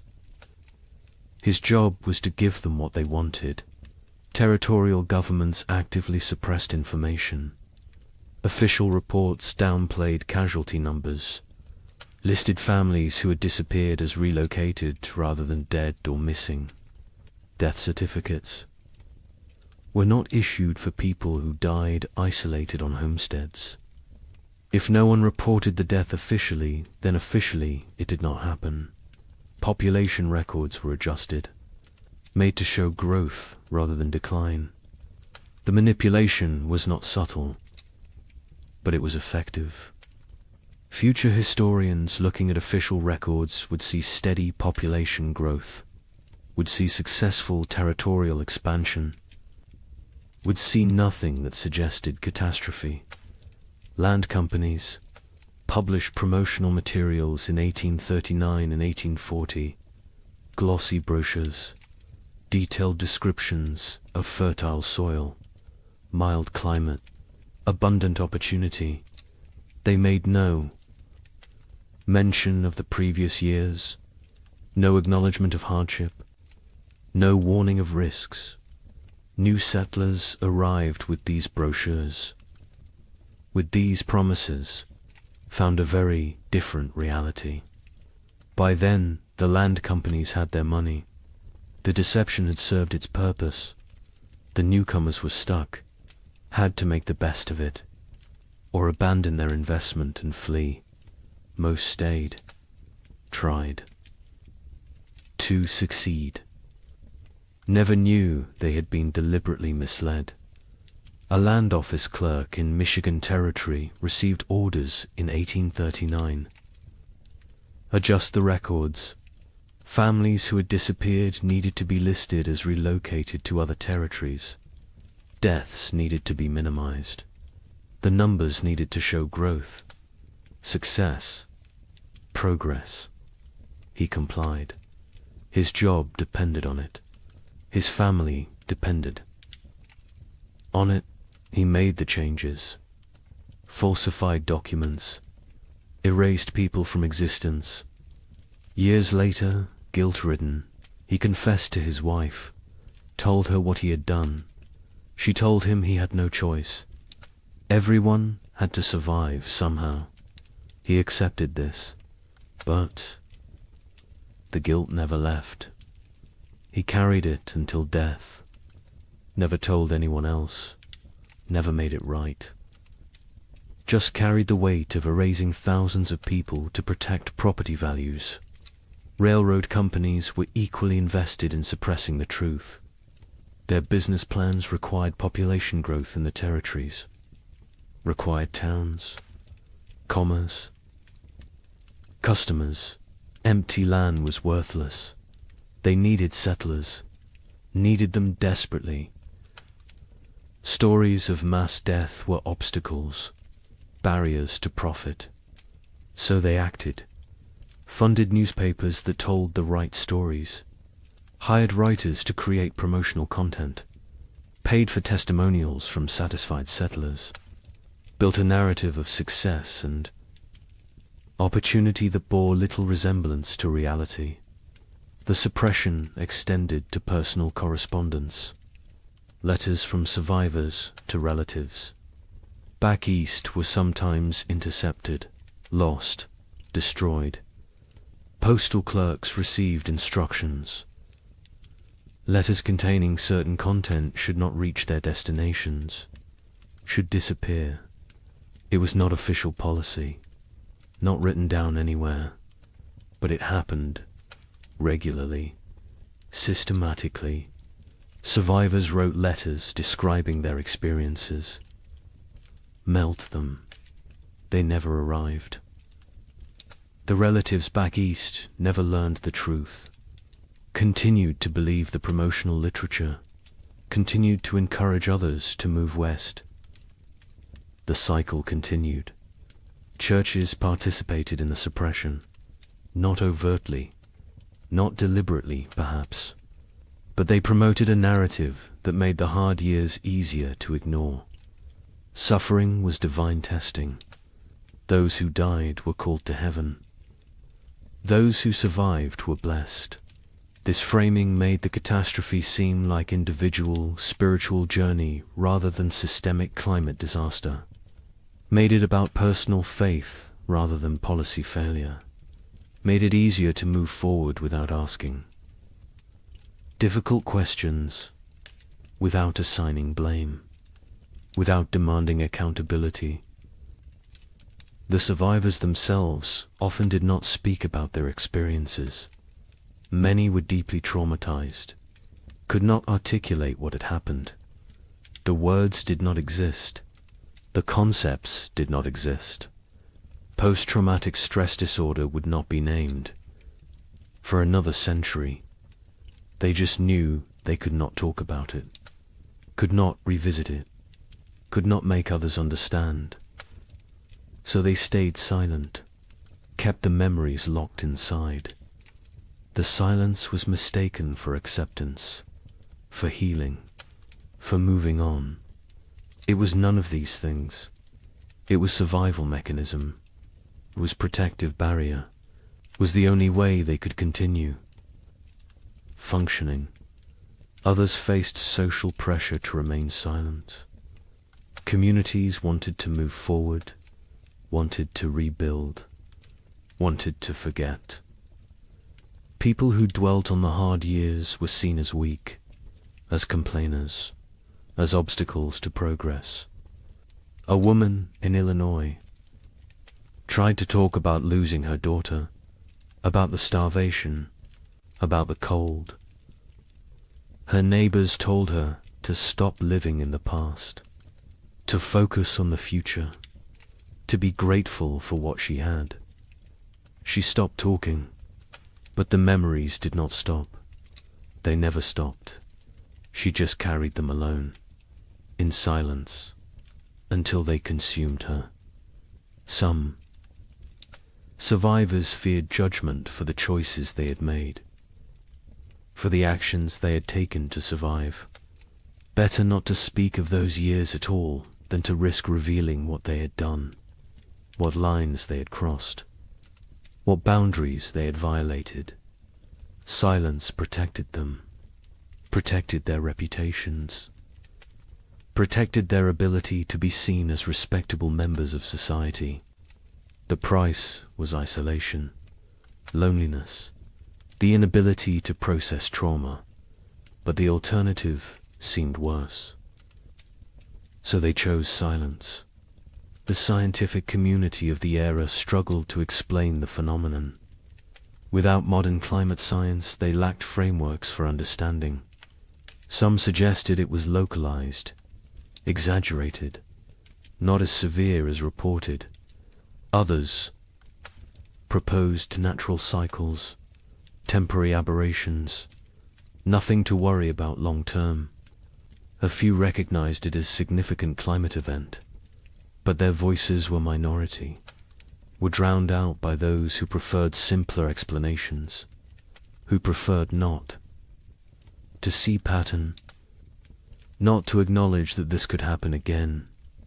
Meteorological records from the period are incomplete. Weather stations were sparse. Record-keeping was inconsistent. The data that exists shows temperature anomalies, shows unusual patterns, but gaps in the record allow for interpretation, allow for doubt, allow for dismissal. Later research, looking at the fragmentary data, could conclude it was not that bad, could argue the survivors exaggerated, could minimize the catastrophe. The incomplete record became excuse for incomplete acknowledgement. By 1850, just 12 years after the final winter ended, the 3 winters were rarely mentioned. Textbooks focused on westward expansion, on Oregon Trail, on Gold Rush. on the exciting narrative of American growth. The dark years from 1836 to 1838 were footnote at best. More often, they were completely absent.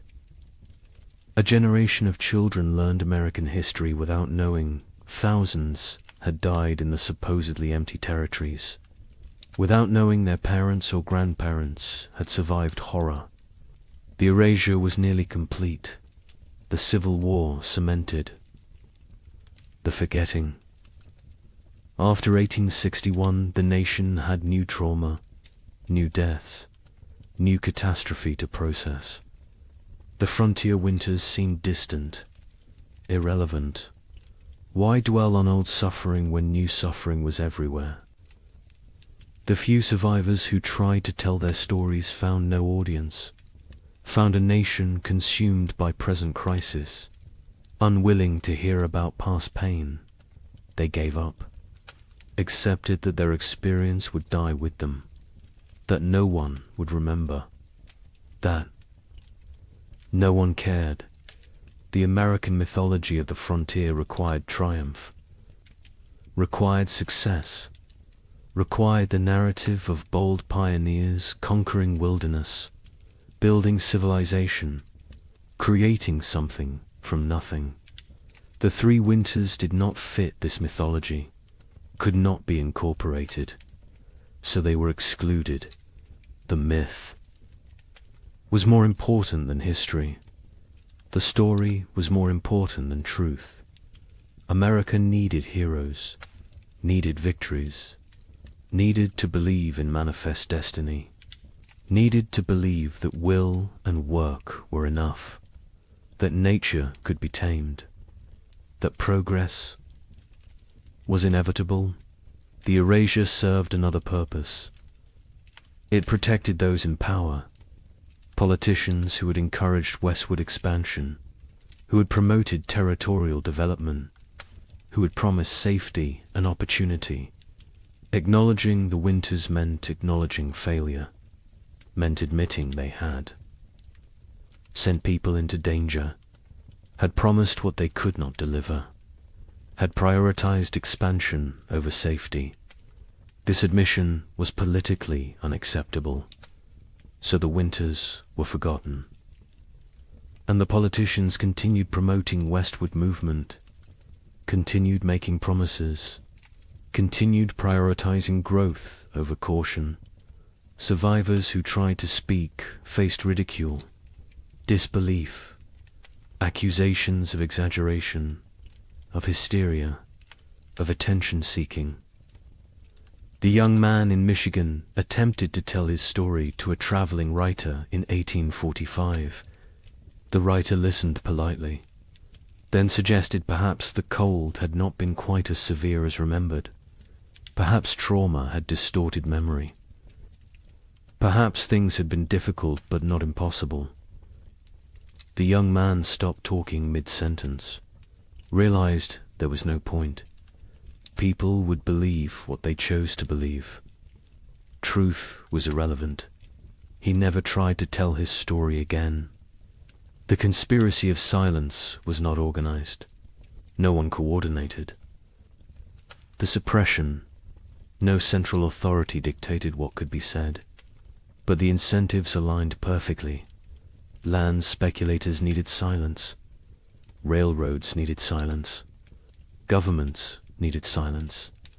Churches preferred silence. Survivors chose silence. The result was comprehensive, effective, devastating. Within 20 years, the three winters had been nearly erased from collective memory. Within 50 years, they were completely forgotten. A climate catastrophe that killed thousands and destroyed.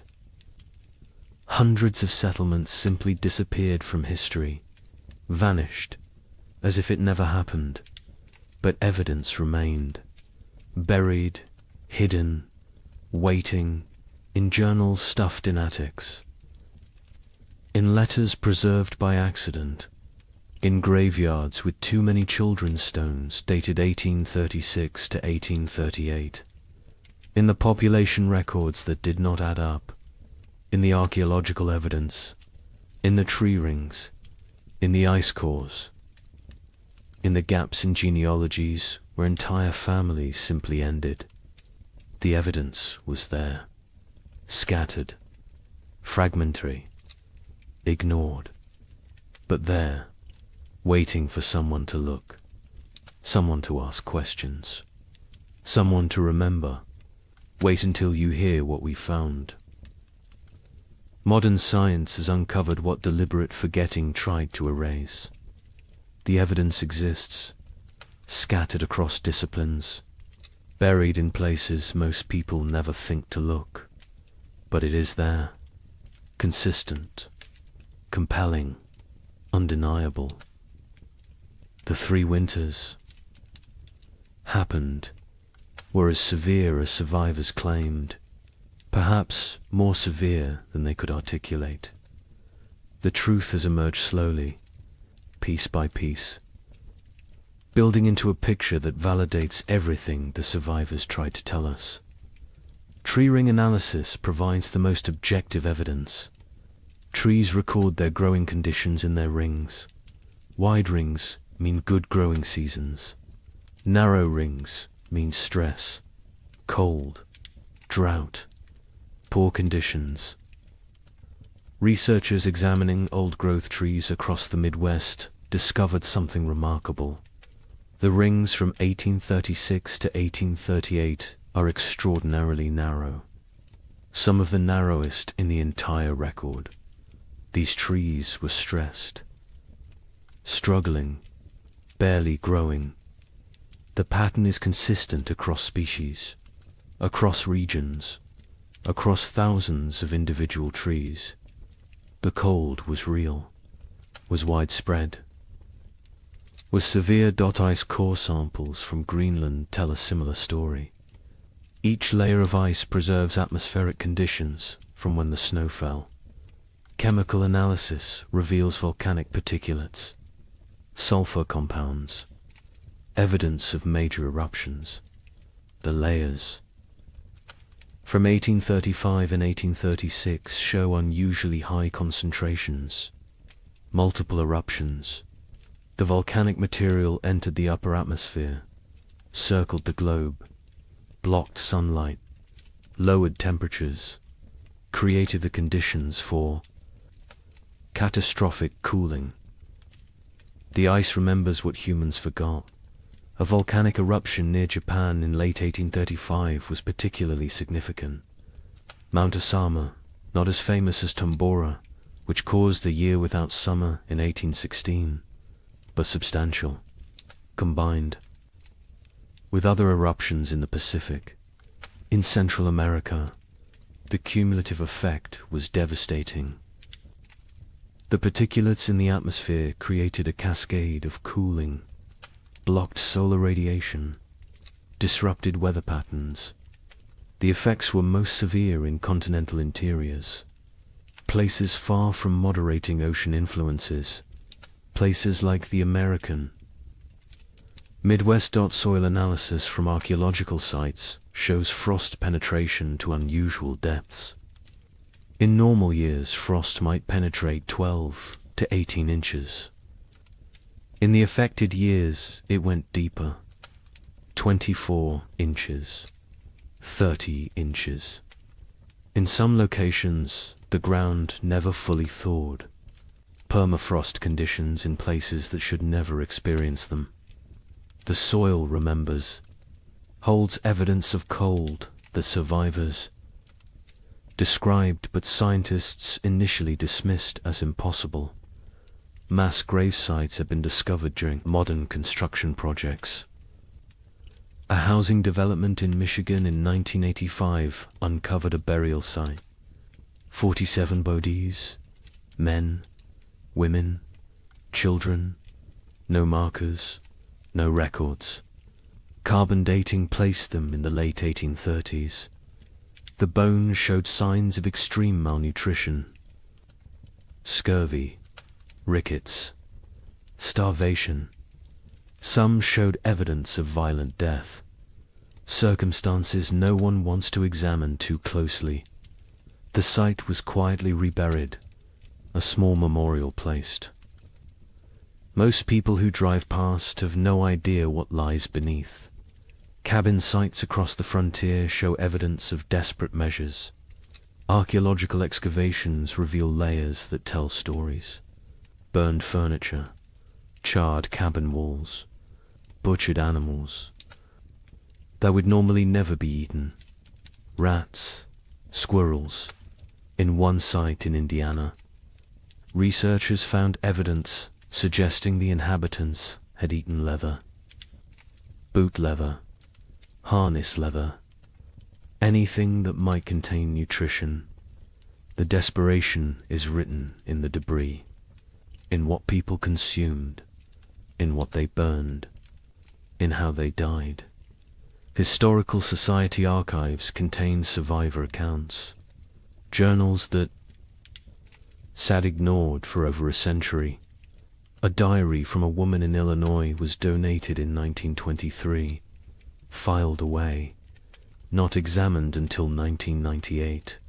It documented day-by-day survival through all 3 winters, the declining food stores, the deaths of neighbors, the choices she made to keep her family alive, the guilt she carried.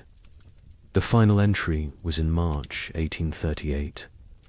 It said simply that spring had come, that they had survived, that she did not know if survival was blessing or curse. The journal was published in 2005. 90 academics read it. The general public remained unaware. More journals continued to surface, in estate sales, in attics, in old trunks, in historical societies. Each one adds detail, adds confirmation, adds validation to what survivors tried to tell anyone who would. Listen. A journal from Ohio described November 1836. The cold that went beyond anything imaginable. The wind that never stopped. The children asking when they could go outside again. Being told maybe spring, knowing spring might never come. The journal, as a matter of fact, unemotional, which makes it more powerful. The horror is in what is not said, in the gaps, in the things too terrible to write. Census records show the truth when examined carefully. The 1840 census recorded population in the affected territories. Researchers comparing it to 1830 projections found massive discrepancies. The expected population based on immigration rates and natural growth should have been far higher. Tens of thousands of people were simply missing, not relocated, not accounted for, gone. The census takers noted the discrepancies at the time. Their concerns were dismissed. The records were filed. The questions remained unasked for over a century. Statistical analysis reveals the scope of the catastrophe. Researchers in the late 20th century compiled data from multiple sources: church records, land claims, tax rolls, census data, letters, journals, everything available. They built demographic models. The model showed that approximately 15,000 families entered their affected territories between 1830 and 1835. The 1840 census showed fewer than 7,000 families. The missing 8,000 families represented perhaps 40,000 individuals. Some fled, but many died. The exact numbers will never be known, but the scale is clear. This was demographic catastrophe. Climate modeling supports the survivor accounts. Modern computers can simulate historical climate conditions, input the volcanic eruptions, the solar activity, the ocean currents, Run the models. See what temperatures they produce. The models consistently show severe cooling in the continental interior from 1836 to 1838. Temperature drops of 10 to 15 degrees below normal. Extended growing seasons by 30 to 60 days. The kind of conditions that make agriculture nearly impossible. The kind of conditions that kill. The models validate what survivors said. Validate what written records document. Validate what physical evidence proves. A particularly compelling piece of evidence emerged in 2012. A locked trunk. Found in the basement of a historical society in Pennsylvania. Inside were letters. Dozens of them. From frontier families to relatives back east. Letters that never reached their destinations. Letters that had been intercepted. Saved by the postal clerk who could not bring himself to destroy them, but could not deliver them either. The letters describe starvation, death, terror, desperate pleas for help that never came. Because the letters never arrived. The trunk sat unopened for 170 years. The stories inside died with those who wrote them, until the trunk was finally opened, finally read. Finally acknowledged the letters paint a consistent picture. Cold that started early, that would not end. Food running out.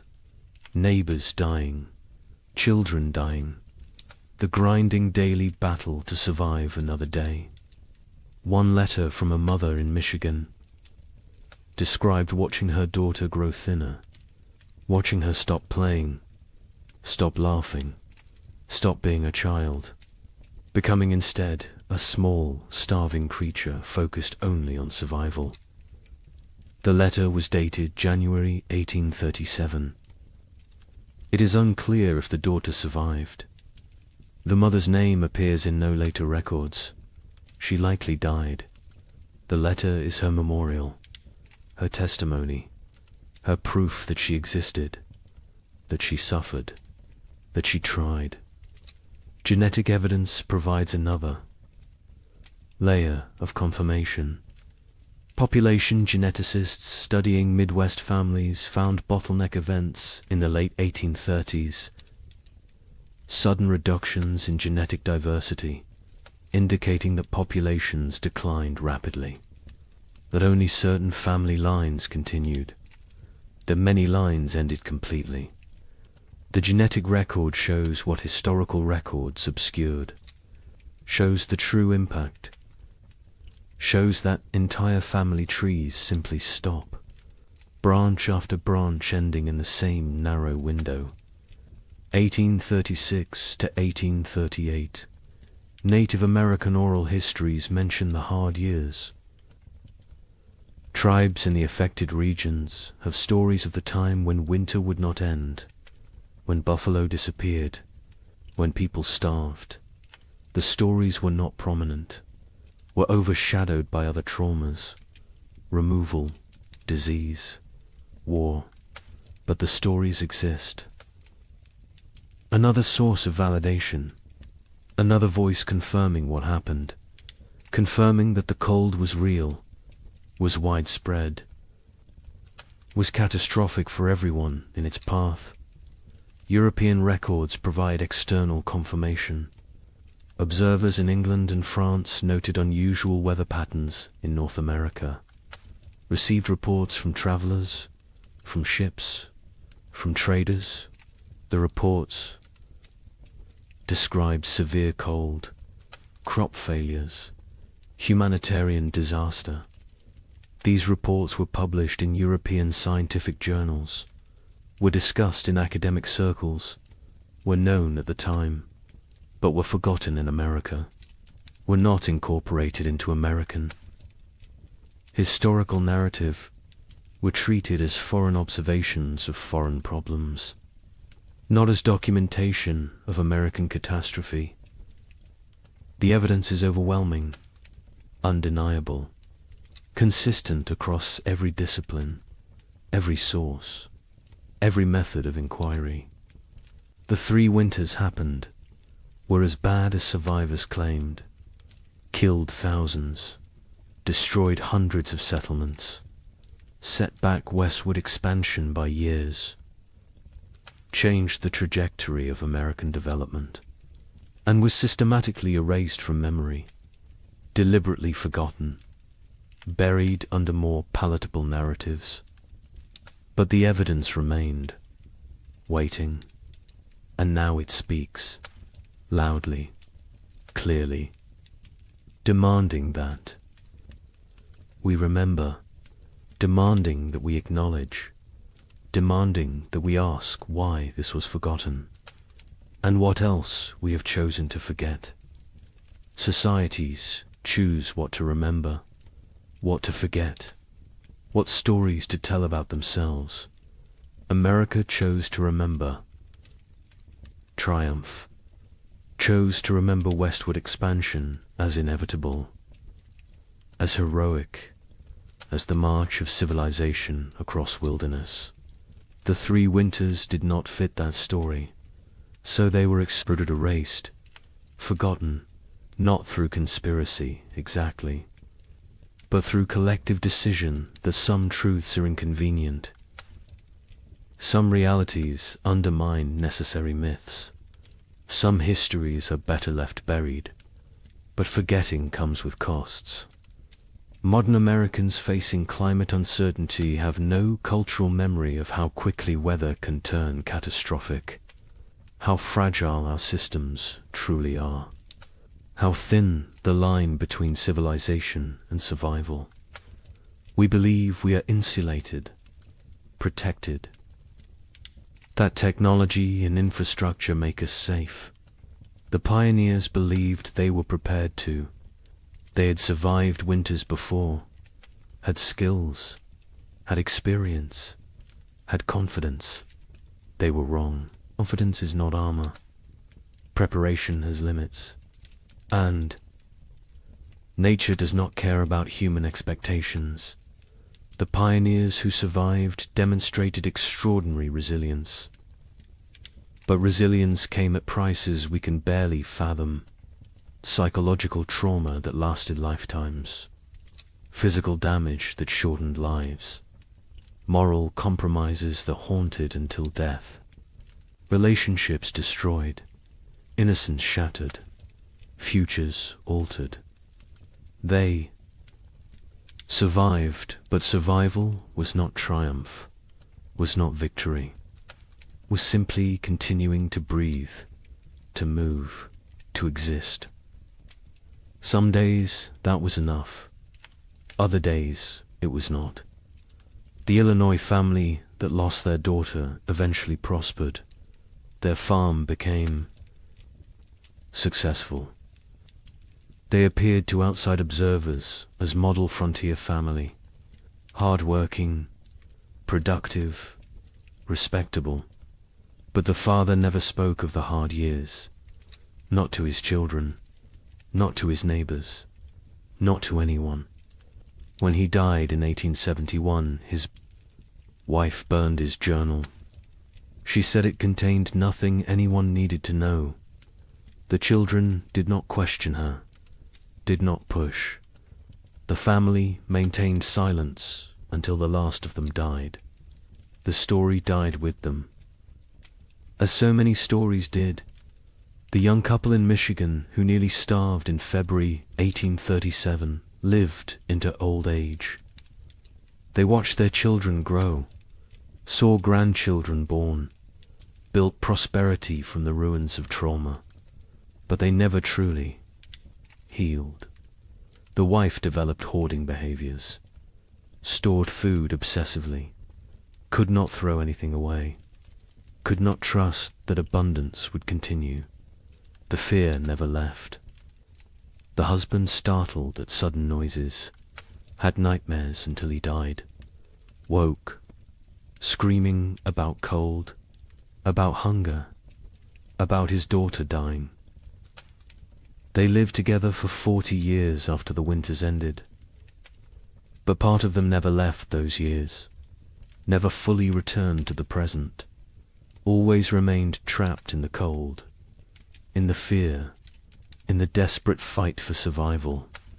We need to remember their stories, need to understand what they endured, not to glorify suffering, not to romanticize hardship, but to recognize truth, to acknowledge that American expansion was built on uncounted graves, unforgotten tragedies, unerased catastrophes.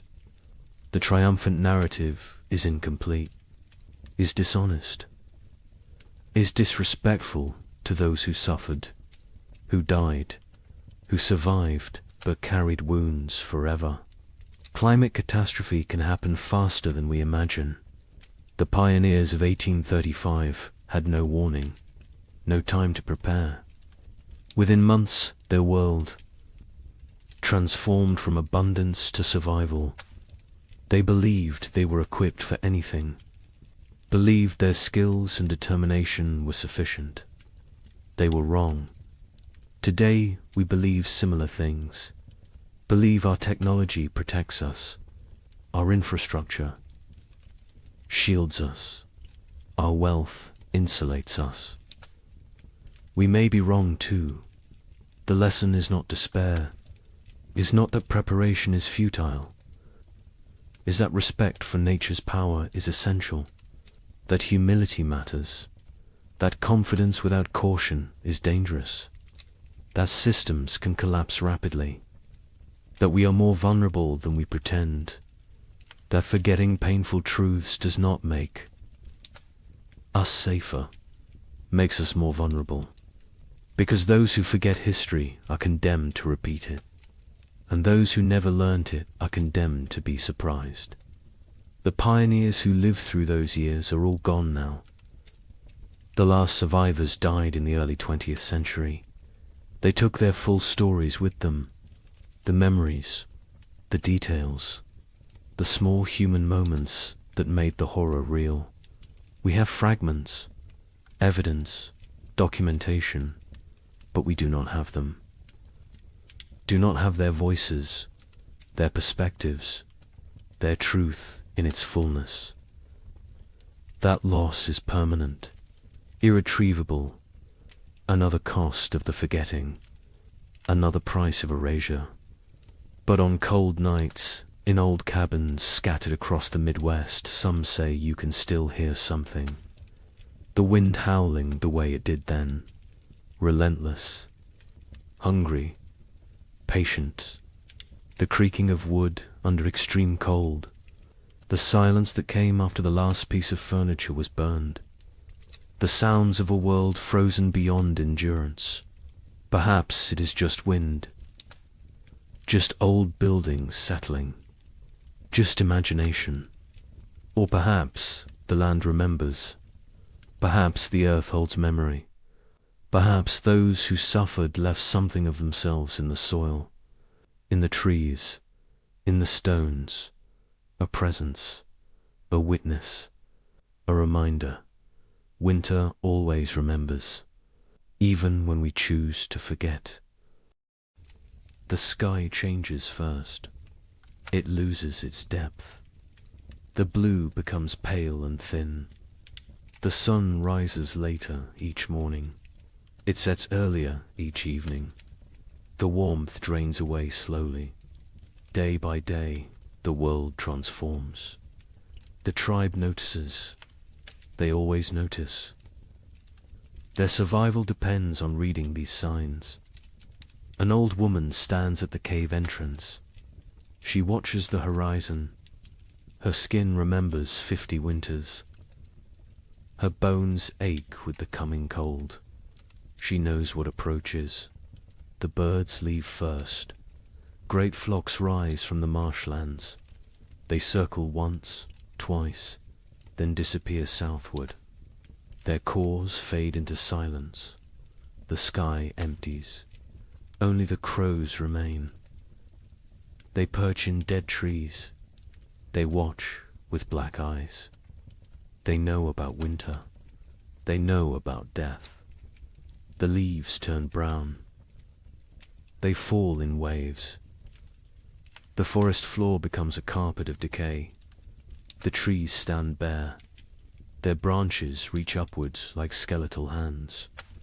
The wind moves through them differently now. It whistles. It moans. It carries the scent of ice from distant mountains. The animals change their behavior. The deer grow thick coats. They move lower into the valleys. The bears eat constantly. They gorge themselves on final berries and roots. They search for caves. They test the depths of hollow trees. Soon they will sleep. Soon they will vanish until spring. The tribe's children play near the cave. They notice the changes too. A young girl finds frost on a stone. She touches it with her finger. The ice melts instantly. She looks up at her mother. Her eyes ask a question. Her mother nods slowly. Yes, it is coming. The hunters return from their scouting. They gather around the central fire. Their news is grim. The herds are moving. The massive beasts that sustained the tribe are leaving. They migrate to warmer lands. The hunters saw their tracks leading south. Hundreds of prints in the soft earth. All heading away, the chief stands. He is a broad man with greying hair. Scars cross his chest and arms. Each one tells a story of survival. He speaks slowly. His voice carries weight. The tribe must prepare. They must gather. They must hunt. Winter shows no mercy to the unprepared.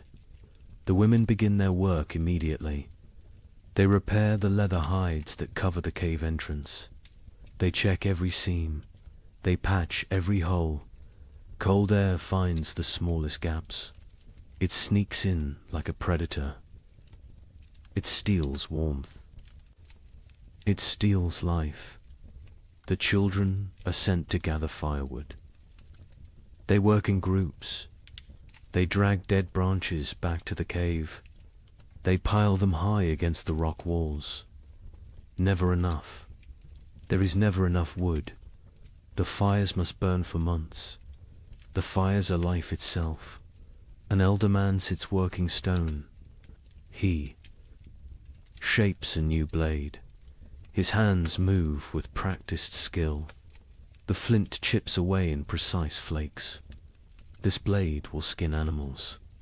It will cut meat. It will help the tribe survive. Tools matter. In winter, everything matters. The temperature drops. Further, morning brings white breath. Puddles freeze overnight. They crack under footsteps. The ground hardens. Digging becomes difficult. The tribe works faster. Urgency replaces the lazy pace of summer. A young hunter climbs the high ridge. He looks north. Dark clouds gather on the horizon. They build like mountains. They promise snow. He returns quickly. He reports what he saw.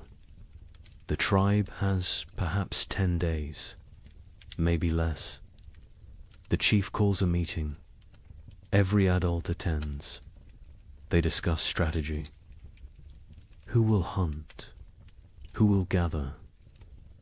Who will fortify the shelter? Who will watch the children? Roles are assigned. Arguments are brief. Survival requires cooperation. Personal disputes wait for spring. The women process the last of the autumn harvest. They pound roots into paste. They dry strips of meat over smoky fires. They collect every edible plant within walking distance. Nothing is wasted. A handful of seeds might mean the difference between hunger and starvation. Night falls earlier now. The darkness lasts longer. The tribe sits closer to the fire. They eat their evening meal in silence. They think about the months ahead. They remember previous winters. Some were mild, some were brutal. No one knows what this winter will bring. A baby cries. Its mother holds it close. She wraps it in soft rabbit fur. The infant is barely 2 months old. This will be its first winter. The mother's face shows worry. The other women gather around. They offer reassurance. They share wisdom. They have kept babies alive through cold before. The old woman who watches the sky speaks. She tells of a winter. From her youth, snow fell for 20 days without stopping. The drifts rose higher than a man. 3 members of the tribe died. They ran out of food. They grew weak. The cold took them in their sleep. She tells this story as warning, as motivation. As truth, the fire crackles. Sparks rise into the darkness. They dance like orange stars before fading. The tribe sits in a circle. They feel the bond between them. They are family. They are survival partners. They will face the cold together. They will endure together. Or they will perish together. The wind picks up. It blows from the north. It carries the smell of snow. It carries the promise of winter. The tribe feels it. Every man, woman, and child knows what approaches. The season of death has begun its descent. The time of testing is here. Tomorrow, the real work begins. The hunters wake before dawn. 6 men rise from their sleeping places. They move quietly. They do not wake the others. The air inside the cave is cold. Their breath makes small clouds. They gather their weapons in silence. The chief hunter is called Kra. He has seen 30 winters. His body is lean and strong. Scars mark his arms and legs. Each scar tells a story. Each one represents survival. He checks his spear. The stone point is sharp. The binding is tight. This weapon has killed. Many times before, the other hunters prepare. They wear thick furs. They tie leather wraps around their legs. They carry stone blades at their waists. They bring rope made from twisted plant fibers. They will need everything they carry. There are no second chances in winter. The sky begins to lighten. Grey replaces black. The hunters step outside. The cold hits them immediately. It takes their breath. Their eyes water. They blink away the moisture. Their bodies adjust slowly. Frost covers everything.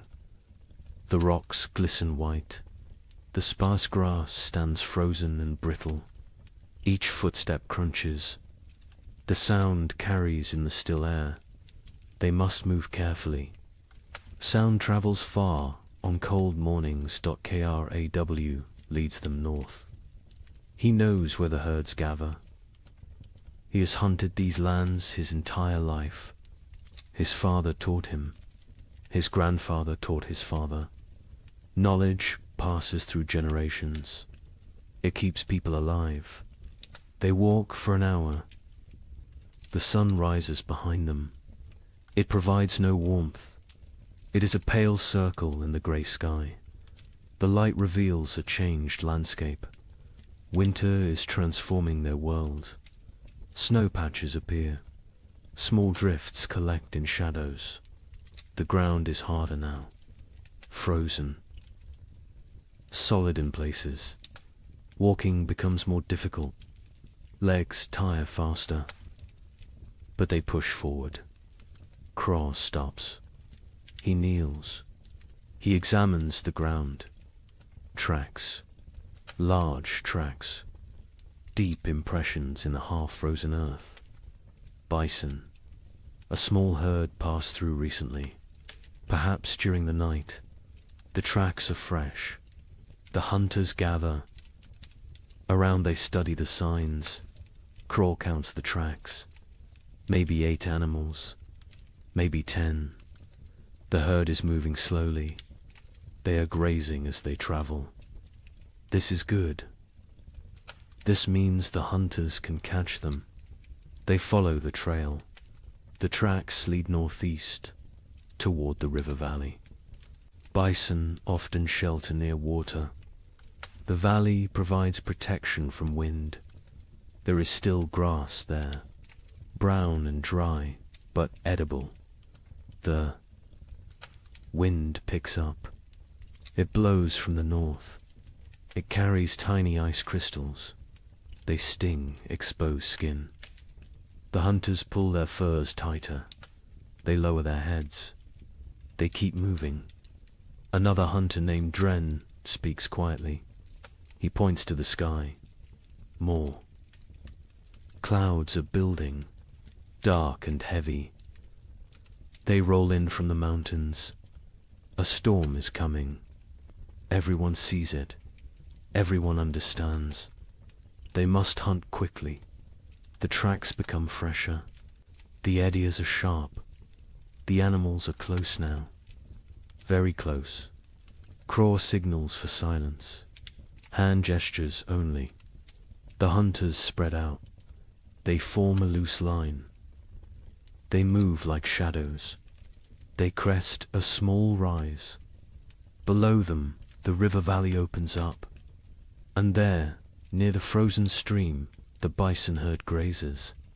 9 massive animals, brown and shaggy. Their breath rises in great clouds. They paw at the snow. They search for grass beneath the hunters crouch low. They are downwind. The bison cannot smell them.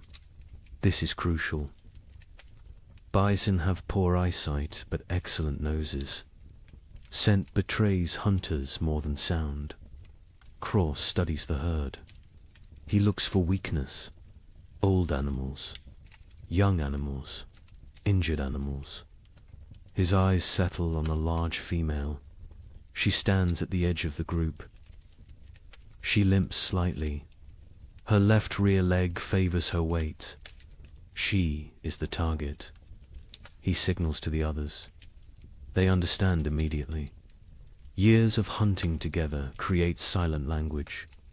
They know their roles. They know the plan. 3 hunters will circle left. 3 will stay right. They will drive the herd. They will separate the weak one. The maneuver begins. The hunters move like wolves, patient, calculated. They use every rock for cover, every depression in the ground. They become part of the landscape.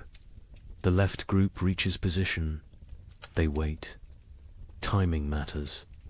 Rush too soon and the herd scatters. Wait too long, an opportunity vanishes. Craw watches. He feels the moment.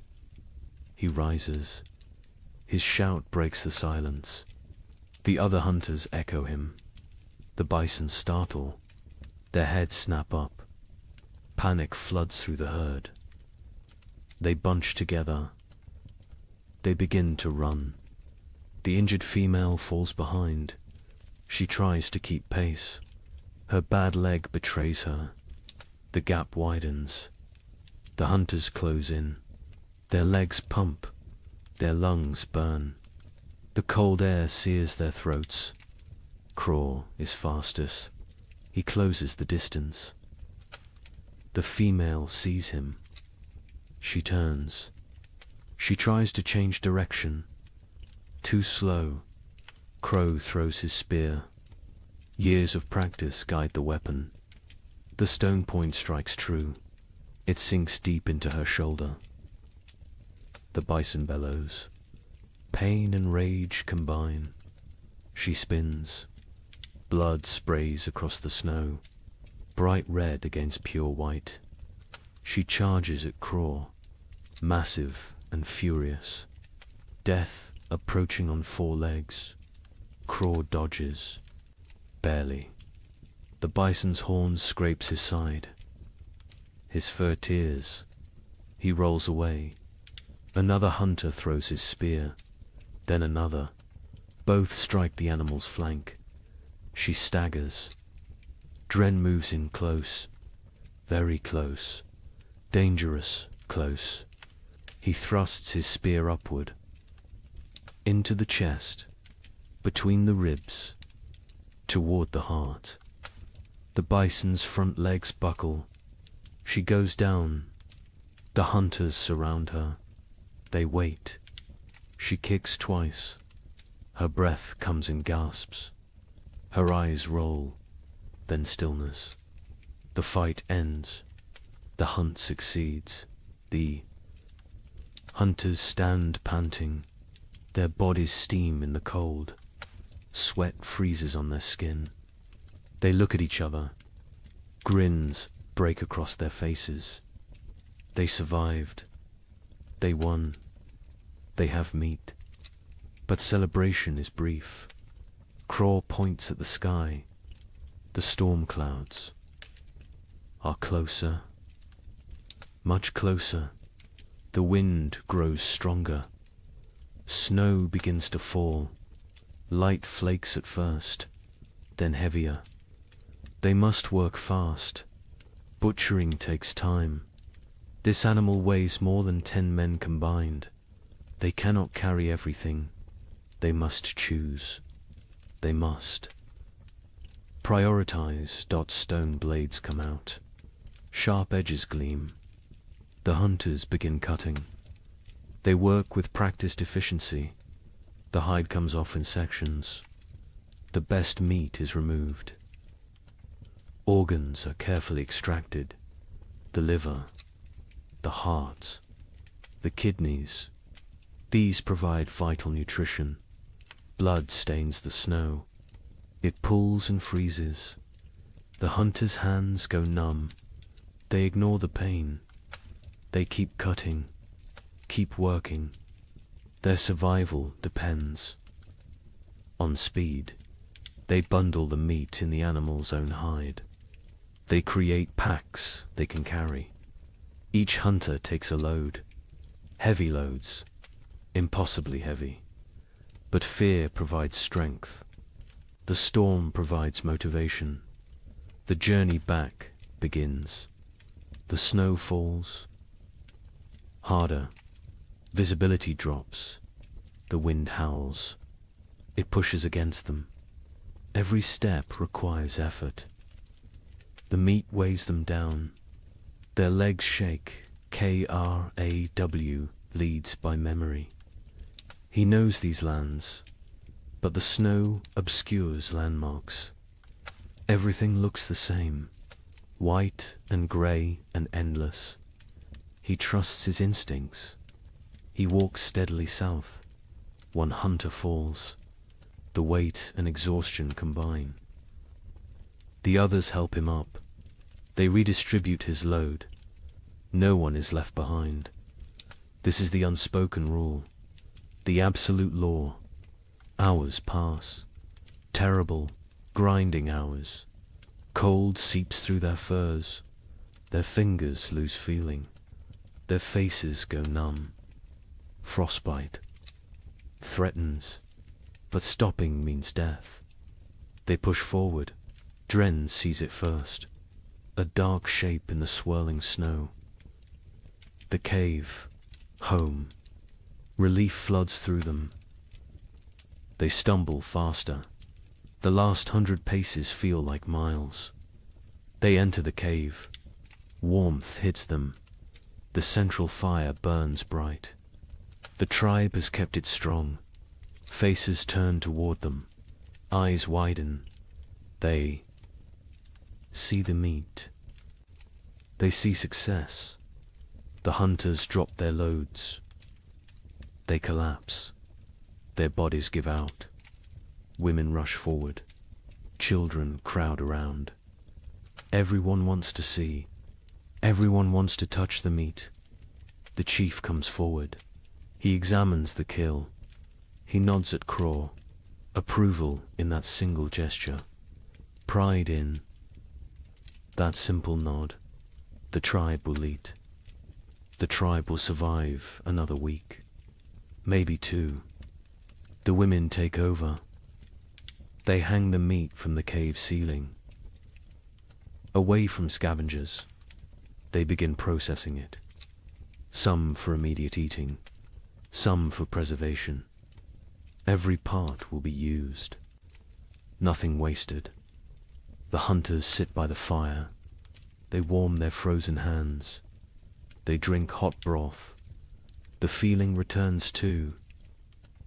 Their fingers and toes. Pain comes with it. Sharp and burning. They endure it silently. Outside, the storm intensifies. Wind screams past the cave entrance. Snow piles against the rocks. The leather hide covering the entrance flaps and strains. But inside, there is warmth. There is food. There is safety. Aye. Child approaches Craw. A small boy. He stares with wide eyes. He touches Craw's torn fur. He sees the scrape from the bison's horn. His mouth forms an O of wonder. Craw smiles.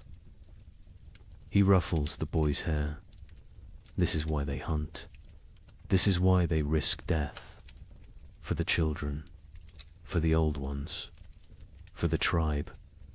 Individual survival means nothing. The group is everything. The meat roasts over the fire. Fat drips and sizzles. The smell fills the cave. Mouths water.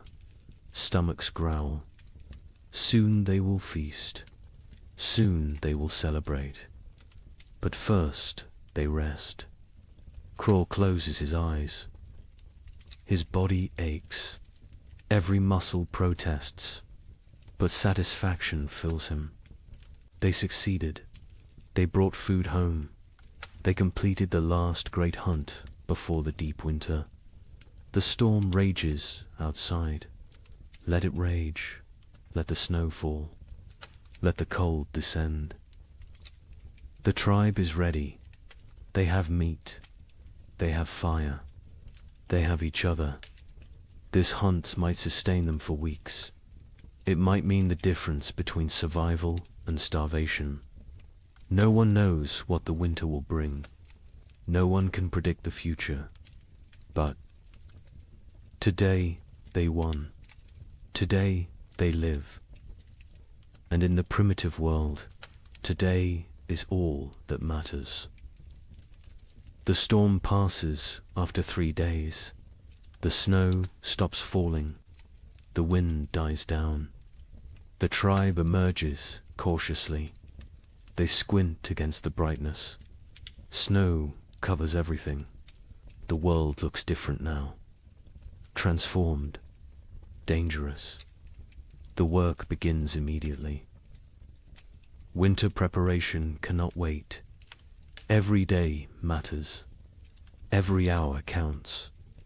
The tribe divides into groups. Each group has specific tasks. Organization means survival. The women examine the cave entrance. The leather hide covering took damage in the storm. Wind tore several seams. Snow forced its way through gaps. Cold air invaded their shelter. This cannot happen again. An older woman named Mira leads this work. She has repaired shelters for 20 winters. Her hands know the work. Her eyes spot every weakness. She directs the younger women. They listen carefully. They learn by doing. They take down the damaged hide. It is stiff with ice. They carry it to the fire. The heat makes the leather pliable again. They can work with it now. They can repair the tears bone needles come out. Thread made from animal sinew, the women sit in a circle. They stitch the tears closed. Their fingers move quickly. They push. Needles through tough leather. They pull thread tight. Each stitch must be perfect. Weak stitching means cold air. Cold air means death. While they work, others gather moss. They find it on the north side of rocks. They peel it away carefully. Moss provides insulation. They stuff it into cracks in the cave walls. Every tiny gap gets filled.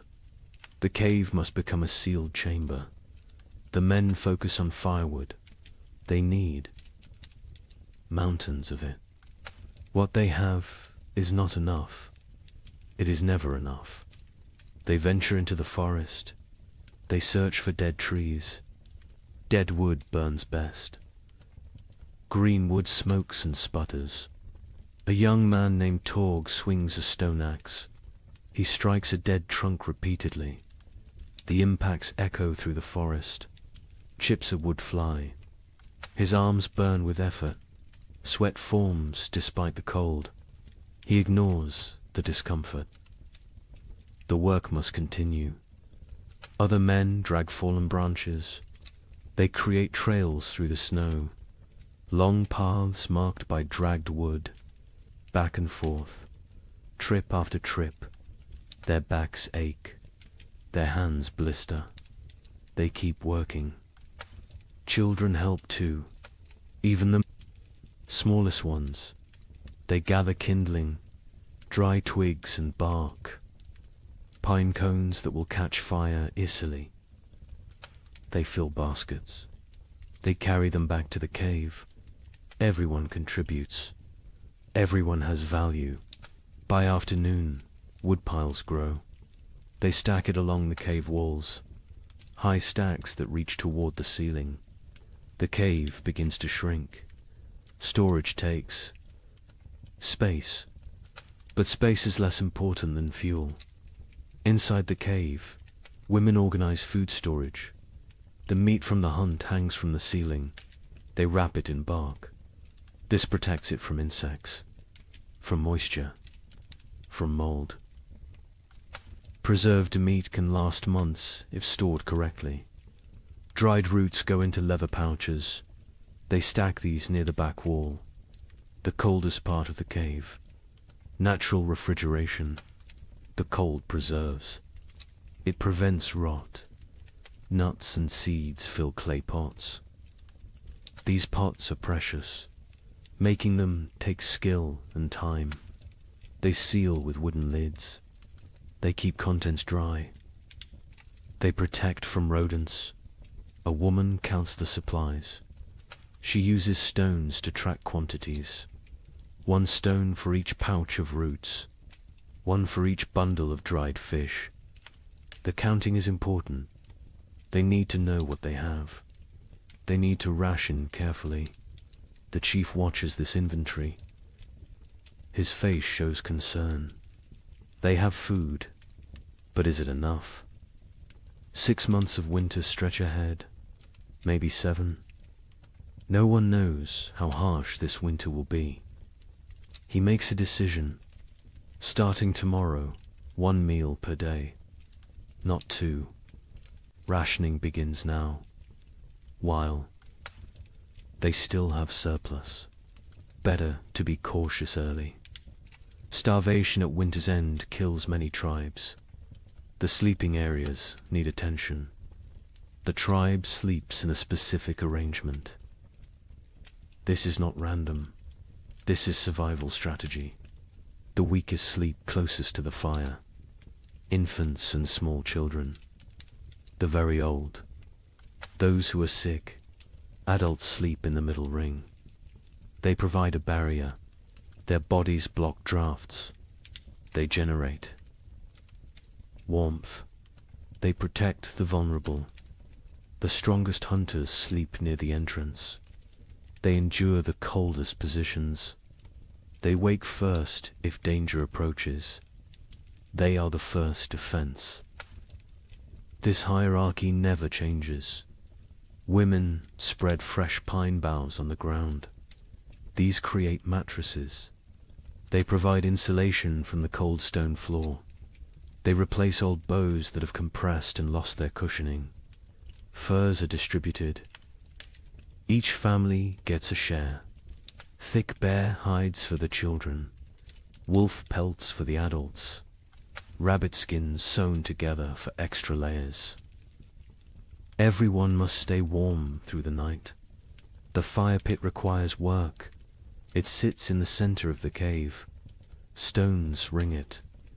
These stones were carefully chosen. They hold heat. They radiate warmth long after flames die down. But some stones have cracked. The extreme heat damages them over time. Cracked stones can explode, send sharp fragments flying, cause injuries. The men remove the damaged ones. They bring new stones from the river, smooth and solid. The warning comes at dawn. The air feels wrong, too still, too heavy. The pressure changes. Animals sense it first. Birds that remained through autumn flee. They rise in frantic groups. Their calls sound panicked. Even the crows abandon there. Perches, got KRAW, stands outside the cave. He tastes the air, metal on his tongue, the taste of coming snow. His joints ache. Old injuries throb. His body predicts weather better than his eyes. A massive storm approaches, perhaps the worst of the season. He returns to the cave quickly. He finds the chief. They speak in low tones. The chief's face hardens. He knows what this means. He has survived 40 winters. He recognizes the signs. This storm will trap them inside. For days, maybe a week. The chief raises his voice. Everyone stops. Everyone listens. The blizzard comes. They must secure everything. Now, immediately. No delays. The tribe erupts into controlled chaos. Everyone knows their emergency roles. They have practiced this, prepared for this moment. Speed matters now. Organization matters. Men rush to bring in final wood loads. They grab everything nearby. Dead branches, split logs, even greenwood. Anything that burns. They pile it inside until the cave floor disappears beneath fuel. Women grab the drying meat. Some pieces are not ready, still moist, still vulnerable to spoilage. But leaving them outside means losing them. Animals will steal them.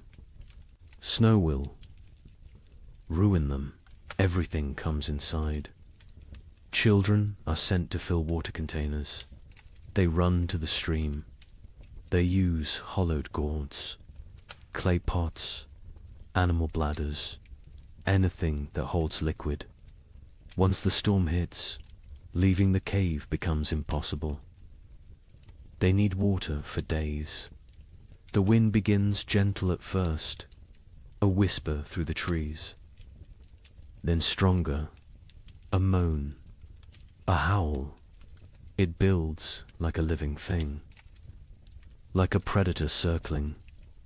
Temperature plummets. The drop is sudden, shocking.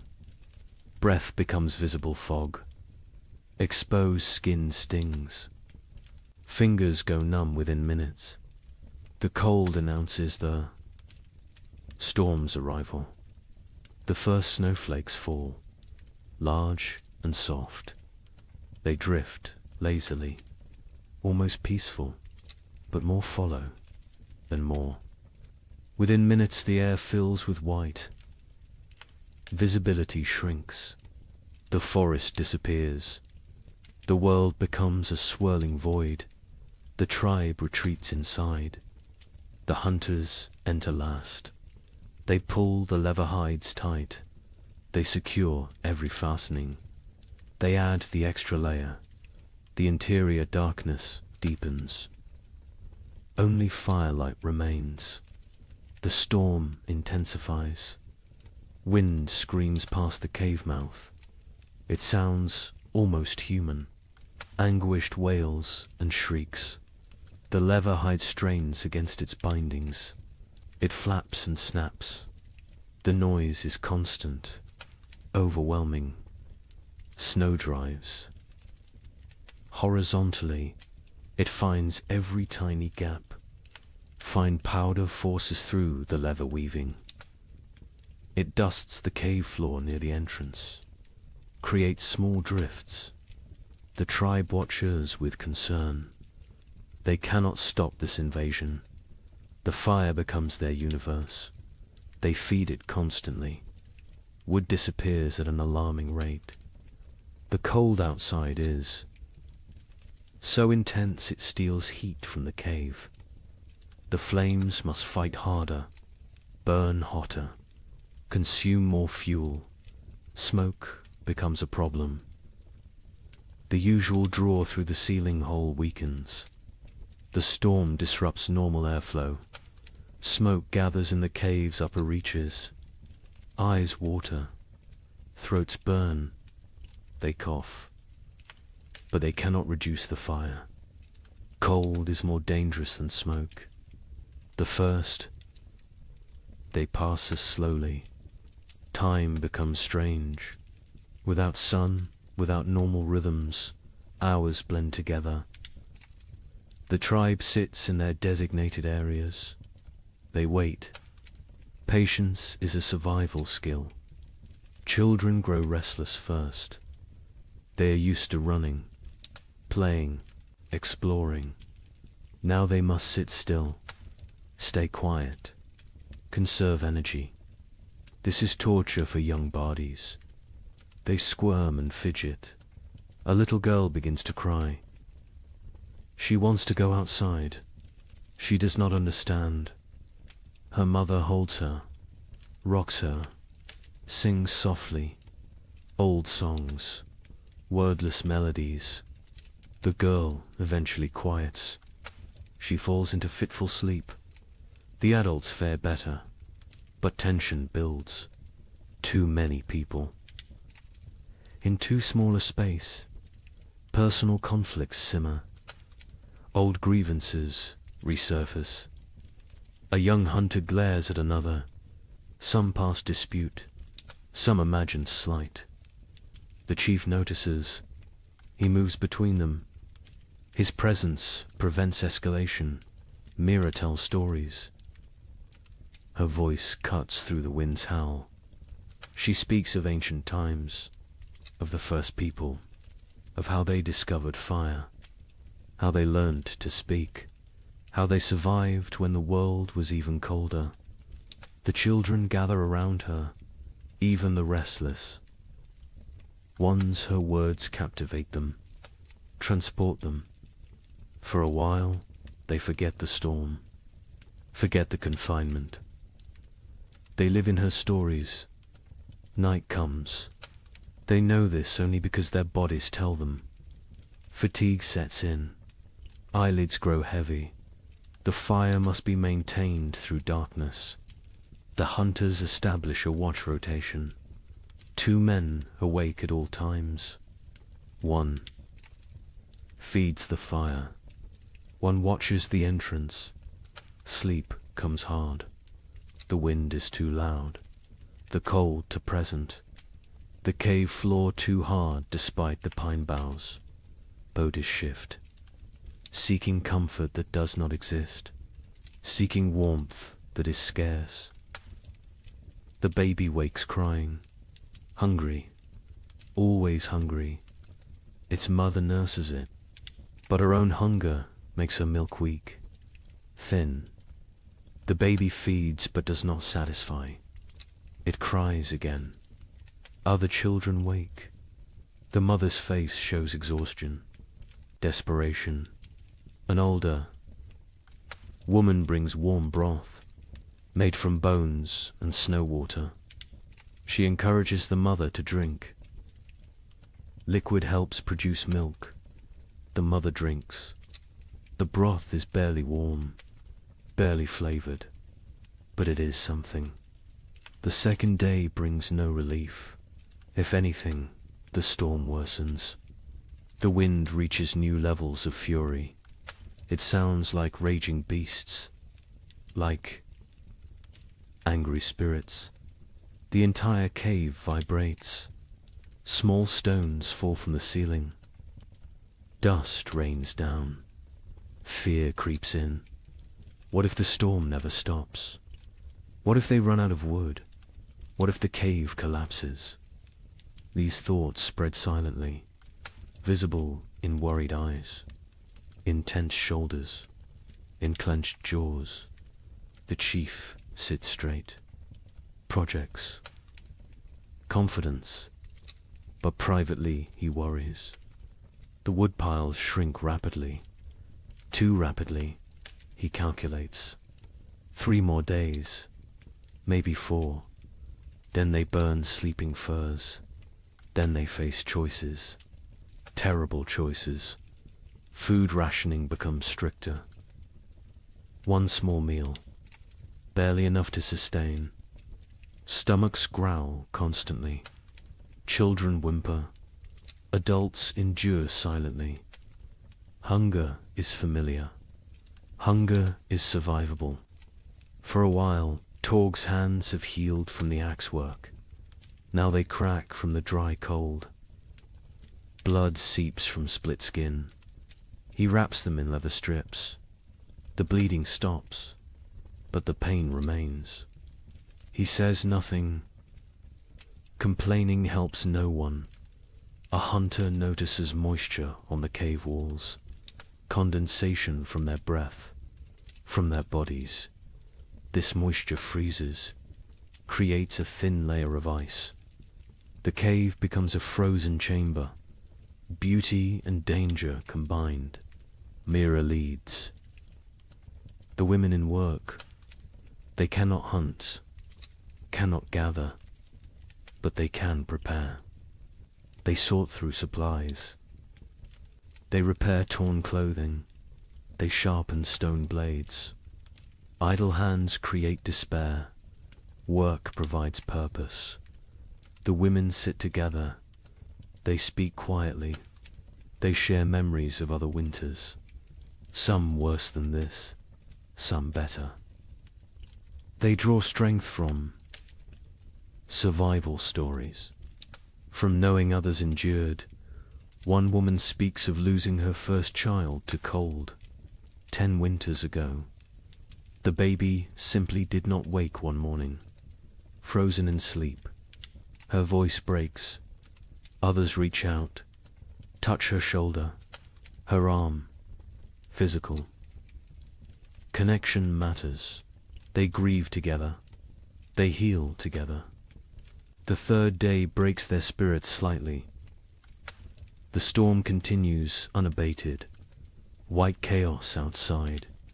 Grey despair inside. Hope becomes harder to maintain. Faith in survival wavers. A young child develops a cough, deep and wet. The sound echoes in the cave.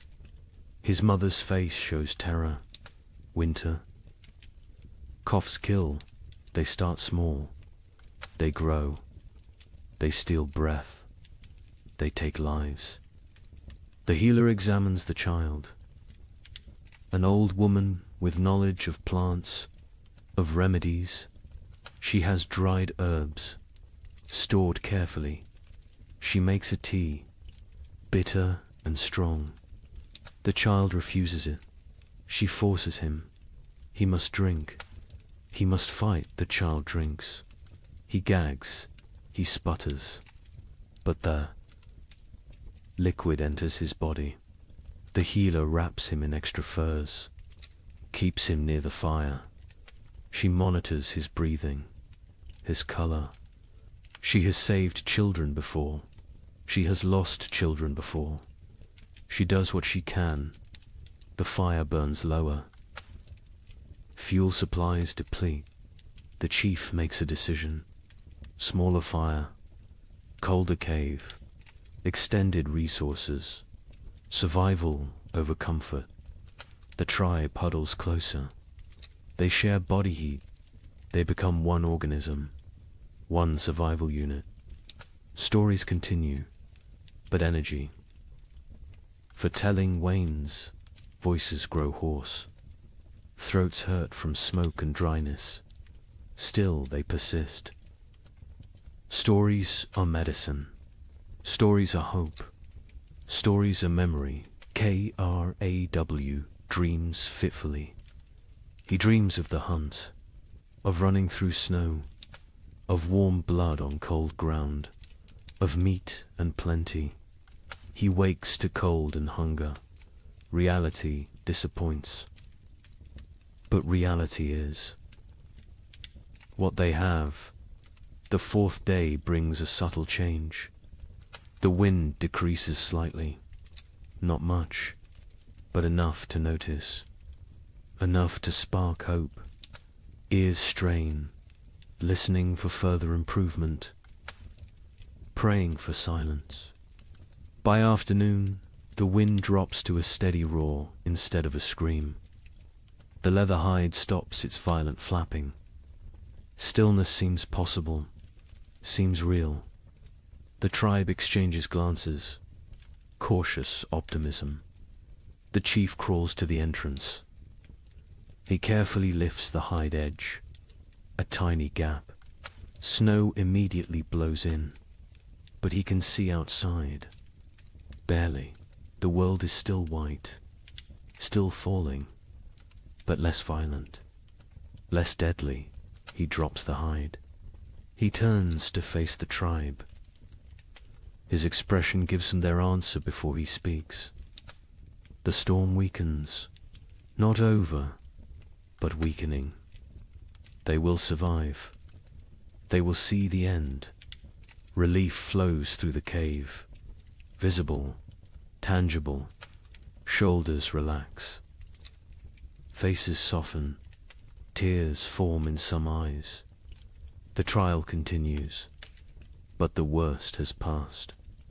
That evening, the coughing child breathes easier. The healer's tea worked, or luck worked, or sheer will worked. The reason does not matter. The child will live. This small victory lifts everyone. The tribe eats their meager ration with less complaint. The end approaches. They can endure. They can last. The wood will suffice. The food will suffice. They are strong enough. The fifth morning brings silence. Actual silence. The wind has stopped. The storm has ended. The sudden quiet feels strange, wrong. Ears ring in the absence of noise. Kraw approaches the entrance again. This time he fully opens the hide. Daylight floods in, blinding and beautiful. The tribe shields their eyes, adjusts slowly. The world outside has transformed. Snow everywhere. Drifts higher than a man. The landscape is unrecognizable. Every familiar feature buried, erased. They look upon an alien world, white and pristine and deadly. But the sky shows blue, clear blue. The storm has truly passed. The tribe survived. Every member, every child, every elder. They made it through together. They do not celebrate loudly.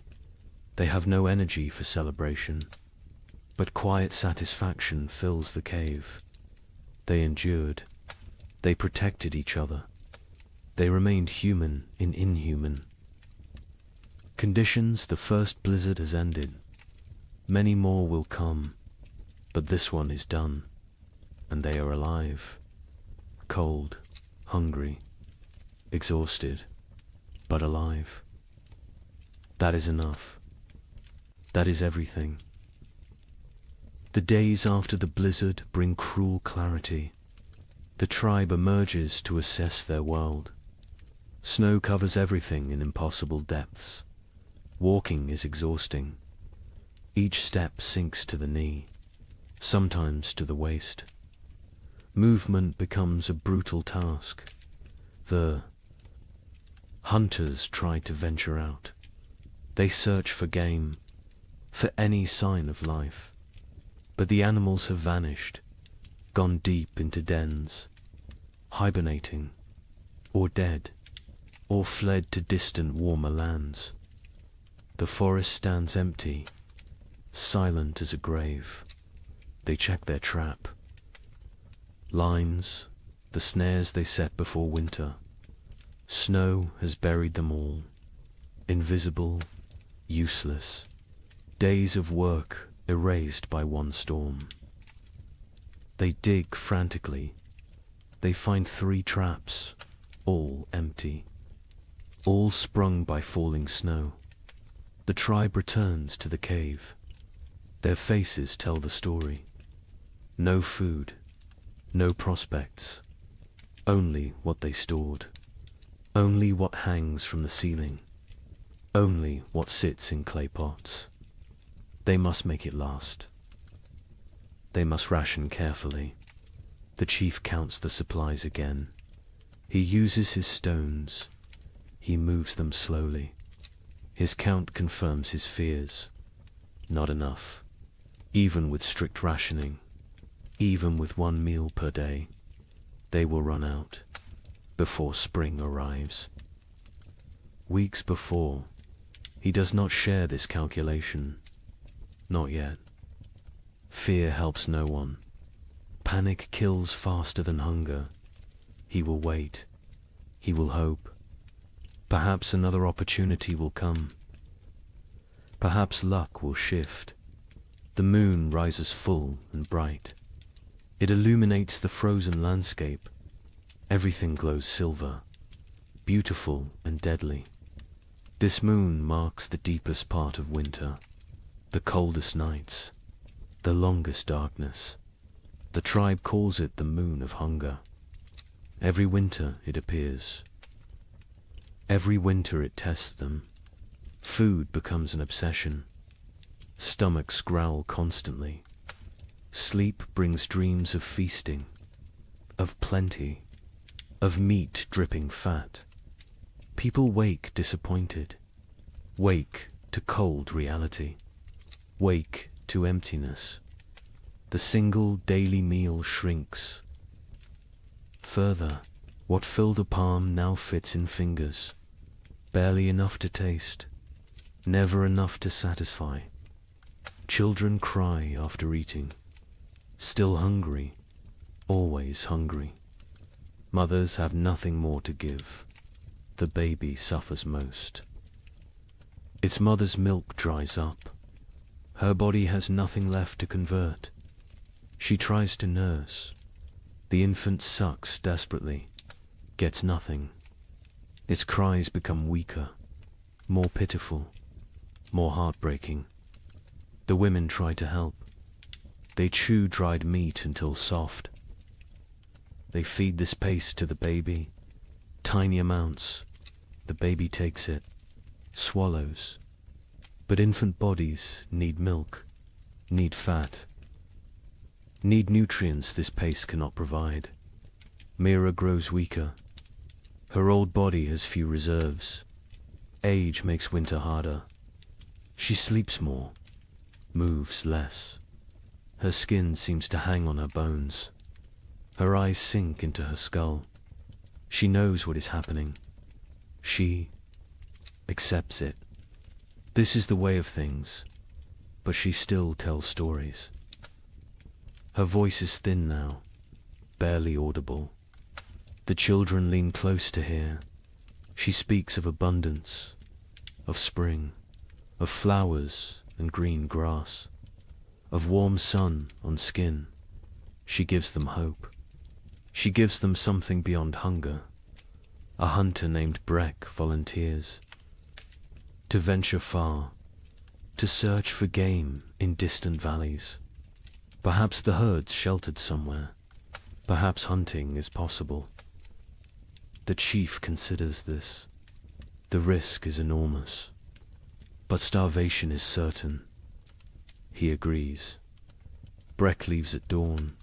He carries a spear, a stone blade, nothing else. Weight would slow him.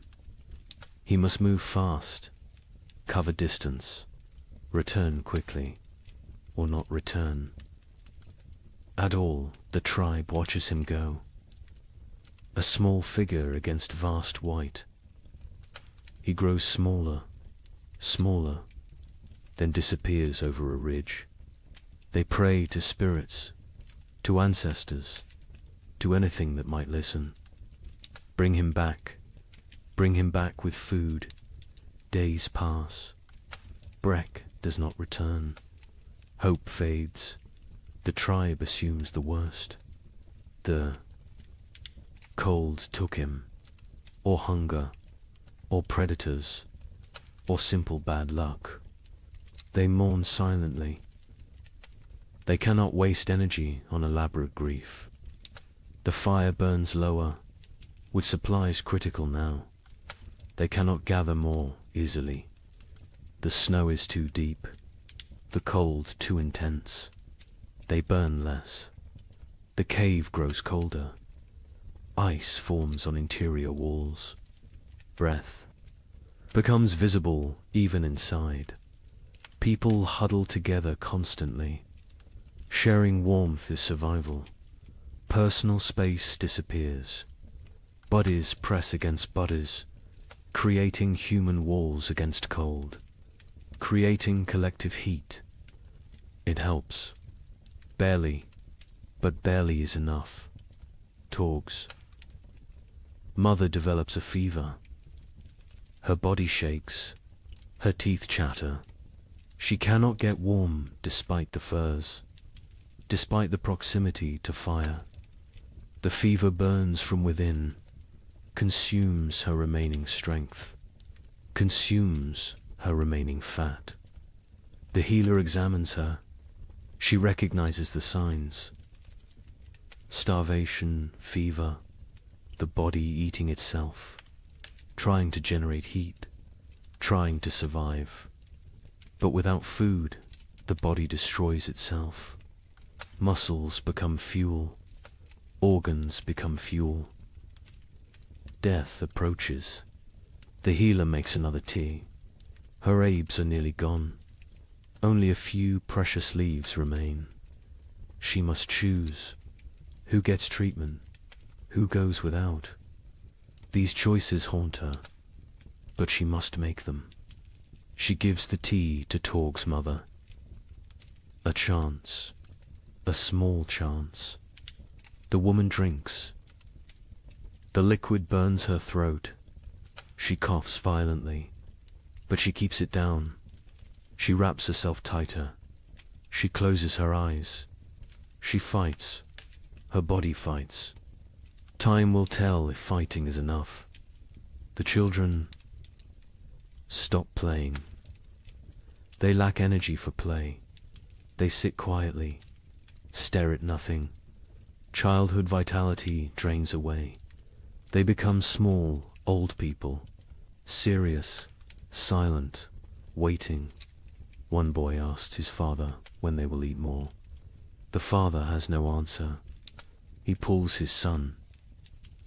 Close, he says, spring will come. Spring always comes. The boy asks when. The father says soon. He lies. Spring is months away, but the lie is kindness. The tribe begins eating leather. They take old, worn pieces. They boil them. The leather softens slightly, becomes chewable. It provides almost no nutrition, but it fills the stomach, tricks the body temporarily, delays the inevitable. They scrape hide scraps, collect tiny bits of dried meat, particles that fell, that were missed. They gathered these with desperate care. Every crumb matters. Every fragment could mean another day. The chief notices people eyeing the stored seed. Small amounts saved for spring planting. Eating that seed means no crops next year. Means starvation then instead of now. But now is very real, very present, very tempting. He moves the seed, hides it in a far corner, tells only 2 trusted hunters. They will guard it. Die before allowing it to be eaten. Future survival demands this sacrifice. Present suffering must be endured. On the 7th day of the moon of hunger, the baby dies. It simply stops breathing during the night. Its mother wakes to cold stillness. She does not scream.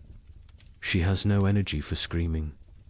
She holds the small body, rocks it, as if warmth could return life. The women come. They gently take the infant. They wrap it in soft rabbit fur. They place it near the cave entrance.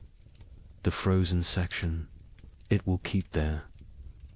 When the ground thaws, they will bury it properly. For now, this is all they can do.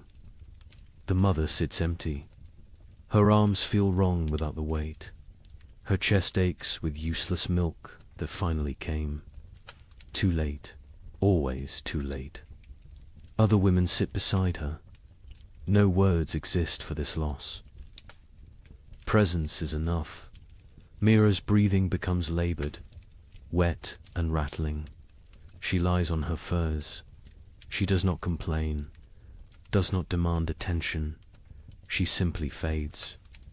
Life seeping away like water into sand. The tribe knows. They have seen this before. Young. Ones are brought to her, one by one. She touches their faces, whispers blessings, passes final wisdom. Her hand trembles with the effort, but she completes this duty, this last gift to the future. That night, Mira stops breathing, peacefully, in sleep. Her face relaxes, tension disappears. She looks younger suddenly. The years fall away. She returns to some earlier self. The tribe covers her with respect, with gratitude. She gave them everything, even her final breath. 2 deaths in one day. The tribe feels the weight. They are fewer now, weaker now, more vulnerable now. But they must continue, must endure, must survive for those who did not. The 8th day brings a miracle. A shout from outside. The hunters rush to the entrance. They peer out. A figure approaches, limping, struggling, but alive. Breck has returned. He collapses at the cave entrance. His lips are blue. His face is white. Frostbite blackens his fingers, his toes, but he smiles. He gestures weakly behind him. There, in the snow, a shape. The hunters rush out. They find his kill, a mountain goat, not large, but fresh, real, actual meat. Breck tracked it for days, followed it to high cliffs, killed it with a desperate throw, then dragged it back. Somehow, against all odds, they bring the goat inside. They bring Breck inside. The tribe crowds around. They cannot believe it. Food, real food, hope made flesh. Tears flow freely. Relief, gratitude, joy. The women butcher immediately. They work with trembling hands. Blood flows. Precious blood. They catch it. Blood soup will feed many. Nothing wastes. Nothing spares. They roast small pieces. The smell fills the cave, mouths water, stomachs cramp with anticipation. The wait is agony, but the meat must cook. Raw meat brings sickness. Patience is required. Finally, the meat is ready. The chief distributes it. Tiny portions, barely a bite each. But that bite is everything. Rich, warm, nourishing. People chew slowly, savor every second. Some cry while eating. Breck receives his portion, receives gratitude, receives respect. He risked everything. He saved them, not permanently. This meat will last only days, but days matter.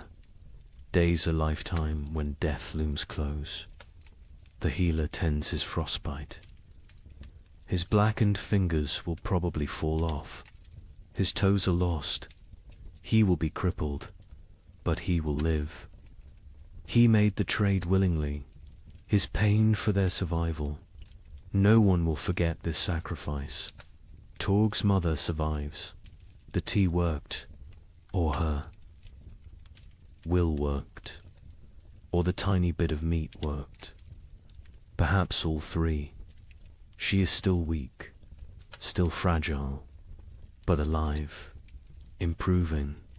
The fever breaks. She sleeps naturally. Healing sleep. The tribe settles that night with fuller bellies. Not full, but fuller. The difference is profound. Mood lifts. Energy returns slightly. Conversation resumes. Small jokes are made.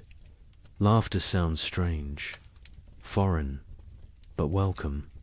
The moon of hunger continues. It will continue for weeks more.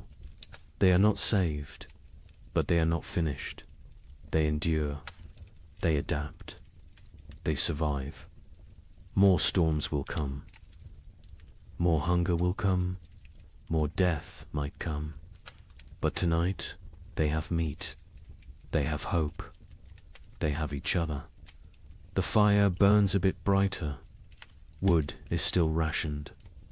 But they allow a slightly larger flame. Warmth spreads.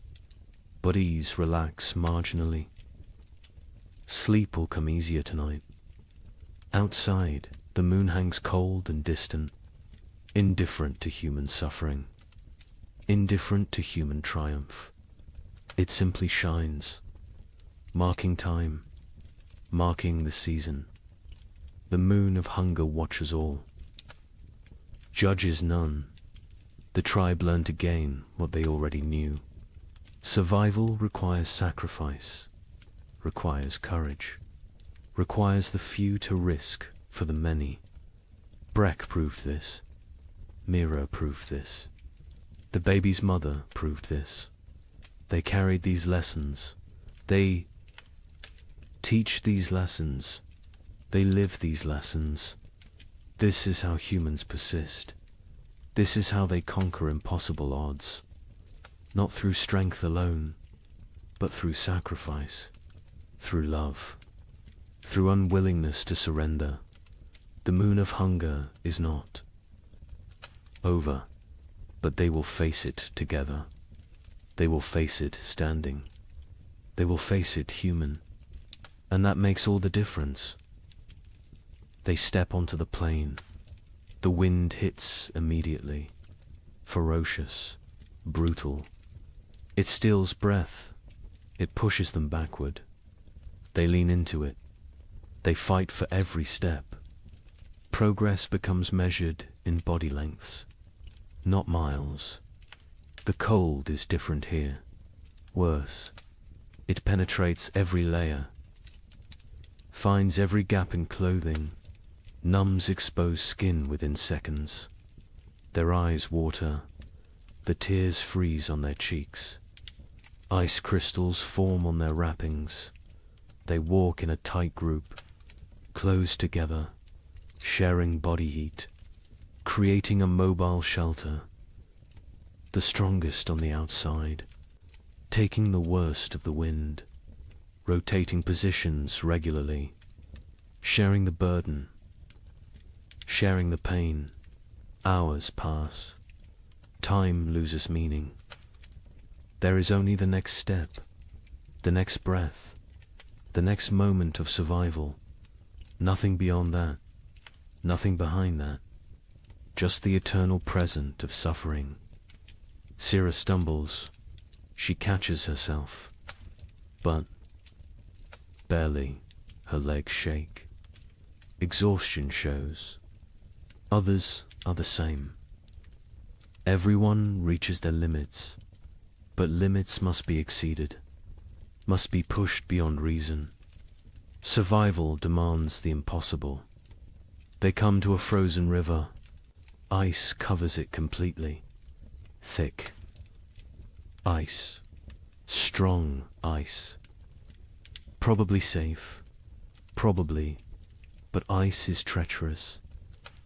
Currents flow underneath. Weak spots form. One wrong step means freezing water, means death. Crawl tests the edge. He stamps hard. The ice holds. He ventures further, still solid. He waves the others forward. They cross one at a time, spreading out, distributing weight. Every step careful, every movement calculated. Halfway across, the ice groans. A deep, ominous sound. Everyone freezes. They wait. The groaning continues, but no cracking, no breaking. They breathe again. They continue, faster now. Urgency overcoming caution. They reach the far side. Relief is brief. More walking awaits. More suffering. The plain continues endlessly. Horizon meets horizon in white emptiness. No landmarks, no reference points. Only Craw's memory guides them. Only faith in his knowledge. Afternoon brings no warmth. The sun is visible but distant, cold. Its light provides no comfort, no heat, just illumination of their misery. Of the vast emptiness surrounding them, Ren falls. He does not get up immediately. Others stop. They help him, pull him upright. His face is white, his lips blue. Hypothermia begins. They force him to walk. Movement generates heat. Stopping means dying. He walks, stumbling, barely conscious. But walking, they find a small depression, a slight dip in the endless plain. It blocks some wind, not much, but some, enough. They stop briefly. They need rest, need water, need to check their bodies. They huddle together. They share warmth. They drink from water skins. The water is partially frozen. They break ice with their teeth. The cold liquid burns going down, but hydration matters. Dehydration kills in cold. Silently, quickly, Syrah checks everyone's extremities. Fingers, toes, noses, ears.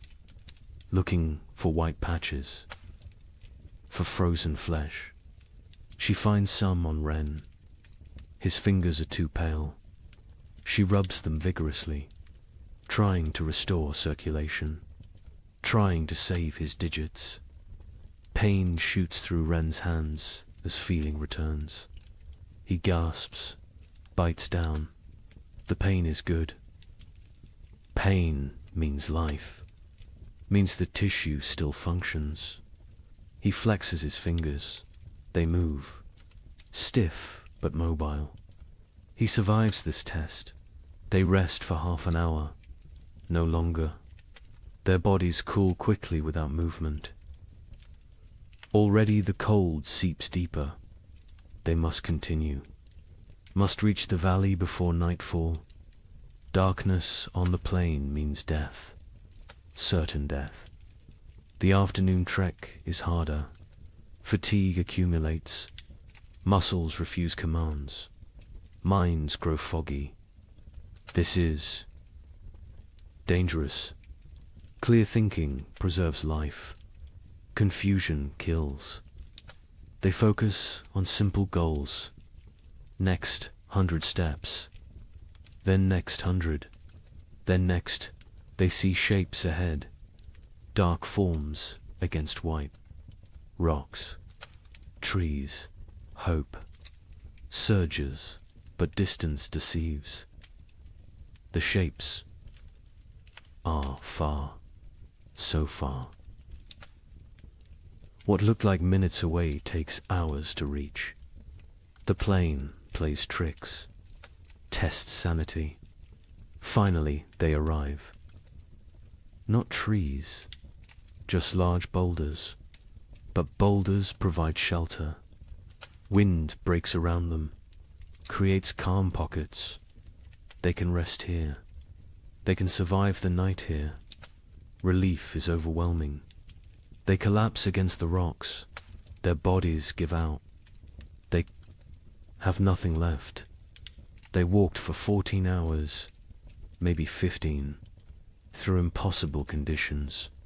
They should be proud, but they are too tired for pride, too exhausted for emotion.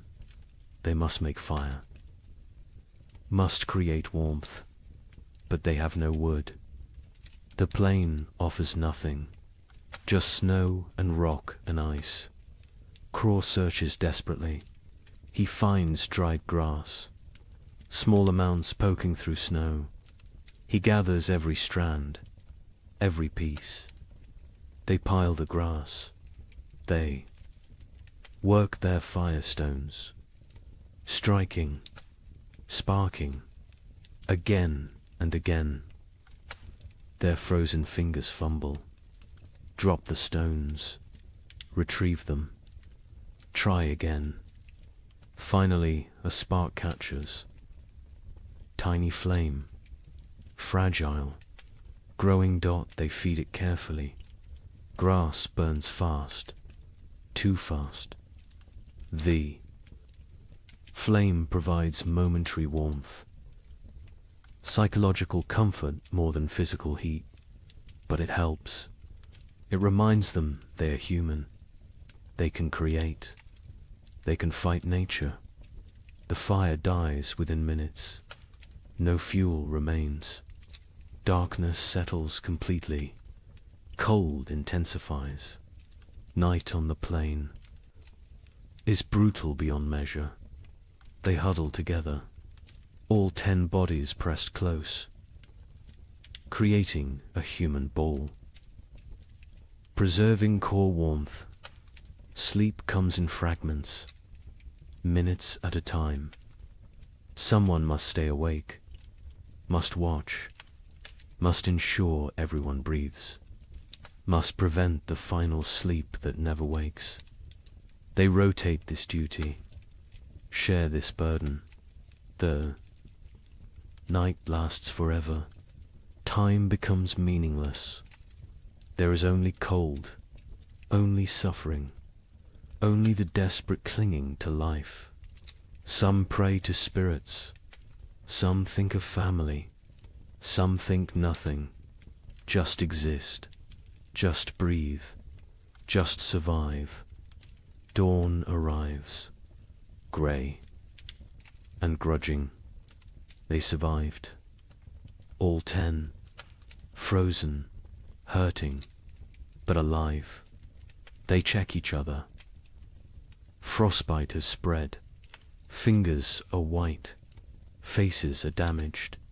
But they can walk. They can continue. They eat tiny portions of dried meat. The food is frozen solid. They soften it in their mouths. It provides minimal energy, but enough. Enough for another day. Enough for more walking. The valley must be close. Croft feels it. He cannot explain how, but he knows. A few more hours, maybe half a day, they can make it. They must make it. They walk again, Bodhi's screaming protest. Every joint aches, every muscle tears. They walk anyway. They walk because stopping is death, because the tribe needs them, because they are human and humans endure. The terrain begins to change, subtle at first, a slight slope, a gentle descent, then more pronounced. Hills appear, the valley approaches, energy returns, hope fuels them. They increase pace. By midday, they see it. The valley spreads below, protected, sheltered.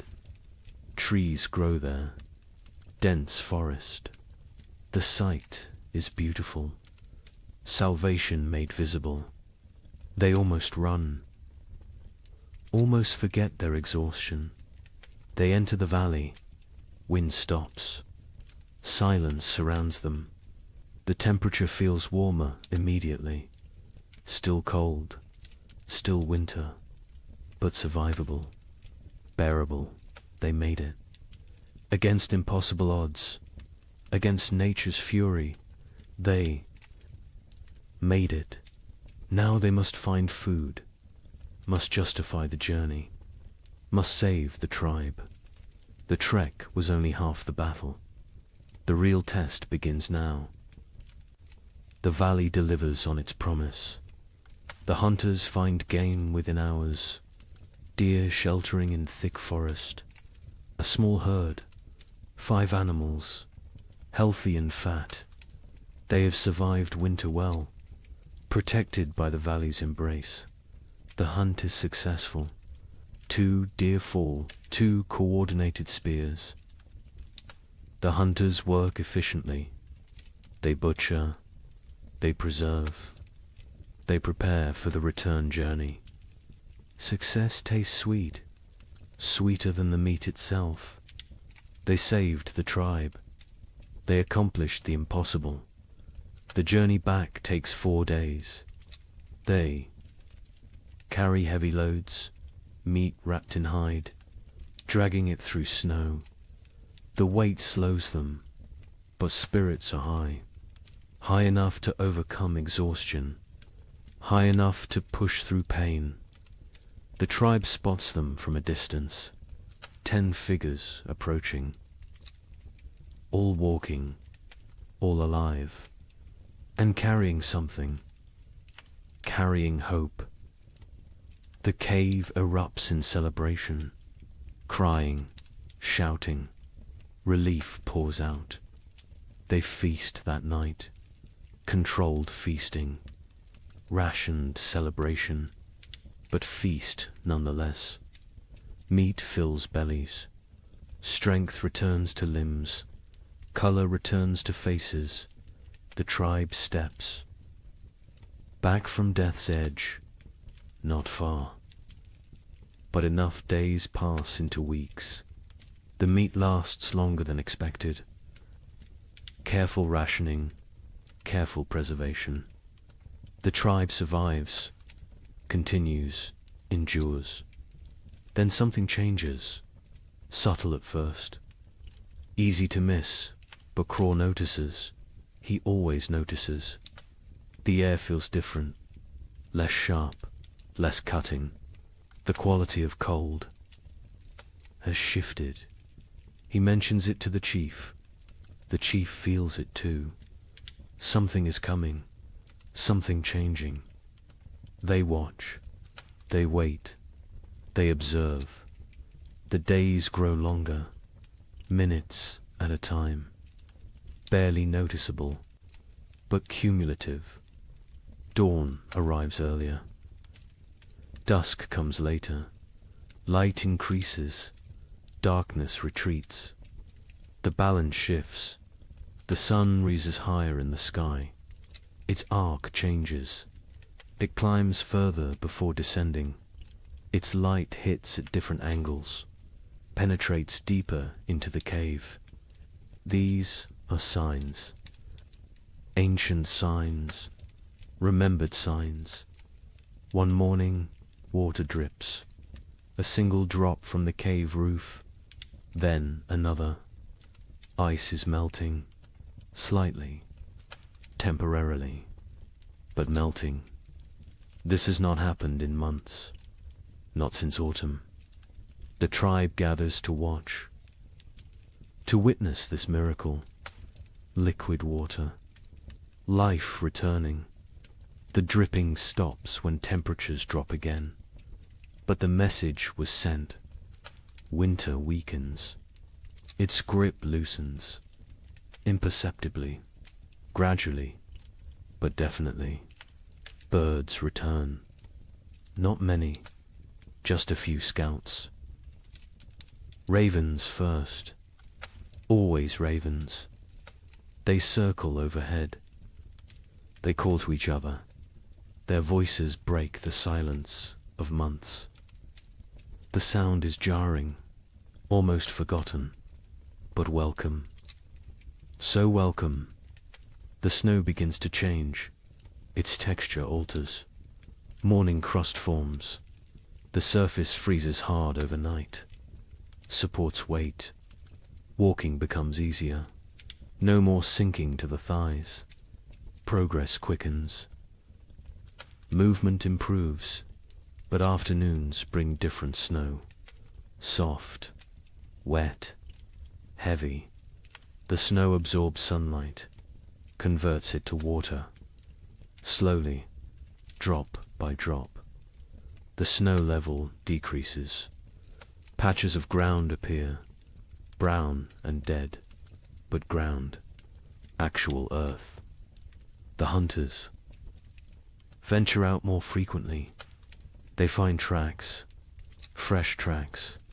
Animals emerge from dens, from hibernation, from wherever they sheltered. Life stirs again, cautiously, tentatively, but undeniably. A child sees something green, a tiny shoot, pushing through melting snow. Green, the color is shocking. Alien after months of white and brown and grey. The child calls others. They gather around this small miracle, this proof of continuation, this promise. The tribe's energy shifts. Desperation eases. Not gone, but reduced. They can see the end now. Not tomorrow, not next week. But eventually, spring will come. They will survive. They endured the worst. They can endure the rest. Mira's death is honored properly now. The ground softens enough to dig. Not deep, but enough.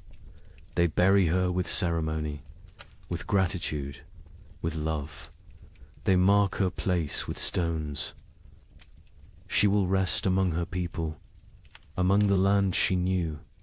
The baby is buried beside her, grandmother and infant. Together, the mother stands silent. She has no tears left, but she has survived. She will continue. She will have other children. This is not comfort, but it is truth. It is the way. The tribe expands their range. They explore further from the cave, finding what winter destroyed, what winter spared. They assess damage, plan repairs, think ahead. Survival mode shifts to recovery mode. They find a frozen stream beginning to flow. Ice breaks apart. Water moves underneath. Clear, cold, but flowing. They drink fresh water, not melted snow, not stale. Fresh, the taste is incredible. Pure, clean, alive.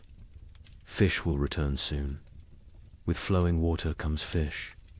The tribe prepares nets, repairs traps, sharpened spears. The river will provide. It always has. It will again. The wind changes direction, no longer from the north, now from the south.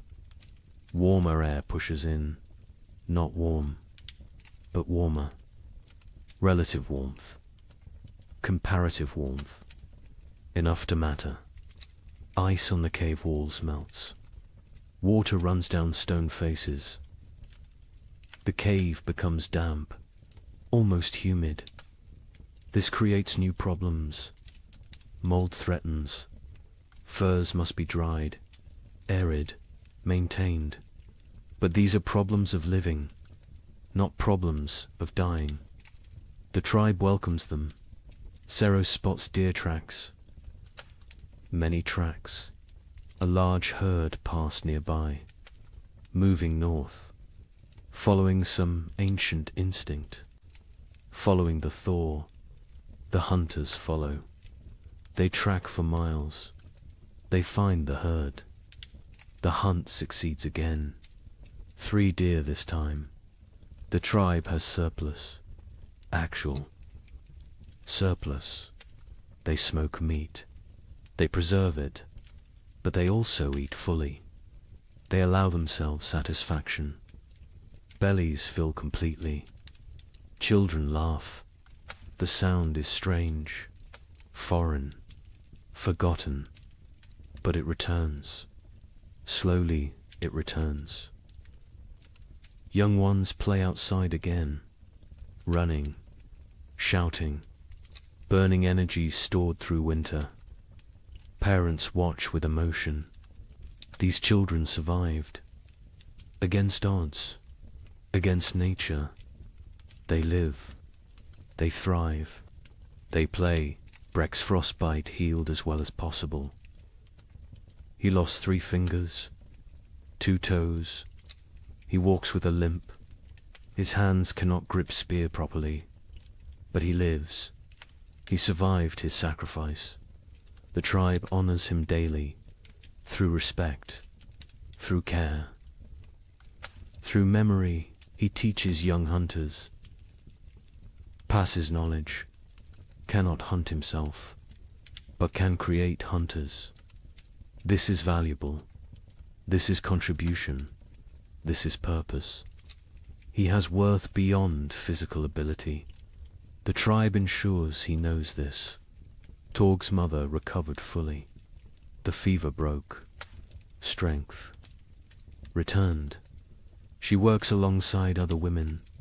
She processes new hides. She gathers early plants. She lives. Her son watches her with gratitude, with relief, with love. The nights grow shorter. Darkness retreats further. The tribe sleeps less, needs less sleep. Energy returns with light, with warmth, with hope.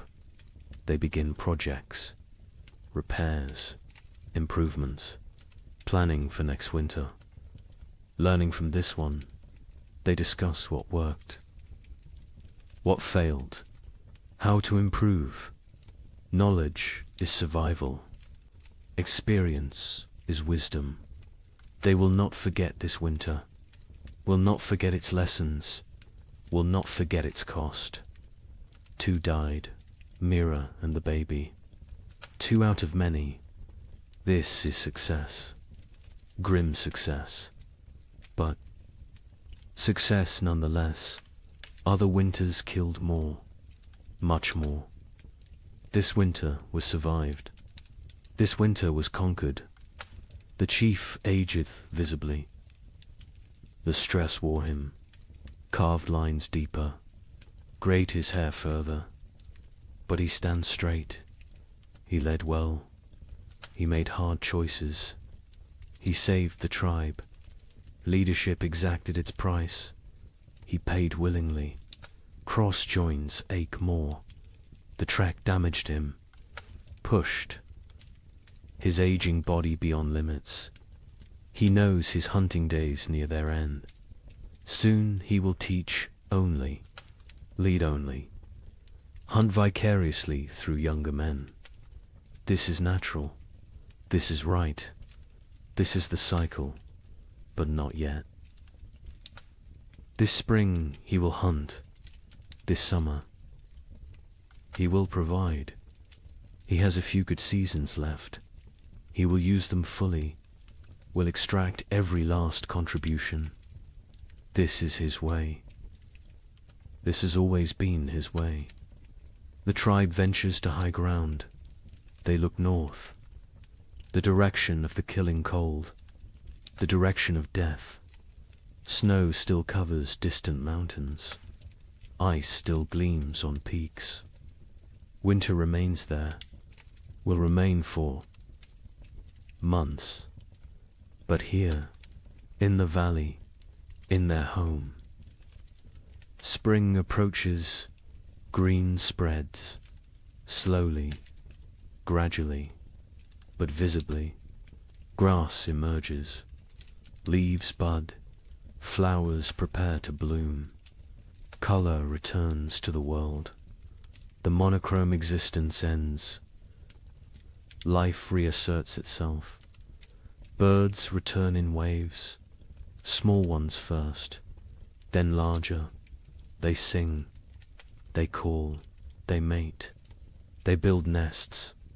They choose to live here, choose to raise young here. The tribe takes this as blessing, as approval, as sin. Children collect eggs, carefully, leaving some, taking some. The birds can spare them. The birds will lay more. This is balance. This is sustainable. This is how it works. A bear emerges, thin, hungry, dangerous. It approaches the cave. The hunters drive it away. They cannot kill it. Too dangerous, too large. But they make their presence known, establish dominance, protect their territory. The bear leaves, seeks easier prey. The tribe remains vigilant. More bears will come, more predators. Spring brings life, but also competition, also danger, different danger than winter, but real. They prepare defenses, reinforce barriers, sharpen weapons. Spring is not safety. Spring is different challenge. Different tests, but they survived winter. They can handle spring. The elderly who remained in the cave through the trek are recovering. They endured. They kept fire burning. They maintained hope. They held the center. Their contribution was essential, unrecognized during the crisis. Acknowledged now. The tribe holds council. All adults attend. They discuss summer plans. Where to hunt, where to gather, what to store, how to prepare for next winter. Always next winter. Winter always comes again. But between now and then, between this moment and that future threat, there is spring, there is summer, there is abundance, there is life. They will live fully, live completely, live gratefully. The thaw continues, accelerates, snow vanishes, rivers swell, the land transforms. The frozen death world becomes living green world. The change is profound, almost unbelievably, but real.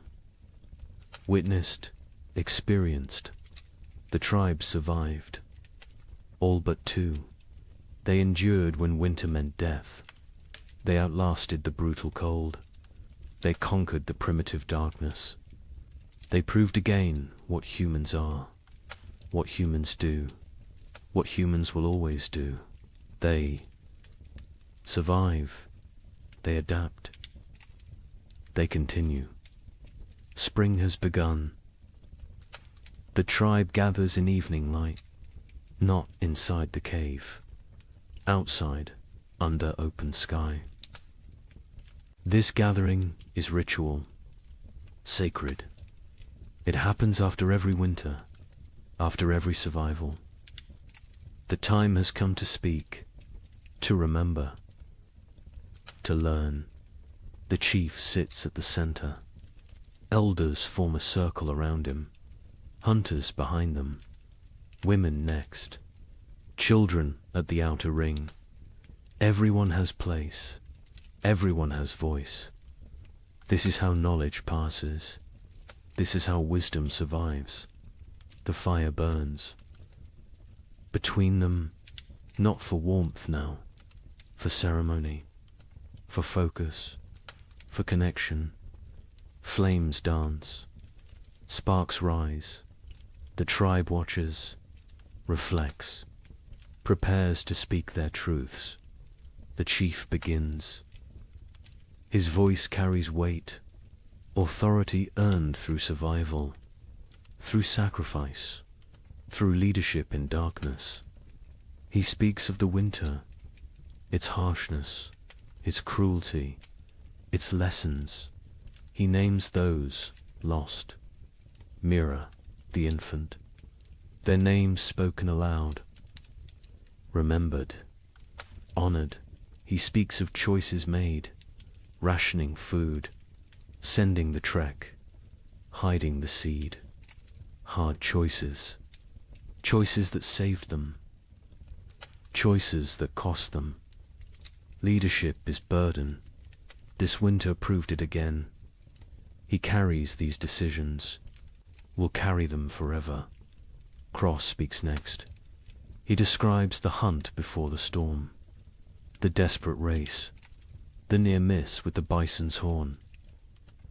He shows his torn fur, his scar, physical proof of survival, of risk, of success. He speaks slowly, choosing words carefully. Each word teaches. He talks about the trek, the frozen plain, the endless walking, the night without shelter, the valley discovered, the game found. He does not glorify, does not exaggerate, simply states, truth is lesson enough. Truth needs no embellishment. The other hunters add details. Each perspective matters. Each view completes the picture. One speaks of exhaustion, another of fear, another of hope sustained. Together they create full understanding, complete knowledge, shared experience. Breck holds up his damaged hands. 3 fingers gone. Stumps healed now, scarred. He speaks of tracking the goat, days alone, nights frozen, the desperate throw that killed, the impossible drag back. His voice is steady, no regret, no bitterness, only statement, only fact. He says he would do it again, would sacrifice again. The tribe is everything. Individual is nothing. This is core truth. This is survival principle. This is what separates humans from animals. Willingness to suffer for others, to die for others, if necessary. The women speak. Myra's daughter tells of her mother's final days, her weakness, her continued teaching, her peaceful end. Tears flow, but also pride. Mira lived well, died well, left legacy. This is all anyone can hope for. The baby's mother speaks, briefly. Her voice breaks. She cannot say much, but she says enough. Her child lived weeks, new warmth, new love, new mother's touch, short life, but life nonetheless. She will honor it, will remember it, will carry it forward.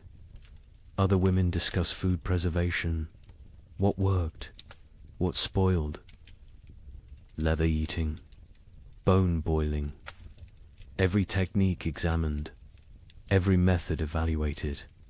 They share improvements, better ways, smarter approaches. Next winter, they will do better. This is the point. Always improve. Always learn. Ciro speaks of navigation, of reading snow, of finding signs, of keeping group together. She describes the river crossing, the groaning ice, the careful steps. She explains her fears, her doubts, but also her determination. Leadership is not certainty, is not confidence, is commitment despite uncertainty. The young ones ask questions. How did you stay warm? How did you stay brave? How did you keep going? The answers vary. Honesty prevails. Sometimes we did not stay warm. Sometimes we were not brave. Sometimes we kept going because stopping meant death. Simple answers, true answers. Torg speaks for the first time in gathering. His voice cracks. He is becoming man, growing, changing. He talks about the wood gathering, the blistered hands, the aching back, the satisfaction of contribution. He learned his value, his worth, his place in the tribe. This winter made him adult. His mother adds her story. The fever, the weakness, the tea that saved her. She thanks the healer publicly. Gratitude expressed. Debt acknowledged. The healer nods, accepts thanks, but says she only did what she knew, what others taught her, what Myra taught her years ago. Knowledge circles, returns, perpetuates. The healer discusses her herbs, what she used, what she saved, what she needs to gather. She lists plants, describes locations, teaches identification. Several women listen intently. They want to learn, want to help, want to preserve this knowledge. The healer accepts students, welcomes them. Knowledge must spread, cannot die with one person. Talk turns to preparations. What they should have done, what they will do next time. More wood, always more wood. Better storage, improved insulation, stronger entrance barriers, backup supplies, hidden caches, distributed resources.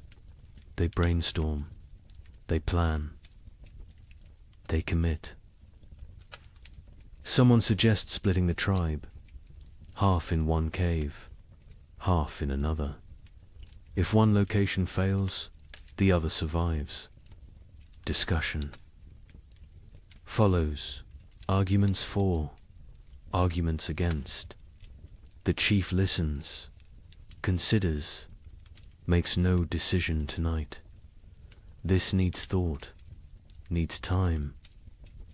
Will be decided before next winter. The feast day arrives with warmth, actual warmth. The sun climbs higher. It stays longer. Its rays penetrate winter's final defense. The cold retreats, step by step, day by day. Life returns. The tribe moves through mourning with purpose. Women prepare food, all the food, reserves brought out, smoked meat, dried fish, roots saved, seeds roasted. Nothing held back today. Today is abundance. Today is celebration. Today is life affirmed. Children run wild, energy unleashed. Months of confinement explode into motion. They chase, they climb, they shout. Their laughter echoes off rocks, off trees, off the sky itself. Parents watch with full hearts. This sound, this joy, this is why they fought, why they suffered, why they survived. The hunters bring fresh game, killed this morning, deer and rabbits. Prepared quickly, cooking now. The smell fills the valley, rich, savory, irresistible. Mouths water, anticipation builds. The feast approaches. By midday, everything is ready. Food covers flat rocks, arranged, displayed. More food than seen in months, more than anyone remembers. It looks impossible, looks like dream, but it is real, earned, deserved. The chief stands. He raises his hands, silence falls, even children quiet. He speaks briefly, thanks the spirits, thanks the ancestors, thanks the tribe. Each person contributed, each person matters, each person survives because all survived. This is truth. This is their way. Then he gestures. Begin, eat, celebrate, live. The tribe descends on food with controlled urgency, not greed, not desperation, but hunger, real hunger. Months of deprivation cannot be ignored. They fill their hands, fill their mouths, fill their bellies. The taste is incredible. After bland rations, after leather, after nothing. This food is ecstasy, simple food, basic food. But to them it is feast worthy of gods. They eat slowly, savoring, appreciating, grateful for every bite. Children eat until they cannot move, then play, then eat more. Their bodies demand fuel, demand rebuilding, demand growth delayed by winter. Parents smile, let them eat, let them grow, let them live. Adults pace themselves. Years teach moderation, but they eat fully, satisfied fully, for the first time in forever. Bellies are tight, bodies are warm, hearts are full. This moment is perfect. This moment is earned. This moment is theirs. As afternoon settles, the tribe relaxes into contentment. Some sleep, some talk, some simply exist, peacefully, completely, without fear, without hunger, without cold. Present moment contains everything needed. Stories begin again. Different stories now, lighter stories, funny memories, embarrassing moments, gentle teasing. Laughter comes easily. Naturally, the tribe remembers how to be happy, how to be human beyond survival, how to live rather than merely exist. Brexits. With young hunters, he demonstrates techniques despite damaged hands, shows them tracking signs, explains animal behavior, shares decades of knowledge. His hunting days may be over, but his contribution continues. Different form, same value, same importance. The healer sits with her new students. They examine plants, learn properties, memorize uses. She teaches patiently, thoroughly. She knows she grows old. She must pass knowledge before she cannot, before it dies with her. The young women listen intently. They understand the gift. They accept the responsibility. Sira walks the valley's edge, exploring, mapping, planning. Her mind is always forward, always preparing. She finds new water sources, better hunting grounds, strategic locations. Information is survival. Knowledge is power. She gathers both constantly. Craw sits alone briefly, watching his tribe, his family. He feels his age, his exhaustion, his mortality, but also satisfaction, pride, purpose. He has lived well, provided well, protected well. If death comes tomorrow, he is ready.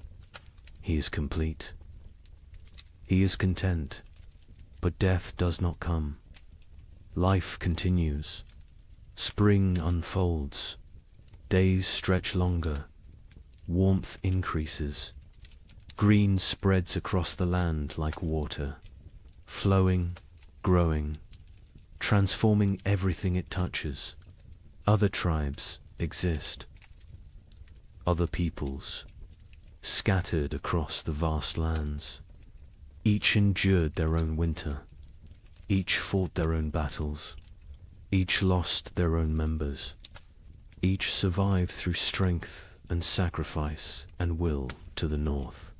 Coastal peoples weathered storms. Ocean. Winds brought different cold. Wet cold. Penetrating cold. They huddled in driftwood shelters. Ate fish when they could. Kelp when they must.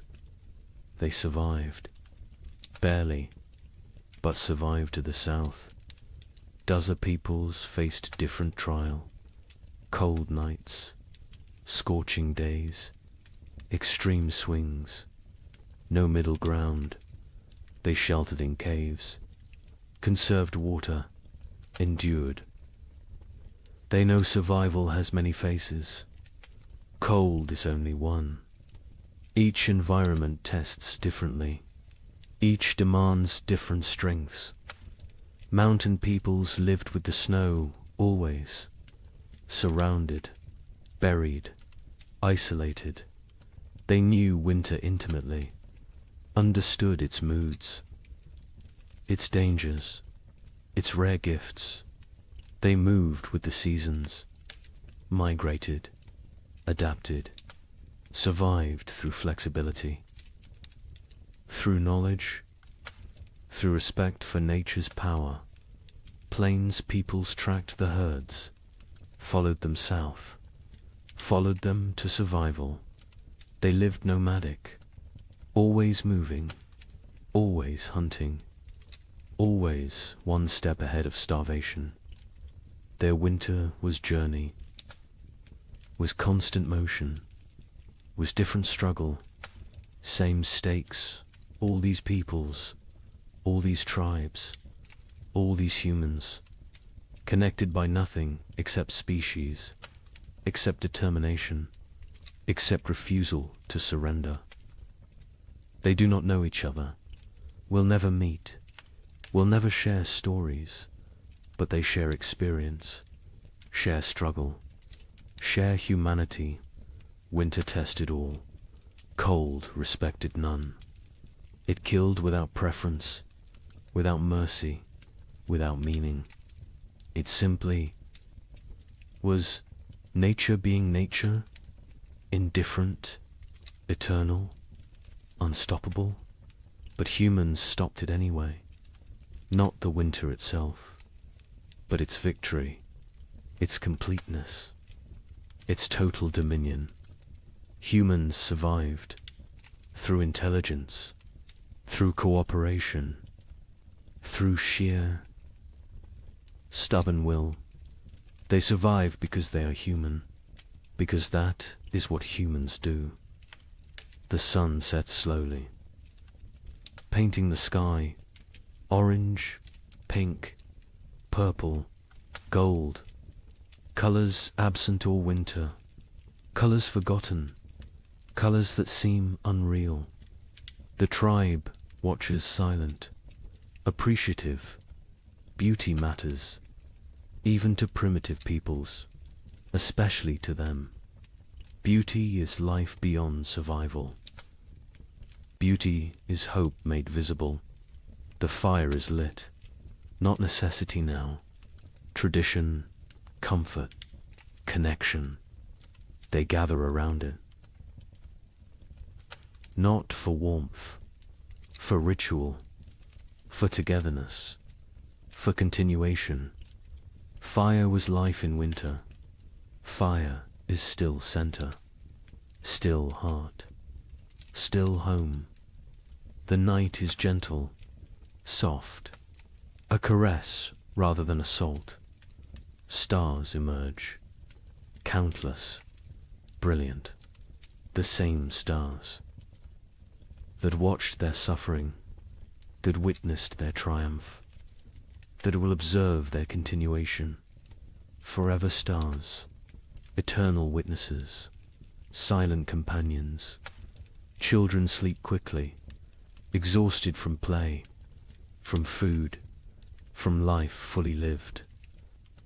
They sleep peacefully, deeply, no crying, no fear, no cold. Just rest, just dreams, just childhood reclaimed. Adults linger, quiet conversation, comfortable silence. They need no entertainment, no stimulation. Simply being together is enough. Simply surviving is enough. Simply existing in this moment is everything. One by one they drift to sleep, bodies relaxed, minds peaceful. The tribe sleeps well, under stars, under sky, under the protection of their own strength, their own unity, their own humanity. The night deepens, the fire burns low, embers glow, red, orange, fading. The valley is silent, peaceful, safe. Life sleeps, life rests. Life prepares for tomorrow, somewhere.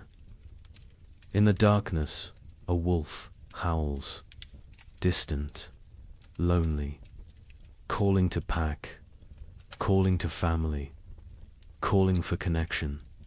The sound carries, echoes, fades. The tribe does not wake, does not fear. Wolves are neighbors, not enemies. All creatures struggle. All creatures survive. All creatures seek pack, seek family, seek belonging. The echo continues. Not just wolf, but all sounds, all voices, all stories. They echo through time, through generations, through eternity. This tribe will fade. These people will die, but their echo continues, their legacy persists, their survival matters, because they are not the end, they are the beginning, the foundation, the root. From them come others, many others, countless others. Every human alive carries their echo, their determination, their refusal to quit. These primitive peoples, these ancient survivors, these frozen warriors, they are ancestors to everyone, to all of humanity. Their winter is our winter. Their struggle is our struggle. Their survival is why we exist. The night holds all of this, all of history, all of future. all of possibility. It holds the sleeping tribe, the dying fire, the silent stars. It holds everything that was, everything that is, everything that will be.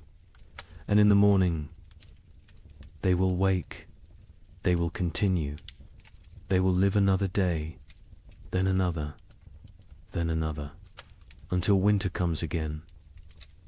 And they will face it, and they will endure, because that is what they do, what they have always done, what they will always do.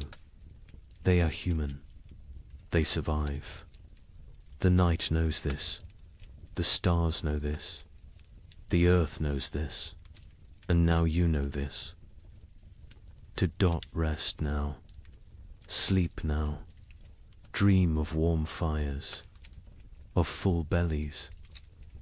Of tribes that endure. Of humans who refuse to quit. Of ancestors who gave us everything, including survival itself. The echoes continue, forever, always, in the night.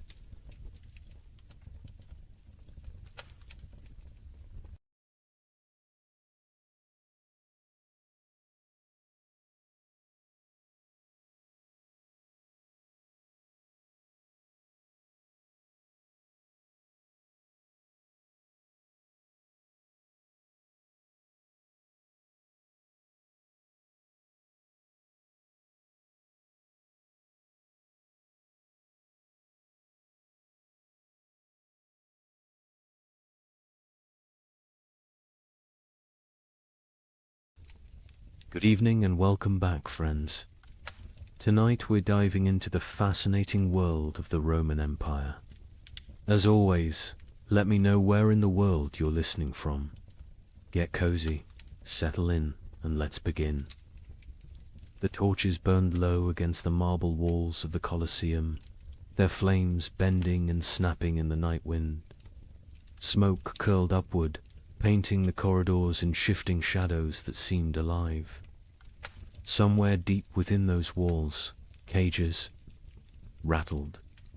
The guttural growl of a lion broke the silence, followed by the shrill cry of a panther pacing its enclosure. The air was thick with the scent of straw, iron, and blood.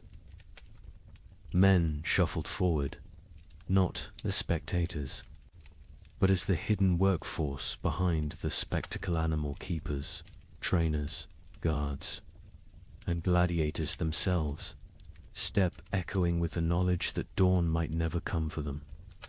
Imagine it, the roar of 50,000 Romans thundering like a storm overhead. Yet before the games even began, death was already at work in the corridors below. Lions lunged against their bars, their claws scraping sparks across iron. Elephants, chained and restless, shifted their massive weight, shaking the earth beneath the workers' feet. A single slip of a chain, a missed strike of the trainers. Staff and the arena would claim another victim before the audience ever saw the sand-stained red. Now, ask yourself, what would it feel like to wake each morning knowing that your job itself, the task you were paid or forced to perform, was a gamble with death? Not a soldier in battle, not a rebel hunted by Rome, but a worker, a laborer, a craftsman whose daily duties carried a sentence no law had to write. Would you sleep at night? Or would your dreams be haunted by the growls from the cages, the weight of the stones above your head, or the smell of lead dust clinging to your breath? History books love to tell us about emperors, senators, and generals. They speak of triumphs, victories, and architectural marvels, but rarely do they dwell on the hands that bled to build those monuments, or the men and women whose very survival depended on risking their lives in silence. The invisible workforce of Rome lived not in marble villas, but in shadows, where the price of error was not a demotion or dismissal, but death itself. And here lies the heart of the story. Beneath the grandeur of Rome, beneath its arches, its mosaics, its golden halls were professions so perilous that to call them jobs is almost an insult. These were death sentences disguised as livelihoods.